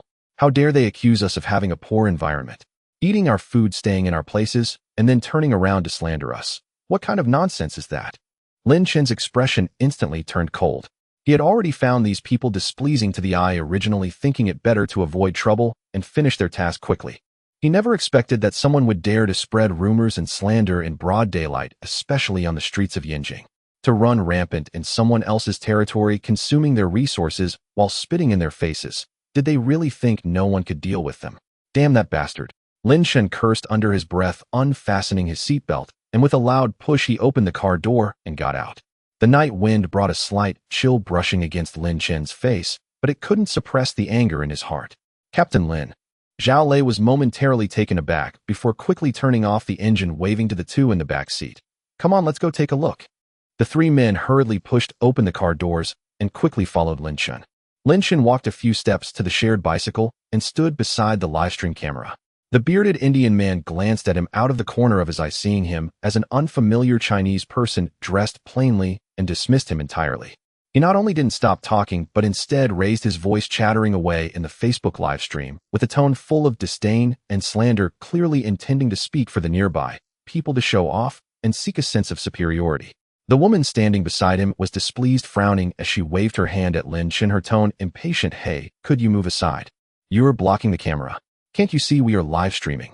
You're delaying their follower growth. Can you afford to compensate for that?" At that moment, Zhao Lei and Li Bing quickly approached, standing behind Lin Chen, and the four big men released an imposing aura, causing the surrounding noise to diminish. Lin Chen slightly turned his head, looking at Li Bing. "What's he babbling about again? Translate his words for me." Li Bing stepped forward, biting his back teeth. "Captain Lin, this bastard is getting more and more outrageous. He said people from our country are unsophisticated, that we crowd around foreigners, and that our public safety is poor, claiming it's dangerous to go out at night. He said him being here is a humiliation, and he even criticized our street food, saying it's dirty and causes diarrhea. All of it was slandering us." Lin Chen's expression instantly turned cold after hearing this. He fixed his gaze on the spitting Indian man and cursed, "Go to hell, you son of a bitch. If your mouth can't be used properly, you should sew it shut."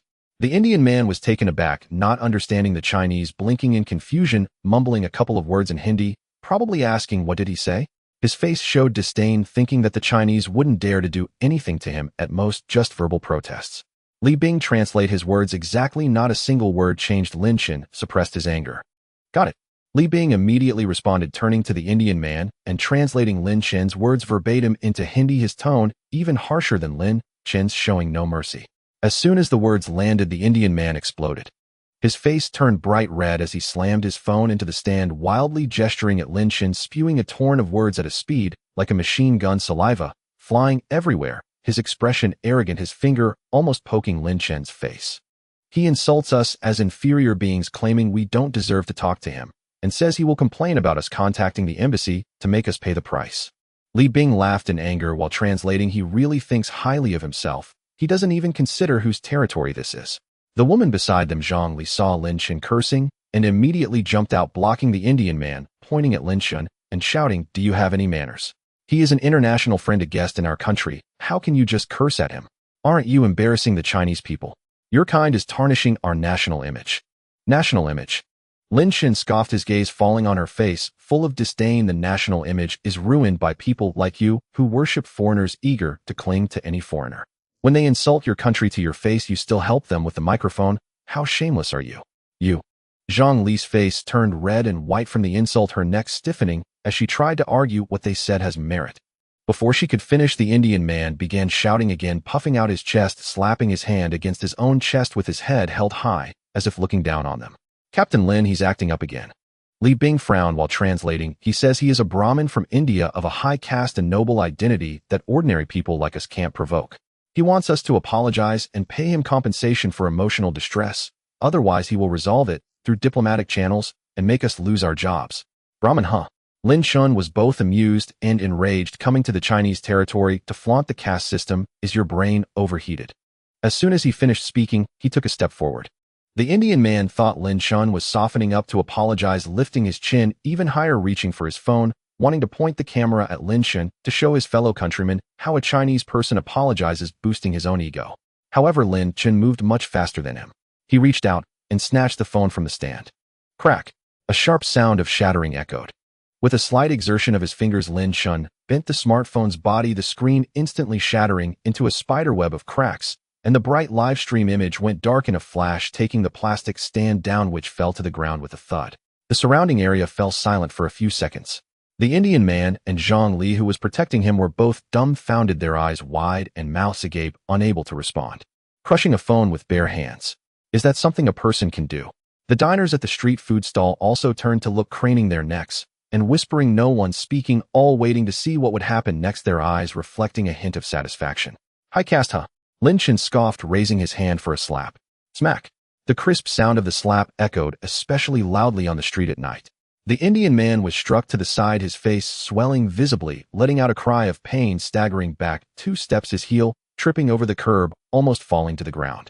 Insulting our country, huh? Smack! With a swift motion, he dealt another slap, solidly hitting the other side of his face. After 2 slaps, the Indian man's face was swollen like a pig's head, blood seeping from the corners of his mouth, his eyes filled with terror, his previous arrogance completely vanished, clutching his face and whimpering, unable to articulate. Still noble, still condescending. Slap, slap, slap. With several consecutive slaps, the Indian man became disoriented, unable to stand straight, covering his face and screaming, his voice trembling, unsure if he was begging for mercy or threatening. Lin Chen stepped forward, grasping his collar and pulling him close with slight force. Being half a head taller than the Indian man, he looked down at him. Let me tell you, this is China. You come to our territory to act wild and spread rumors. Who do you think you are? What Brahmin high caste? That doesn't work here, got it? Before the Indian man could respond, Zhang Li, scared to the core, rushed forward, trying to grab Lin Chen's arm to shield the Indian man behind her. Are you crazy? How dare you hit someone? I will report you. I will make you go to jail. You wait to pay for this. He lunged forward, claws bared, nearly scratching Lin Chen's face with his sharp nails, cursing profusely, resembling a spoiled child, clearly confident that Lin Chen wouldn't dare to lay a hand on a woman. Lin Chen frowned. He was not a person of outdated views, especially against those who turned against their own country, offering help to outsiders, and he would not tolerate it at all. With a twist of his wrist, he swiftly slapped back. Smack! This slap echoed even louder than the one he had delivered to the bearded man earlier. Zhang Li lost her balance and fell to the ground with a thud. Half of her face visibly swelled, her hair disheveled and covering her face, looking utterly disheveled. You are no good either. Lin Chen coldly regarded her, his tone devoid of any compassion. Helping outsiders insult your own country, turning against your own. This slap is well-deserved. Zhang Li sat on the ground in a daze. She never expected that the other party would actually dare to hit her. After a few seconds of shock, she finally reacted, covering her swollen face, her voice piercing enough for half the street to hear. You dare hit me? You're finished. I'm going to call the police. I will post about you on social media, let everyone see what kind of person you are.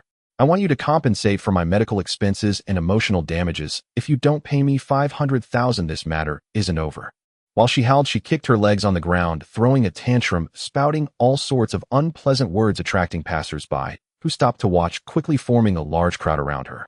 Zhao Lei and the others frowned, wanting to step forward and restrain her to prevent her from embarrassing herself. At that moment, 2 dark-skinned Indians rushed through the crowd, not tall, wrapped in cheap turbans, yelling from a distance as they pushed through the crowd. The 2 ran up and quickly helped the bearded man, who looked like a swollen pig, off the ground, continuously saying something, and it was obvious from their expressions that they were companions. The 3 huddled together, chattering for a long time, their faces growing darker with each word. Finally, they all turned in unison, glaring fiercely at Lin Chen and his companions, their gazes almost predatory. The crowd continued to grow and murmurs of discussion began to arise. Seeing his companions arrive, the bearded man immediately regained his confidence, covering his swollen face, pointing at Lin Chen and shouting, unleashing a torrent of insults, even more arrogant than before, as if no one could touch him now that he had backup. Lin, this guy is making threats again. Li Bing stepped forward whispering a translation. He says he won't let this go easily, wants to contact the embassy, accuse us of assault, and demand compensation for his phone and medical expenses, threatening us with jail time. His two companions are echoing him, saying we will pay for this. Lin Chen was both amused and angered by the audacity of the bearded man. He had seen shamelessness before, but never to this extent, causing a ruckus in someone else's country and demanding compensation after being hit.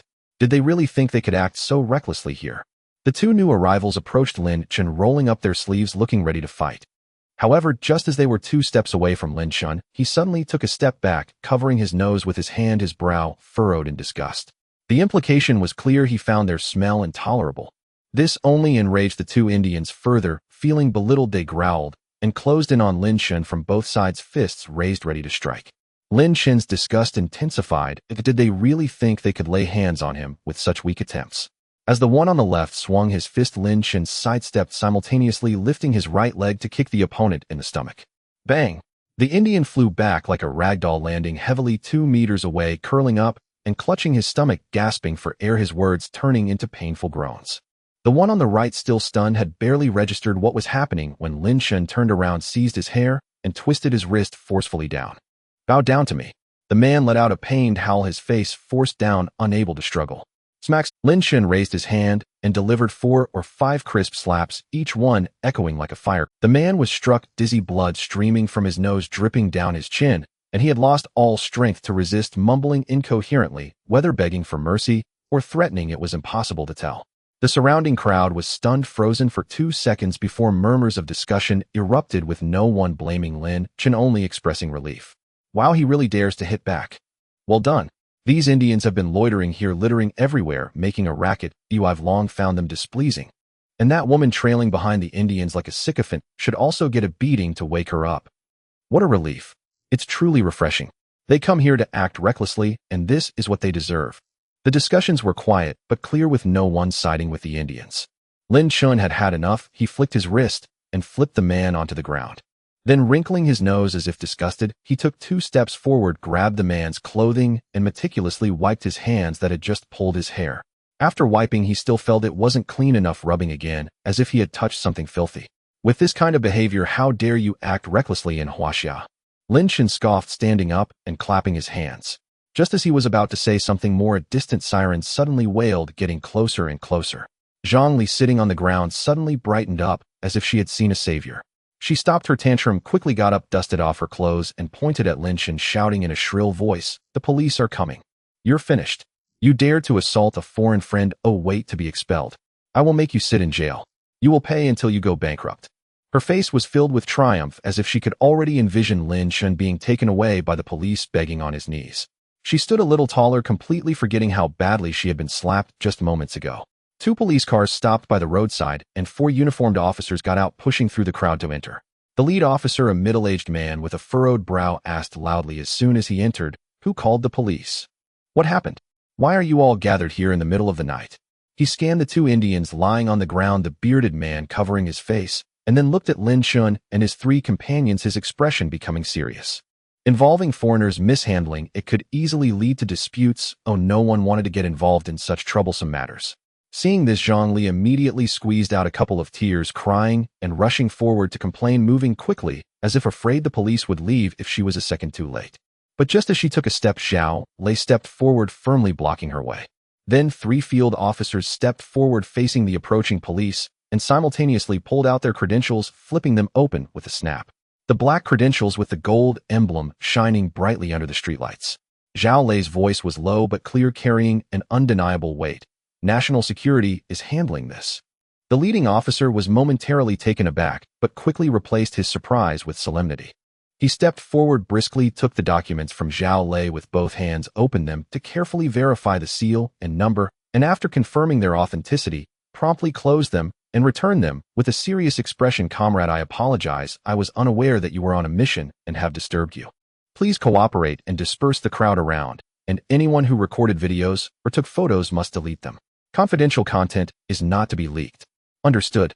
Without hesitation, the officer turned to his colleagues behind him and waved, "Go disperse the crowd, check everyone's phones, delete any recordings, and don't spread them around." Several officers immediately spread out advising the onlookers to disperse and reminding those who had filmed to delete their recordings one by one. Most people complied, realizing the seriousness of the situation upon hearing it was a national security matter, and they promptly deleted the videos, murmuring, "No wonder they were so fierce. Turns out it's national security, and well done, these foreigners deserve to be dealt with." However, a few quick-handed individuals had already sent out the brief videos to local chat groups in moments during the chaotic moments, deleting local files but leaving online backups. In no time, several local chat groups in Yinjing erupted. A blurry short video was shared around showing only a few figures with captions of various kinds. "Wow, encountered some Indian fellows causing trouble on the roadside at midnight. They were dealt with directly by national security." Live footage. The slaps resounded so satisfying. The group was instantly flooded with messages. "Is this true? National security has been deployed. What did these fellows do? No matter what they did, I support the action against Indian fellows hanging around the roadside every day. It's infuriating. The country is awesome. We won't tolerate these foreigners' bad behavior. Where's the video? Post it again. I just opened it, and it disappeared." Just as the heat began to rise, the cyber police detected the anomaly. As soon as the related keywords were triggered, the backend immediately initiated the handling process, bulk removing the violating videos and invalidating the shared links. In less than half an hour, almost all related content available online was completely cleaned up. However, the small-scale private dissemination could not be suppressed, becoming a topic of conversation for many during the late night. But that was a story for later. Over here at the scene, Zhang Li and the three Indians looked at the officers, treating Lin Chen and the others with utmost respect, and their faces had already turned pale. Zhang Li's legs felt weak. The bravado she had earlier was completely gone. Even she knew that national security was not the local police station and could not be trifled with. With national security involved, let alone extorting money, she might even end up in trouble herself.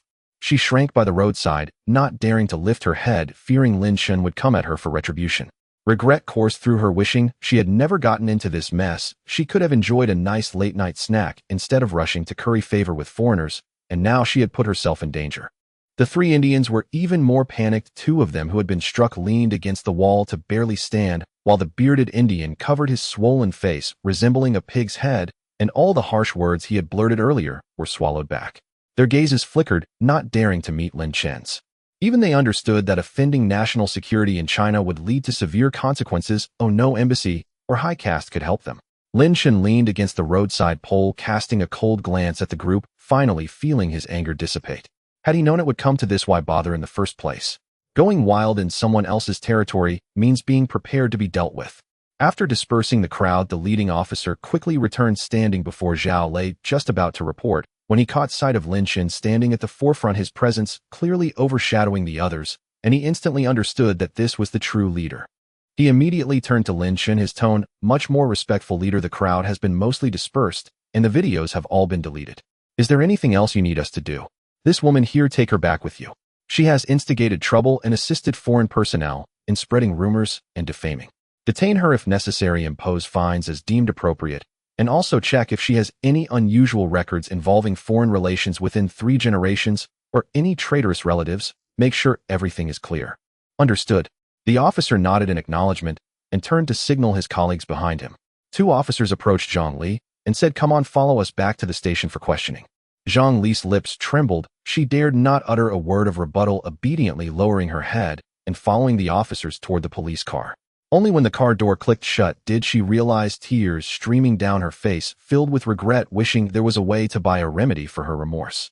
After dealing with Zhang Li, Lin Chen turned to Zhao Lei. "As for these 3 Indians, follow the procedure: instigating trouble, spreading rumors, defaming, and violating immigration regulations.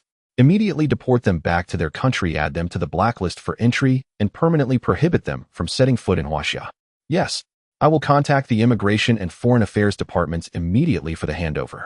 Zhao Lei promptly responded, taking out his phone and stepping aside to make the call, speaking rapidly as he succinctly clarified the situation. The remaining 2 officers stayed behind to watch the 3 Indians, ordering them to squat down with their heads. The 3 did not dare to resist, obediently forming a line, their heads bowed low, not daring to make a sound, a stark contrast to their earlier arrogance. "Li Bing, you stay here. Wait until the Foreign Affairs personnel arrive and ensure the handover is clear before you leave," Lin Chen instructed. "Don't worry, team leader, I got this." Li Bing nodded in agreement, stepping toward the 3 Indians, his presence alone making them squat even more obediently. With everything arranged, Lin Chen did not linger any longer, turning to walk toward the SUV, parked by the roadside, pulling open the door and sitting in the passenger seat. Zhao Lei and another team member also got into the car, and with a twist of the key, the engine let out a gentle sound as the vehicle slowly drove away from the intersection. At 3 in the morning, the off-road vehicle steadily drove through the gates of the Shishan base. The guard at the booth saluted, and the electric barrier slowly lifted. Lin Chen first instructed Zhao Lei to drive to the underground laboratory. Having worked all night, the corpse of the mutated golden retriever needed to be delivered as the crystal core awaited research by Director Chun and the others. The underground corridor was cold and filled with the smell of disinfectant. The on-duty researcher with red eyes from exhaustion hurriedly approached him upon seeing him enter. "Captain Lin, is this what you've brought over?" "Yes, a second-tier mutated golden retriever. There is a crystal core in its head. Remember to log it into storage without damaging it." Lin Chen gave a few reminders, watching them push the body bag inside before turning to head towards the team members' resting room. Having delayed for so long, Chun Hu and the other two must have returned already, probably still waiting for him. As expected, the moment he pushed open the door to the resting room, all three of them turned to look at him. "Captain, you're finally back." Su Yi was the first to approach, his face full of curiosity. "We heard from the command center that you encountered a second-tier mutated dog. How did it go? Was it smooth?" Chun Hu and Bai Lingling also gathered around, their faces showing concern, as it was their first encounter with a mutated beast in the city, and they were eager to know the specifics. Lin Chen pulled out a chair and sat down, rubbing his throbbing temples. He briefly recounted the incident with the mutated golden retriever, mentioning an encounter on the way back with an Indian who was live-streaming rumors, and dealt with him. "Well done." Su Yi slapped his thigh, looking disappointed. "Why didn't I encounter something like that? If I were there, I would have kicked him a few times. Coming to our territory and causing trouble, they need to be taught a lesson." "Exactly, it was too lenient." Chun Hu nodded in agreement, his face showing affirmation. "These foreigners always think we're easy to bully. They should be shown that this isn't a place for them to run wild." Bai Lingling quietly chimed in. "It's truly excessive, eating our food while insulting us. That's incredibly ungrateful." Lin Chen smiled and didn't dwell on the matter further, instead asking, "What about the two awakened ones you brought back? Have they been settled in?" "They've been settled in," Bai Lingling replied. "I handed them over to the logistics department. As soon as I returned, they will arrange for physical examinations, categorization, and subsequent training and job assignments." Lin Chen nodded, as this outcome was expected. Most ordinary people who had just awakened were willing to enter the base as long as they were not too difficult. After all, it was stable and safe. "All right, it's getting late. Let's all head back to rest for now." He stood up, stretching, his bones cracking. "With the recent upgrade of the Tianwang system, tasks will only increase, so let's recharge our spirits first."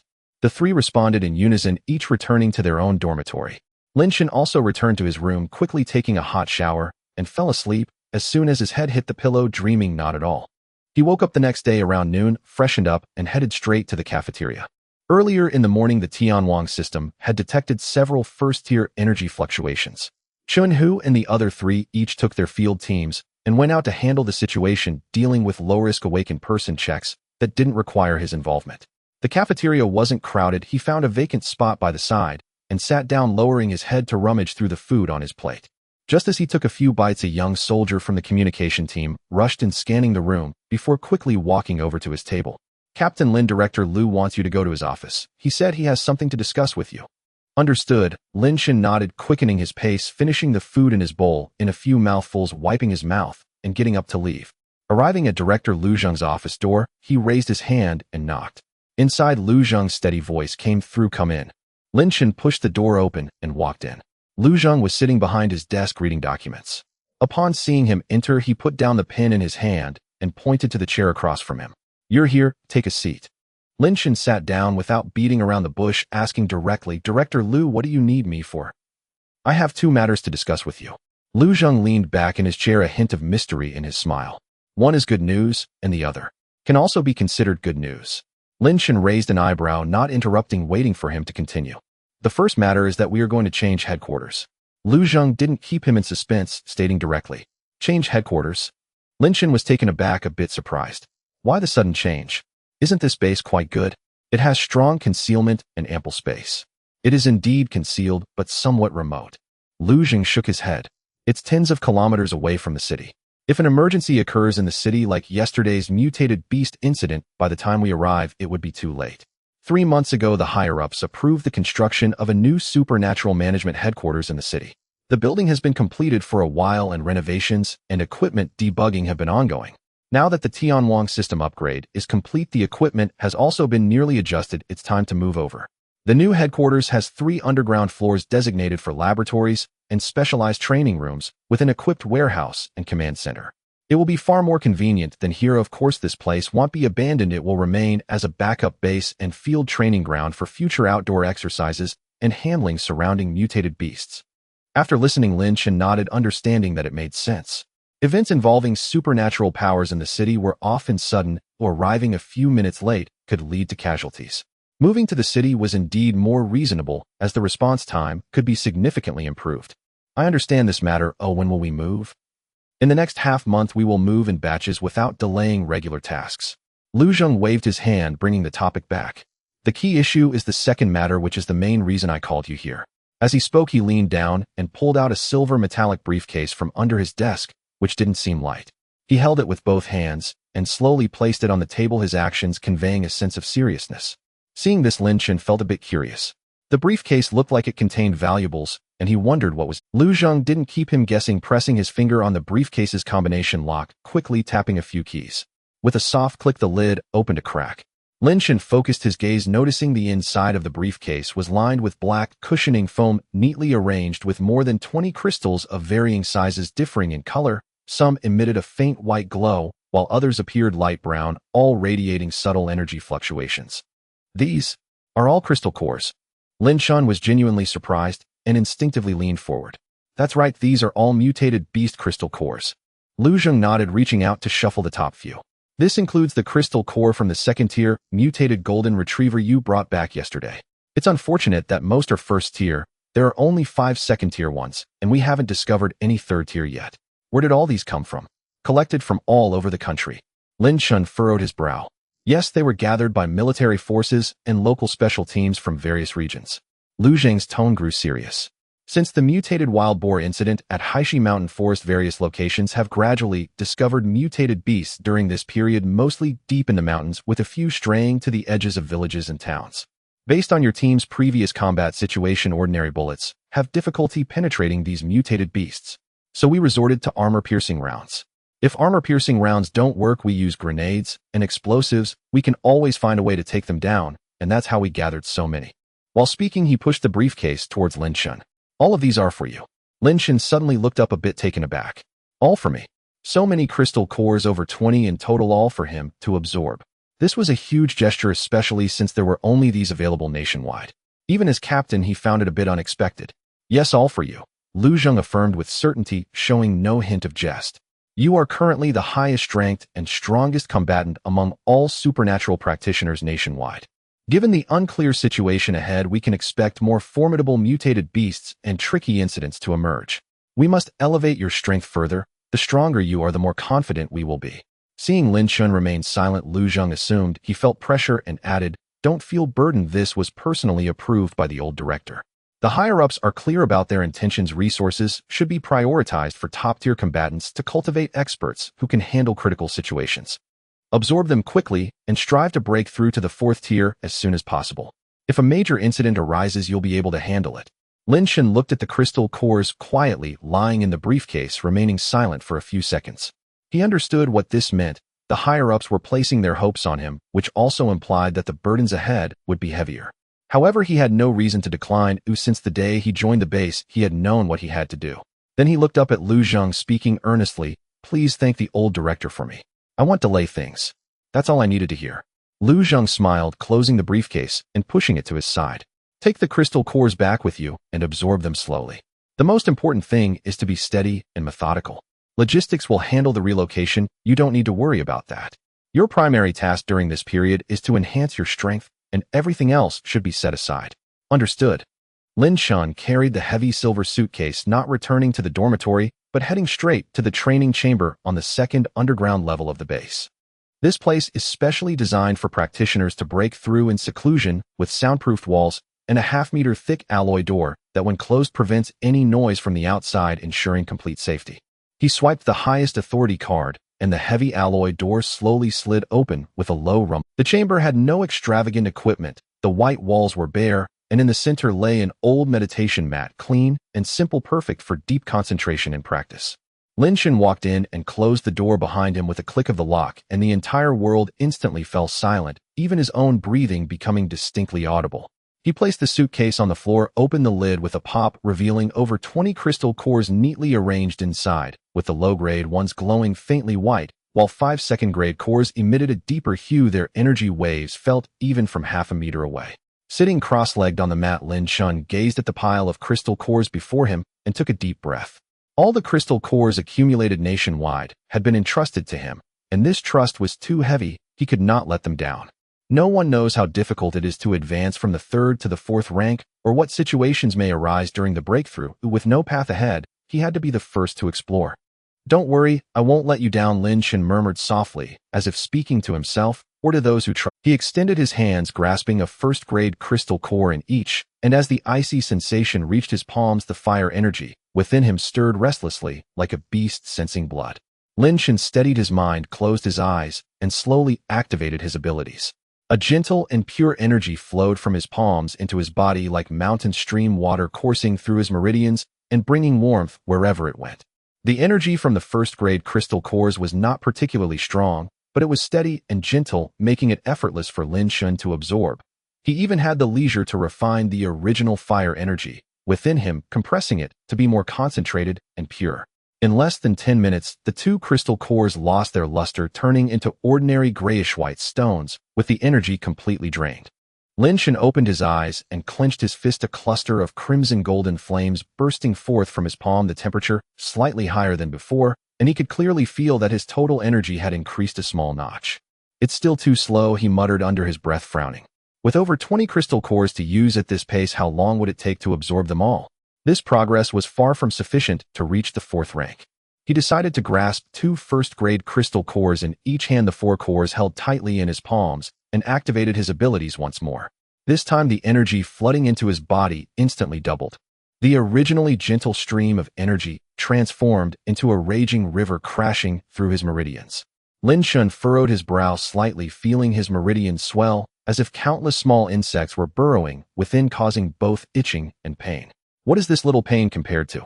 If he were to encounter a high-ranked mutated beast, it would hurt far more than this. If he wanted to break through to the 4th rank, he had to be ruthless with himself, pushing through the pressure instead of waiting for the energy to accumulate on its own. He focused all his mental energy, carefully guiding the turbulent energy, compressing and refining it, assimilating it into his fire energy, and then directing it down through his meridians into his dantian. Sweat soon began to bead on his forehead, trickling down his cheeks and pooling on his pants, creating small damp patches. His body trembled slightly, jaws clenched tightly, and the veins on his temples throbbed. Yet even so, he showed no signs of stopping. The energy from the 4 1st-grade crystal cores was still within his capacity to bear. He could take on more. Outside the chamber, 4 armed guards stood straight, their eyes fixed ahead. According to Lu Zheng's direct orders, no one was allowed within 100 meters of the chamber, while Lin Chen was in seclusion. Violators would face severe penalties. The entire 2nd underground level was on high alert, and apart from the logistics personnel delivering meals at scheduled times, not even a fly could enter. In the evening, the logistics personnel quietly brought a thermal lunchbox, placing it on the designated small rack at the chamber's entrance, not daring to make a sound, leaving immediately after to avoid disturbing the person inside. By midnight, during the shift change, the lunchbox remained untouched, not a bite taken, the warmth long since dissipated. "Has Team Lin not eaten at all?" The guard on duty murmured softly, glancing towards the door. "Practitioners are different from ordinary people. Maybe absorbing energy can replace eating." Another guard interjected in a hushed tone. "Besides, during a breakthrough, who would dare to be distracted? What if he falls into a state of demonic deviation? We just need to guard the door and stop unnecessary discussions." "True." The first guard nodded and quickly dropped the subject, standing straight again. The corridor was quiet, with only the faint warmth seeping through the heavy alloy door, indicating that the person inside was still persevering. 1 day, 2 days, 3 days. The lunchbox at the door was replaced again and again, but remained Lu Zheng made it a point to stop by every day, not getting too close, but standing at the end of the corridor to take a distant glance, reassured only when he heard nothing unusual inside. He never approached, fearing that even the slightest noise would disrupt Lin Chen's rhythm. He knew well that advancing from the 3rd to the 4th rank was not easy.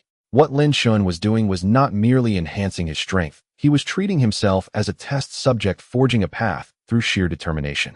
If he succeeded, all practitioners nationwide would have a reference for their advancement, knowing how to use crystal cores and how to break through if he failed. Lu Zheng shook his head, suppressing that thought. He believed in Lin Chen. This kid had never let anyone down since his awakening. 10 days had swiftly passed. At the entrance of the secret chamber on the second underground level, the insulated lunchboxes had been exchanged repeatedly, each time taken away as they were delivered untouched. The guards stationed in the corridor had changed shifts twice and were quietly discussing among themselves. My goodness, it's been so many days without food or water. An ordinary person would have crumbled by now, right?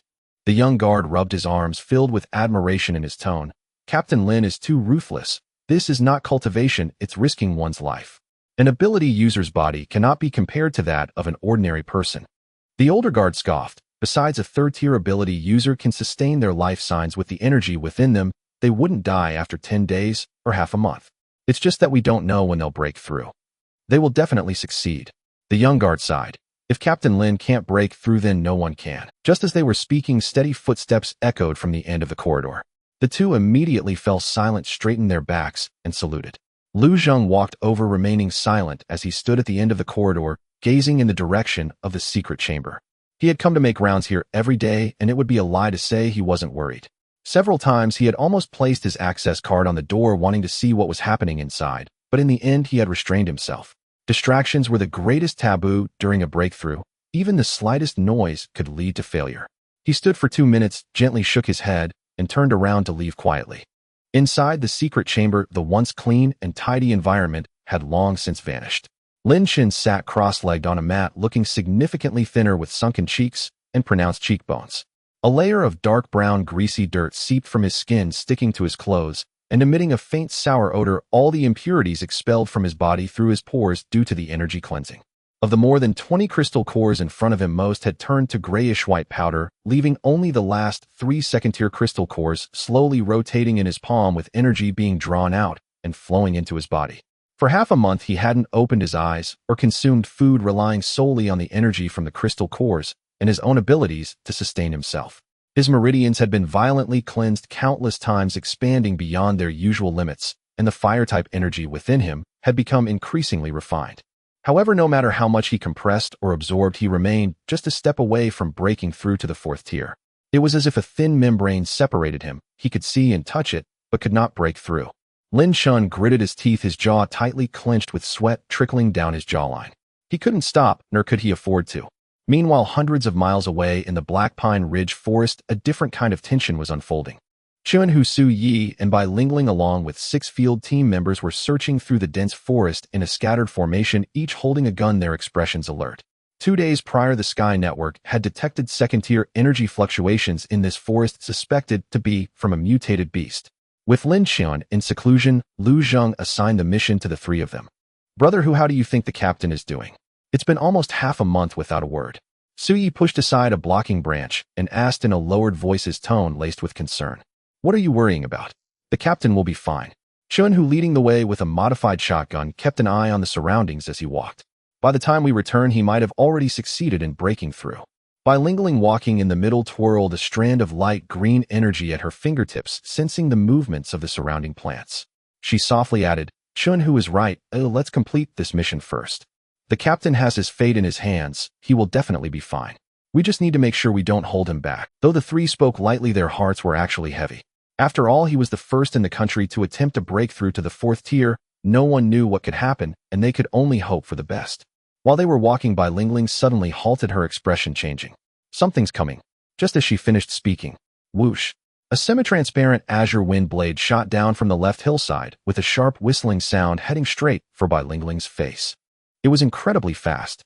"Watch out." Su Yi reacted the quickest, shouting loudly as he lunged forward, pushing Bai Lingling down to the ground. The wind blade grazed past Su Yi's back with a crack, severing a tree trunk the size of a bowl, causing the canopy to shake and with chips to splatter all over the two. "What the hell was that?" Chunhu exclaimed in shock, immediately aiming his gun at the hillside, his voice several decibels higher. "Everyone find cover." The team members reacted, quickly crouching behind a large tree, their guns all pointed towards the hillside, fingers resting on the triggers. On the left hillside, a gray-black figure slowly stood up. It was a wild wolf, twice the size of an ordinary wolf, with a shoulder height reaching an adult's chest, its fur sleek and shiny fangs bared. The most terrifying aspect was its eyes glowing with a faint azure light fixated on the people below. A faint azure energy flowed around its snout identical to the wind blade from earlier. That's it. A second-tier mutated beast. Suyi climbed to his feet, his expression grave. I didn't expect this beast to have long-range attacks, and to be able to unleash wind blades. It's much more sinister than that wild boar. Damn, how is this thing more ferocious than a wild boar? Chun, who cursed, a wild boar is just tough-skinned and strong. This dog-like creature can even use spells. The mutation directions are different, Suyi quickly analyzed. The wild boar focuses on defense and strength, while this wolf clearly emphasizes speed and wind-type attacks, making it more agile and dangerous. Whatever its direction, we must kill it today. Bai Lingling also stood up, brushing off the leaves from her body, her gaze turning cold. If we let it live, it will eventually come down and harm people, and who knows how many lives it could take then. Fire. Let's suppress its momentum first. Chun, who shouted loudly. The 6 field team members immediately squeezed their triggers, the sound of gunfire instantly echoing through the forest as bullets rained down towards the mutated wolf on the hillside. However, the mutated wolf reacted swiftly. As soon as the gunfire erupted, it leaped into the air, landing behind a large tree. The bullets struck the tree trunk with a series of crackling sounds, sending wood chips flying, but not a single strand of wolf fur was touched. Damn it, it's too slippery. Chun, who cursed.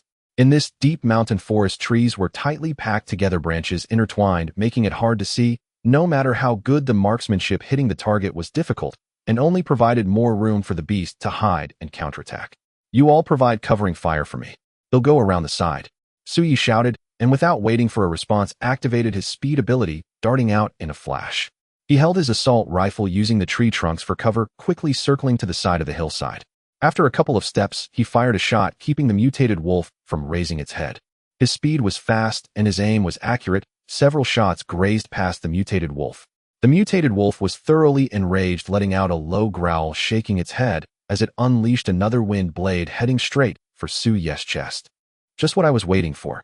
Suyi was already prepared. With a quick slide, he kept himself close to the ground and slid behind a large tree. The wind blade struck the tree trunk with a thud, slicing in half an inch deep, leaving a smooth cut that sent chills down one's spine. Lingling, use vines to bind its legs. Don't let it run wild. Chen, who shouted.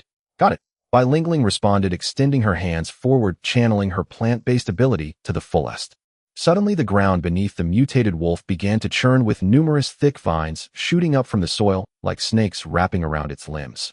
The light green energy flowed along the vines, showcasing incredible resilience. The mutated wolf was taken aback, retreating repeatedly, but as it unleashed wind blades, it managed to cut through the vines that had wrapped around it with a series of swish sounds.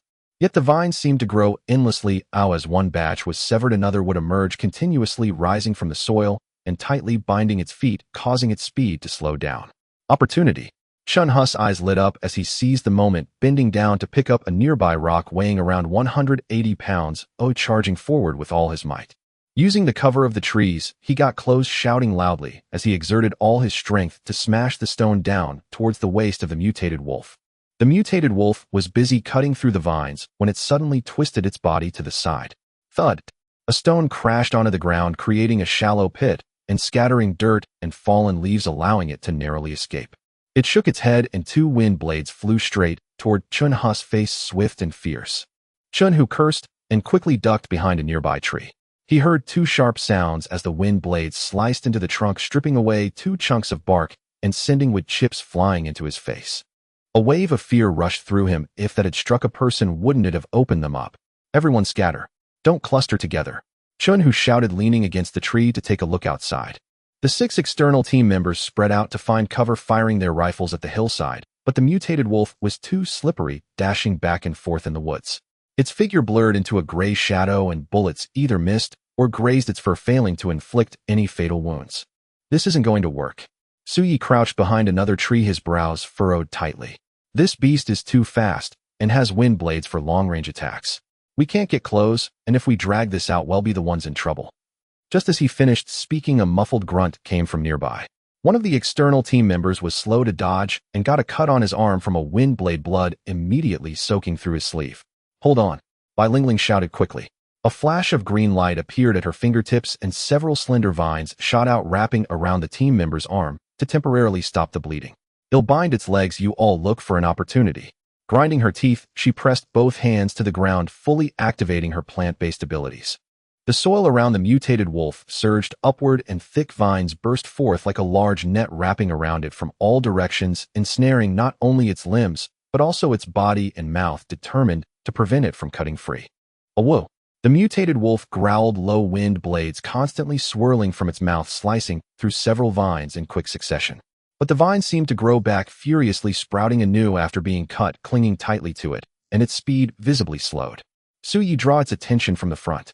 Chun, who shouted loudly, grabbing a nearby assault rifle. He held the rifle and stealthily moved around the tree, his footsteps light as he edged closer, using the tree trunk as cover. Got it, Suyi replied, dashing out from behind the tree, firing as he ran. He pushed his speed to the limit, weaving in and out, making himself invisible, expertly avoiding the mutated wolf's line of sight, successfully drawing all its ire onto himself. The mutated wolf was furious, digging into the ground as it chased Suyi, continuously unleashing wind blades, but each time just barely missed, not even grazing the hem of Suyi's clothes. It was so focused on Suyi that it completely failed to notice Chun, who sneaking up from the side. Get down! Chun, who seized the opportunity, bellowing as he burst out from behind the tree, gripping the rifle tightly and smashing it down onto the mutated wolf's left hind leg. Crack! The clear sound of breaking bones mixed with the mutated wolf's piercing scream echoed through the mountains and forests. Its sturdy hind leg was crushed and bent unnaturally, causing it to topple over with a thud, writhing in pain. It worked. Suyi's eyes lit up, and he immediately halted, raising his gun to aim at the mutated wolf's head. Just as he was about to pull the trigger, the beast suddenly turned its head sharply, its eyes blood red, and it unleashed 3 wind blades at the oncoming Chun, who as if it had gone mad. Watch out! Bai Lingling's heart leapt to her throat. In a rush, her powers flared, and dozens of vines surged out in front of Chun, who densely blocking him. Swish, swish, swish. 3 wind blades instantly severed 7 or 8 vines, and the remaining few were knocked askew, their power diminished greatly. They grazed Chun Hu's arm, leaving a shallow cut. Damn it, still daring to resist. Chun, who felt pain in his arm, and his anger flared. He took 2 steps forward, seizing the chance while the mutated wolf was down, raising the rifle with all his strength and smashing it onto its head. Bang! A dull thud echoed as if striking a hard rock. The mutated wolf trembled violently, the wind blades in its mouth abruptly stopping its head, hanging low, blood trickling from its mouth, but its body still twitched, its forepaws kicking wildly, clearly still alive. Still tough. Chun, who gritted his teeth without a second thought, raised the gun again and smashed it down at the same spot with all his might. The entire rifle was battered beyond recognition, its parts scattered everywhere. This time he put in all his strength, and with a sharp crack the skull shattered.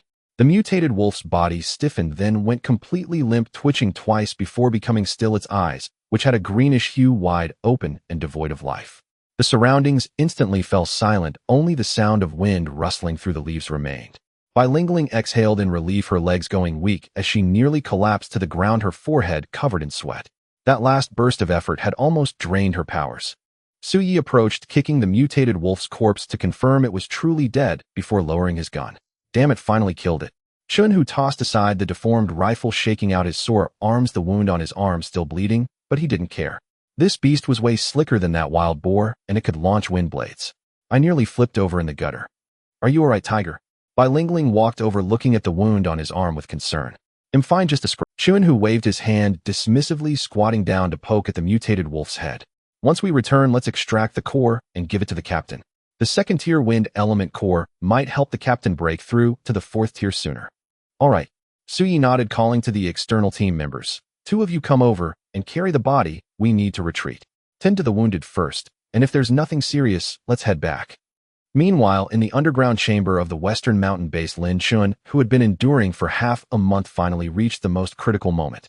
The last 2nd-tier core in his palm cracked with a snap, its final trace of energy completely drained, turning to powder that slipped through his fingers. All 20-some cores had been absorbed. The fire energy within Lin Chen had expanded to its utmost limit, his meridians swollen, as if they were about to explode at any moment. That invisible bottleneck lay right before him like a thick gate, blocking the surging energy. Lin Chen's gaze sharpened, showing no sign of retreat. He took a deep breath, gathering all the fire energy within him, compressing it like a red-hot dagger. He charged fiercely against that layer of bottleneck. Boom! With a muffled sound from within, something seemed to shatter. The barrier that had blocked him for so long instantly crumbled to dust. The violent fire energy was finally free, sweeping through his body like a torrential flood rushing wildly through his widened meridians. A force far more powerful than before surged from the depths of his body, continuously flowing, as if it were boundless. Lin Chen's body trembled uncontrollably, engulfed in blazing flames, the golden-red fire enveloping him entirely. The temperature in the chamber soared to the point where the air itself began to distort. The flames grew fiercer but did not harm him in the slightest. Instead, they seemed almost alive, swirling gently around him. Outside the chamber, the 4 guards in the corridor suddenly turned pale. An indescribable sense of oppression spread from the chamber. They felt as if they were being targeted by an ancient beast, their blood seemingly frozen, unable to breathe, and even finding it difficult to inhale. What's happening? One guard leaned against the wall, struggling to speak, his face pale. Why can't I catch my breath? Me too. It feels like there's a mountain pressing down on me. Another guard's legs buckled, nearly collapsing to the ground. All 4 were elite soldiers, but in the face of this invisible pressure, they couldn't even stand, their minds filled only with instinctive fear. They all had one thought: what on earth was happening inside? Meanwhile, in the chamber, the golden-red flames gradually receded, slipping back into his body through his pores. Lin Chen suddenly opened his eyes. 2 almost imperceptible glimmers of flame flashed from the depths of his eyes, so fast they seemed like an illusion. His gaze was sharper and deeper than before. Just sitting quietly, he exuded an imposing aura. He slowly exhaled a breath of stale air, the energy within him stabilizing now, refined several times over, and the total amount had more than tripled. 4th tier achieved. Lin Chen clenched his fist, clearly feeling a qualitative leap in his strength, speed, and ability. Even his perception range had expanded several times. He could distinctly hear the breathing and heartbeat of the 4 guards outside the corridor. Is this the power of the 4th tier? Just as this thought arose in his mind, a pungent, sour odor suddenly invaded his nostrils. Lin Chen frowned and lifted his arm to sniff. Ugh, a stench mixed with sweat and grease assaulted him, nearly making him vomit. Looking down, he found himself coated in a sticky layer of dark brown filth that clung to his skin and clothes, hardened when dry. It was utterly disgusting. When he touched his face, it was also covered in grime, and rubbing it would cause flakes to fall off. What the hell? Lin Chen's mouth twitched, and he froze. Had he turned into a mud person after? He couldn't stay even for a second longer, overwhelmed by the sour stench of his own body, which made his head ache. He quickly opened the door to the secret room and rushed outside, his mind solely focused on one thought: to hurry back to the dormitory to take a shower. Staying any longer would surely make him vomit. The 4 guards at the door had just recovered from the oppressive feeling and were leaning against the wall, panting, when they suddenly saw the door open, leaving them all dumbfounded. There stood Lin Chen at the entrance, looking gaunt with disheveled hair, yet his eyes shone with a terrifying brightness, standing there like a drawn sword, exuding a sharp aura. Lin, Captain. The few of them quickly straightened up and saluted, their voices slightly trembling. The oppressive feeling they had just experienced would be etched in their memories for a lifetime. Lin Chen paused his steps, deliberately shifting half a step to the side, afraid to come too close to them, fearing that the smell on him might waft over. He maintained a stern expression, slightly nodded, and pretended to clear his throat, adopting a serious demeanor. It's fine, no need to be nervous. If Director Liu asks, just say I successfully broke through. Yes. Congratulations, Captain Lin. The 4 responded in unison, their eyes filled with shock and admiration. He really broke through. The 1st tier 4 supernatural being in the country was born just like that. Lin Chen appeared calm on the surface, but secretly quickened his pace, nearly brushing past the 4 of them, without stopping for even a second. He was inwardly anxious. This was it. The aloof captain image he had maintained was completely shattered. Oh, the faster he walked, the quicker he turned the corner of the hallway, disappearing from their sight. The 4 guards stood there, still immersed in the shock of Lin Chen breaking through to tier 4, unable to regain their senses for a long while. After a while, the youngest guard sniffed and furrowed his brow, puzzled. Hey, did any of you smell something strange? It smells sour and a bit rotten, like something has spoiled. The others, upon hearing this, sniffed vigorously. It really does. What is that smell? I was too excited to notice earlier, but now it's quite obvious. It can't be. The hallway is cleaned daily. Where would the smell come from? They exchanged glances, pondering for a long time without arriving at a conclusion, assuming it was just something blown in from the ventilation system, and shook their heads, dismissing the matter. Lin Chen hurried back to the dormitory and finally sighed in relief the moment he shut the door. He quickly stripped off his sticky, dirty clothes, dashed into the bathroom, turned on the hot water valve, and let the hot water pour down, washing away layer upon layer of dark brown grime. He used shower gel 3 times in a row, scrubbing until his skin turned red, and sniffed his arm to confirm that only the fresh scent of shower gel remained before finally turning off the water. When he emerged wrapped in a towel, he stood in front of the mirror stunned at his reflection. The person in the mirror had deep-set eyes, high cheekbones, sunken cheeks, and limbs that had thinned considerably, resembling a refugee who hadn't eaten for half a month. He looked utterly emaciated. What the hell? Lin Chen touched his sunken cheeks, unable to help but complain, I've lost way too much weight. After all 10 days and nights without food or water, relying solely on crystal core energy to sustain him, who wouldn't lose weight? Fortunately, his foundation was strong. An ordinary person would have crumbled long ago. Just as he was musing, his stomach suddenly growled loudly, and a wave of hunger washed over him like a tide, making him feel as if his stomach was touching his back and his vision blurred. No, I have to find something to eat quickly. Lin Chen clutched his stomach, hurriedly changed into clean training clothes, and rushed to the cafeteria, his steps a bit unsteady. By this time, mealtime had long passed, and the cafeteria was empty with not a single person in sight. Only Chef Lao Zhou was crouched on the ground, cleaning up the vegetable trays, preparing to close up for the day. Lao Zhou, is there any food left?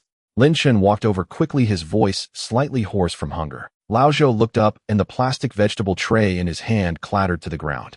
His eyes widened as he stared at Lin Chen for a long moment before stammering, Captain Lin, what happened to you? My goodness, it's only been half a month. How did you get so thin? The person before him had deep-set eyes and a sharp jaw. If it weren't for his recognizable eyebrows and eyes, Lao Zhou wouldn't even dare to guess it was Lin Chen. Hey, don't mention it. Lin Chen waved his hand, too lazy to explain in detail. Hurry and get me something to eat. I'm about to faint from hunger. Oh yes. Lao Zhou suddenly reacted, slapping his thigh. Director Liu instructed me long ago to prepare warm, nourishing food every day, keeping it hot on the stove, just waiting for you to come.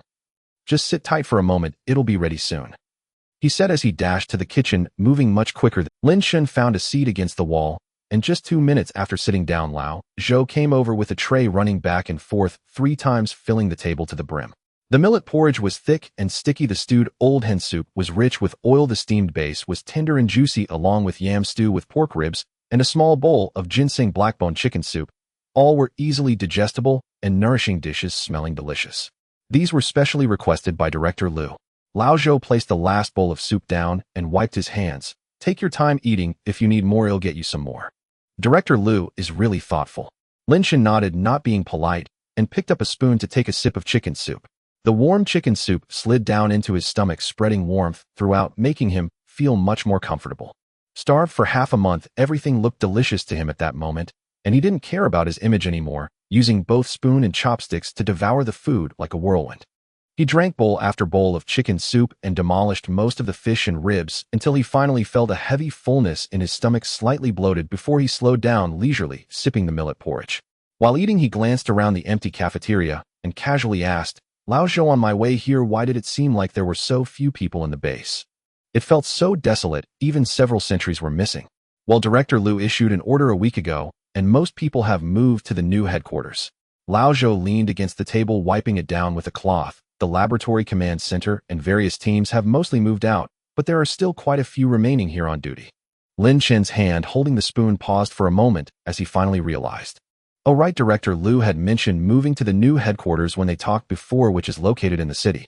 At that time, he was so focused on the crystal cores and his breakthrough that he completely forgot about it after retreating. No wonder there are so few people, so they've all moved out. Lin Chen shook his head, feeling a bit amused and helpless, realizing that in his retreat, he had missed even the base relocation. Lin Chen finally put down his chopsticks after feeling the heavy fullness in his stomach, letting out a satisfied. He wiped his mouth with a tissue, got up, and exited the cafeteria. After a hearty meal, he felt energized, his complexion a bit rosier, no longer looking as gaunt as before. Just as he stepped out of the cafeteria, his specialized phone in his pocket vibrated. He took it out to see it was a call from the director, and he answered casually, Hello, Director Liu. Lin Chen. Director Liu's voice came through the receiver, brimming with unmasked joy. I've already been informed by the team below. Good lad, you've really done it. A Tier 4 ability user, the first in our country. I can't stop smiling, I'm not the only one pleased. News has reached the central government, and the senior officials are greatly appreciative. With this step you've taken, many of our future tasks will be much easier to carry out. It's of significant importance. Well, it's just good luck and a stroke of fortune, Lin Chen chuckled. Also, it's thanks to the resources provided by the state. Otherwise, it wouldn't have come so quickly. All right, stop being so modest with me. Director Liu waved his hand, his tone lighthearted. We'll discuss the details when we meet. I'm currently at the new headquarters in the Haitian District Industrial Park. He'll send you the exact location. Just come over directly. Okay, I got it. I'll head over right away, Lin Chen responded. After hanging up, he didn't return to his dorm to pack. There wasn't much to take anyway. The new headquarters had already prepared spare clothes and daily necessities, so he could just grab his bag and move in. He called the driver, and within 2 minutes, an off-road vehicle with a regular license plate stopped at the gate. The vehicle drove out of the Shishan base, heading towards the city along the expressway. The scenery outside the window gradually changed from rolling forests to towering skyscrapers, and the traffic began to increase. After more than half an hour, the vehicle turned into an inconspicuous industrial park in Haidian district, winding around until it finally stopped in front of a 10-story gray office building. The building looked ordinary without even a sign at the entrance. Only 2 people in security uniforms stood at the gate, appearing utterly unremarkable. Someone passing by would never suspect that this was the headquarters of the Ability Management Bureau. However, as soon as Lin Chen got out of the car, he keenly sensed that something was off. Though it seemed like no one was around, a multitude of surveillance cameras were discreetly hidden in the eaves, streetlights and green belts covering every angle, with no blind spots capturing even the smallest crevice in the walls clearly. There were also faint energy fluctuations coming from inside the building, indicating that energy monitoring devices were installed. Not to mention mutated beasts. Even a Tier 1 ability user approaching would be immediately detected. Well disguised indeed, Lin Chen thought to himself as he stepped through the entrance of the office building. The lobby was simply decorated with white walls and tiled floors, no different from an ordinary office building. At the reception desk sat 2 women in professional attire focused on organizing files, looking just like ordinary administrative clerks. As Lin Chen approached the front desk, both women immediately looked up, recognized him at once, and quickly stood up, straightening their backs. Team leader Lin. Everyone in the Ability Management Bureau knew Lin Chen. He was highly recognizable. Lin Chen nodded. Where is Director Lu's office? Director Lu's office is on the top floor. The woman on the left smiled and stepped forward. Let me take you up. Just as Lin Chen was about to nod, a hurried sound of footsteps came from behind, followed by the booming voice of Chun Hu, team leader Lin. He turned to see Chun Hu, Su Yi, and Bai Lingling walking in from outside, all appearing weary with mud splatters on their pant legs, clearly just back from a mission. Team leader Lin, you finally emerged. Chun Hu exclaimed, stepping forward and sizing him up. We were just discussing on the way here when you'd be able to break through. We didn't expect to run into you as soon as we returned to headquarters. Su Yi leaned in, as well as face filled with surprise. Did you really break through? Tier 4. Bai Lingling stood nearby, her eyes sparkling with anticipation as she looked at him. I just came out not long ago. Director Lu called me over, so I came directly. Lin Chen nodded, his gaze sweeping over the mud on their clothes. Did you just return from a mission? Of course. Su Yi immediately raised his chin, looking smug. A Tier 2 mutated wind wolf appeared at Haesong Ridge, and the 3 of us teamed up to take it down. It took a bit of effort, but we managed it smoothly and brought back the crystal core. Well done, well done. You managed to handle a Tier 2 mutated beast without me overseeing. You're improving quickly. Lin Chen couldn't help but chuckle, praising him in line with his words. Of course. Su Yi became, you have no idea, team leader Lin. A lot has happened outside while you were in seclusion these past half month. I was wondering why it took so long for someone to come in. It turns out you were all chatting downstairs. Just as they were animatedly talking, Director Lu's voice suddenly came from behind, carrying a hint of amusement while deliberately maintaining a stern tone. Just as they were animatedly talking, Director Lu's voice suddenly came from behind, carrying a hint of amusement. Director Lu walked over with his hands behind his back, scanning Chun Hu and Su Yi with a serious expression. What's this? Are you also idle? It seems the recent tasks have been too light, leaving you all time to chat in the lobby. Do you want me to add a few more inspection tasks for you? Su Yi and Chun Hu exchanged glances, and both saw the let's get out of here look in each other's eyes. No, Director Lu. We'll go back and write the mission report right now. Su Yi shouted, pulling Chun Hu and turning to run, their footsteps quick. Bai Lingling caught a glimpse of the 2 fleeing faster than rabbits, inwardly cursing them for their lack of loyalty, and hurriedly smiled awkwardly at Director Lu. Director Lu, I'll also excuse myself to go back and organize the materials. After saying that, she quickly turned and hurried after the 2. Director Lu watched the backs of the 3 of them, shaking his head, helplessly laughing softly, always so restless, never any composure. He turned to Lin Chen, his smile fading, slightly replaced with a more serious demeanor. He stepped forward, patting Lin Chen's arm with just the right amount of force. Come on, let's go upstairs to my office and have a good chat. Lin Chen followed Lu Zheng into the elevator and ascended to the top floor, then pushed open the door to the director's office and stepped inside. The office was spacious and bathed in natural light, with an entire wall composed of floor-to-ceiling windows offering a commanding view over half the industrial park. Along one wall stood a massive electronic sandbox, its surface studded with dense clusters of red and blue indicator lights, each marking the precise location of a monitoring station across the region, rendering the operational landscape instantly comprehensible. Please sit down. Lu Zheng gestured toward the sofa, then turned and poured a cup of warm water from a thermal pot, handing it to Lin Chen. Thank you, Director Lu, Lin Chen replied, accepting the cup with both hands before settling onto the sofa with quiet grace. Lu Zheng took a seat beside him and asked, curiosity brightening his tone, how does it feel to have broken through to the 4th tier? What specific improvements does it bring compared to the 3rd tier? The leap is substantial, Lin Chen said, setting the cup aside before speaking deliberately. My physical capabilities have surged across the board. Strength, speed, and reaction time have each nearly doubled. Most strikingly, my perception has sharpened dramatically. Now, without consciously activating my ability, I can clearly discern every movement and sound within several hundred meters. Excellent. Truly excellent. Lu Zheng nodded repeatedly, his smile deepening. With you as our unshakable pillar, we finally have solid ground beneath our feet. He paused, letting his expression soften into solemnity. While you were in seclusion these past half-month, much has changed outside. Let me brief you now while we still have the time. Lin Chen nodded and sat upright, listening intently. First, the establishment of provincial branches for metahuman affairs management. Nearly all provinces have officially launched their divisions. Lu Zheng pointed toward the red markers on the electronic sandbox. Except for a few remote provinces still finalizing operations, over 20 provincial branches are now fully functional. Fixed municipal monitoring stations are being deployed sequentially.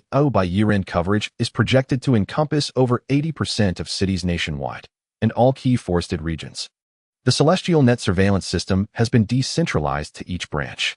Low-intensity energy fluctuations can now be assessed and resolved locally, no longer requiring constant escalation to headquarters, dramatically improving response efficiency. He lifted his thermal cup and sipped tea before continuing. Previously, only the Xishan base bore the full administrative and operational burden, struggling to cover both east and west.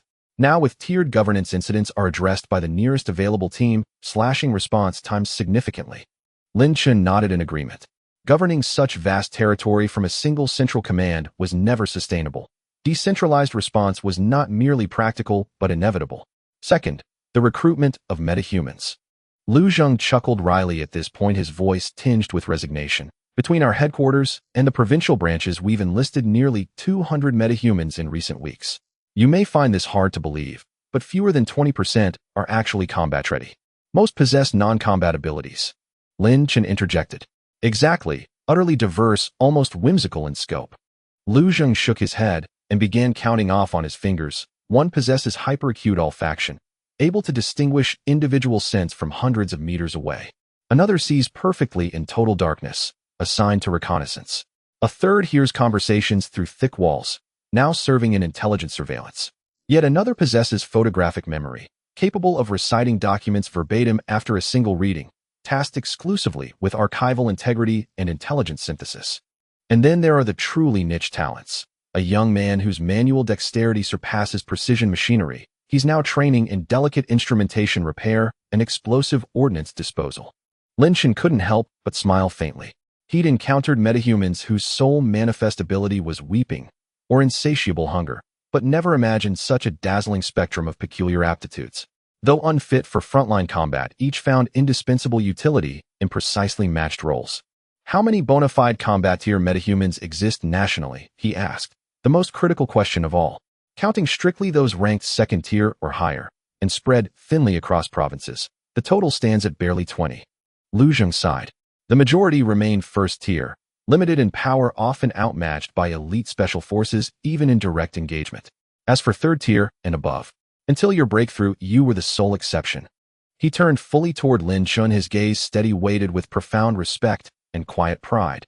That is why your ascension to the 4th tier carries such immense gravity. You are now our sharpest blade, deployed only where crises defy conventional resolution, where impenetrable fortresses demand a singular hand to breach them. Understood, Lin Chen affirmed, voice resolute and unwavering. Assign me any mission. I am ready to depart at a moment's notice. No rush. Stabilize your cultivation first. Acquaint yourself thoroughly with the nature and scope of 4th tier power. Lu Zheng waved a dismissive hand, then added, by the way, when you have time, please share your breakthrough experience in detail with senior researcher Chen the sensations, energetic transformations, and critical cautions observed during ascent. Document it rigorously. This will become the foundational reference for future metahuman advancement. Yours is the inaugural irreplaceable record. Understood. I'll seek out Director Chen immediately. Lin Chen replied without hesitation. As he spoke, Lu Zheng abruptly shifted tone, his expression darkening slightly. With a fingertip, he tapped several flickering yellow markers on the sand table. There's another matter I need to bring up. Lately awakened individuals have surged in numbers, and incidents involving rogue espers committing crimes have begun cropping up across various regions. Lin Chen lifted his gaze, remaining silent as he raised his water glass, and took a slow sip, waiting patiently for him to continue. Some use enhanced strength to commit highway robbery, others exploit superhuman speed to break into homes and steal, still more incite brawls, or provoke disturbances under the cover of their abilities. Lu Zheng frowned, his voice tinged with resignation. The celestial net can detect energy fluctuations, but many regional branches are newly established, critically understaffed. By the time personnel arrive on scene, the perpetrators have long vanished after completing their crimes. Though most are eventually apprehended, a few slip through the cracks. He paused, then added, particularly troubling are those with highly unconventional abilities. One can alter his facial features at will. After robbing a bank, he simply reshapes his face and melts into the crowd. Surveillance footage fails to capture a definitive identity, rendering warrants impossible to issue. Local authorities are deeply frustrated, having reported several unsolved cases. Lin Chen nodded, unsurprised. Wherever there is a vast forest, every kind of bird finds its perch. Not everyone who wields extraordinary power chooses the righteous path. To awaken suddenly with capabilities far surpassing ordinary humans, without proper guidance or moral restraint, inevitably tempts some toward corruption, lured by the promise of quick gains through illicit means. With branches only recently erected, staffing incomplete, and operational systems still unrefined, such lapses are entirely expected. It's normal. It's natural that some lose themselves upon acquiring overwhelming power overnight. But once regional branches are fully staffed and patrol responsiveness improves, the situation will gradually stabilize. Should truly formidable threats emerge, I'll handle them personally. With those words, I'm reassured. Lu Zheng smiled. If anything proves beyond our reach, you'll be the They discussed personnel allocation and future planning for the new headquarters for a while longer. As evening approached, Lin Chen rose to take his leave. Lu Zheng nodded, urging him to settle in and familiarize himself with the new headquarters layout. Emerging from Lu Zheng's office, Lin Chen took the elevator directly down to the third subterranean level. The new headquarters laboratory was spacious and equipped with cutting-edge instrumentation. Transparent glass partitions lined both sides of the corridor. White-coat researchers hurried back and forth, immersed in relentless activity. He located Director Chen's office and entered to find the elderly scientist hunched over a stack of data. Director Chen, Lin Chen called out. The old man snapped upright, eyes instantly alight, and leapt to his feet. Lin Chen, you're finally here. I was just about to send someone for you. You've broken through to Tier 4. Come, sit right here and tell me everything. He guided Lin Chen to an instrument console, clutching his notebook with palpable eagerness. Lin Chen wasted no time recounting in meticulous detail his physical sensations before and after breakthrough shifts in energy flow, the degree of meridian expansion, and even the expulsion of impurities. Director Chen scribbled furiously, interjecting frequently with precise questions. What did the bottleneck feel like? Did your meridians ache during the energy surge? How much did your perceptual range expand post-breakthrough? His inquiries were remarkably thorough. Lin Chen answered each patiently, then cooperated with several energy assays. Watching the readings flash across the screen, Director Chen trembled with excitement. Tier 4, truly Tier 4. Energy density exceeds Tier 3 by over threefold. He stroked the display screen reverently, as if cradling a priceless artifact. These data are invaluable.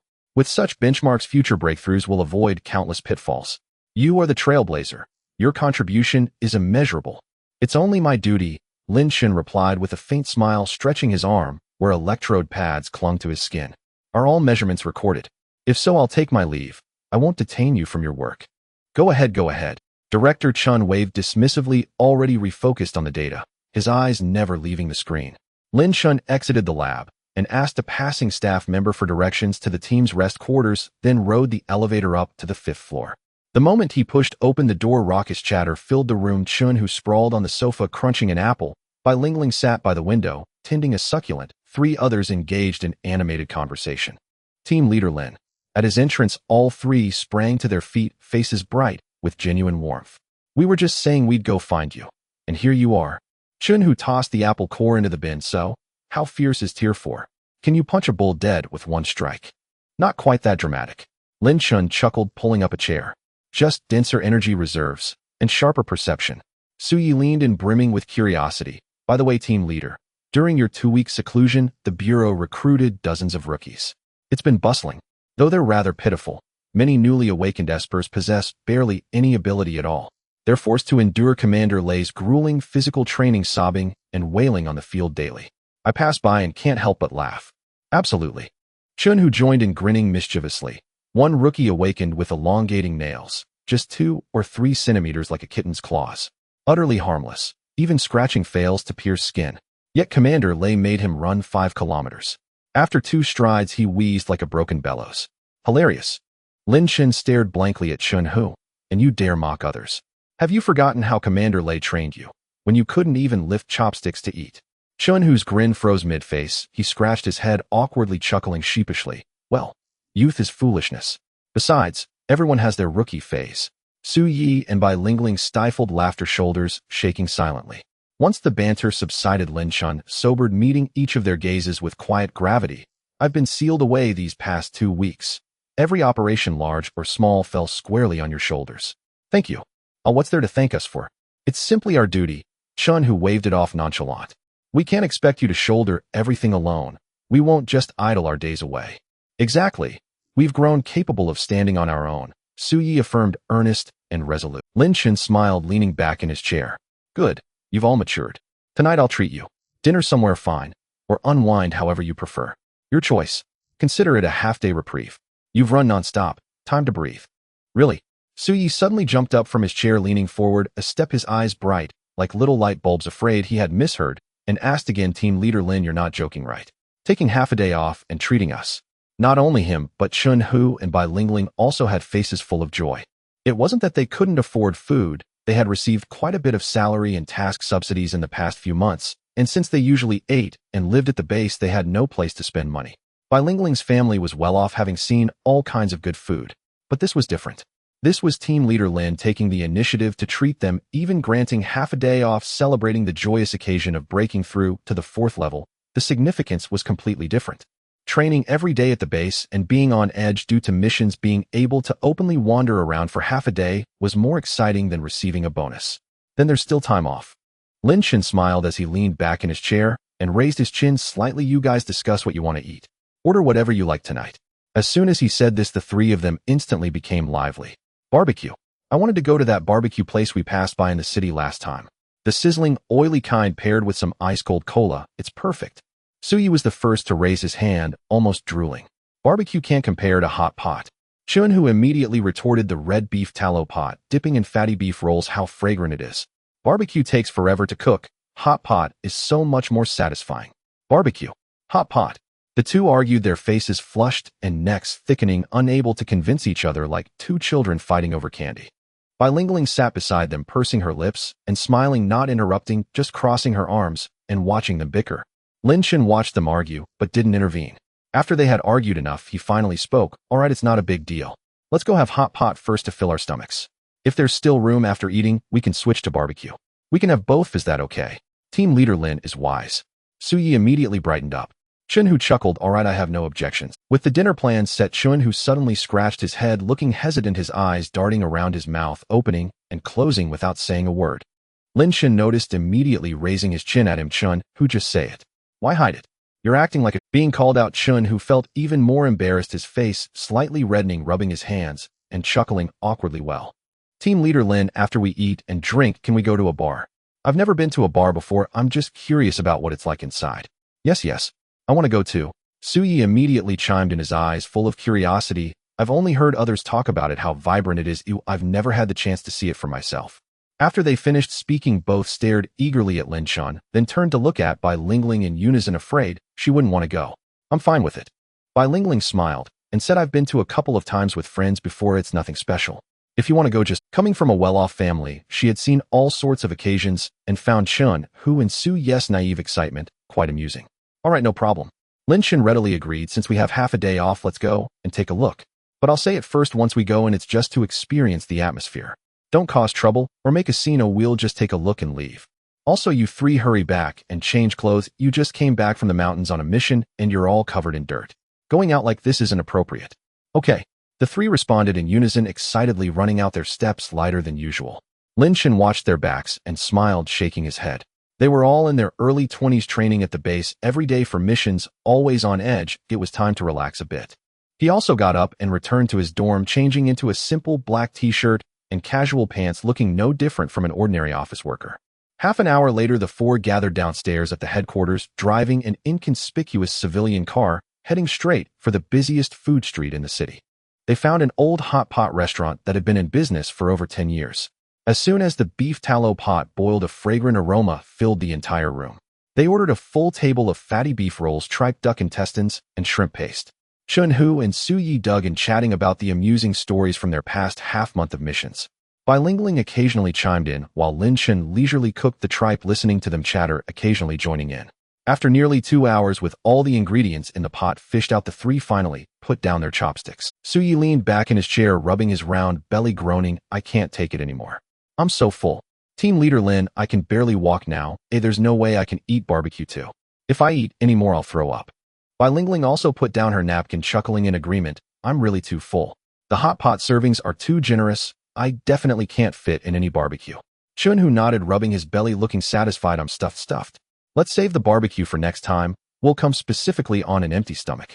Lin Chen looked at the three of them and chuckled, "All right, let's save the barbecue for next time. Since you can't eat anymore, let's head directly to the bar for a stroll and digest a bit." "Great." Su-Yi instantly perked up, jumping up from his chair. "Let's go. I want to see if it's really like what's shown." After settling the bill, they walked out of the hot pot restaurant. The sky had completely darkened and the neon lights along the street had lit up, bustling with people. Lin Chen pulled out his phone to search for a nearby bar. He found one not far away, located on the Bar Street in Hating District. After setting up the navigation, he sat in the driver's seat, slowly driving towards the Bar Street amidst the flow of traffic. After parking the car, they pushed open the door of the bar and walked in. The lively atmosphere hit them instantly. The bass shook the floors slightly and colorful lights swept over the dance floor, with men and women swaying to the rhythm. Su-Yi and Chun-Hu's eyes widened, looking around curiously as if they were Lu Lao Lao entering a grand garden. Lin Chen scanned the room and found a booth in a corner with a good view and a bit more quiet. When the waiter came over to take their order, he asked for a few low-alcohol cocktails and a fruit platter, avoiding strong alcohol to prevent any issues from drinking too much. When the drinks arrived, they sipped on their drinks, chattering excitedly. Sui even imitated what he had seen on TV, shaking his drink, almost spilling it, and causing everyone to laugh. Meanwhile, at the railing on the second floor, a man in a dark shirt was holding a glass of whiskey, leaning there and looking down. His gaze swept across the entire venue, finally landing on Ling, his eyes fixating and the corner of his mouth curling into an ambiguous arc. He stared for quite a while before slowly downing the drink in his glass. After putting down his glass, he raised his hand and snapped his fingers. The nearby waiter immediately bent down and approached. The man quietly instructed the waiter a couple of things, but his gaze never left the booth downstairs. To be precise, it never left Ling's face. Within 2 minutes, the waiter approached quickly, holding a bottle of exquisitely packaged wine and 2 high-stem glasses, bending down beside the man and whispering, "Young Master Li, the wine you requested has arrived." Li Wei responded with a casual taking the wine bottle and glasses, his fingers circling the bottle as his gaze swept down, landing on Ling's profile, the corner of his mouth curling into a smile of assured victory. Having mingled in this scene for so long, there wasn't a woman he couldn't connect with. He had seen many beautiful rich girls, and they merely put on airs if few more words would soften them. He held the wine, leisurely turning to walk down the stairs, passing through the swaying dance floor and heading straight towards the corner booth. Lin Chen also noticed someone approaching, but didn't pay much attention. There were plenty of people flirting in the bar. As long as they didn't provoke him, he sipped his cocktail, the sweet and sour taste spreading in his mouth. "Lin Chen, the taste is quite good." Li Wei reached the booth and came to a stop. It was as if he completely ignored Lin Chen and the other 2 men, his gaze fixed directly on Ling's face, displaying a self-satisfied smile as he raised the wine bottle. "Miss, by what a coincidence. I didn't expect to run into you here. Would you do me the honor of having a drink?" Ling was just listening to Su-Yi tell a joke when she suddenly heard someone strike up a conversation. Turning her head, she looked at the unfamiliar man before her, her brow slightly furrowed, a look of confusion on her face. "Who are you? I don't think I know you, do I?" Her tone was flat, clearly distant, without any politeness. "It's normal for Miss Bai not to recognize me." Li Wei smiled and bent down to place the wine bottle and glasses on the coffee table, his demeanor very familiar. But I am quite familiar with you, miss, by the daughter of the Bai family who used to be a lifestyle blogger. I have followed you for quite some time. I saw you from afar at a business cocktail party before, always wondering when I would get to meet you. I didn't expect to run into you here today, or it's fate. He spoke as if it were second nature. The Bai family was well known locally for their industry, and before entering the base, Bai Lingling occasionally attended events with her parents and had even posted about her daily life online, gaining some popularity. It was not surprising that a playboy like Li Wei, who frequented such places, recognized her. From the moment he entered, he had set his sights on her, having calculated his approach. The booth fell quiet for a few seconds. Lin Chen leaned back on the sofa, leisurely sipping his drink, looking like he was watching a show. Su Yi and Chun, who exchanged glances, both stifling laughs, whispering together. Who is this guy? He just comes up and tries to get friendly. Doesn't he see that Lingling doesn't want to deal with him? Su Yi whispered, his tone full of curiosity. He clearly came to flirt. He probably thinks he has some charm. Chun, who scoffed, lowering his voice. Just wait, he's definitely going to hit a wall.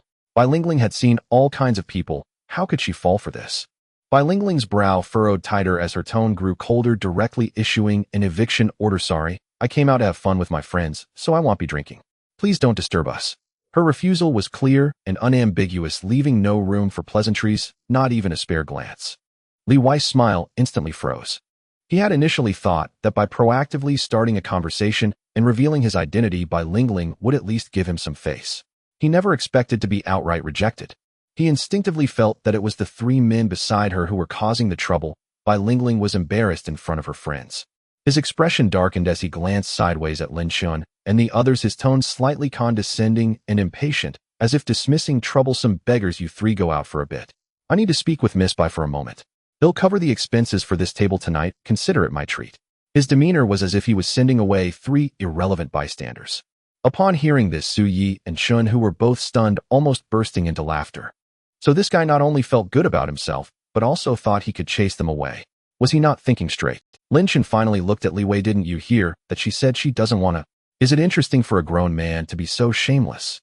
Li Wei immediately exploded, pointing at Lin Chen, his face turning red. Who are you talking about? Do you know who I am? In this area, do you believe I can make you leave this street? After making his threat, he glared fiercely at the group, turning to leave, throwing out one last remark. He's going to get back up. Su Yi chuckled, leaning back on the sofa, seemingly unconcerned. I thought he had some real power. Is this all he's got? Just a talker? Perfect, I'm feeling stuffed. It's time to stretch my legs. Chun, who rolled up his sleeves, his eyes shining. Bai Lingling shook her head helplessly. Don't make too much noise. We came out to have fun, so don't cause trouble. Just keep it low-key. Don't worry, it's best if he doesn't come looking for trouble. If he does, we can't let him have his way. Lin Chen spoke lightly.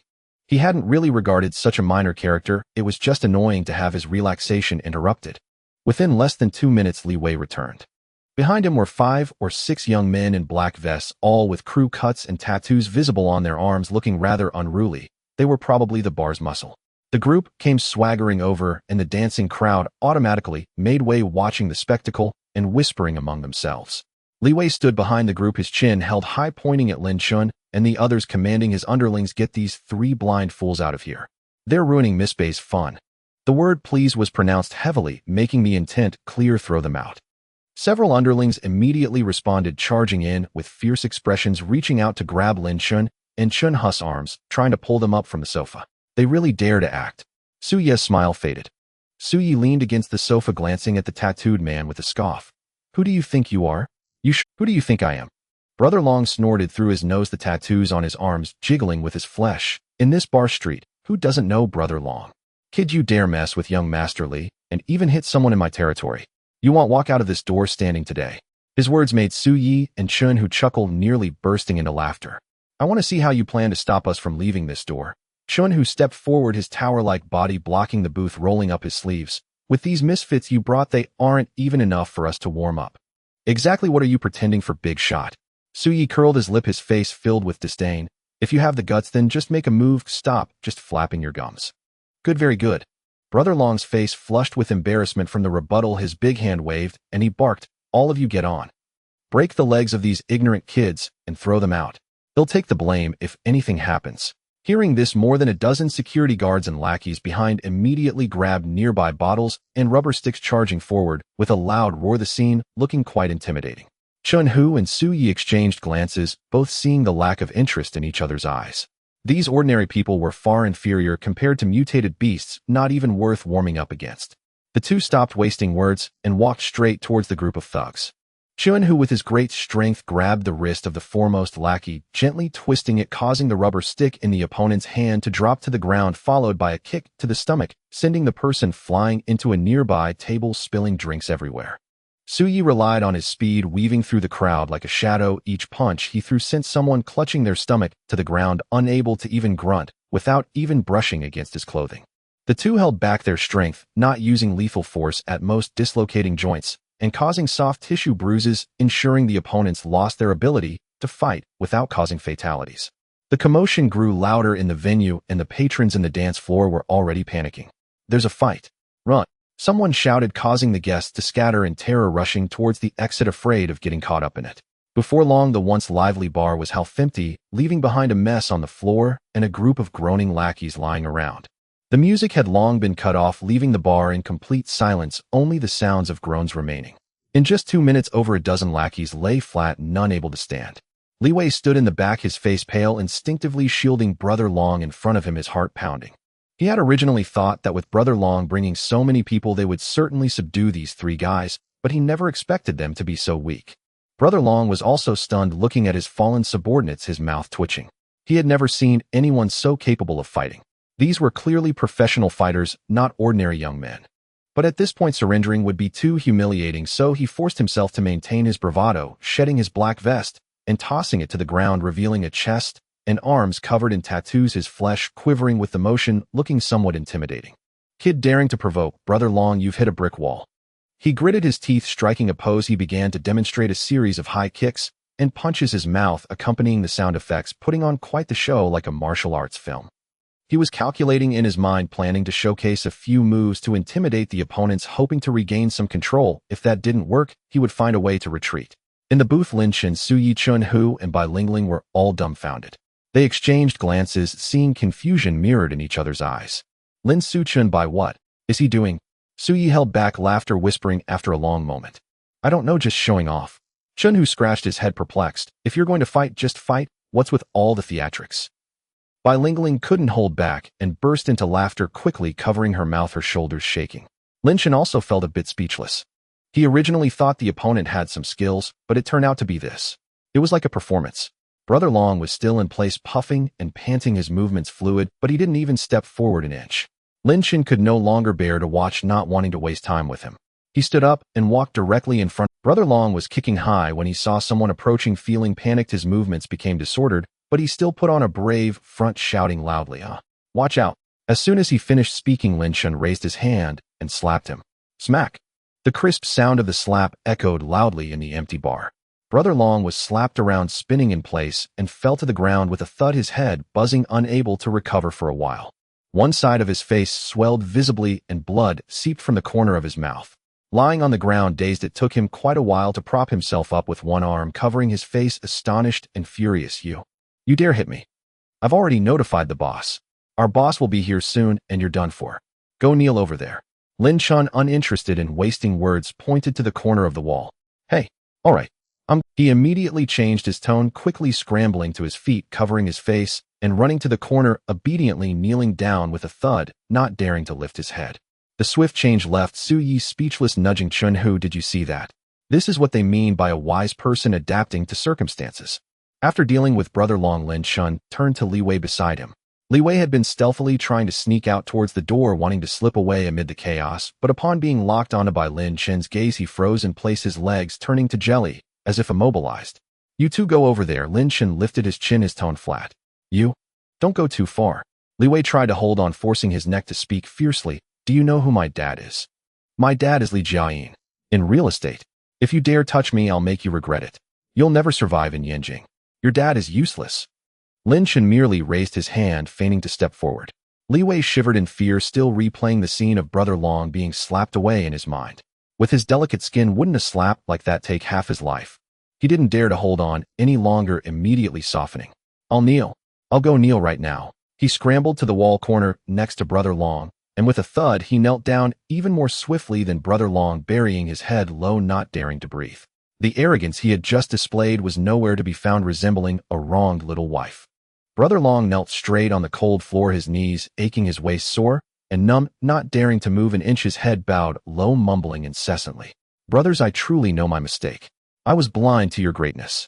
You are magnanimous, just treat me like a fart and let me go.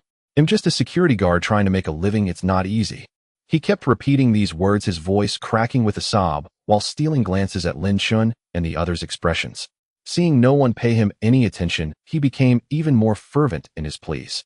The buzzing noise was painfully annoying. Chen, who leaned against the table, originally enjoying his sunflower seeds leisurely, but after 2 minutes, he could no longer bear it. Frowning, he walked over and gently kicked Brother Long's arm. This kick startled Brother Long so much that he trembled all over, almost collapsing to the ground. Can you stop babbling? It's driving me crazy. Chen, who crossed his arms, looking down at him condescendingly, curling his lip. Weren't you quite arrogant before? You kept saying we'd come in standing and leave lying down. I preferred your previous defiant demeanor. Come on, show me that again. Brother Long's mouth twitched, his face a mask of misery as he looked up, half of his face still swollen, speaking with a slight lisp. Big brother, I was just ignorant and foolish, please don't hold it against me. As he was about to start begging again, Chen, who glared at him, and he immediately swallowed his words, tightly closing his mouth and squatting there like a duck caught by the neck, not daring to make a sound. Li Wei, who was kneeling nearby, watched everything unfold. He kept his head down, his hair covering his face so no one could see his expression, but he couldn't help but curl his lips in disdain. What a show. When my dad arrives with his men, you'll all be in for it. He had seen with his own eyes the abilities of Wang Biao, who stood beside his father. With a steel bar the thickness of a bowl, Wang could easily drive it into an 8-centimeter thick solid wood board with his bare hands as effortlessly as inserting tofu. As for these few people before him, what if they looked tough? In the presence of true experts, they were all nothing more than fragile trash. He was determined to make them kneel and apologize for the humiliation he endured today, doubling the payback. And that woman with the surname, by pretending to be aloof, let's see if she can still hold her head high later. Just as Li Wei was gritting his teeth, vowing revenge in his heart, the heavy door of the bar suddenly creaked open with a loud bang. A middle-aged man in a dark suit, pot-bellied and hands clasped behind his back, walked in slowly, followed by 4 or 5 bodyguards in black suits, all tall and imposing with sharp eyes. Upon entering, they discreetly scanned the room, exuding an undeniable aura. The leader was none other than Li Jiayin, the chairman of the Li Group.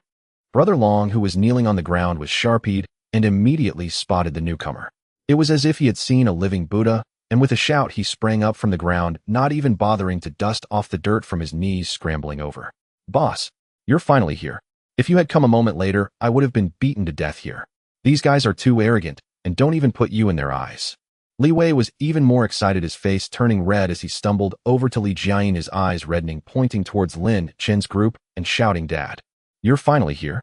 It's these few lowlifes who beat me up and forced me to kneel. Brother Long's men have all been taken down by them. You must teach them a lesson for me. He spoke of being beaten and forced to kneel, and the color on his face visibly darkened. But he didn't rush to explode in anger.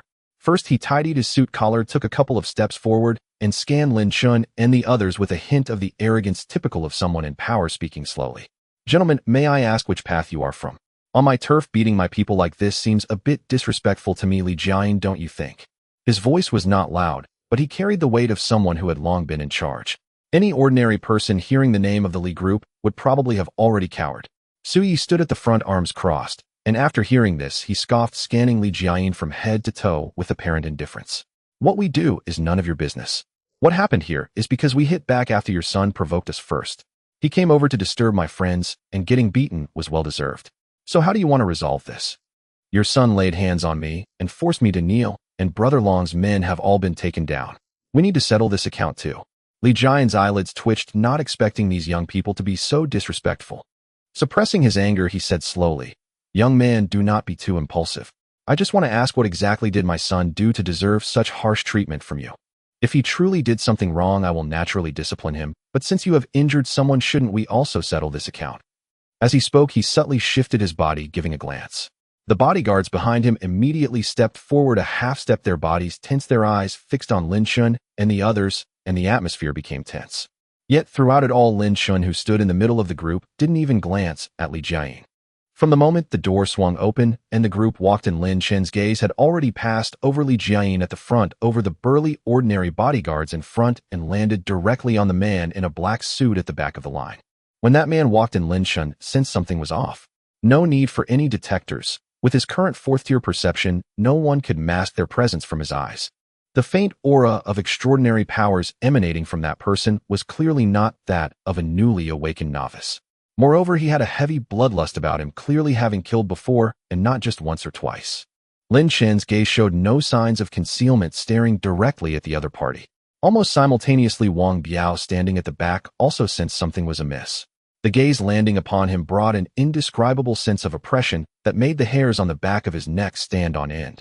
He abruptly raised his head, his eyes scanning the room according to his instincts, and they coincidentally met Lin Chen's gaze. From the moment Lin Chen's gaze fell upon him, Wang Biao felt a heavy weight on his chest, making it hard to breathe, as if a massive stone were pressing down.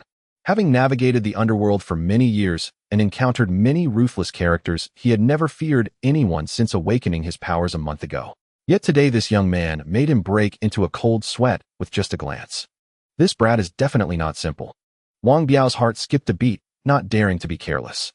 His muscles instinctively tensed, his mind highly focused as he fixed his gaze intently on every move Lin Chen made, not daring to blink, even once afraid of missing any of the opponent's actions. Lin Chen observed Wang Biao's defensive posture with amusement. He stood up from the sofa and walked directly toward Wang Biao. Li Jiayin, standing at the front, saw that Lin Chen hadn't even glanced at him from start to finish, his demeanor completely dismissive, which instantly ignited his fury. After all, he was the chairman of the Li Group, a prominent figure in the business circle of Yanjing. When had he ever been so disdained by a few young punks? Good, very good. Li Jian's face turned ashen, unable to maintain his previous composure, pointing at Lin Chen and shouting sharply, "Did I give you face? What are you all standing there for? Get him. I want to see who gave you the guts to act wild on my turf." Several ordinary bodyguards behind him, upon hearing this, immediately rushed forward, reaching out to grab Lin Chen's arm, intending to pin him to the ground. Just as they rushed halfway, two figures suddenly intercepted them from the side. Su Yi moved with such speed that he left only an afterimage, lifting his foot and kicking the chest of the foremost bodyguard. The bodyguard let out a muffled grunt, and his body flew back over 2 meters, crashing heavily onto a nearby table, shattering glass bottles everywhere and spilling liquor all over. On the other side, Chun, who was even more straightforward, extending his giant palm to grab the collars of 2 bodyguards and swinging them around effortlessly. The 2 muscular men, each weighing over 100 kilograms, were sent flying like chicks, crashing into the wall and sliding down without making a sound, unconscious. In just 2 seconds, all 3 bodyguards who rushed forward were sprawled on the ground. Li Jian's expression changed drastically, his heart sinking as he realized he had kicked a metal plate. He hurriedly turned to Wang Biao, his voice laced with urgency. "Mr. Wang, quick. It's up to you now. Handle them. The price is negotiable." Li Wei, frightened, shrank behind his father and poked his head out, shouting, "Brother Wang, quick, break their legs. If something happens, my dad will take the blame. I won't let you suffer any loss." Just as father and son finished speaking, Wang Biao suddenly yelled back, "Shut up." His voice was tinged with uncontrollable panic, his eyes fixed on Lin Chen, who was getting closer, not daring to shift away for even a moment. Cold sweat dripped down his temples and along his jaw, soaking his collar, while the back of his suit was already drenched in sweat, clinging tightly to his back. Li Jiayin and his son froze at the sight of him, their mouths opening and closing, but they didn't dare make a sound. They weren't fools. Wang Biao's anxious demeanor and drenched appearance revealed he was far from his usual calm and intimidating self. It was clear that he was facing an opponent they could not afford to provoke. The father and son exchanged glances, panic reflected in their eyes, shrinking their necks in place, not daring to breathe. At this moment, Lin Chen had already stopped 2 meters in front of Wang Biao. He raised his eyes to scrutinize Wang Biao and spoke slowly, his voice not loud, but clear enough to penetrate everyone's ears. "Have you ever killed anyone?" As soon as these words were spoken, a heavy sense of oppression instantly overwhelmed Wang Biao, suffocating him, making it even harder to breathe. He gritted his teeth and endured for a few seconds, feeling every hair on his body stand on end, as if he were being targeted by some fierce beast, and the panic in his heart could no longer be suppressed. He knew he couldn't wait any longer. Taking the initiative was essential. He decided to go all out and shouted angrily, "What I do is none of your business." As soon as the shout fell, Wang Biao's muscles swelled up. Bang bang. 2 soft sounds echoed as the buttons of his suit jacket were blown off by his taut muscles. His exposed arms were muscular and well-defined with skin glistening a cold iron-gray sheen. He appeared markedly more imposing looking, as if he were cast from bronze. Lin Chen understood immediately. It seemed he had awakened a physical enhancement ability. Seeking, Wang Biao let out a low growl, forcefully pushing off the ground. The sturdy floor produced a dull thud upon impact, causing the nearby shards of glass to jump. As he lunged toward Lin Chen, his fist imbued with great force aimed directly at Lin Chen's face. He used all his strength for this punch, not daring to hold back. He was well aware that the person before him was unfathomable. Holding back would be akin to seeking death.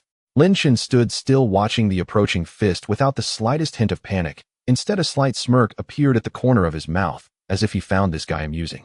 At this point, not only did he not kneel and beg for mercy, but he even dared to fight back. What kind of brain does he have? A thought flashed through his mind as Lin Chen did not hesitate. He lifted his right hand and met Wang Biao's fist heated. Just a second here, why should I avoid your brilliance? He awakened a fire-based superpower. Although the enhancement to his physical body was not as strong as that of pure strength type superhumans, the gap in levels was evident. A fourth tier against a late second tier was essentially an adult beating a child. They were simply not in the same league.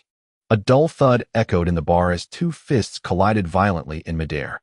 Wang Biao felt an unimaginable force rebound violently from his fist, as if he hadn't struck a person, but rather a solid steel ingot. His entire right arm went numb instantly, a piercing pain shooting through the bones. The muscles from his wrist to his shoulder twitched violently, and he staggered backward 2 large steps before barely steadying himself. He widened his eyes, incredulous. How could this be? Superpowers were his greatest reliance. How could this kid, no matter how tough, possibly take his punch barehanded and send him reeling like this? A chill shot up from his feet to the crown of his head, leaving Wang Biao with nothing but terror.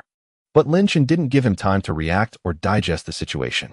After the punch collided, he stepped forward, raising his right leg sharply, cutting through the air with a fierce wind, and aimed it horizontally at Wang Biao's head.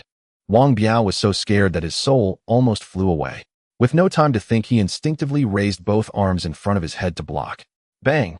His leg struck solidly against his arms. Wang Biao groaned, feeling as if both arms had been smashed by a 1,000-pound iron rod, nearly breaking his bones. The tremendous force forced his knees to bend, almost making him kneel. He gritted his teeth, pushing with all his might to shove Lin Chen's leg away, while retreating with heavy steps. He staggered backward 5 or 6 steps, crashing against a nearby table, sending bottles and glasses shattering to the ground and soaking him in liquor. With his hands hanging limply, his 10 fingers trembled uncontrollably and the muscles in his forearms twitched. Even lifting them was a struggle. Wang Biao looked at Lin Chen, who stood still without even a hint of disarray in his breathing, and had only one thought left in his mind: what the hell, this isn't just hitting a steel plate. This was clearly like kicking a titanium alloy plate. He had thought that even if he couldn't win, he could at least hold out for a few moves to find an opportunity to escape. Now he realized that Lin Chen had not taken him seriously at all. He had been toying with him like a cat with a mouse, casually throwing a few punches to nearly incapacitate him. Run. He had to run quickly. If this continued, he would surely be defeated today. As the thought crossed his mind, Wang Biao glanced around with his peripheral vision. Turning around to run directly was certainly not an option. Exposing his back would let Lin Chen catch up and finish him off quickly. He had to think of a way to create a diversion. Wang Biao's eyes darted around, and he quickly came up with an idea. He took a deep breath, deliberately putting on a furious, desperate act, roaring loudly, and once again raising his fist, charging toward Lin Chen with a fierce expression, as if he intended to take Lin Chen down with him. Lin Chen raised an eyebrow, genuinely surprised. Still coming. Was this guy not done getting beaten? He stood still, waiting for Wang Biao to charge and ready to teach him another lesson. But who knew that as Wang Biao charged halfway, still 2 or 3 meters away from Lin Chen, he suddenly twisted his foot, changing direction and lunging towards Bai Lingling, who stood behind. In Wang Biao's eyes, Bai Lingling looked delicate and young with thin arms and legs, certainly the easiest target to bully. As long as he captured her as a hostage, he could force Lin Chen and the others to hesitate, allowing him to escape. What did it matter if he could beat you? He'll take your companion as a hostage and see how you'll deal with it. Wang Biao felt a surge of pride, his speed picking up as he reached out his large hand, aiming for Bai Lingling's shoulder. No one present expected Wang Biao to be so shameless, resorting to attacking a woman when he couldn't win a fight. But Lin Chen, watching Wang Biao change direction, not only showed no sign of tension, but instead revealed a mocking smile. He stood still, arms crossed, looking on with great interest, clearly waiting to see the show. Did he really think such a small trick could embarrass him? Closer, even closer. Wang Biao's face already bore a triumphant grin. But at that moment, two figures suddenly dashed out from the side. Su Yi and Chun, who flanked by Lingling, quickly blocking her path. The two didn't waste any time. They simultaneously lifted their legs, one kicking toward Wang Biao's chest, and the other toward his shoulder, their movements clean and swift, without a hint of hesitation. Wang Biao's expression changed dramatically. It was already too late to pull back. Bang! Two dull thuds almost overlapped. Wang Biao's forward momentum was abruptly halted, his body feeling as if he had been hit by a speeding truck. He didn't even have time to scream before he flew backward, crashing heavily to the ground and sliding another 3 or 4 meters, finally coming to a stop against the leg of the bar. Cough! Cough, cough. Wang Biao lay on the ground. His chest felt like it was going to explode. He coughed several times, struggling to catch his breath. He propped himself up with his arms, attempting to rise, but the pain made him wince, and he could only half lie on the ground, raising his head to look at Su Yi and Chun, who with eyes full of resentment and fear. Damn it! These two are also superhumans. How many superhumans are hidden in this room? Why is each one more abnormal than the last? He had thought capturing Bai Lingling was a sure bet, but who would have thought that these two seemingly inconspicuous guys would strike with such ferocity and speed? Bai Lingling, standing behind Su Yi and Chun, who peeked at Wang Biao lying on the ground, curled her lip in disdain and let out a loud tch, rolling her eyes dramatically. You just thought I was easy to bully, didn't you? What kind of eyes do you have? Wang Biao gritted his teeth, struggling to get up from the ground, but as he moved, he saw a pair of black, casual shoes stop right in front of him. Lin Chen slowly crouched down, his gaze fixed on Wang Biao's face. As he spoke, "Are you ready to confess?" "Confess? No way." Wang Biao spat a mouthful of blood-tinged saliva, his eyes filled with resentment as he glared fiercely at Lin Chen. "Who the hell are you? Why are you meddling in my business? After so many years in this line of work, I know a thing or two. These people aren't just ordinary thugs. They possess terrifying skills and are clearly superhumans. In the hidden depths of Yinjing, I have my suspicions, but I dare not think too deeply." Lin Chen, uninterested in further argument, reached into his pocket and pulled out a black identification booklet. With a flick of his finger, the cover opened, revealing the gold-embossed national emblem that stood out in the dim light of the bar. National Security Bureau. The 3 words floated lightly, but landed in Wang Biao's ears like a thunderclap. His pupils shrank to pinpricks, the malice on his face instantly frozen, replaced by unmistakable terror. National Security. It turned out to be people from the government. He was stunned for a few seconds, then suddenly, as if he had heard the biggest joke, he threw his head back and laughed hysterically, his laughter sharp and piercing, tinged with madness. Ha! So it really is. No wonder. No wonder there's such a big deal. He laughed so hard that his chest heaved violently, causing pain to his wounds, making him grimace, yet his eyes grew wilder. Yes, I killed someone. So what? That girl looking so pretty, what's wrong with me having a little fun with her? She dared to call the police. I not only killed her, but her parents and her younger brother, who just started high school. I left not a single one alive. I buried her whole family with her. As soon as these words came out, the surroundings fell silent. Su Yi's playful smile vanished instantly, his brows furrowed tightly, and he cursed, "Beast." Chun Hu's temples bulged. If Lin Chen hadn't spoken, yet he would have rushed up to kick Wang Biao right then. Bai Lingling turned her head away, her eyes filled with disgust. Upon hearing this, Lin Chen's expression darkened. He stood up, no longer wasting words with Wang Biao, and turned to instruct Chun, who take him back for a thorough interrogation. "Yes," Chun Hu answered, stepping forward. "Think you can catch me? In your dreams." Wang Biao suddenly howled, and with unknown strength, he sprang up from the ground. He reached behind his waist and pulled out a gleaming military dagger, the blade shimmering with a faint blue glow, clearly coated with deadly poison. With red-rimmed eyes, he lunged at Lin Chen's chest with all his strength, his face twisted in a madness that suggested he was willing to die, determined to take a piece of this guy with him. Lin Chen's gaze sharpened. Just as the tip of the dagger was about to touch his clothes, a layer of crimson gold flames suddenly erupted from his right arm. He raised his hand and accurately grabbed Wang Biao's wrist, holding the dagger. "Oh!" A shrill scream immediately rang out. The terrifying heat raced up Wang Biao's arm, and the smell of burning flesh wafted through the air. Wang Biao felt as if his hand were placed in a red-hot iron pot, his bones nearly melting from the pain, causing him to convulse violently. The dagger in his hand turned red and soft at a visible speed, and finally, with a thud, the melted iron dripped onto the floor, creating small pits. But even in such pain, the madness in Wang Biao's eyes did not diminish. Seeing his right hand immobilized, he suddenly leaned forward, mouth agape, aiming to bite Lin Chen's neck, as if he intended to tear off a piece of flesh. "Ignorant of your own demise." Lin Chen's expression turned cold, leaving no room for mercy. The flames in his palms surged violently, rapidly spreading up Wang Biao's arm, while he exerted slight pressure on his wrist. Crack. A crisp sound echoed as Wang Biao's wrist was crushed, followed by Lin Chen raising his other hand engulfed in flames, delivering a powerful blow to Wang Biao's chest. Puff. Wang Biao flew out like a kite with a broken string, crashing heavily against the wall and sliding down to the floor. His shirt had long since burned away, leaving his charred skin exposed. Blood gushed from his mouth, and after a couple of convulsions he fell utterly still. Even so, his eyes remained wide open, filled with unwillingness and madness until the end. The entire bar fell into complete silence. Even the groans of the underlings lying on the floor ceased. Li Jiayin and his son Li Wei were already paralyzed with fear, sitting on the ground, trembling uncontrollably.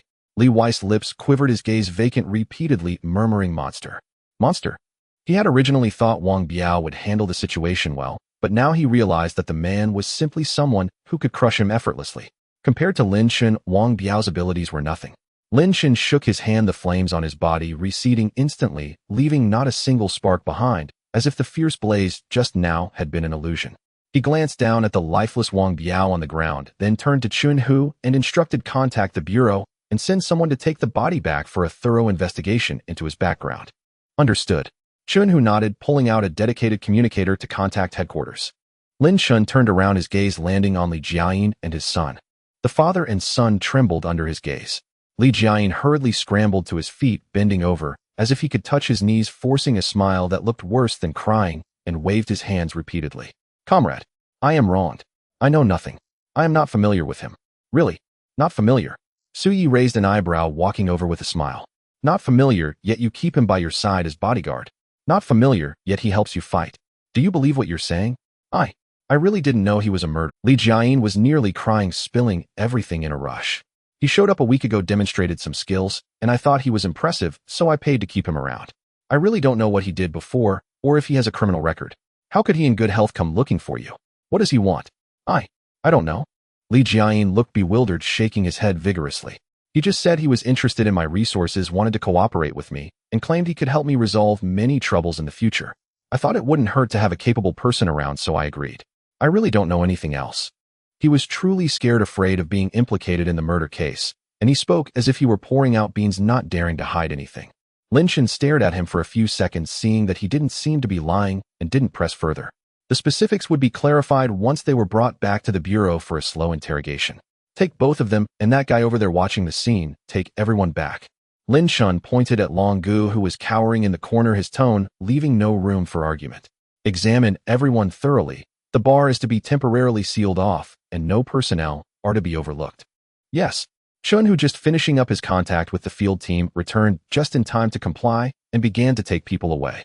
Long Gu was already scared out of his wits, not daring to resist, and was obediently taken away. Back at the Ening Management Bureau headquarters, Lin Chen had scarcely settled into his office chair before a knock sounded at the door. "Come in." Su Yi pushed the door open, holding 2 stapled files. He hurried to the desk and thrust them toward him. "Captain, the Wang Biao matter has been clarified. Here are his identification records and the interrogation transcripts of the Li father and son. They are all here." Lin Chen took the files, flipped open the first one, and began to read. Standing beside him, Su Yi reported with a trace of disdain, "This Wang Biao's real name is Wang Fugue. He is 34, a longtime thug. 5 years ago, he was convicted on multiple charges, including gang affiliation and intentional injury, and was sentenced to 5 years. He was released from prison only 5 months ago. His fingerprints and facial recognition matched. His record is extensive. He had dirty hands long before awakening his ability, and after awakening, he grew more lawless. He even committed a household massacre." Nodding as he read, Lin Chen saw an old photograph of Wang Fugue attached to the file that matched Wang Biao's appearance. The criminal record filled several dense pages. He was indeed a habitual offender. He turned to the second file, which contained the interrogation records of Li Jiayin and his son. It stated plainly that the father and son knew nothing of Wang Biao's origins. They only said he had approached them offering cooperation and claiming he could help the Li group deal with certain troubles inconvenient to handle openly. Seeing that he truly had power to rely on, Li Jiayin paid a large sum to retain him as a senior bodyguard. The only useful lead was that Wang Biao, once drunk, mentioned he belonged to the Zhou Alliance and implied the shelter of a powerful backer. As for how many people were in the organization or where its headquarters lay, the Lis were utterly ignorant. Lin Chen snapped the files shut and slapped them onto the desk. It seemed hopeless to dig Zhou Alliance's secrets out of the Li family. A desperado like Wang Biao would hardly reveal organizational details to mere businessmen. All right, I understand the situation, Lin Chen said, looking up at Su Yi. You've been at this all night. Go rest. They'll report this to Director Liu first thing tomorrow. Got it. Su Yi did not demur, yawning. They'll go catch up on sleep. Captain, you should rest early too. With that, he turned, closed the door, and left the office. Lin Chen sat in his chair staring at the documents on the desk with a slight frown. Zhou Alliance. It was not so simple.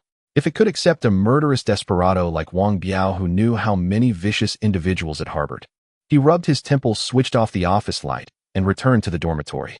The next morning after breakfast, Lin Chen took the 2 files to Lu Zheng's office.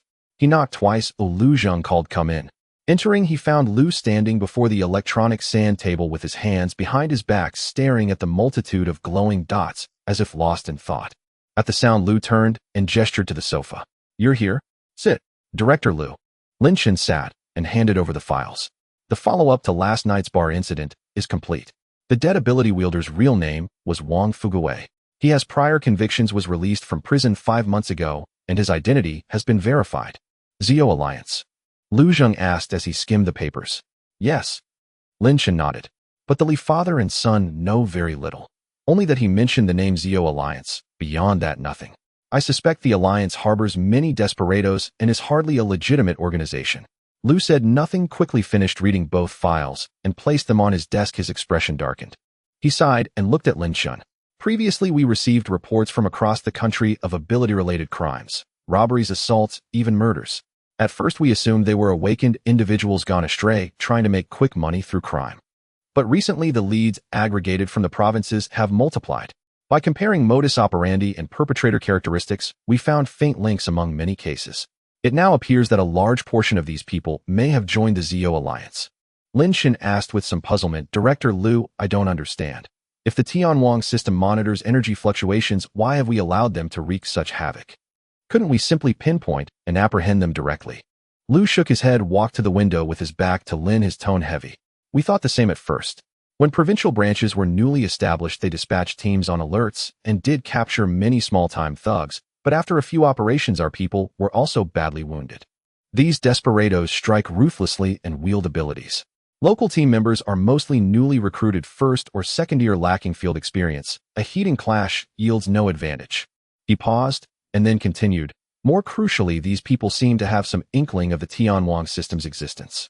In recent cases, they have become increasingly cautious, seldom using large-scale abilities. Some even deliberately strike at Tianwang's weakly monitored areas, hit and run. By the time our teams arrive, they have already vanished. They hide deeper and become ever harder to catch. Lin Chen's face also turned grave. If the adversary already knows of Tianwang and consciously avoids its subsequent arrests, will indeed be far more difficult. We cannot surveil every region at all times. Manpower and resources would be overwhelmed. Liu returned to his desk, opened a drawer, produced a thick stack of photographs, and handed them to Lin. Look at these crime scene photos forwarded from the provinces. Lin Chen took them and began flipping through one by one. Most scenes were savage, shops wrecked beyond recognition by abilities, civilians injured and collapsed, and several homicide sites strewn with chaotic traces, the unmistakable aftermath of clashes between ability wielders. The further he flipped, the darker Lin Chen's expression grew. These cases spanned several provinces, methods varied, but all bore an unrestrained ferocity that treated ordinary lives as worthless. We compared incident times and locations over the past half-month. Liu's voice sounded beside him. We found a pattern. These perpetrators seem to be deliberately moving southwest, projecting that trend. Their eventual rendezvous is likely the Yungue region. Yungue region. Lin Chen snapped his head up, surprised. Indeed, Lu Zheng nodded and walked to the electronic map, dragging his finger across the southwest. The Yungue region is encircled by mountains. The 10,000 mountains roll on without end. Ancient jungles are everywhere, and the terrain is absurdly intricate. Signals are poor in those mountains, and the Tianwang system has many blind spots. If they slip into the deep woods, they vanish like stones cast into the sea. You do not even hear a sound, let alone find them. He paused, his tone growing heavier. Moreover, the mountains are remote and sparsely inhabited. Even if they take action, it is hard to detect in time. By the time we receive word, they will already be gone. If they manage to establish a foothold and set up bases there, clearing them out later will be far costlier. Lin Chen frowned more tightly. He understood all too well the hazards of jungle terrain. with sightlines blocked and routes labyrinthine. If the enemy takes advantage and wages guerrilla warfare, even superior numbers will struggle to encircle them. We cannot simply stand idly by and watch them gather in the mountains. Lin Chen looked up at Lu Zheng, speaking with solemn resolve. Director Lu, let me go in person. I will probe their strength, find out how many the Xiaoming truly has, and what their capabilities are. If an opportunity presents itself, I will strike their nest directly. No. Lu Zheng refused without hesitation. Turning to him, he said sternly, we have no clear picture of their situation. It would be far too dangerous to go in rashly. Someone like Wang Biao, who probably does not even rank among the core of Xiaoming, already possesses late stage 2 strength. Who knows if they have any stage 3 ability users among them? Or perhaps someone even higher. Although you are stage 4, 2 fists cannot withstand 4 hands. If a band of desperados driven to the brink swarm and attack, what if something goes wrong? Lu Zheng spoke the truth. Lin Chen was the nation's top ability combatant, and their ace card, there could be no mishaps. If Lin Chen were harmed, the loss would not be a single stage 4 ability user, but the very backbone of the national ability management apparatus. But we cannot simply watch them run rampant in the mountains and do nothing, can we? Lin Chen knitted his brow. The local teams lack the strength to deal with these desperados. The longer this drags on, the more their power grows, and the harder they will be to deal with. There have already been many innocent casualties recently. If we wait any longer, who knows how much worse it will get. Lu Zheng rubbed his throbbing temples. He too longed to wipe out the whole gang, but the difficulty lay in not knowing their precise location or real strength. Blind strikes would only alert them. He moved to his desk, massaging his temples, and sighed. If we could precisely locate their lair, I would have requested fire support already. A single missile salvo would solve the problem. But we do not even know which mountain range they are hiding in. We cannot bomb every wilderness of Yungue, can. He thought for a few seconds, then looked up at Lin Chen. This is what we'll do. I will report the situation to the central authorities at once and brief the senior commanders. We will wait for their direction, whether to send reconnaissance first or to deploy elite forces for a cordon. Do not act rashly. Impulsive moves will only flush them and make things worse. Lin Chen knew Lu Zheng was right. This matter involved cross-regional operations and military cooperation. It required unified direction from above. He could not make that decision alone. He nodded. All right. Director Lu reported, as soon as you can. The sooner we act, the better. Look at you so anxious. I will file the report now. Lu Zheng shook his head helplessly and picked up the secure line. Before long, an emergency meeting convened in a small conference room at the military commission. 5 or 6 people sat around the long table, all senior figures from the military and political wings. At the head was the gray-haired, yet vigorous senior commander. General Li Qingsong sat to his left. On the large screen were compilations of Xiaoming cases from across the country and the latest movement analyses. That is the situation. The staff officer reporting closed his folder and spoke gravely. According to Tianwang monitoring and the aggregation of leads, the Xiaoming ability users are indeed moving toward the Yungue region. Our preliminary estimate places their numbers between 30 and 50, with at least 10 ability users at stage 2 or above. 30 to 50. A lieutenant general seated to the right frowned. That is a considerable number, and they are violent desperados. Hidden in the mountains, the local armed police and regular units simply cannot handle them. The destructive power of ability users is too great. If pressured, they could wreak havoc in the mountains or surge out to strike nearby villages and towns. The losses would be severe. What is there to fear? Li Qingsong snorted, his voice booming. They are a rabble. They cannot overturn the world. We cannot indulge them and allow them to declare themselves kings of the mountains. I say we dispatch elite forces at once and uproot them to prevent trouble from lingering. Old Li, do not be hasty, General Zhao Zhenhua said, shaking his head. The question is who to send. Regular units lack experience against ability users. Sending them up would be sending heads to their deaths. The provincial ability teams vary in strength, too few have stage 3 members. If we run into a hard case, we may not be able to subdue them and could instead alert the enemy. He paused and looked to the senior commander. Furthermore, we know nothing about this Xiaoming, who leads them, whether there are higher rank ability users among them, whether they have contingencies. We are blind. A rash operation carries too great a risk. Silence fell in the conference room. Everyone understood that the national ability system had only just been established and top fighters were scarce. Every ability user at stage 3 or above was an irreplaceable asset, whose losses were unaffordable. The senior commander tapped the table lightly, and after a long pause asked slowly, Comrade Lin Chen, what do you propose? Lin Chen wants to go there proactively. Li Qingsong immediately chimed in with pride in his voice. The reports said he closed himself off to absorb a batch of crystal cores and successfully broke through. He is a promising youth, steady and strong in real combat. At the mention of Lin Chen, expressions in the room softened. He was currently the only Stage 4 ability user in the country, the sharpest blade at their disposal. Let Lin Chen go. What do you all think? The senior commander asked, casting his gaze over the group. General Zhao hesitated. Senior Commander Lin Chen is indeed powerful, but we fear the numbers and the complex terrain. What if an ambush is waiting? If something happens to him, our loss would be tremendous. Have all available forces in the Yungue region cooperate with him. Li Qingsong spoke in a firm, resolute tone. And I trust Lin Chen. He is not a hot-headed brawler who rushes forward blindly. He understands balance and caution. If the enemy proves too strong, he will not recklessly force the issue. He will first gather intelligence. The men discussed for a while, and most agreed to let Lin Chen try, provided that full support and contingency forces were prepared, so he would not be left alone deep inside enemy territory. Having heard the opinions, the senior commander slowly nodded and delivered the final decision. So it is. Comrade Lin Chen is approved to proceed to the Yungue region to conduct reconnaissance and eradication operations. Special operations units, technical support, and local cooperation shall be fully assigned. Mission priority highest. He swept his gaze across the room and said solemnly, tell Comrade Lin Chen that his primary task is to ascertain the true scope of Xiaoming. Prioritize safety and act within his capacity. Report any developments at once. We will have his back and provide cover. Yes, the group replied in unison. The news of the meeting's resolution soon reached Lu Zheng's office. Lu Zheng ended the secure call and turned to the waiting Lin Chen, his expression solemn. The authorities have approved it. You are cleared to go to Yungue.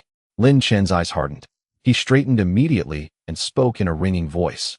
I will complete. After receiving the notification of the operation's approval, Lin Chen did not delay, turned around, and returned to his dormitory, quickly packing a backpack. There wasn't much inside, just a few changes of clothes along with the special documents and encrypted communicator from the national security. This time he was on a covert mission, so the fewer items he had, the lighter it would be. Every extra item would be a burden. After packing his backpack, Lin Chen first headed to the training room. Chun-Hu, Su Yi, and Bai Lingling were training inside, drenched in sweat, and stopped when they saw him enter. Captain, what brings you here? Su Yi wiped the sweat from his forehead and approached with a smile. Is there a new mission?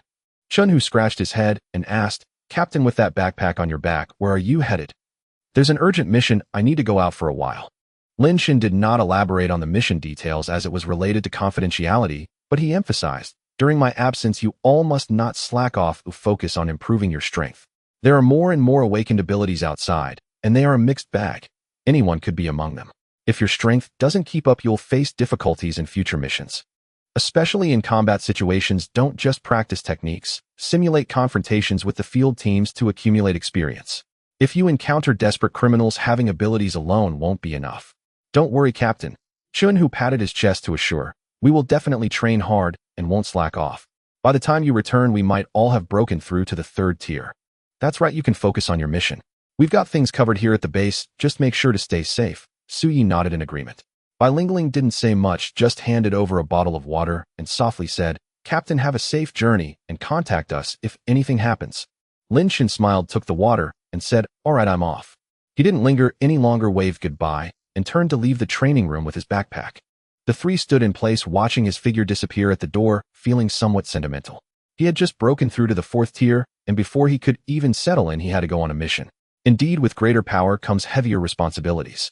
After leaving the headquarters building, Lin Chen did not call for a special vehicle from the bureau, nor did he take any special passage. He simply hailed a regular taxi by the roadside, heading straight for the capital's international airport.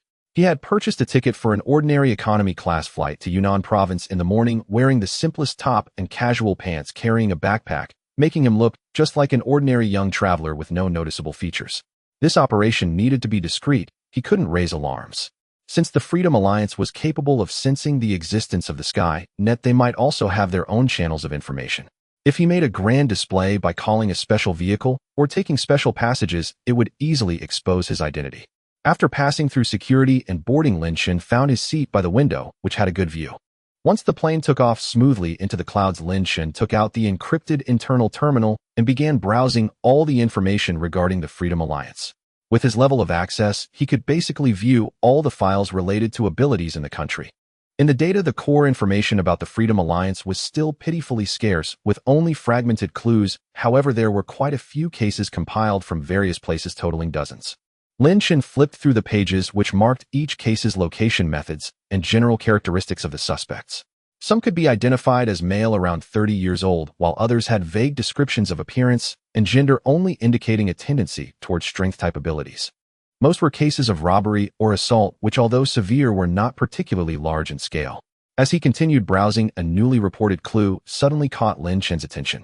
It was about a small county called Shifeng County located right next to the 10,000 Great Mountains.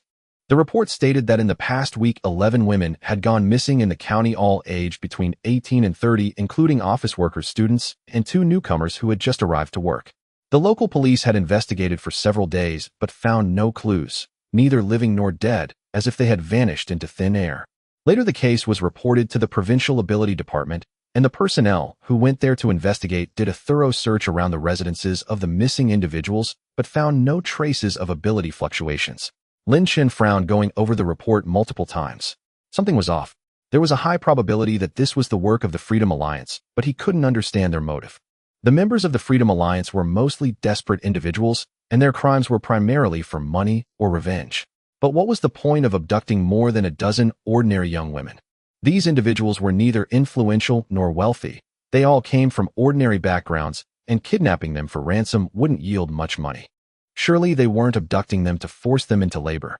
Then again, why specifically target young women? Lin Chen had a thought. Could it be that among these women there were those with latent awakening potential, and they were trying to recruit gifted individuals? But the report mentioned that no awakened ability fluctuations were detected among the missing persons. They were all ordinary people. The more he thought about it, the more suspicious it seemed. He felt there was more to this matter than met the eye. Once he landed, he would first go to Shifeng County to take a look. Crunch, crunch. Suddenly, a crisp chewing sound came from the side, followed by the distinctive salty aroma of tomato-flavored potato chips, interrupting Lin Chen's thoughts. He turned his head to look at the adjacent seat. There sat a girl in her early 20s with a high ponytail, wearing a white dress, holding a bag of tomato-flavored chips, engrossed in a web drama, on her phone, eating with delight.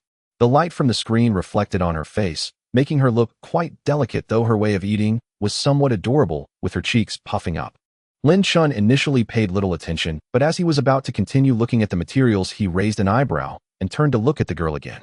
Not having sensed it carefully before, he calmed down and realized that he could detect a faint, extremely weak ability fluctuation from this girl. It was very subtle, almost imperceptible, like a candle flame in the wind. If it weren't for his 4th-tier strength, he might have easily overlooked it. It was not the stable energy field of an awakened ability user, but rather a sign of impending awakening. The genes within her body were slowly mutating, energy was gradually accumulating, and she was just a step away from a complete awakening. Lin Chen was a bit surprised. He hadn't expected to encounter someone on the verge of awakening while on a plane.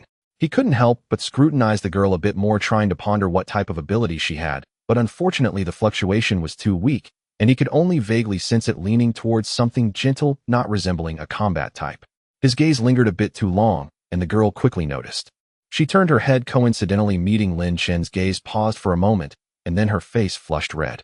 She hurriedly hugged the bag of chips closer to her chest and spoke in a tiny voice, almost like a mosquito. "I'm so sorry. Did my eating disturb you?" Her eyes carried a hint of apology and embarrassment, clearly feeling awkward for eating a snack in public. It's fine, you didn't disturb me." Lin Chen waved his hand and casually asked, "Are you traveling to Yunnan?" He indeed kept a watchful eye. Encountering an awakened supernatural being by chance warranted extra caution. If they went astray after awakening, it would lead to trouble. Nian Qingqing's eyes lit up at his words as she looked up at Lin Chen. Originally, she was a bit embarrassed about possibly disturbing him, but to her surprise, he not only wasn't angry, but also actively engaged her in conversation. She was naturally a chatterbox, feeling bored sitting alone on the plane, so she opened her mouth immediately. Yes. I've saved up my vacation for a long time, just to travel." She swiped her finger across her phone screen, pulling up the long-saved travel guide. "I've heard for ages that the scenery in Yunnan and Guizhou is stunning. I want to check out Qianhumiao village and the Huanghuashu waterfall. Oh, I couldn't find the time before, but this time I can finally go." As she spoke, she nudged the bag of chips in her arms toward Lin Chen, enthusiastically inviting him. "Big brother, do you want some chips? They're tomato-flavored and really delicious. I always bring them when I go out."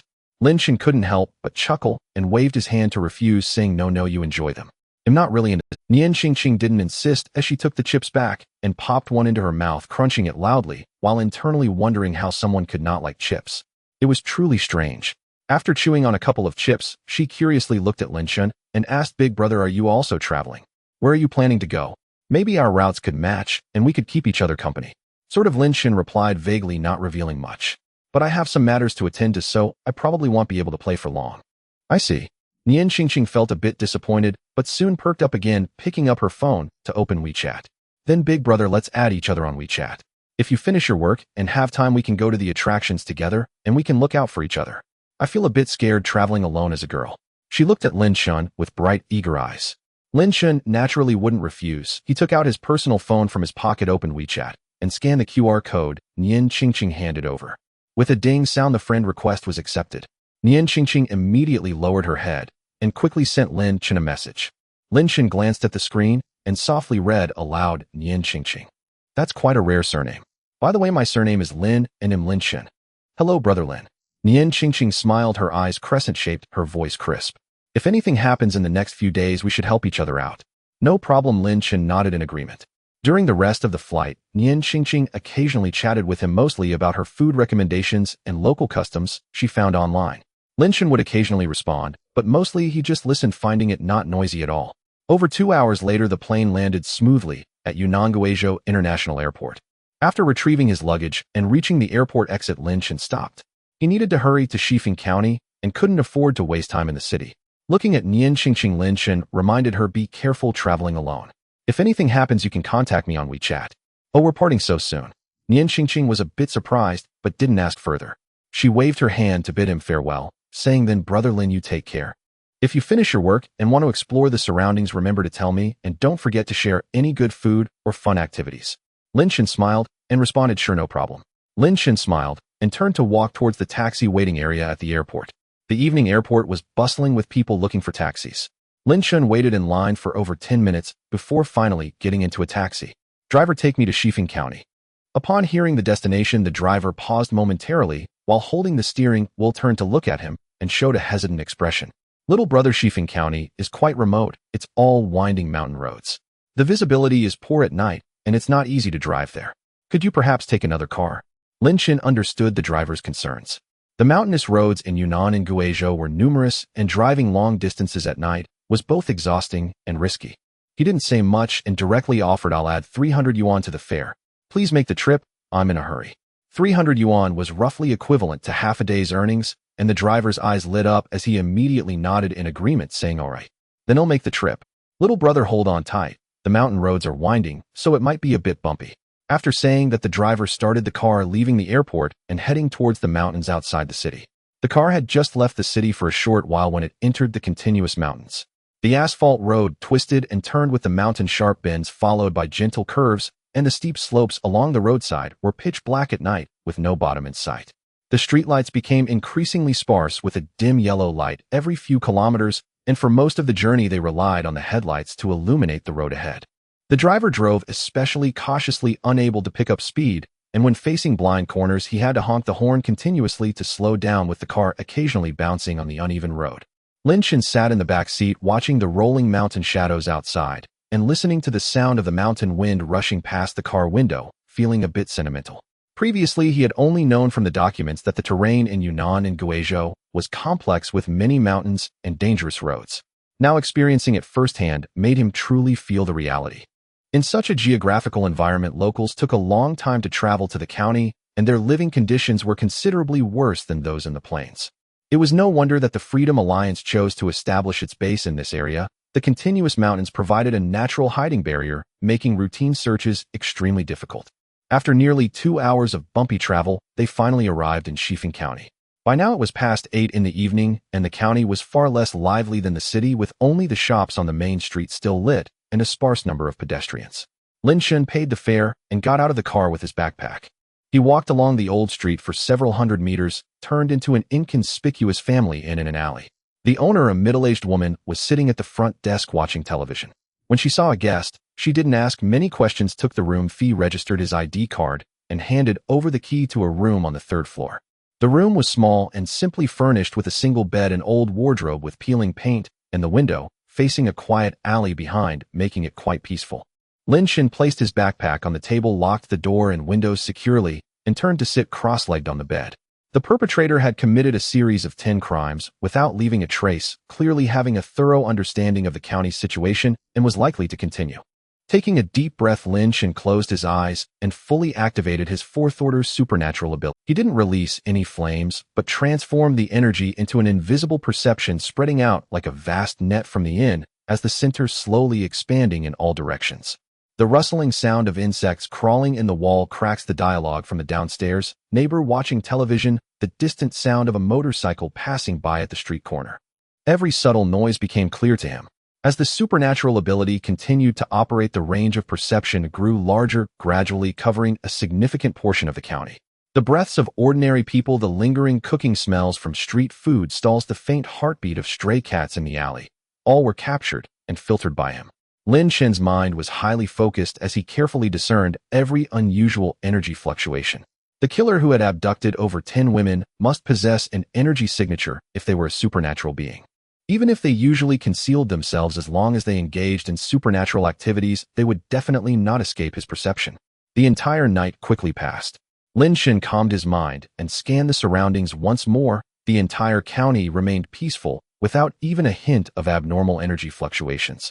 He opened his eyes and took out an energy detector from his pocket, finding not a single trace of fluctuation. As expected, it's not that easy, Lin Chen sighed softly. Since the other party could commit several crimes without being caught by the local department, they must be extremely cautious.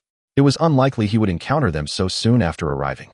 Although it was expected to gain no results overnight, it made him more aware of how tricky this matter was. He got up and washed up briefly. After a whole night of using his abilities, he felt quite drained and his stomach was already rumbling. Since there were no clues for the time being, it was better to fill his stomach first. He planned to visit the homes of the missing persons later in the day to see if he could find any traces. Lin Chen grabbed his phone and keys and left the inn. The morning in the old town was particularly lively, with breakfast stalls setting up along the streets, the aroma of various foods mingling together, making him even hungrier.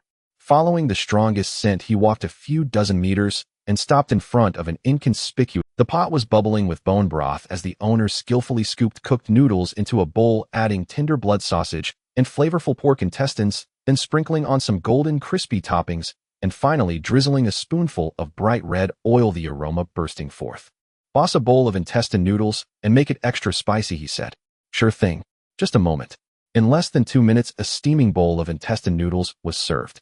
The noodles were chewy, the blood sausage tender, the pork intestines flavorful, the red oil bright, without being overwhelming, and the scallions added freshness. Lin Chen found an empty table to sit down at. After taking a bite, he realized the taste was indeed authentic. The fresh and spicy flavors spread in his mouth, easing much of the fatigue from the night. Just as he was eating, his personal phone in his pocket vibrated twice. Lin Chen took it out to check. It was a message from Nian Qingqing accompanied by several photos. One showed the elegant Jiaxiu Tower in the morning with the lake reflecting the ancient bridge, and there were also several plates of delicately arranged snacks with thin rice pancakes wrapped around colorful ingredients looking refreshing. "Big Brother Lin, I came to visit Jiaxiu Tower this morning. The rice pancakes here are so delicious. They're tangy and spicy with tons of toppings. You definitely have to come and try them when you have time." Lin Chen smiled unconsciously at the photos and typed a reply, "They look great. Once I finish my tasks, I'll try to check them out when I get the chance." "Okay." Nian Qingqing replied quickly. "I'm going to Qingyan Ancient Town this afternoon. I heard the pig trotters there are super famous. I'll send you pictures then." "All right, be careful." Lin Chen recalled her awakening power and sent another message. "By the way, remember to stay alert while you're out. If you encounter anything strange or feel unwell, contact me immediately." The message was sent just a few seconds before Nian Qingqing replied with a puzzled expression. Okay. Thanks for your concern, Big Brother Lin. I'll definitely be careful." She thought it was just a kind reminder from a casual acquaintance and didn't think much of it, feeling that this seemingly cold Lin Chen was actually quite thoughtful. After finishing the noodles in a few bites, Lin Chen wiped his mouth and stood up. Unlike the leisurely traveling Nian Qingqing, he still had a mission weighing on him. After eating, he needed to continue searching for clues. Meanwhile, over 100 kilometers away from Shifeng County, deep within the Shawandishan Mountains, a quite different scene unfolded. The cave was deep, filled with dampness and a hint of moldy smell. Water droplets dripped from the rock walls, and several torches were lit deep inside, their flames flickering and casting long shadows on the cave walls. 6 figures dressed in black robes stood in a circle, each wearing hoods that obscured their faces. Only faintly perceivable energy fluctuations emanated from their bodies, indicating different attributes. A tall and thin figure on the left spoke first, his voice sharp like nails scraping against metal. "Wumian, I heard that your subordinate called Gonggu has been missing for 2 days. The figure addressed as Wumian snorted coldly, his voice hoarse. "Guing, my person is not for you to worry about. Just take care of your own affairs." "I'm not interested in your people," Guing sneered. "It's just that we're hiding in this remote mountain, already fearing the attention of the authorities. If your subordinate turns out to be a traitor and leaks our organization's matters, it will drag everyone down." "You're right," another black-robed figure chimed in. "Although Gonggu is just a minor character, he knows quite a bit about the organization's affairs. Wumian, you need to get to the bottom of this and don't let it jeopardize everyone." "Exactly. Don't let one person ruin the organization's major plans." Wumian's face turned cold at their words, a chilling aura emanating from him, lowering the surrounding temperature.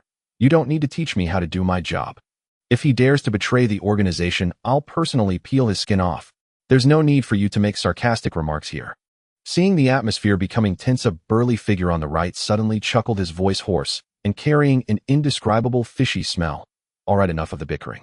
It's already annoying enough hiding in this rundown mountain without you all fighting among yourselves.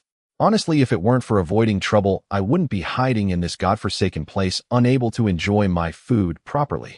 "Humph, blood demon, only you would consider those filthy things as food," another black-robed figure said with disdain. "Every day you obsess over those sinister paths. Do you not fear retribution and end up sacrificing yourself?" "What do you know?" Blood demon licked his lips, his tone filled with a sickly excitement. "Those are rare delicacies in this world. You mundane folks wouldn't understand a thing." "Everyone be quiet." A deep and resonant voice suddenly rang out, carrying an immense sense of oppression, crashing down like a stone and instantly silencing all discussions. The speaker was a tall, black-robed figure standing in the center, towering like a small mountain. As soon as he spoke, the previously clamorous Guing Wumian blood demon and others immediately fell silent, their demeanor unconsciously becoming more restrained, and they even softened their breathing, clearly wary of this person. The black-robed figure scanned everyone with a steady voice, carrying an undeniable authority. "Recently, the outside world has been tightly scrutinized, and the government's ability management department is already tracking our whereabouts. Most of our bases have retreated, which is why we've hidden in this deep mountain. I warn you, during this time, keep a low profile. No unauthorized descents to commit crimes, and absolutely do not expose the organization's location. If anyone dares to ruin our plans, I will clean house first before the government even moves." "Understood, Overlord." The other 5 replied in unison, their tones respectful, and no one dared to voice any dissent. After finishing his meal, Lin Chen did not delay. He took out his internal terminal and called up the missing persons files, beginning to investigate each one according to the last known locations marked. The first location was a rental house in the old town.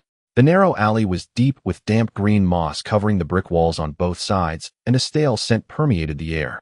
The missing person was a girl who had just come to the county town for work. Lin Chen did not push the door open, but stood before it with his eyes closed, his awareness subtly stirring as he extended his perception like an invisible tide flowing into the room.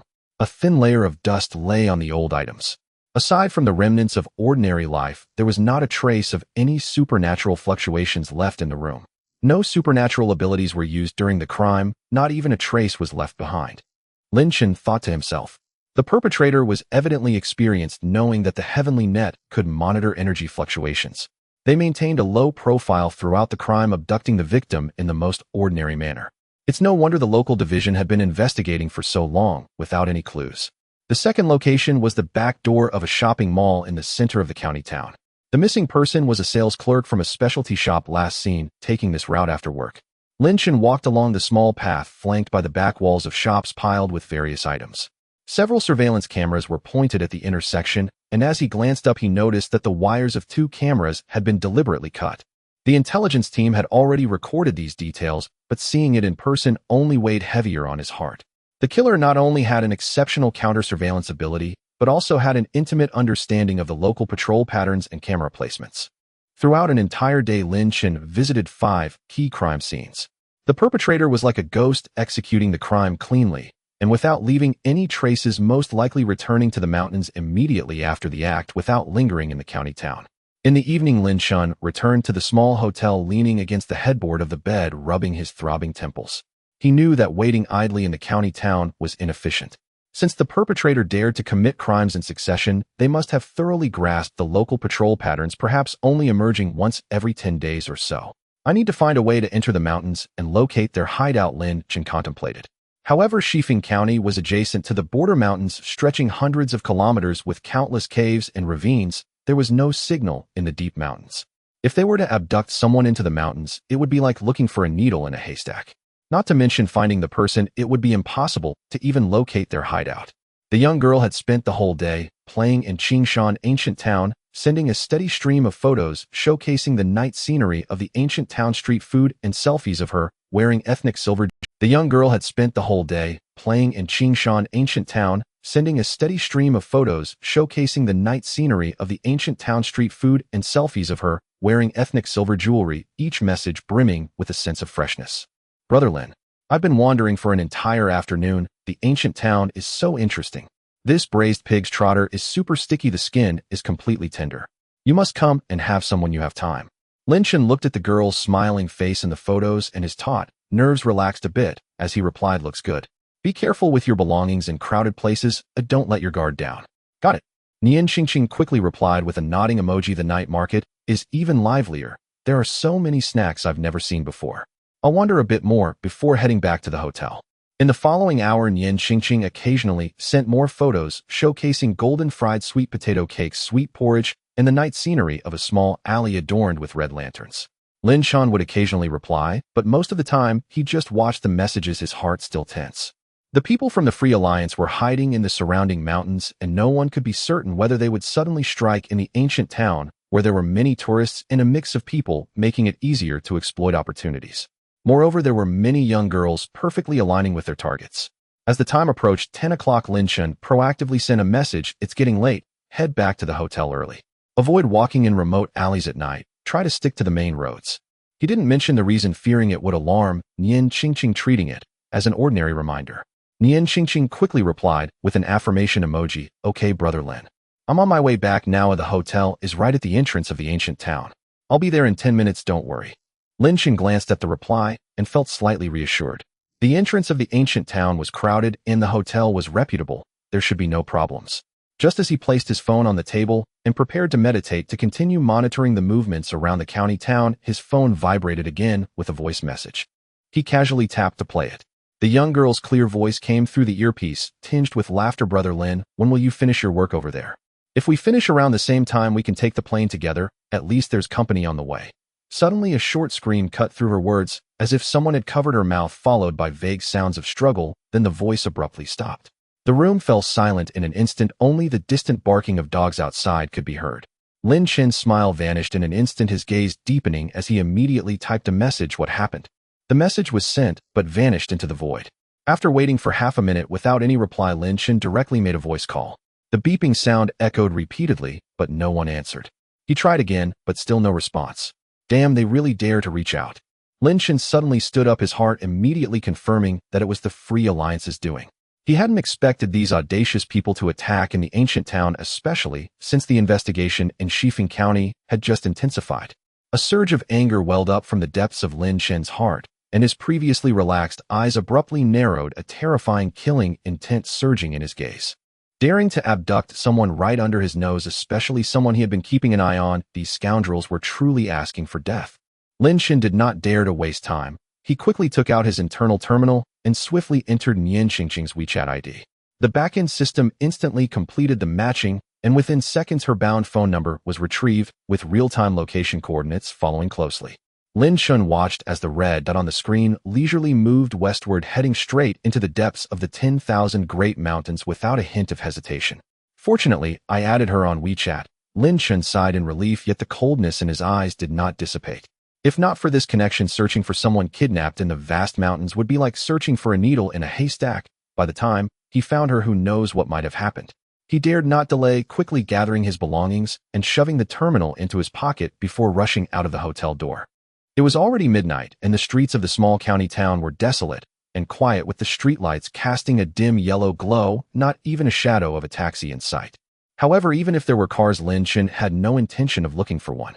The other party was a supernatural being, ruthless and malicious. Taking an ordinary person along would only drag them into danger unnecessarily. He stood at the mouth of the alley, glanced down at the location red dot on the terminal, and confirmed the general direction. In the next moment, his fourth-tier fire-type abilities quietly activated warm airflow coursing through his meridians to his limbs. He exerted force beneath his feet, and his figure instantly transformed into a fleeting shadow racing along the suburban path towards the mountains. The night wind howled past his ears, and the trees on either side retreated rapidly. The mountain path was rugged and treacherous, while ordinary people would find it nearly impossible to navigate the steep slopes and ravines. Lin Chen moved with the ease of walking on flat ground thanks to his abilities. His speed was even faster than a car on the mountain roads. Occasionally glancing at the moving red dot on the terminal, he noticed the distance between the 2 points steadily closing, alleviating his sense of urgency slightly, yet the fiery determination within him remained unabated. Meanwhile, deep within the mountains, a battered, paint-chipped van was bumpily making its way forward along a dirt. The road was pockmarked and uneven, causing the vehicle to sway violently. The man in the driver's seat, with a cigarette clenched between his teeth, held the steering wheel with one hand, while the other rested on the window, flicking ashes all the way. In the passenger seat sat a thin, monkey-like man who occasionally glanced back at the rear seat, his face displaying signs of unease. The rear seat had long been folded down, with Lin Chen lying side by side with another unfamiliar girl, both their hands tightly bound with coarse hemp ropes, their mouths taped with black tape, their heads tilted to one side, clearly still unconscious. Chang-gu, the thin man, swallowed nervously and spoke in a low voice. I just received news from above saying that things have been tightening lately, and we should keep a low profile and not descend the mountain to commit crimes. We caught two tonight. What if we get caught? He had been terrified when he acted earlier. The inspections around the county town had intensified and patrols had increased. He felt a twitch in his eyelids and was extremely anxious. What are you afraid of? The man known as Chang-gu exhaled a puff of smoke, scoffing nonchalantly. These two clearly look like tourists from out of town with no connections here. If they go missing, who could trace it back to us? Once we get into the mountains and deliver them to the base, no one will be the wiser. Moreover, we've captured so many girls lately. Lord Blood Demon is pleased, and we might even get some crystal cores as a reward to enhance our abilities. Speaking of crystal cores, Chang's eyes lit up, and he pressed down harder on the gas.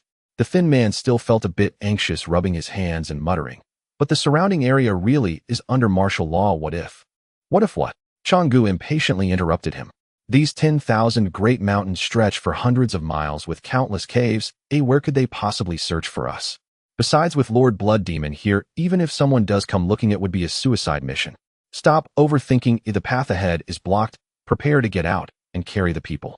As soon as the words left his mouth, the van jolted, and then the engine sputtered and died. Ahead there was no proper road left, only waist-high wild grass and piles of rubble. Further in lay an impenetrable primeval forest with trees towering sky-high, making the night so dark that one could not see their own fingers. The two men opened the doors and stepped out of the van. Chang-gu walked around to the back, flung open the trunk, and stuffed Lin Chen and the other girl into a coarse burlap sack, leaving only their ankles exposed. Move quickly, don't dawdle. Chang-gu bent down and hoisted one sack onto his shoulder, its weight pressing down heavily, yet his steps remained steady, clearly accustomed to this. The thin man hurriedly lifted the other sack and followed closely behind Chang-gu, plunging into the pitch-black forest. The moonlight barely penetrated the trees, making it so dark that one could not see their hands in front of them, with roots and rubble underfoot. One misstep could lead to a fall. However, the two men were well acquainted with the route, carefully choosing secluded paths, twisting and turning deeper into the forest until they soon vanished into the darkness. After about 10 minutes of walking, a figure silently descended beside the van in the forest behind them. It was Lin Chen. He scanned the interior of the van, where a faint scent of ether lingered along with an extremely weak fluctuation of supernatural energy, at most first year, not much different from an ordinary person. They really run fast, Lin Chen muttered softly, pulling out his terminal to check. The red dot was still moving deeper, but the rugged mountain path had slowed him down considerably. I've got you. Lin Chen exerted force beneath his feet, propelling himself like a bolt of black lightning, swiftly plunging into the impenetrable depths of the ancient forest. The forest was a chaotic tangle of branches and vines, the ground thickly carpeted with fallen leaves concealing sharp stones, and rain-formed pits beneath, making it treacherous for an ordinary person to walk just a few steps without stumbling. Yet Lin Chen remained unfazed. A subtle movement in his sea of consciousness sent forth his fourth-tier perception, like a tidal wave instantly mapping the movements within a radius of several hundred meters in his mind. From the wild rabbits darting past to the tiny caterpillars crawling by, even the sound of water droplets seeping from the rocky walls was crystal clear to him. Those obstructing vines, the stones buried in the leaves, the pits hidden in the grass. He could accurately evade them even with his eyes closed, his steps never faltering.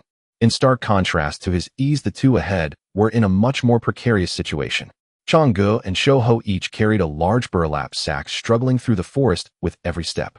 The mountain path was uneven and littered with roots that tripped them up. They could only gasp for breath after every few steps, panting heavily, while occasionally cursing the difficult terrain, moving at a pace akin to a sluggish snail. In just a few minutes, Lin Chen caught up, stealthily positioning himself behind a tree a good distance away, using the trunk and the cover of night to hide his presence.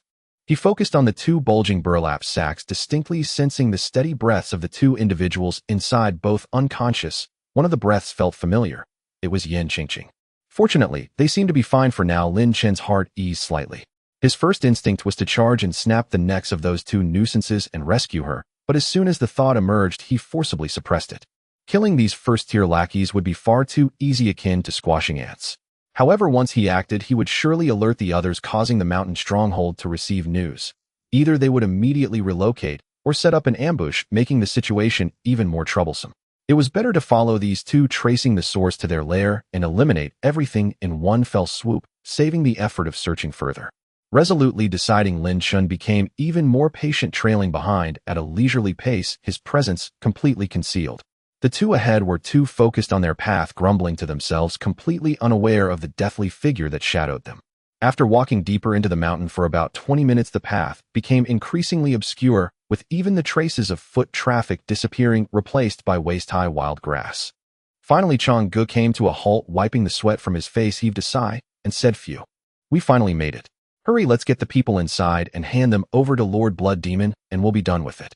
Shouhou nodded repeatedly, carrying the burlap sack behind Chang'e as they approached the cliff wall.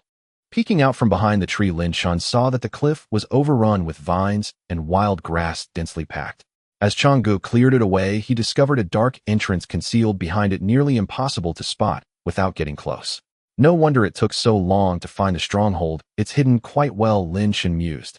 This place was isolated, surrounded entirely by dense mountains and forests. It was unlikely anyone passing by would even notice the cave's existence. Once Chang'e and Shouhou entered the cave, their footsteps gradually faded into the depths. Lin Chen then swiftly emerged from the shadows of the tree, silently making his way to the cave entrance. Taking a deep breath, he suppressed his aura to its lowest point, seamlessly blending into the darkness before stealthily entering the cave behind them. Inside the cave, it was damp, with water continuously dripping from the rock walls, a musty scent mingling with a faint metallic tang that pierced his nostrils. The passage twisted and turned like a labyrinth with numerous forks. A stranger would surely get lost.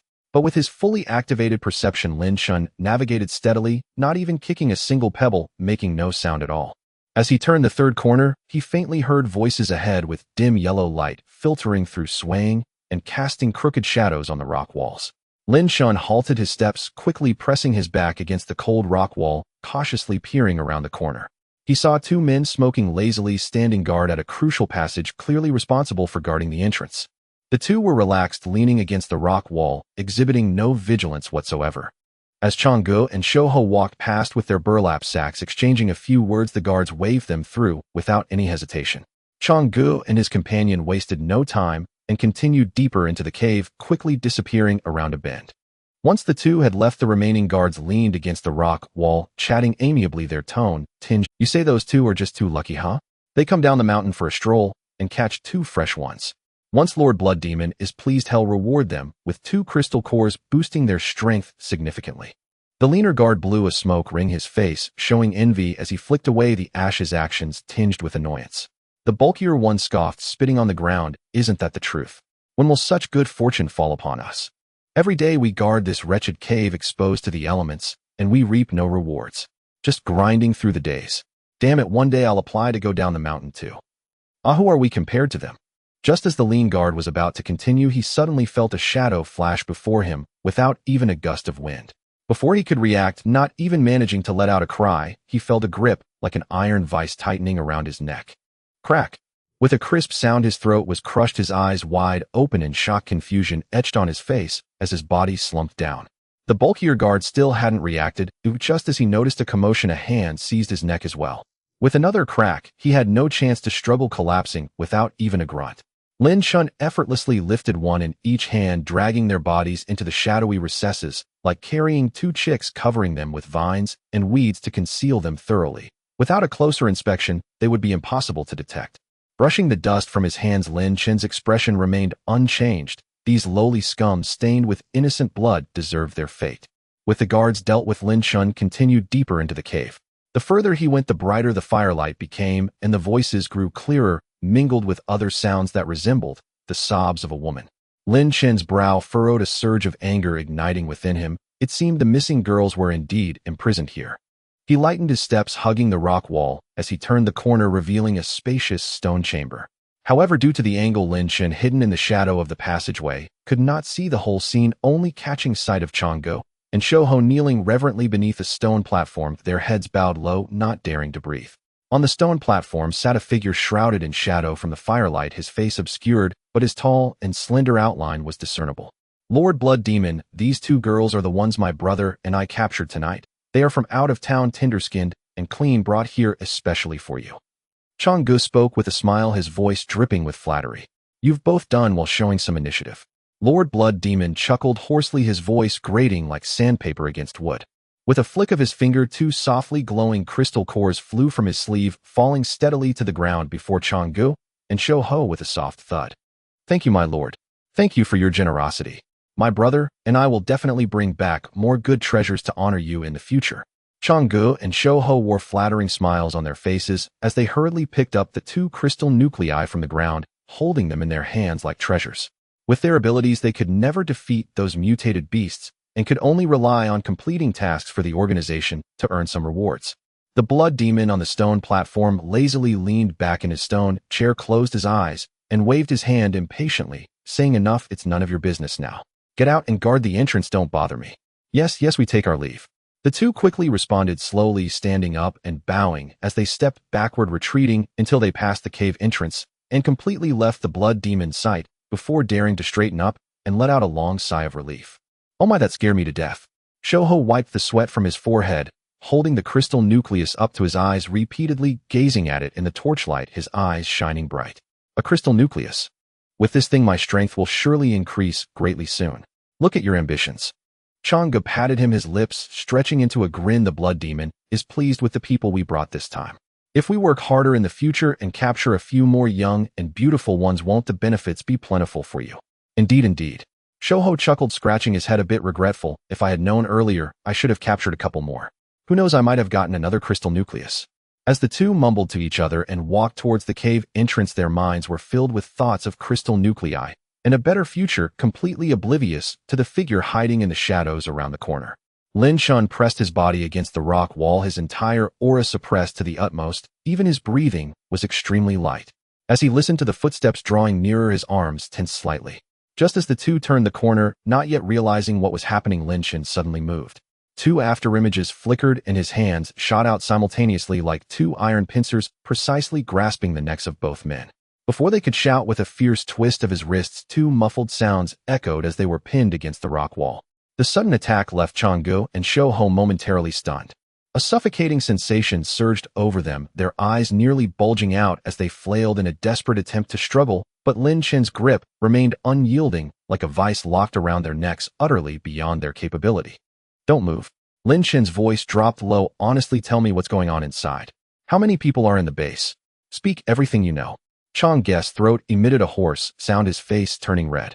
Instead of yielding, a glint of ferocity flashed in his eyes upon hearing the question.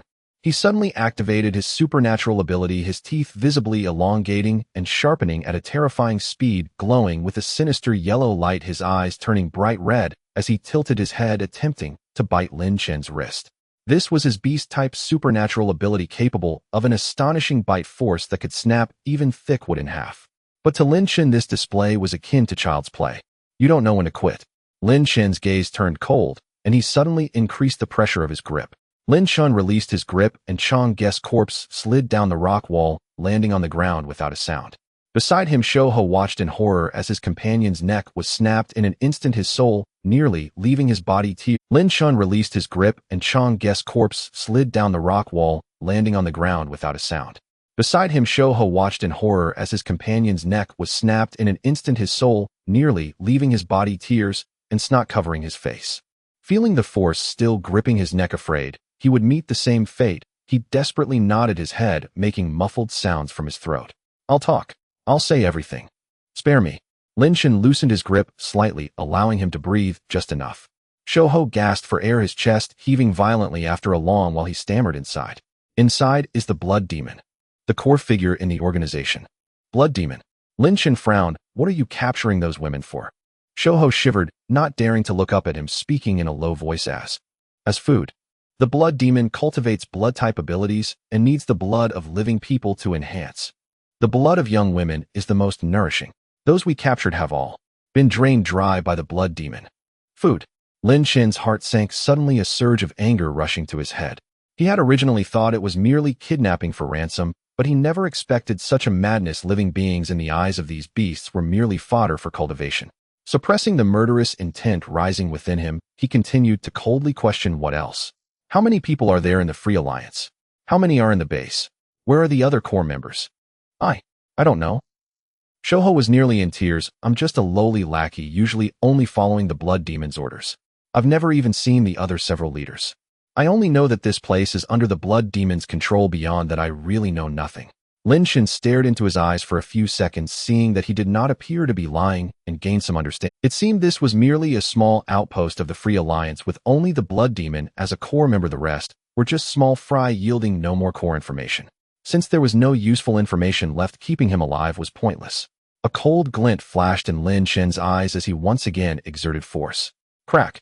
Another crisp sound echoed. Shouho's head tilted to one side, his face still bearing a look of fear and disbelief, unable to comprehend why, despite having confessed, he still met his end. Lin Chen released his grip, looking at the two corpses on the ground. He snorted coldly. He had never said that he would spare them once they confessed. These people had aided evil, their hands stained with the blood of countless innocents. Their deaths were no loss. He squatted down, prying the two first-tier crystal nuclei from their hands, weighing them in his hand. Although the grade was a bit low, it was better than nothing. Even a mosquito is meat, and he casually tucked the crystal nuclei into his pocket. After handling everything, Lin Chen retracted his aura and walked toward the entrance of the hall. Since there was only the blood demon as a core member, there was nothing left for him to worry about. The passage turned a corner, and before him opened up a spacious natural cave hall. On the rock walls, dozens of torches were inserted, the flames flickering, casting a dim light throughout the cave, with shadows dancing on the walls in a bizarre manner. The air was filled with a damp mildew smell mixed with a heavy scent of blood that made one feel nauseous. At the innermost part of the hall, a tall man in a black robe was seated on a high platform.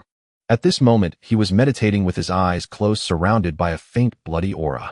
Beneath the high platform stood four subordinates in black clothing, all with around first-tier strength, casually guarding, lacking vigilance. As his gaze swept across, his peripheral vision suddenly caught sight of a small figure huddled in the shadows of the hall. It was a little girl who looked to be around 10 years old. She was dressed in filthy clothes, curled up in the innermost corner, her small face pale, but her large eyes were fixed on Lin Chen, filled with fear and confusion. Lin Chen's heart sank. He did not expect that these beasts would not spare even such a small child. The little girl was evidently frightened by the sudden appearance of a stranger. Her mouth moved, and it seemed she was about to cry out. Lin Chen was startled, quickly raising a finger to his lips, gently signaling for her to be silent, his gaze softening a bit as he shook his head, slightly indicating for her not to make a sound. The little girl was stunned for a moment, staring at Lin Chen with her round eyes. After a few seconds of eye contact, she seemed to understand the kindness in Lin Chen's eyes, and the cry that was about to escape her lips was forcibly swallowed back. She bit her tender lip, timidly nodded her head, tightly covering her mouth with her small hands, even suppressing her breathing, tears welling in her eyes, but not falling. Lin Chen sighed in relief when he noticed her silence, lowered his index finger, and turned his gaze to scan the ground nearby. Nian Xingqing and another girl who had been captured were still unconscious, slumped against the corner, their hands and feet bound. Aside from their slightly pale faces, they had not sustained any injuries. However, as Lin Chen looked into the shadows beside him, his pupils constricted suddenly, and the anger that had been suppressed deep within him erupted like a volcano. He saw 7 or 8 young girls lying against the wall, their hands and feet bound with coarse hemp ropes, their lips colorless and weak, lacking even the strength to open their eyes. Some leaned against the wall, gasping for breath, while others lay directly on the cold stone slab, their chests rising and falling so faintly it was almost imperceptible. If it weren't for their slight breathing, they seemed almost lifeless. Looking at their sunken cheeks and dull, lifeless eyes, it was clear that they had been drained of most of their vitality, barely hanging on to life. In the corner further in, several corpses lay piled together. All were young girls, their bodies shriveled and blackened, the skin tightly adhered to their bones, their deathly appearance heart-wrenching. Nearby were numerous carcasses of wild beasts and mutated creatures, their bloodied flesh giving off a strong stench, clearly discarded refuse after the blood demon had drained them of their essence and extracted their cores. Beast! Lin Chen gritted his teeth and forced out the words through clenched jaws. The temperature around him rose sharply, even the air seemed to distort slightly, and the murderous intent in his eyes could no longer be contained, erupting forth like a volcano. He had originally intended to assess the situation quietly and rescue the people without a sound, but upon witnessing this scene, he could not endure for even a second. These scum did not deserve to live. Lin Chen no longer restrained his aura, his footsteps heavy as he walked toward the high platform, the sound of his steps echoing clearly in the empty cave. Who goes there? The 4 guards below immediately sensed the movement and turned their heads sharply. Seeing a stranger boldly intrude, they were taken aback, drawing their weapons and unleashing their abilities, yelling as they charged at Lin Chen. This shout also startled the blood demon on the high platform. He abruptly opened his eyes, his crimson gaze sweeping over, locking onto Lin Chen's murderous glare. The blood demon felt a jolt of alarm, instantly heightening his vigilance, sitting up straight and staring intently at Lin Chen as he approached. "Kid, who are you? How did you find this place?" The blood demon spoke in a hoarse voice, sounding like a barking dog. Lin Chen had no interest in wasting words with him. Looking at his ghastly appearance, Lin Chen felt nothing but disgust and fury. "Go to hell, you dog." As the curse left his lips, Lin Chen suddenly exerted force under his feet, shooting forward like a cannonball, heading straight for the high platform. The 4 guards happened to meet him head-on, each unleashing their abilities. Some had sharp bone claws sprouting from their hands, others had fists wrapped in a yellowish glow, while others wielded iron rods striking down at Lin Chen. These were all first-tier abilities, no different than tickling in Lin Chen's eyes. Seeking death. Lin Chen's gaze turned cold, not dodging as he punched the foremost Earth Element ability user. Bang! The dull sound exploded as Lin Chen's fist struck the man's chest, the crisp sound of bones cracking echoing as the man's entire chest caved in, his ribs breaking in numerous places. He spat out a mouthful of blood, flying backward like a broken sack, crashing heavily into the stone pillar of the high platform, and when he slid down, he had already lost all breath. The second ability user pounced from the side, his bone claws still over half a meter away from Lin Chen, when Lin Chen suddenly sidestepped and delivered a fierce side kick that howled through the air, striking his head. Thud! With a muffled sound, the man's head twisted at an unnatural angle, his eyes bulging with blood, and he flew sideways, crashing to the ground and twitching twice before dying on the spot. The remaining 2 guards turned pale with fear, their steps halting as they looked at Lin Chen as if they were staring at the Grim Reaper, turning to flee. Flee! Lin Chen wouldn't give them the chance. He darted forward, his hands reaching out simultaneously, accurately grabbing the heads of both men, who struggled, desperately flailing their arms and legs, but couldn't even touch the hem of Lin Chen's clothes. Lin Chen's eyes turned cold as he forcefully brought their heads together. Bang! The sound of skulls cracking was distinctly audible. The 2 didn't even have the chance to scream, their heads caved in a section, drooping limply. Lin Chen casually tossed the 2 corpses aside like trash, and they rolled a few times before lying still. In just a few seconds, all 4 guards were killed, unable to withstand even one move. Lin Chen raised his head, his gaze firmly locking onto the blood demon on the high platform. "You scum, come down and die." On the high platform, the blood demon was completely frozen, a cold sweat breaking out on his back, terrified to the point of nearly losing his mind. He had killed many people, his hands stained with dozens of lives, considering himself quite ruthless.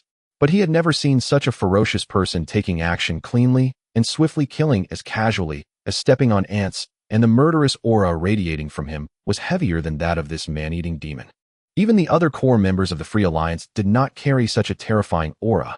Where did this murderous god come from? The blood demon felt his heart pounding, his legs a bit weak, yet he still feigned calm as he leaned against the stone table, shouting with a fierce voice, "Who exactly are you? Do you know I am from the Free Alliance? How dare you invade my territory?" You have such boldness. I advise you to leave now, and I can pretend this never happened. Otherwise, when our leader arrives, you will undoubtedly die." He invoked the name of the overlord to maintain his facade, but inside, he felt very hollow. Even he did not know where the overlord was, he merely used it to scare people. Free Alliance. Lin Chen snorted coldly, his eyes filled with disdain and disgust. Just a pack of stray dogs hiding in the deep mountains. You scum, how many innocent lives have you stained with blood? You all deserve to die. Seeing the blood demon cowering on the high platform, Lin Chen was too lazy to waste more words with him. This kind of beast was not worth the effort. He slightly bent his legs and suddenly pushed off the ground. Boom! The stone slab beneath his feet cracked with several fine lines as Lin Chen leaped into the air, directly soaring towards the high platform, several meters high. On the high platform, the blood demon looked at Lin Chen soaring towards him, nearly scared out of his wits. He could no longer afford to act bravely, letting out a sharp, piercing howl as blood light exploded around him. A thick, glue-like crimson mist surged forth, carrying a choking stench like a tide of seawater, overwhelming and rolling towards Lin Chen. This was his proud secret technique, the blood mist art, highly corrosive. It could burrow into bones and suck out marrow upon contact with flesh, and even ordinary supernatural beings would lose their skin upon encountering it. Is this all you've got? Lin Chen snorted coldly, and with a thought he fully activated his fourth-tier, fire-based ability. In an instant, his entire right arm was enveloped in a layer of crimson gold flames shooting high and crackling loudly. Fire Fist. Lin Chen let out a low roar, and his right fist smashed forward with great force. Boom! The raging flames surged from the edge of his fist like a roaring fire dragon, colliding heat-in with the oncoming crimson mist. The crimson gold flames seemed to be the natural nemesis of the blood mist. The moment they made contact, the crimson mist emitted a hissing sound, like snow meeting the blazing sun, and was instantly incinerated, leaving no trace behind. The flames showed no signs of diminishing, carrying a scorching wave straight towards the blood demon. What a... The blood demon widened his eyes in disbelief. How could his proud blood mist be so easily shattered? By the time he realized and attempted to dodge, the flames were already upon him. Bang! A solid punch encased in flames smashed into the blood demon's chest, sending him flying like a sandbag struck by a heavy hammer, screaming as he tumbled off the high platform, crashing onto the stone floor below and sliding far away before coming to a stop. Lin Chen landed steadily at the edge of the high platform, looking down at the blood demon below. Cough! Cough, cough! The blood demon clutched his chest, curled up on the ground, violently coughing with each spasm, expelling blood froth. Struggling to rise from the ground, his black robe was charred to a crisp, revealing swollen and blistered skin underneath, causing him to convulse in pain. He looked up at Lin Chen on the high platform, his heart churning with turmoil. How could this be so strong? He had absorbed the blood essence of dozens of young girls along with the cores and blood energy of several mutated beasts, barely achieving his current strength, making him a core member of the Free Alliance. Yet this young man before him had sent him flying with a single punch, and even his most cherished blood mist was utterly helpless. What kind of background does this person have? Why are you not boasting anymore? Didn't you just shout quite a bit? Lin Chen flexed his wrist, the joints cracking lightly. As soon as he finished speaking, he leaped into the air again, pouncing towards the blood demon on the ground like a ferocious tiger, his right fist raised high, flames rising once more. The blood demon was terrified, fearing for his life, and dared not take the hit, rolling to the side with all his might. Boom! Lin Chen's fist smashed down where he had just been, instantly shattering the hard stone slab, debris flying everywhere and creating a shallow pit in the ground with charred cracks spreading out like a spider's web. The blood demon scrambled up from the ground, panting heavily, his eyes filled with resentment and dread as he stared at Lin Chen. Kid, do you really want to eradicate me? I have no grievances with you. You walk your path, and I'll walk mine. Why push this to the extreme? No grievances. Lin Chen seemed to have heard the biggest joke, his gaze sweeping over the corner where the faint girls and cold corpses lay, his killing intent surging. Those innocent lives you drained dry of blood essence, do they have grievances against you? When you captured them, did you ever think about leaving a way out? Even if the King of Hell came today, he couldn't save you. You are doomed to die. With his words, Lin Chen waved his hand, and several crimson gold fire tongues appeared out of thin air, like agile fire serpents racing towards the blood demon from a distance of over 10 meters. The blood demon's face changed drastically, hurriedly dodging, but the fire tongues were too fast. He was still a moment too late. Sizzle. The flames grazed his left arm, igniting his black robe instantly, and the searing pain of his skin burning made him let out a shrill scream.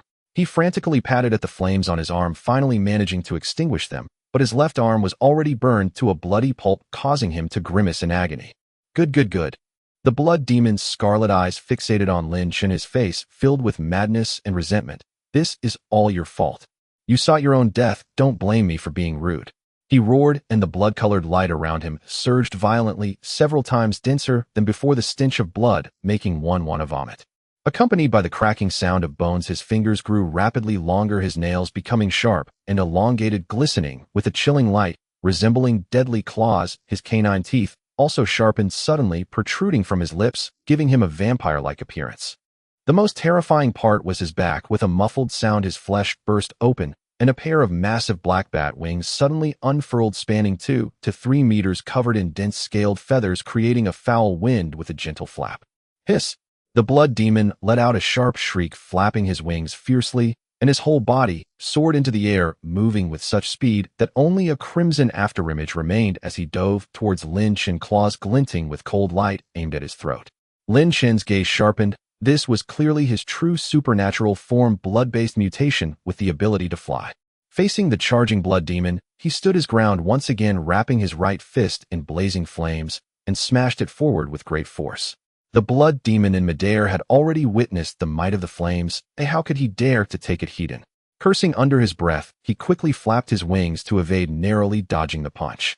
The scorching wave that passed by burned his cheek, painfully making him feel even more frustrated. Damn it, this flame is so sinister, I can't even get close. His thoughts raced. With a flap of his wings, he quickly retreated to widen the distance, while simultaneously spewing forth a large cloud of blood mist, enveloping Lin Chen once again. Then he flapped his wings to fly higher, firmly resolved, since I can't win in close combat, I'll just wear you down from afar.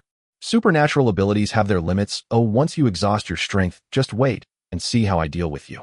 Lin Chen casually waved his hand, and the flames surged, instantly incinerating the incoming blood mist. He looked up at the blood demon, who was flying higher and higher, instantly seeing through his little ploy. Trying to escape.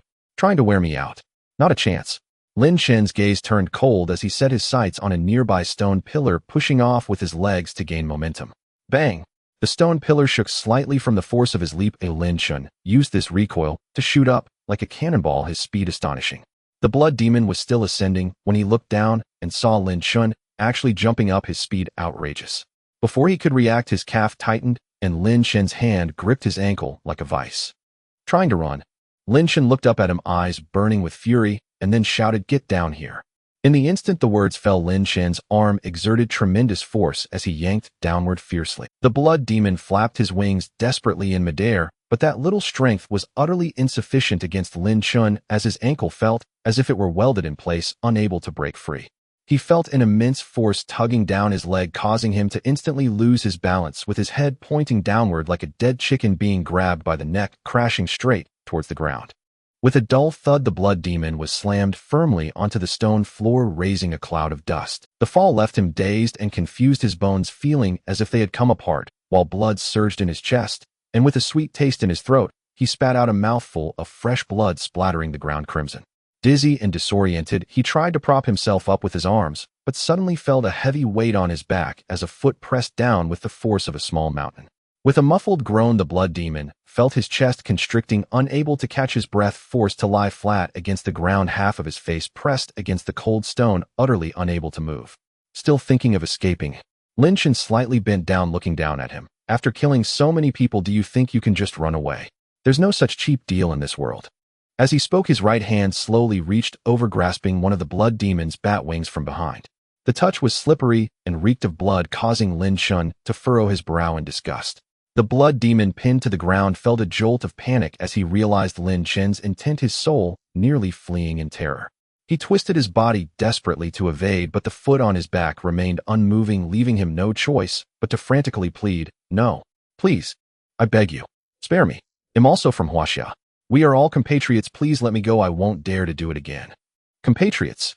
Lin Chen scoffed coldly, his tone filled with disdain. When you harmed the innocent and drained the blood of living people, did you ever think of us as compatriots? You, a being lower than a beast, even dare to utter the word compatriot? As the words fell, his arm muscles surged with power, and then a tearing sound echoed sharply, accompanied by a spurt of hot blood as Lin Chen forcibly wrenched the massive bat wing off from its root.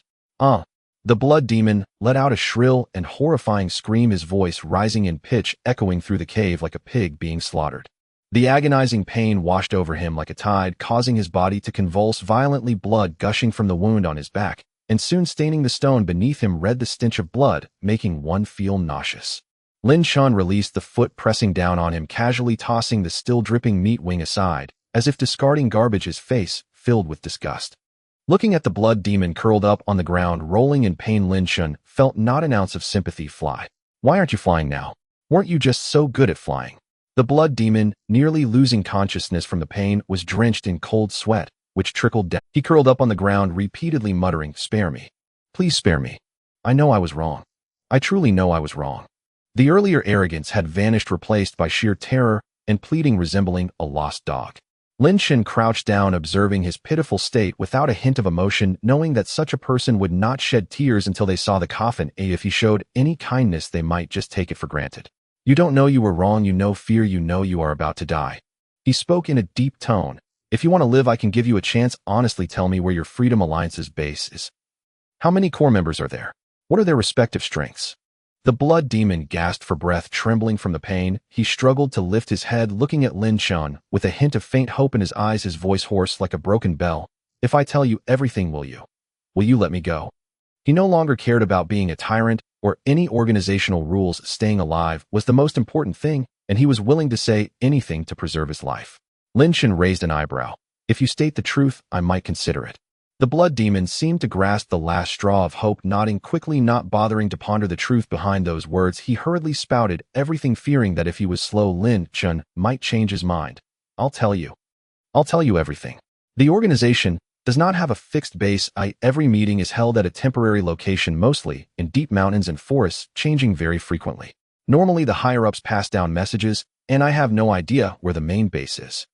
"What about the core members?" Lin Chen pressed on, his gaze fixed on him, watching for any signs of deceit. "Including me, there are 5 core members. Ghost Shadow is skilled in concealment and speed, and Faceless excels in disguise and poison techniques. Our strengths are roughly comparable. The other 2 just joined not long ago, and I'm not very clear on their specifics." The blood demon paused, a clear hint of fear in his tone. "Besides us, for there's the leader, the tyrant. His strength is unfathomable, and none of us can match him collectively. The Freedom Alliance's current scale relies entirely on the tyrant's support. No one dares to defy him. I'm not entirely sure what his specific abilities are, but I know his power is terrifying, capable of shattering mountain rocks with a flick like a monster." "Tyrant?" Lin Chen snorted coldly, filled with disdain. "What kind of riffraff dares to call themselves a tyrant? They really think too highly of themselves." Each of their names rang louder than the others, yet they were all nothing but cowards who bullied the weak. A group of rabble gathered together, truly thinking they could turn the tides, daring to openly challenge the nation's rule of law, utterly resembling a band of clowns. He retracted his thoughts, applying slight pressure with his foot as he ground down on the blood demon's severed wing wound on its back. Ugh! The excruciating pain caused the blood demon to convulse violently, a groan of agony escaping its lips, its face contorted in a grimace. "I ask you again." Lin Chen's voice was icy, carrying an invisible pressure. "What exactly are all of you scheming by flocking to the Yungue region? And what is your so-called overlord gathering you for?" The blood demon gasped in pain, daring not to conceal anything, hurriedly gasping out, I have no other intentions. It's just that the overlord informed us that the country has established a supernatural administration, deploying a network system nationwide to monitor supernatural fluctuations, and many of our brothers have been captured. He said the Yungue region is remote with poor signal in the vast mountains, and the network can't cover it, so he wanted us all to come here to avoid the storm and gather manpower.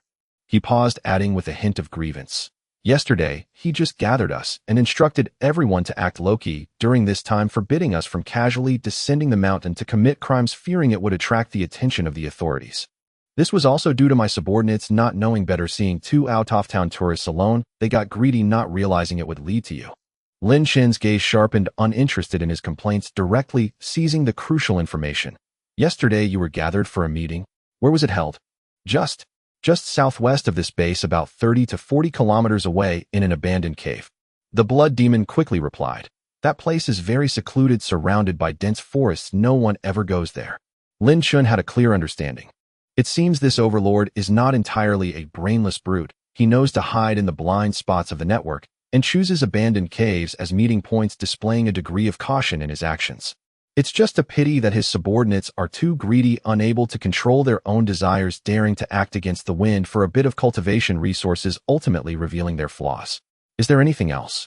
Lin Chen continued to inquire, his tone flat, but to the blood demon's ears it sounded like a death knell. What else is there to say about the Overlord, about the Freedom Alliance? Don't hold back from me. If I have to force you, it won't be this kind of suffering anymore. The blood demon shook his head vigorously, his face pale from the pain, cold sweat dripping down his chin. I have nothing left. I have told you everything I know. I haven't even seen the real face of that Overlord myself. I beg you, I really said it all. He spoke with tears and snot, his eyes filled with pleading, hoping Lin Chen would honor his word and spare his life. Lin Chen slowly straightened up, looking down at him from above. Is that so? Then if that's the case, it seems you have no further use. The blood demon's expression of pleading instantly froze, his eyes widening in disbelief as he stared at Lin Chen. What do you mean? You clearly said that as long as I confessed everything, you would consider letting me go. You can't go back on your word. Right? You yourself said that I was just considering. Lin Chen snorted coldly, shaking his head. Now I have considered it, and I do not agree. You are not trustworthy. The blood demon was both shocked and angry, desperately twisting his body in an attempt to retreat, despair filling his eyes. How can you go back on your word? Before he could finish, Lin Chen's gaze turned frosty as he suddenly bent down, gripping the blood demon's head with his right hand, his wrist exerting force, directly smashing its face into the cold stone floor. Trust. Talking about trust with a beast that feeds on humans? As Lin Chen's words fell, a blazing golden red flame erupted in his palm. The high temperature instantly engulfed the blood demon's head, its hair curling into charred clumps, followed by its flesh sizzling and crackling, the smell of burning wafting through the cave. A shrill scream erupted from the blood demon's throat, muffled against the stone, sounding both indistinct and terrifying, sending shivers down the spine of anyone who heard it. Spare me. I beg you. Don't kill me. It thrashed violently, its limbs flailing, leaving trails of blood on the ground, trying to pull its head free from Lin Chen's grasp, but Lin Chen's 5 fingers seemed welded to its head, unmoving. The golden red flames swiftly spread down its head, from the crown to its cheeks, then to its neck and torso, in no time enveloping its entire being in a fireball. The sound of flesh sizzling from the flames intertwined with the blood demon's heart-wrenching screams echoing in the empty cave, sending goosebumps across anyone who listened. Lin Chen's right hand firmly pressed down on its head, his eyes devoid of any pity. How many innocent lives has this creature which cultivates by devouring the blood of the living taken? How much suffering did the girls he captured endure before they died? Allowing him to live until now was already a kindness. You kind of scum who has caused the deaths of so many innocent people, I will send you down today to accompany them in death. With that, Lin Chen increased the output of his supernatural abilities. The flames in his palm surged violently, the temperature rising several times. Even the surrounding air began to warp. The blood demon's screams grew weaker with time, its struggles gradually subsiding. Soon only faint convulsions remained, and finally there was complete silence. Lin Chen sensed the life force beneath his palm had completely dissipated, and only then did he slowly withdraw his right hand, his mind focused, extinguishing the flames. All that remained on the ground was a curled-up charred corpse, still emitting wisps of white smoke, exuding a pungent, burnt smell, bearing no resemblance to the blood demon that had once been so menacing. Lin Chen stood up, glancing down at the charcoal-like corpse, letting out a cold snort. To be fair, the blood demon's abilities were not weak. Although this path of blood cultivation was sinister, its potential for growth was not low. Given enough time and resources and absorbing sufficient blood essence, dealing with it later would likely not be as easy as today. It's just a pity that it had such bad luck running into its own downfall. One could only say it had it coming. As Lin Chen thought of those it had harmed, his anger grew, and he directly raised his leg, kicking the charred body. With a crash, the charred corpse shattered, instantly turning into a pile of ash scattered across the stone. As the charred fragments scattered across the ground, a light sound echoed, and about a dozen crystalline cores of varying sizes rolled out from the ashes, shimmering faintly in the firelight. Lin Chen raised an eyebrow, somewhat surprised. To his astonishment, this blood demon, despite appearing ferocious, had a considerable stash. He crouched down and began picking up the crystalline cores scattered on the ground, brushing off the black ash. Among the dozen cores, more than half were of the first rank, and there were 3 second-rank cores, all in decent condition. Well, he even gifted me something on his way out, so I won't be polite in accepting it. Lin Chen weighed the cores in his hand and casually stuffed them into his pocket. Even the smallest mosquito is still meat, Bringing these cores back, whether for his own cultivation or to enhance the strength of his team, was far better than letting them rot in the hands of this beast. After securing the crystalline cores, he turned and quickly walked to the corner of the wall to check on the 7 girls whose blood had been drained. The 7 girls were haphazardly leaning against the wall, each emaciated with pale faces and colorless lips lying on the ground with weak breaths. Lin Chen crouched down, checking each of their carotid arteries one by one and carefully sensed their life signs. Fortunately, they still showed signs of life, but they had suffered severe blood loss, leaving them extremely weak. Additionally, the commotion from the fight had scared them into unconsciousness, but for now their lives were not in danger. Thank goodness I wasn't too late. Lin Chen breathed a sigh of relief. If he had delayed for another 2 or 3 days, these girls might have ended up like the cold corpses in the corner beyond saving. Once they were back and properly nourished, replenishing their qi and blood, they would gradually recover. He turned his attention to the other side, where Yin Qingqing and another recently captured young girl were lying side by side in the corner, still fast asleep. Lin Chen leaned down to check the breaths of the 2 girls and felt their pulses, which were steady. They had merely inhaled some sleeping medicine and were not in serious trouble. Once the effects wore off, they would naturally wake up. How much sleeping drug did they take that such a commotion couldn't wake them? Lin Chen shook his head. Seeing that they were fine, he finally felt at ease. He stood up and slowly walked to the innermost corner. There, a girl about 10 years old was curled up against the stone wall, her small body tightly tucked in, with her head buried in her knees, her shoulders trembling slightly. The earlier fight and the sounds of screaming had likely terrified her. Upon hearing Lin Chen's approaching footsteps, her trembling intensified, and she buried her head even lower, not daring to look up. Lin Chen softened his footsteps and slowly crouched down, trying to make his tone gentler to avoid scaring her. It's all right, little friend, you don't have to be afraid. The bad guy has been driven away by your brother, you're safe now. The little girl paused for a moment, and after several seconds, timidly lifted her head. Her small face was dirty, marked with tear stains, and her eyes were red and puffy, resembling a little rabbit. Her gaze was filled with fear and unease, and upon seeing Lin Chen, she instinctively shrank back, pressing her back against the stone wall. Seeing this, Lin Chen hurriedly took out his identification from his pocket and opened it, presenting it to her, while pointing at the police badge on it. He gently said, "Look, brother is a police officer here to save you. Don't be afraid, you are safe now." The little girl stared at the emblem on the identification for a long time, then lifted her gaze to Lin Chen. Realizing he was indeed not a bad person, her long-suppressed emotions finally broke free. Her small mouth quivered, and she burst into tears, throwing her arms around Lin Chen's neck, clutching his clothes tightly, afraid that if she let go he would disappear. "Uncle Police, you finally came. I thought I would never see my mother again." The little girl cried, her warm tears quickly soaking Lin Chen's clothes. Lin Chen's body stiffened slightly, feeling a mix of laughter and tears. Just the day before, he had been the one calling police officers uncle, and now in the blink of an eye he had become the one being called uncle by a child. He raised his hand and gently patted the little girl's back, soothing her softly. "It's all right, it's all right. With brother here, no one can hurt you. When morning comes, we will go find your mother. Is that okay?" After comforting her for a while, the little girl's cries gradually subsided, but she continued to tremble, her small hand tightly gripping Lin Chen's clothing, unwilling to let go. Lin Chen glanced around the cave hall, where the ground was stained with blood, and the air was thick with the smell of charred flesh and a strong stench. The atmosphere was so foul that it was unfit for humans to stay. He needed to move everyone outside first for when his team arrived. He turned around, half squatting, and smiled at the little girl. "Come, brother, will carry you on my back as we head outside. The air is better out there." The little girl obediently nodded, clinging to his neck, burying her face in his shoulder. Lin Chen carried her and made several trips back and forth until all 9 girls were moved to a clearing outside the cave. The night air in the mountains was damp and the ground was very wet. He specifically found a relatively clean patch of grass to lay them down and gathered some dry grass to put underneath to prevent them from catching a chill. After all this, the little girl on his back could no longer hold on. Having been kidnapped and terrified, and after crying for a long while, the moment she felt secure, drowsiness swept over her. She curled up beside Lin Chen, her little head nodding, as she soon fell asleep with tear stains still on her small face, making her look pitiful. Lin Chen sat beside her, carefully protecting her to prevent her from rolling down the slope.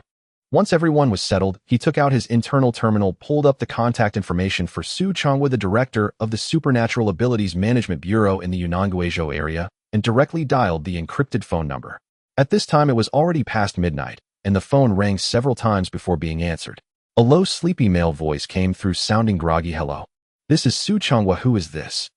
"Hello, Director Su. I am Lin Chen." Su Changhua on the other and instantly became much more awake, leaping out of bed, as if all sleepiness had vanished. He had just received an urgent notification from headquarters yesterday stating that Special Envoy Lin Chen would be arriving in the Yunnan Guizhou area to carry out a mission with a very high rank, and that he must fully cooperate and prioritize all of the envoy's requests.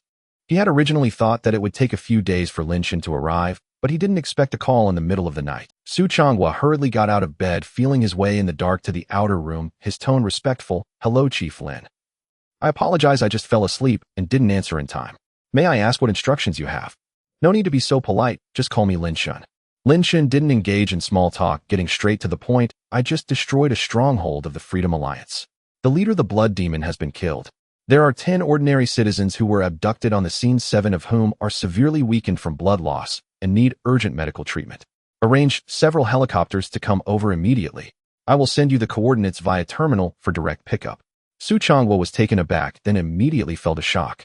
This Chief Lin was incredibly powerful. He had just arrived in Yunnan Guizhou and had already taken down a stronghold of the Freedom Alliance, even killing a core member, the Blood Demon. Their division had spent half a month without any leads, and the gap between people was indeed insurmountable.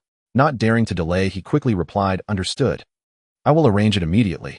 We can take off within 10 minutes, absolutely no delays. Medical personnel and equipment will go with me to ensure the wounded receive treatment as quickly as possible." "All right, move quickly. It's cold in the mountains at night. Don't let the injured get chilled." "Rest assured, Chief Lin, I will personally oversee this matter to guarantee everything goes smoothly." After hanging up the phone, Su Changhua didn't dare to waste a moment, quickly dressing and rushing out the door, calling subordinates along the way to assign tasks. Lin Chen tucked away the terminal into his pocket and glanced down at the little girl sleeping by his side. The mountain wind brought the coolness of the night, causing her to curl up into a small ball, her shoulders trembling slightly and her brows furrowed, sleeping uneasily. He looked up again at the other girls lying not far away. Several of them were still unconscious, perhaps feeling the chill of the night, instinctively curling up. They were already in a weak state, and if they were to endure the cold all night, they might encounter problems before even reaching the hospital. Lin Chen pondered for a moment and raised his right hand. Crimson flames slowly rose from his palm, but instead of spreading recklessly, they unfurled like a thin curtain of fire, suspended 5 meters above everyone's heads, as if controlled by an invisible hand. He precisely controlled the temperature of the flames, just enough to dispel the surrounding chill without causing discomfort. The coldness quickly retreated from the area beneath the fire curtain, enveloping everyone in a warm atmosphere. The curled-up girls gradually stretched their bodies, their tense shoulders relaxing, even the furrowed brows of the little girl slowly unfurling, revealing a peaceful expression on her face. Perhaps the warmth was too comfortable, and not long after, the girl lying next to her, Nian Qingqing, suddenly let out a soft hum. Her eyelashes fluttered several times before slowly opening her eyes, still a bit dazed, filled with the confusion of just waking up. She gazed at the warm golden light dancing above her head, mumbling to herself in a daze, "Where am I? Why is it so warm?" Her mind was still foggy, and seeing the layer of flames in midair, she thought she was dreaming, blinked, and slowly closed her eyes again, wanting to turn over and continue sleeping. But the next second she suddenly opened her eyes wide. No way. She was clearly wandering through the night market in the ancient town when someone had covered her mouth, a pungent smell wafting in, and then she remembered nothing. She had been kidnapped. Nian Qingqing instantly became alert, sitting up abruptly, her heart pounding so fast it felt like it was about to leap out of her throat. She frantically looked around, her eyes landing on the pitch-black forest and the undulating mountain shadows. Several unfamiliar girls lay nearby, and not far from her a figure stood with its back to her, a flame hovering above its palm, illuminating the surroundings. This, I. Nian Qingqing's lips trembled as she stared at the absurd flame, her mind blank, struggling to articulate. Lin Chen, hearing the movement behind him, turned to look at her and said, "Awake.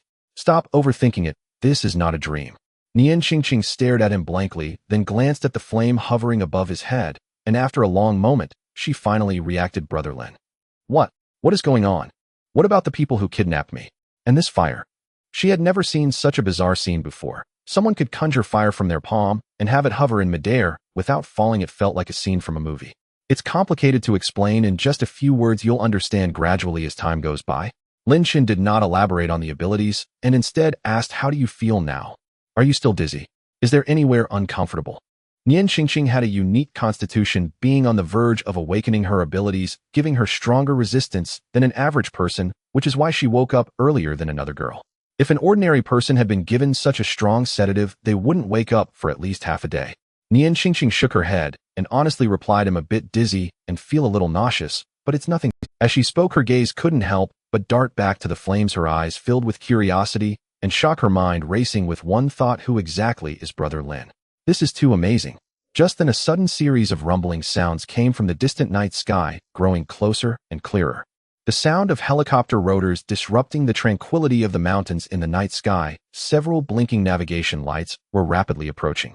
It's a helicopter, Nian Qingqing exclaimed in surprise, looking up with her mouth slightly agape.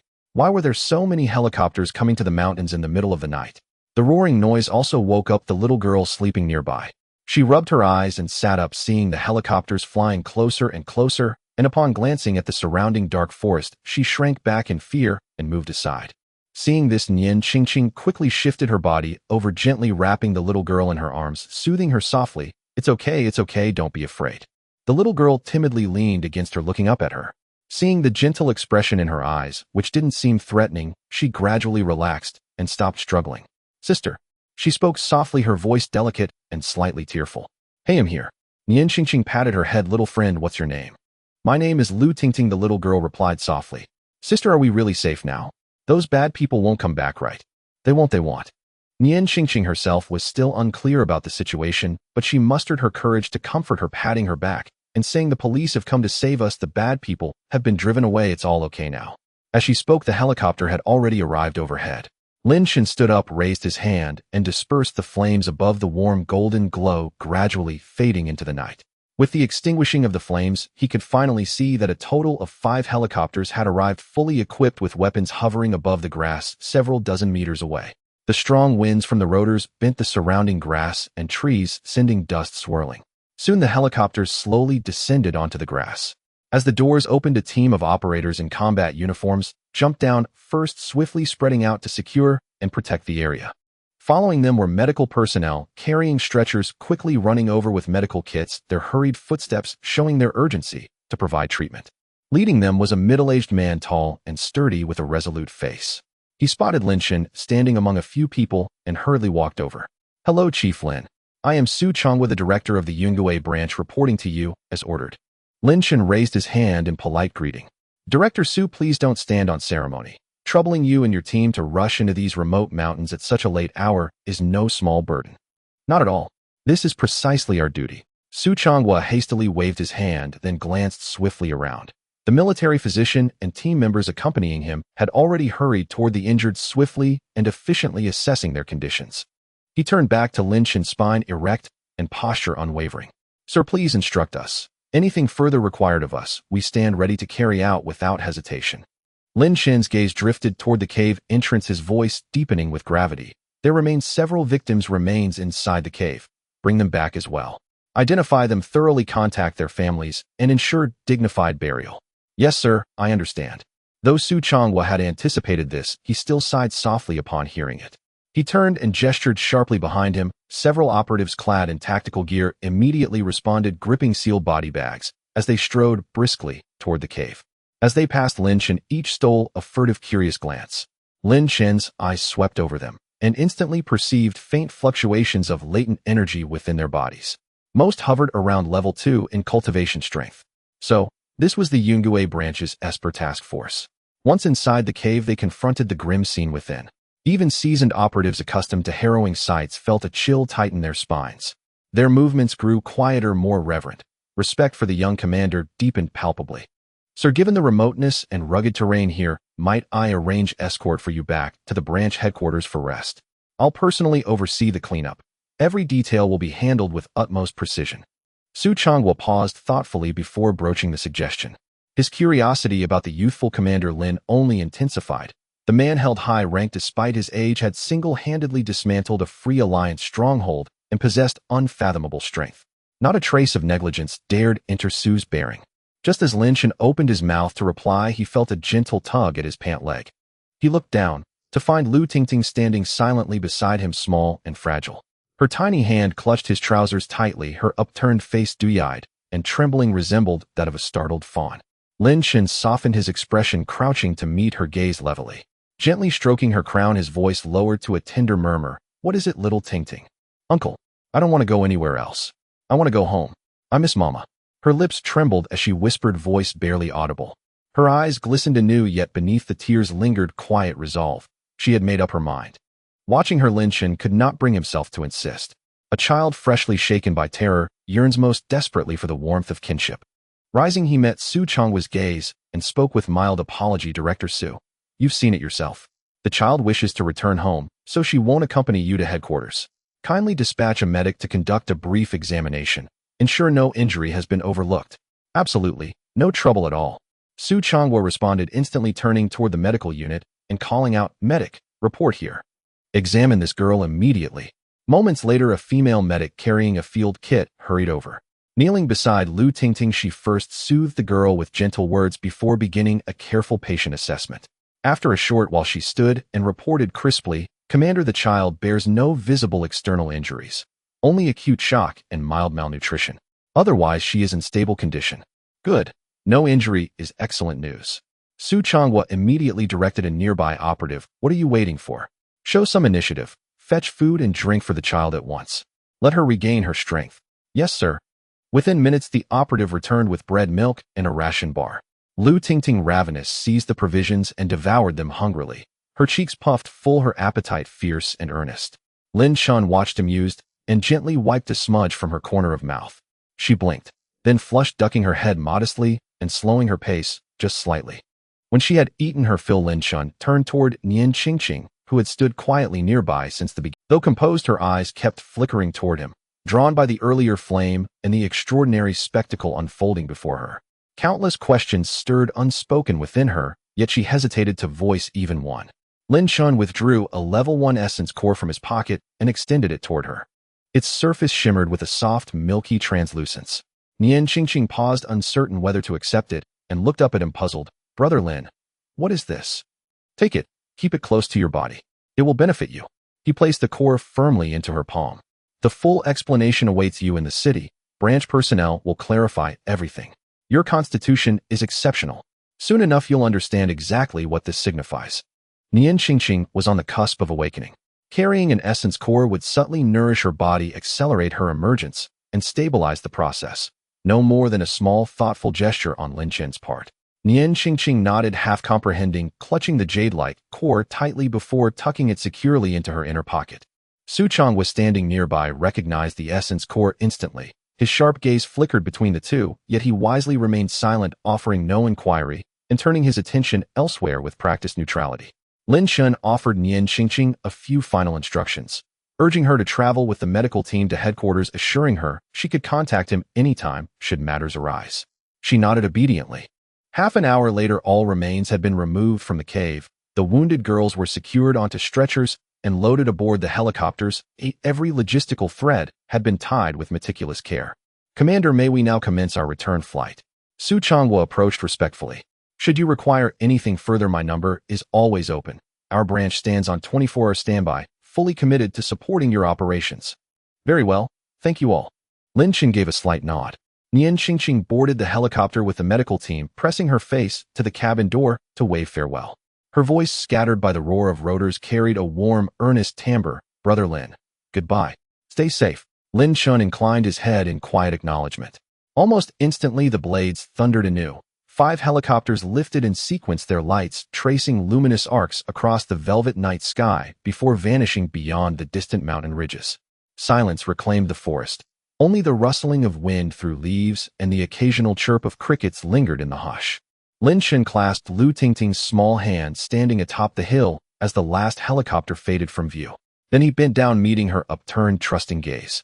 All right, little Tingting, brother will take you home. Thank you, uncle. Her voice rang clear and bright, her eyes crinkling into crescents of pure, unguarded joy. Lin Chen, all right, let's go with uncle.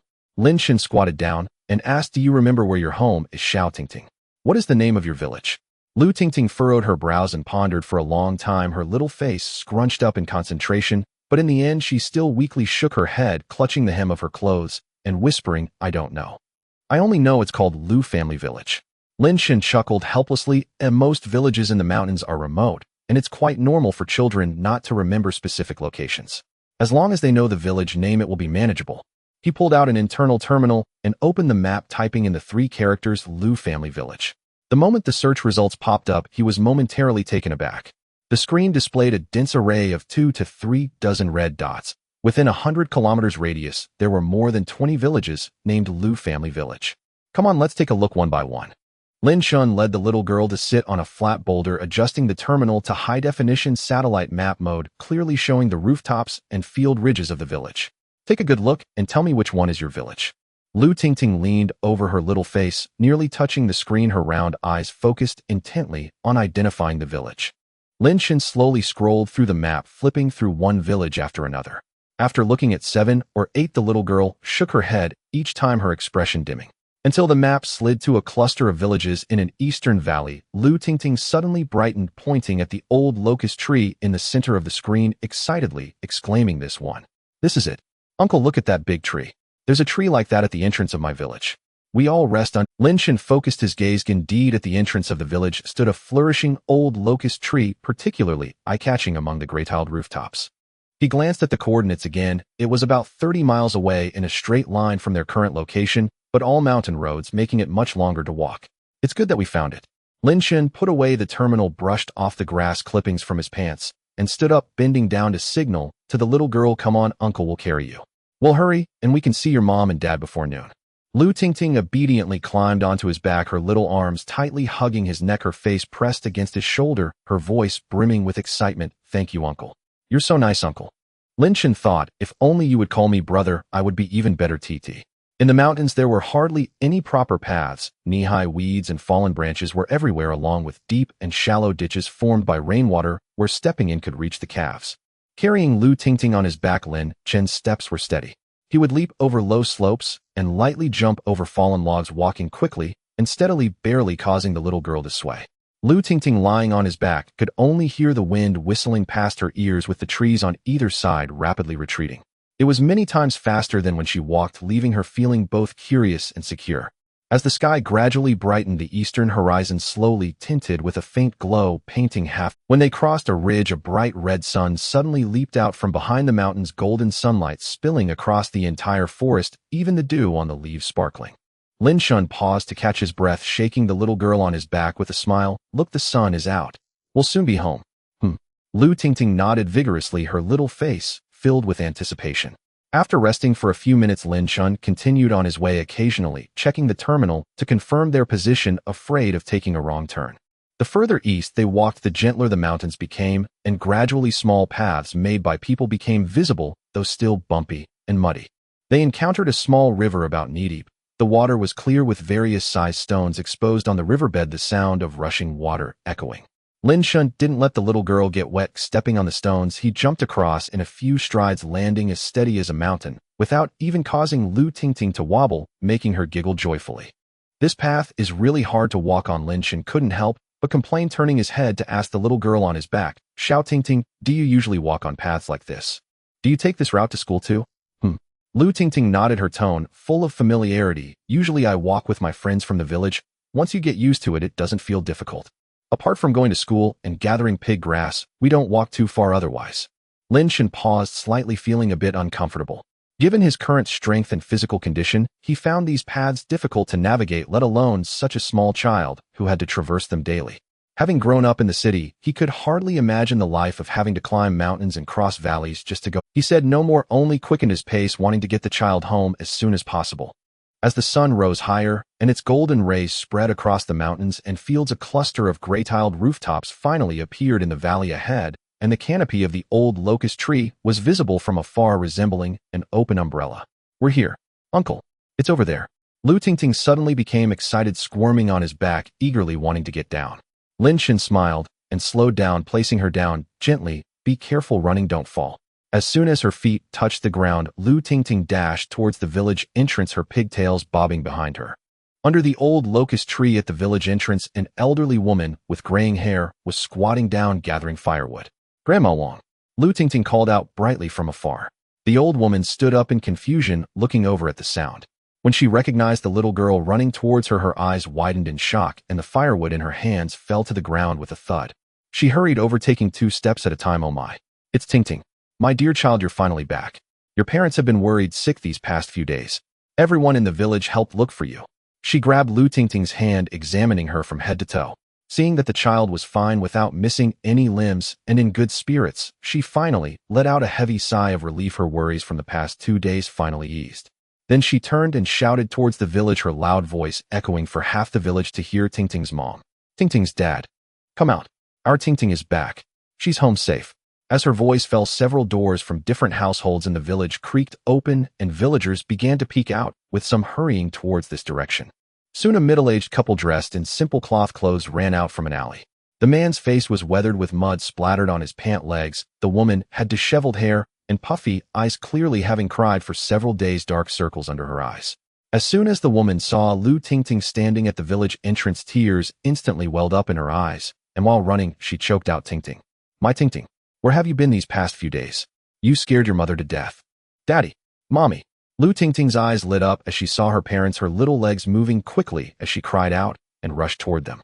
Zhang Cuifang caught her daughter, who was rushing over. Her legs buckled, and she fell to her knees on the dirt road. She tightly held Lu Tingting in her embrace, burying her face in the child's hair, tears streaming down like beads from a broken string. Her voice choked as she spoke incompletely. Tingting, my dear daughter, you've come back. You scared Mommy to death. Lu Yugen followed behind, his eyes also reddening. The rough man, finally unable to hold back the tears he had suppressed for 2 days. He squatted down, opened his arms, and embraced both his wife and child, his rough palm gently stroking his daughter's back, his voice hoarse. It's good that you're back. It's good that you're back. The three of them knelt on the dirt road at the village entrance, holding each other and crying, their sobs containing 2 days and nights of fear and the relief of being reunited. Not far away, Lin Chen stood under an old locust tree, watching the scene with a slight sting in his nose. He quietly turned his face away and quickly wiped the corner of his eyes with the back of his hand. But thinking of the girls in the cave who could no longer return home, he gritted his teeth. That damned blood demon died too easily. Those scoundrels from the Freedom Alliance hiding in the deep mountains, doing such inhumane things, must be dragged out one by one and dealt with. Before long, the villagers heard the commotion and rushed over, all from the same village, having watched Tingting grow up. The child had been missing for 2 days, and everyone was worried, searching the mountains. Tingting, where have you been these past 2 days? You've worried your parents sick. We searched for you in the mountains for 2 days and nights without finding you. Yes. We all thought you got lost in the mountains, and we're just about to organize another search party. It's good that the child is fine. That's better than anything. Lu Yugen and his wife gradually calmed down, wiping their faces carelessly to remove tears, their noses still twitching. Zhang Cuifang held her daughter's hand, touching her up and down again to confirm that the child was truly unharmed, before continuously asking, that's right, Tingting, where exactly have you been these past 2 days? I was taken away by bad people. Lu Tingting raised her little face, pointing at Lin Chen, who was standing not far away. It was Uncle who rescued me, and we walked a long way in the mountains, especially bringing me home. All eyes immediately turned towards Lin Chen, following the direction of her finger. Lu Yugen and Zhang Cuifang finally noticed the young man standing under the old locust tree. They exchanged glances and quickly pulled their daughter to her feet, hurrying towards Lin Chen. Just a few steps away, Lu Yugen suddenly bent his legs and knelt down with a thud, followed by Zhang Cuifang, who pulled Lu Tingting down with her, the couple preparing to bow to Lin Chen. Benefactor, thank you for saving our Tingting. You are our family's great benefactor. Lu Yugen's voice choked, carrying the simple stubbornness of a mountain person. We don't have much capability or money, and we don't know how to thank you. But saving Tingting is saving our whole family's lives. Lin Chen was startled and quickly stepped forward, reaching out to support their arms. No. Get up. What is this? He exerted strength in his hands, but the couple insisted, believing they had to bow to their benefactor to express their gratitude, relentlessly lowering their heads and refusing to rise. Lin Chen, feeling helpless, could only discreetly summon a hint of his ability, increasing the strength in his hands, and forcefully lifted the two from the ground, preventing them from truly bowing down. Please get up, it's nothing special. Lin Chen withdrew his hand, speaking sincerely, I just happened to come across this. Anyone would have acted the same and wouldn't stand by while a child was in danger. The couple, now helped up, still looked grateful, their eyes red, unsure of what to say. Lu Yugen rubbed his hands together, the calluses making a scratching sound, and hurriedly said, Benefactor, you must be tired after going so far to bring back the child. Come, let's go home. Although we don't have anything good at home, we must at least prepare a hot meal for you. Yes. Let's go home for a meal. Zhang Cuifang quickly echoed, reaching out to grab Lin Chen's arm. I'll go back and prepare a chicken for the benefactor to replenish your strength. Lin Chen quickly waved his hands and took a step back, politely refusing. No, really no need. I have things to attend to. Time is tight. I must leave quickly. I appreciate your kindness. As he walked over here, he saw clearly that this village was remote and backward with mud brick houses, and the conditions of every household didn't seem very good. Lu Tingting's family probably wasn't well off either. Having a meal there could very well consume half a month's worth of their food supplies. He couldn't bring himself to eat such a meal. This won't do. Lu Yugen looked troubled, a bit guilty, feeling that he had neglected the benefactor. Rubbing his hands, he didn't know what to do. How can we let the benefactor leave on an empty stomach? This is too unreasonable. Really no need to be polite. Lin Chen smiled, pointing towards the mountains. I do have matters to attend to, and if I don't leave now, I'll miss my chance. In the future, if I have the opportunity, I'll come back to see little Tingting. The couple saw his attitude was firm and not just a formality, so they couldn't insist any longer and could only keep expressing their gratitude repeatedly, saying, if you pass by here in the future, you must come to our home for a visit. Definitely. Lin Chen smiled in agreement. He bent down, gently ruffled Lu Tingting's hair, and spoke softly. Little Tingting, uncle is leaving now. You must listen to your parents at home, study hard, and one day walk out of the mountains to see the outside world. Lu Tingting nodded vigorously, her little face serious. I will study hard. Lin Chen looked at her understanding demeanor, feeling a warmth in his heart. After a moment's thought, he spoke again. By the way, little Tingting, is there anything you want? Next time when someone passes by, I can have them bring it to you. How about that? Lu Tingting, after hearing this, shook her head, pursing her lips and remaining silent. What's wrong? Lin Chen found it a bit strange, squatting down to look at her. Don't you want anything? Haven't you had wishes? Tell uncle. The little girl was silent for a moment, slowly raising her head, her bright eyes looking at him, her voice small yet clear. Uncle, my wishes. I want a good road. She pursed her lips, adding softly, that way when Dad and Mom go to the county to sell things, they won't have to climb the mountain, and I won't fall while going to school. The grandparents in the village can also get to the hospital a bit faster. Lin Chen's smile gradually faded. He looked into the little girl's clear eyes and her young, yet serious face, his throat suddenly tightening, swallowing hard several times before slowly exhaling a breath. He reached out and gently patted her small shoulder, his gaze serious, saying each word, it will happen. It will definitely happen. I will take my leave now, or you all should head back as well. Lin Chen finally ruffled Lu Tingting's hair, not lingering any longer, and turned to step onto the mountain road outside the village. He was afraid that staying any longer would only deepen the heaviness in his heart. Take care, benefactor. Lu Yugen and his wife waved vigorously with their daughter under the old locust tree. You must come to our home when you have time. Goodbye, uncle. Lu Tingting stood on her tiptoes, waving her small hand vigorously with a clear voice that echoed far into the quiet mountain village. Lin Chen paused for a moment, but did not turn back. He simply raised his hand and waved behind him, acknowledging them, then took large strides along the winding mountain path. Once he climbed to a high slope, he stopped, turning to gaze at the small village nestled in the valley. Thin wisps of smoke rose from the gray-tiled rooftops, and Lu Tingting's small figure still stood under the old locust tree, looking in his direction. Lin Chen took a deep breath of the mountain air, rubbed his eyes, and murmured softly, the wind and sand in this mountain are too strong. The sand is getting in my eyes. The heaviness in his heart still made him feel uneasy. For the children in the mountains, a good road was surprisingly a luxury. He had only seen the difficulties of the mountainous region in the news before, but today witnessing it firsthand and experiencing it himself made him truly feel that sense of powerlessness, leaving his chest feeling heavy. After standing for a while, he withdrew his gaze, took out his personal phone from his pocket, and found the signal bar empty on the screen. There was no signal in the deep mountains, so he simply pulled out the internal terminal and dialed the number for his home. For some reason, he suddenly felt a bit homesick. The phone rang several times before being picked up, and he heard Lu Gillen's voice laced with confusion. Hello. Who is this? Seeing it was an unfamiliar number, she initially thought it was a wrong call. Mom, it's me. Son. Lu Gillen's voice immediately raised with excitement. Why did you change your number? I thought someone dialed the wrong number. This is a work number, just using it temporarily, Lin Chen explained, casually leaning against a rough tree trunk. He then asked, Mom, have you eaten? I'm cooking right now, it'll be ready soon. Your dad will be back from work shortly. Lu Guilin chattered, then turned around to ask him, what about you? Have you eaten? Why did you suddenly think to call home? Did something happen to you outside? No, I just happened to have some free time and wanted to check on how things are at home. Lin Chen smiled. I'm doing well, don't worry about me. What do you mean you're doing well? You're out there all alone, you must be taking poor care of yourself. Lu Guilin nagged. Remember to eat on time, don't always eat takeout, it's not healthy. Wear more clothes in the cold, don't be too stylish, and catch a chill. I know, Mom, I remember everything. Lin Chen patiently responded, listening to the familiar nagging on the other end, feeling the sense of heaviness in his heart dissipate significantly without him realizing it. After chatting about some trivial family matters, he worried about delaying his mother's cooking and took the initiative to say, "All right, Mom, go ahead and cook. I still have things to attend to. I'll call you again when I have the time." "Okay, then you hurry and get busy. Remember to take care of yourself. If anything happens, let us know." Lu Guilin reiterated her instructions several times before reluctantly hanging up the phone. Listening to the busy tone on the phone, Lin Chen let out a long sigh of relief. The heaviness in his heart had mostly dissipated.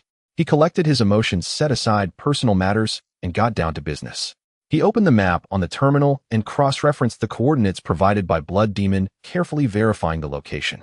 Taking Lu Tingting home meant heading east, while the abandoned cave was in the southwest, exactly in the opposite direction.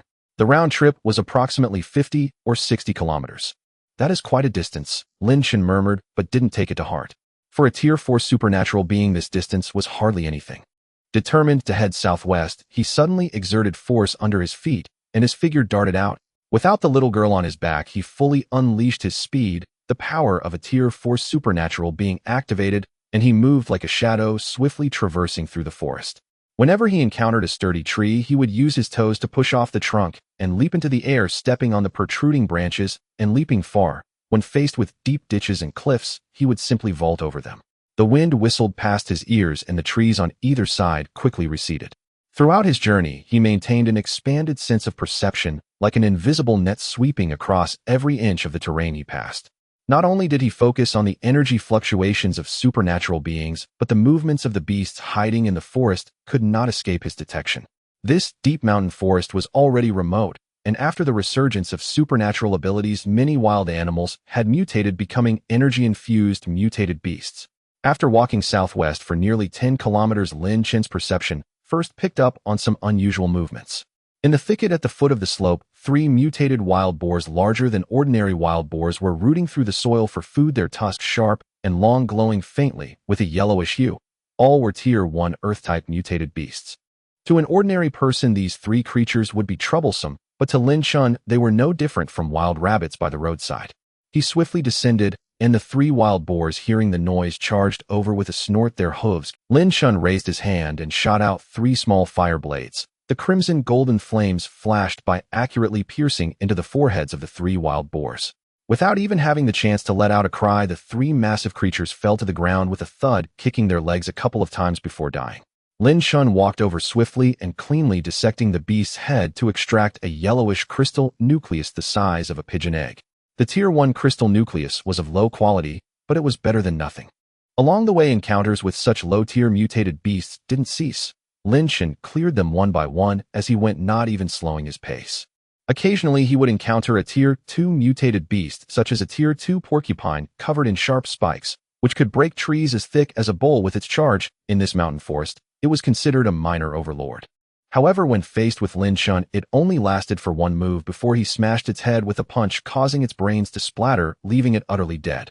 The extracted Tier 2 crystal nucleus was noticeably brighter than the Tier 1, with purer energy.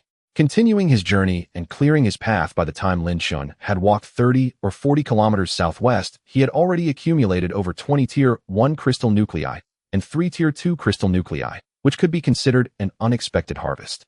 However, he hadn't seen a trace of the Free Alliance members in the forest. Apart from these low-tier mutated beasts, he hadn't detected even a hint of human supernatural energy. It was as if these people had thoroughly burrowed deep into the mountains, hiding completely without leaving any traces. Lin Chen was not anxious, maintaining his speed as he continued to search. It wasn't until dusk, when the setting sun painted the forest a golden, that he finally found the abandoned cave mentioned by Blood Demon under a secluded cliff. The cave entrance was thoroughly concealed by dense vines and bushes, making it nearly impossible to find without a careful look. The location was exceptionally cunning, backed by a cliff surrounded on 3 sides by dense forest, maximizing its concealment. Lin Chen did not recklessly enter. Instead, he landed on a tree not far from the cave entrance, restrained his breath, and pushed his perception to the limit, cautiously probing into the cave's interior. Why is there no one here? Lin Chen crouched on a sturdy branch, his brow furrowed. He had just expanded his senses, and in the cave there was not a single person, not even the aura of a living creature. Only an eerie silence remained. Could it be that the Blood Demon dared to lie before his death? This thought was quickly suppressed. No, at that time the blood demon had been tortured to the brink of death, his spirit utterly broken. There was no reason for him to lie about such matters. Moreover, if he wanted to fabricate a story, he could easily mention a more distant and obscure place. There was no need to point to a real but deserted cave. Let's go in and see for ourselves. Lin Chen's figure flickered as he leaped down from the tree, landing beside the bushes at the cave entrance. He raised his hand, conjuring a faint blade of fire to cut through the vines blocking the way, then slipped into the cave. The cave was pitch black with no visibility at all, and a faint musty odor assaulted his senses. Lin Chen focused his thoughts, a ball of crimson gold flame igniting in his palm, illuminating the surrounding rock walls clearly for several meters. As the firelight flickered, the interior of the cave came into sharper focus. On the narrow, elongated pathway, there were numerous footprints of varying depths, indicating that many had passed through. Along the rock walls, there were hewn grooves at intervals filled with the remains of burnt wood, clearly used for holding torches. Further inside was a spacious hall, the floor scattered with several empty beast-skin water bags and a few gnawed bones. In the corner, there were even ashes left from a fire long since cooled. At this point, Lin Chen understood. The blood demon had not lied. This was indeed their previous meeting place. However, the Freedom Alliance operated with caution, frequently changing locations after each encounter. They must have moved on long ago, not waiting for him to find them. They are indeed quite cautious. Lin Chen snorted coldly, not particularly concerned. If these people could be so easily eliminated, the Superpower Bureau wouldn't have been troubled for so long. He walked to the cave entrance and looked up at the sky. The sun had completely set behind the mountains, leaving only a sliver of twilight on the horizon, and the light in the forest was growing dimmer. Traveling through the mountain paths at night could easily lead to getting lost, especially since this area was filled with mutated beasts. In the pitch darkness, trouble was inevitable. Forget it, it'll just make do here for the night. Lin Chen turned back into the hall, found a dry and flat stone slab, and waved his hand to unleash a flame, burning away the dust and cobwebs on it before sitting cross-legged. After a day and night of hard work, rescuing people and fighting, plus traveling dozens of kilometers through the mountains, his powers had been significantly drained. This was a perfect opportunity to absorb the crystal cores he had collected today, replenishing his energy and restoring his strength. He reached into his pocket and pulled out the crystal cores he had obtained from slaying mutated beasts along the way, and from searching the blood demon, over 30 cores piled on the stone slab, faintly glowing. Lin Chen took a deep breath, closed his eyes, and activated his powers. He first picked up a first-tier crystal core, holding it in his palm. As his powers flowed, the energy contained within the crystal core was gradually drawn out, flowing through the meridians in his palm into his body, replenishing the powers he had previously expended. The energy from a first-tier crystal core was indeed limited. For him, a fourth-tier power user, it was barely enough to fill a gap in his teeth. However, given the sheer number, accumulating them was still effective. One after another, the crystal cores in his palm slowly dimmed, eventually turning to fine dust that scattered in the wind. As the energy continuously flowed and the soreness throughout his body eased significantly, even the fatigue from his journey dissipated considerably. While Lin Chen was nestled in the cave recovering his powers, another scene unfolded in a different mountain camp over 100 miles away. The campfire crackled, the dancing flames casting eerie shadows among the trees, exuding an indescribable strangeness. Two figures in black robes entered one after the other along the narrow forest path. Walking in the front was a tall, slender figure. Gui Ying, trailing behind, was the faceless one, exuding an aura of coldness. When they had previously crossed paths at the entrance, they had exchanged a few sharp words, both displeased with each other. Now, seeing the campfire in the center of the camp, they instinctively fell silent, restraining their auras. Two other figures in black robes were already standing in the camp. Upon their arrival, these two merely nodded slightly. Sitting on a large stone beside the campfire was a particularly burly man. Also dressed in a black robe, his exposed arms were muscular, and he was currently roasting an unknown piece of beast meat over the fire, grease dripping into the flames, producing a sizzling sound. "Greetings, Lord Overlord." Gui Ying and the faceless one hurried over, simultaneously bowing and clasping their hands in a gesture of respect, not daring to raise their heads. The Overlord did not even lift his head, continuing to turn the meat he was roasting, casually responding, "You may rise."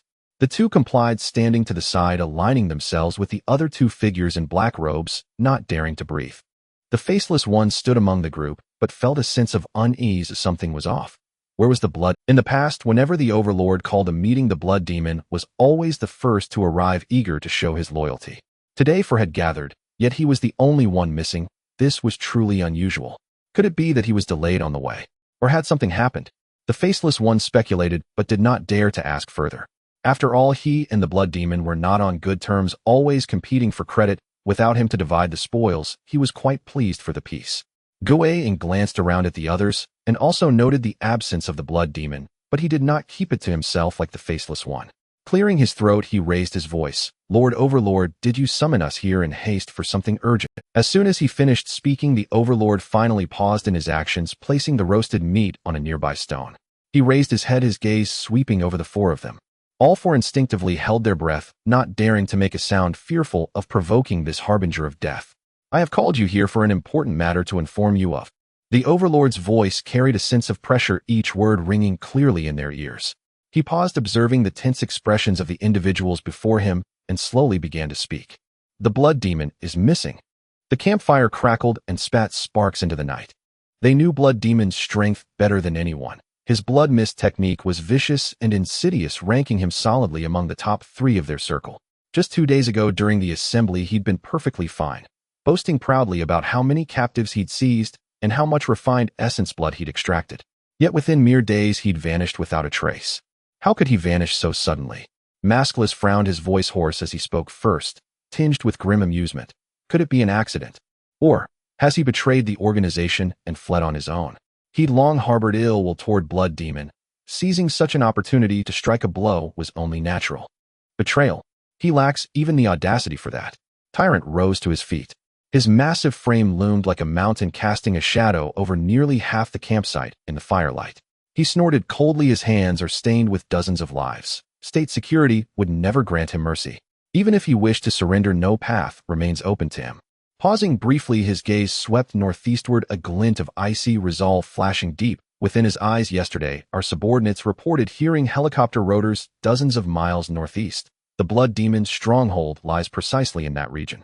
Unless something unforeseen occurred, it was state security who struck. A collective chill ran through the four. Had the National Bureau of Paranormal Affairs truly infiltrated the 10,000 mountain range and silenced blood demon's base without a whisper? Such speed was unnerving. Ghost Shadow's voice pierced the air, shrill with urgency. Tyrant, what do we do now? If blood demon truly falls into state security's hands, nothing stops him from revealing everything about our organization, and then our identities will be laid bare. What is there to panic about? Tyrant shot him a sidelong glance, his tone calm and unshaken. That is precisely why I summoned you all here tonight. Whether blood demon lives or dies is irrelevant. The true danger lies in remaining here to await our doom. He clasped his hands behind his back and stepped beside the fire, his gaze sweeping across the four. Funds and supplies gathered by our underlings outside have nearly been consolidated. From this day forth, all personnel will evacuate in staggered groups toward the border, destination northern Myanmar. Once across the frontier and onto northern Myanmar soil, state security holds no jurisdiction.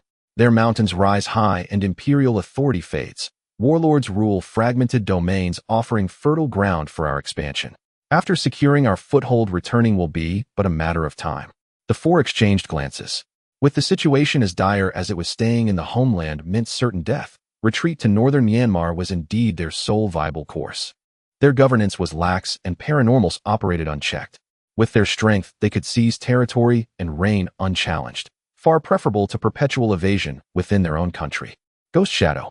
Tyrant's voice cut through the silence, naming him directly.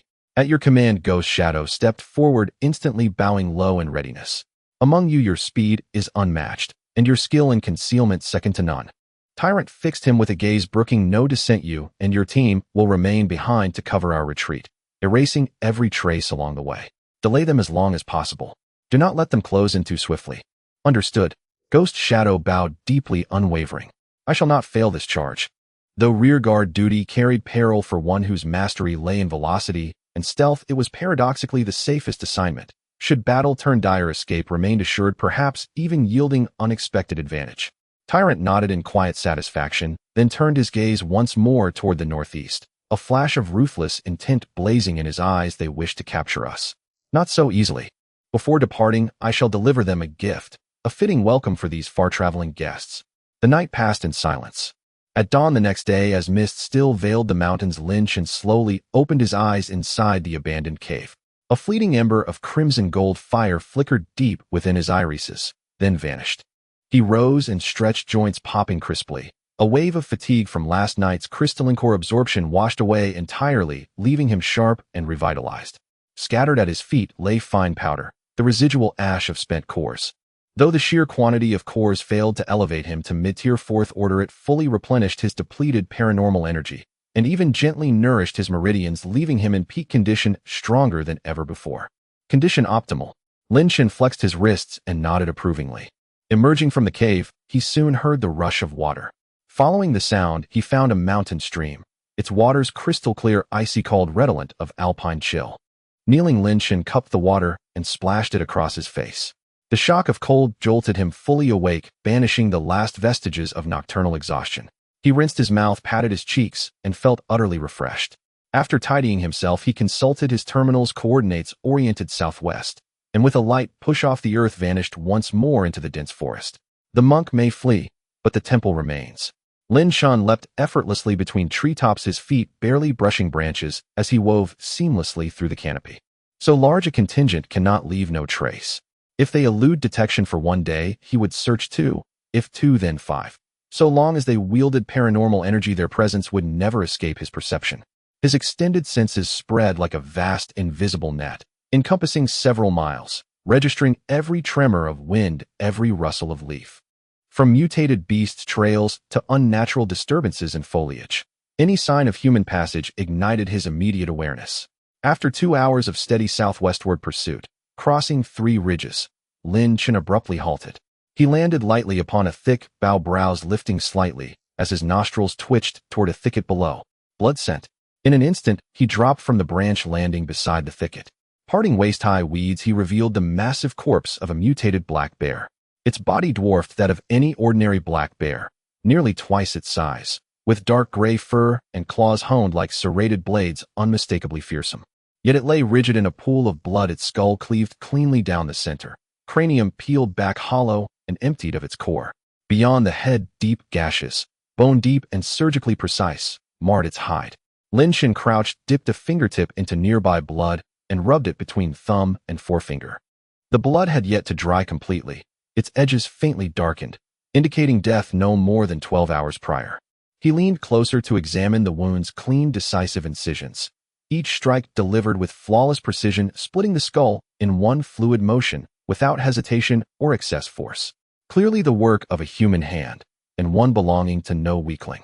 The assailant was at least a third-order paranormally empowered being. Who else deep within these remote mountains would hunt mutated beasts solely for their cores, besides the fugitive Free Alliance? After all this searching, finally a lead. Lin Chen stood, wiping blood from his fingers, and gazed deeper into the wilderness, his eyes gleaming with sharp predatory focus. It seems you are not far from here. Having fled so far, it is time for me to draw the net tight.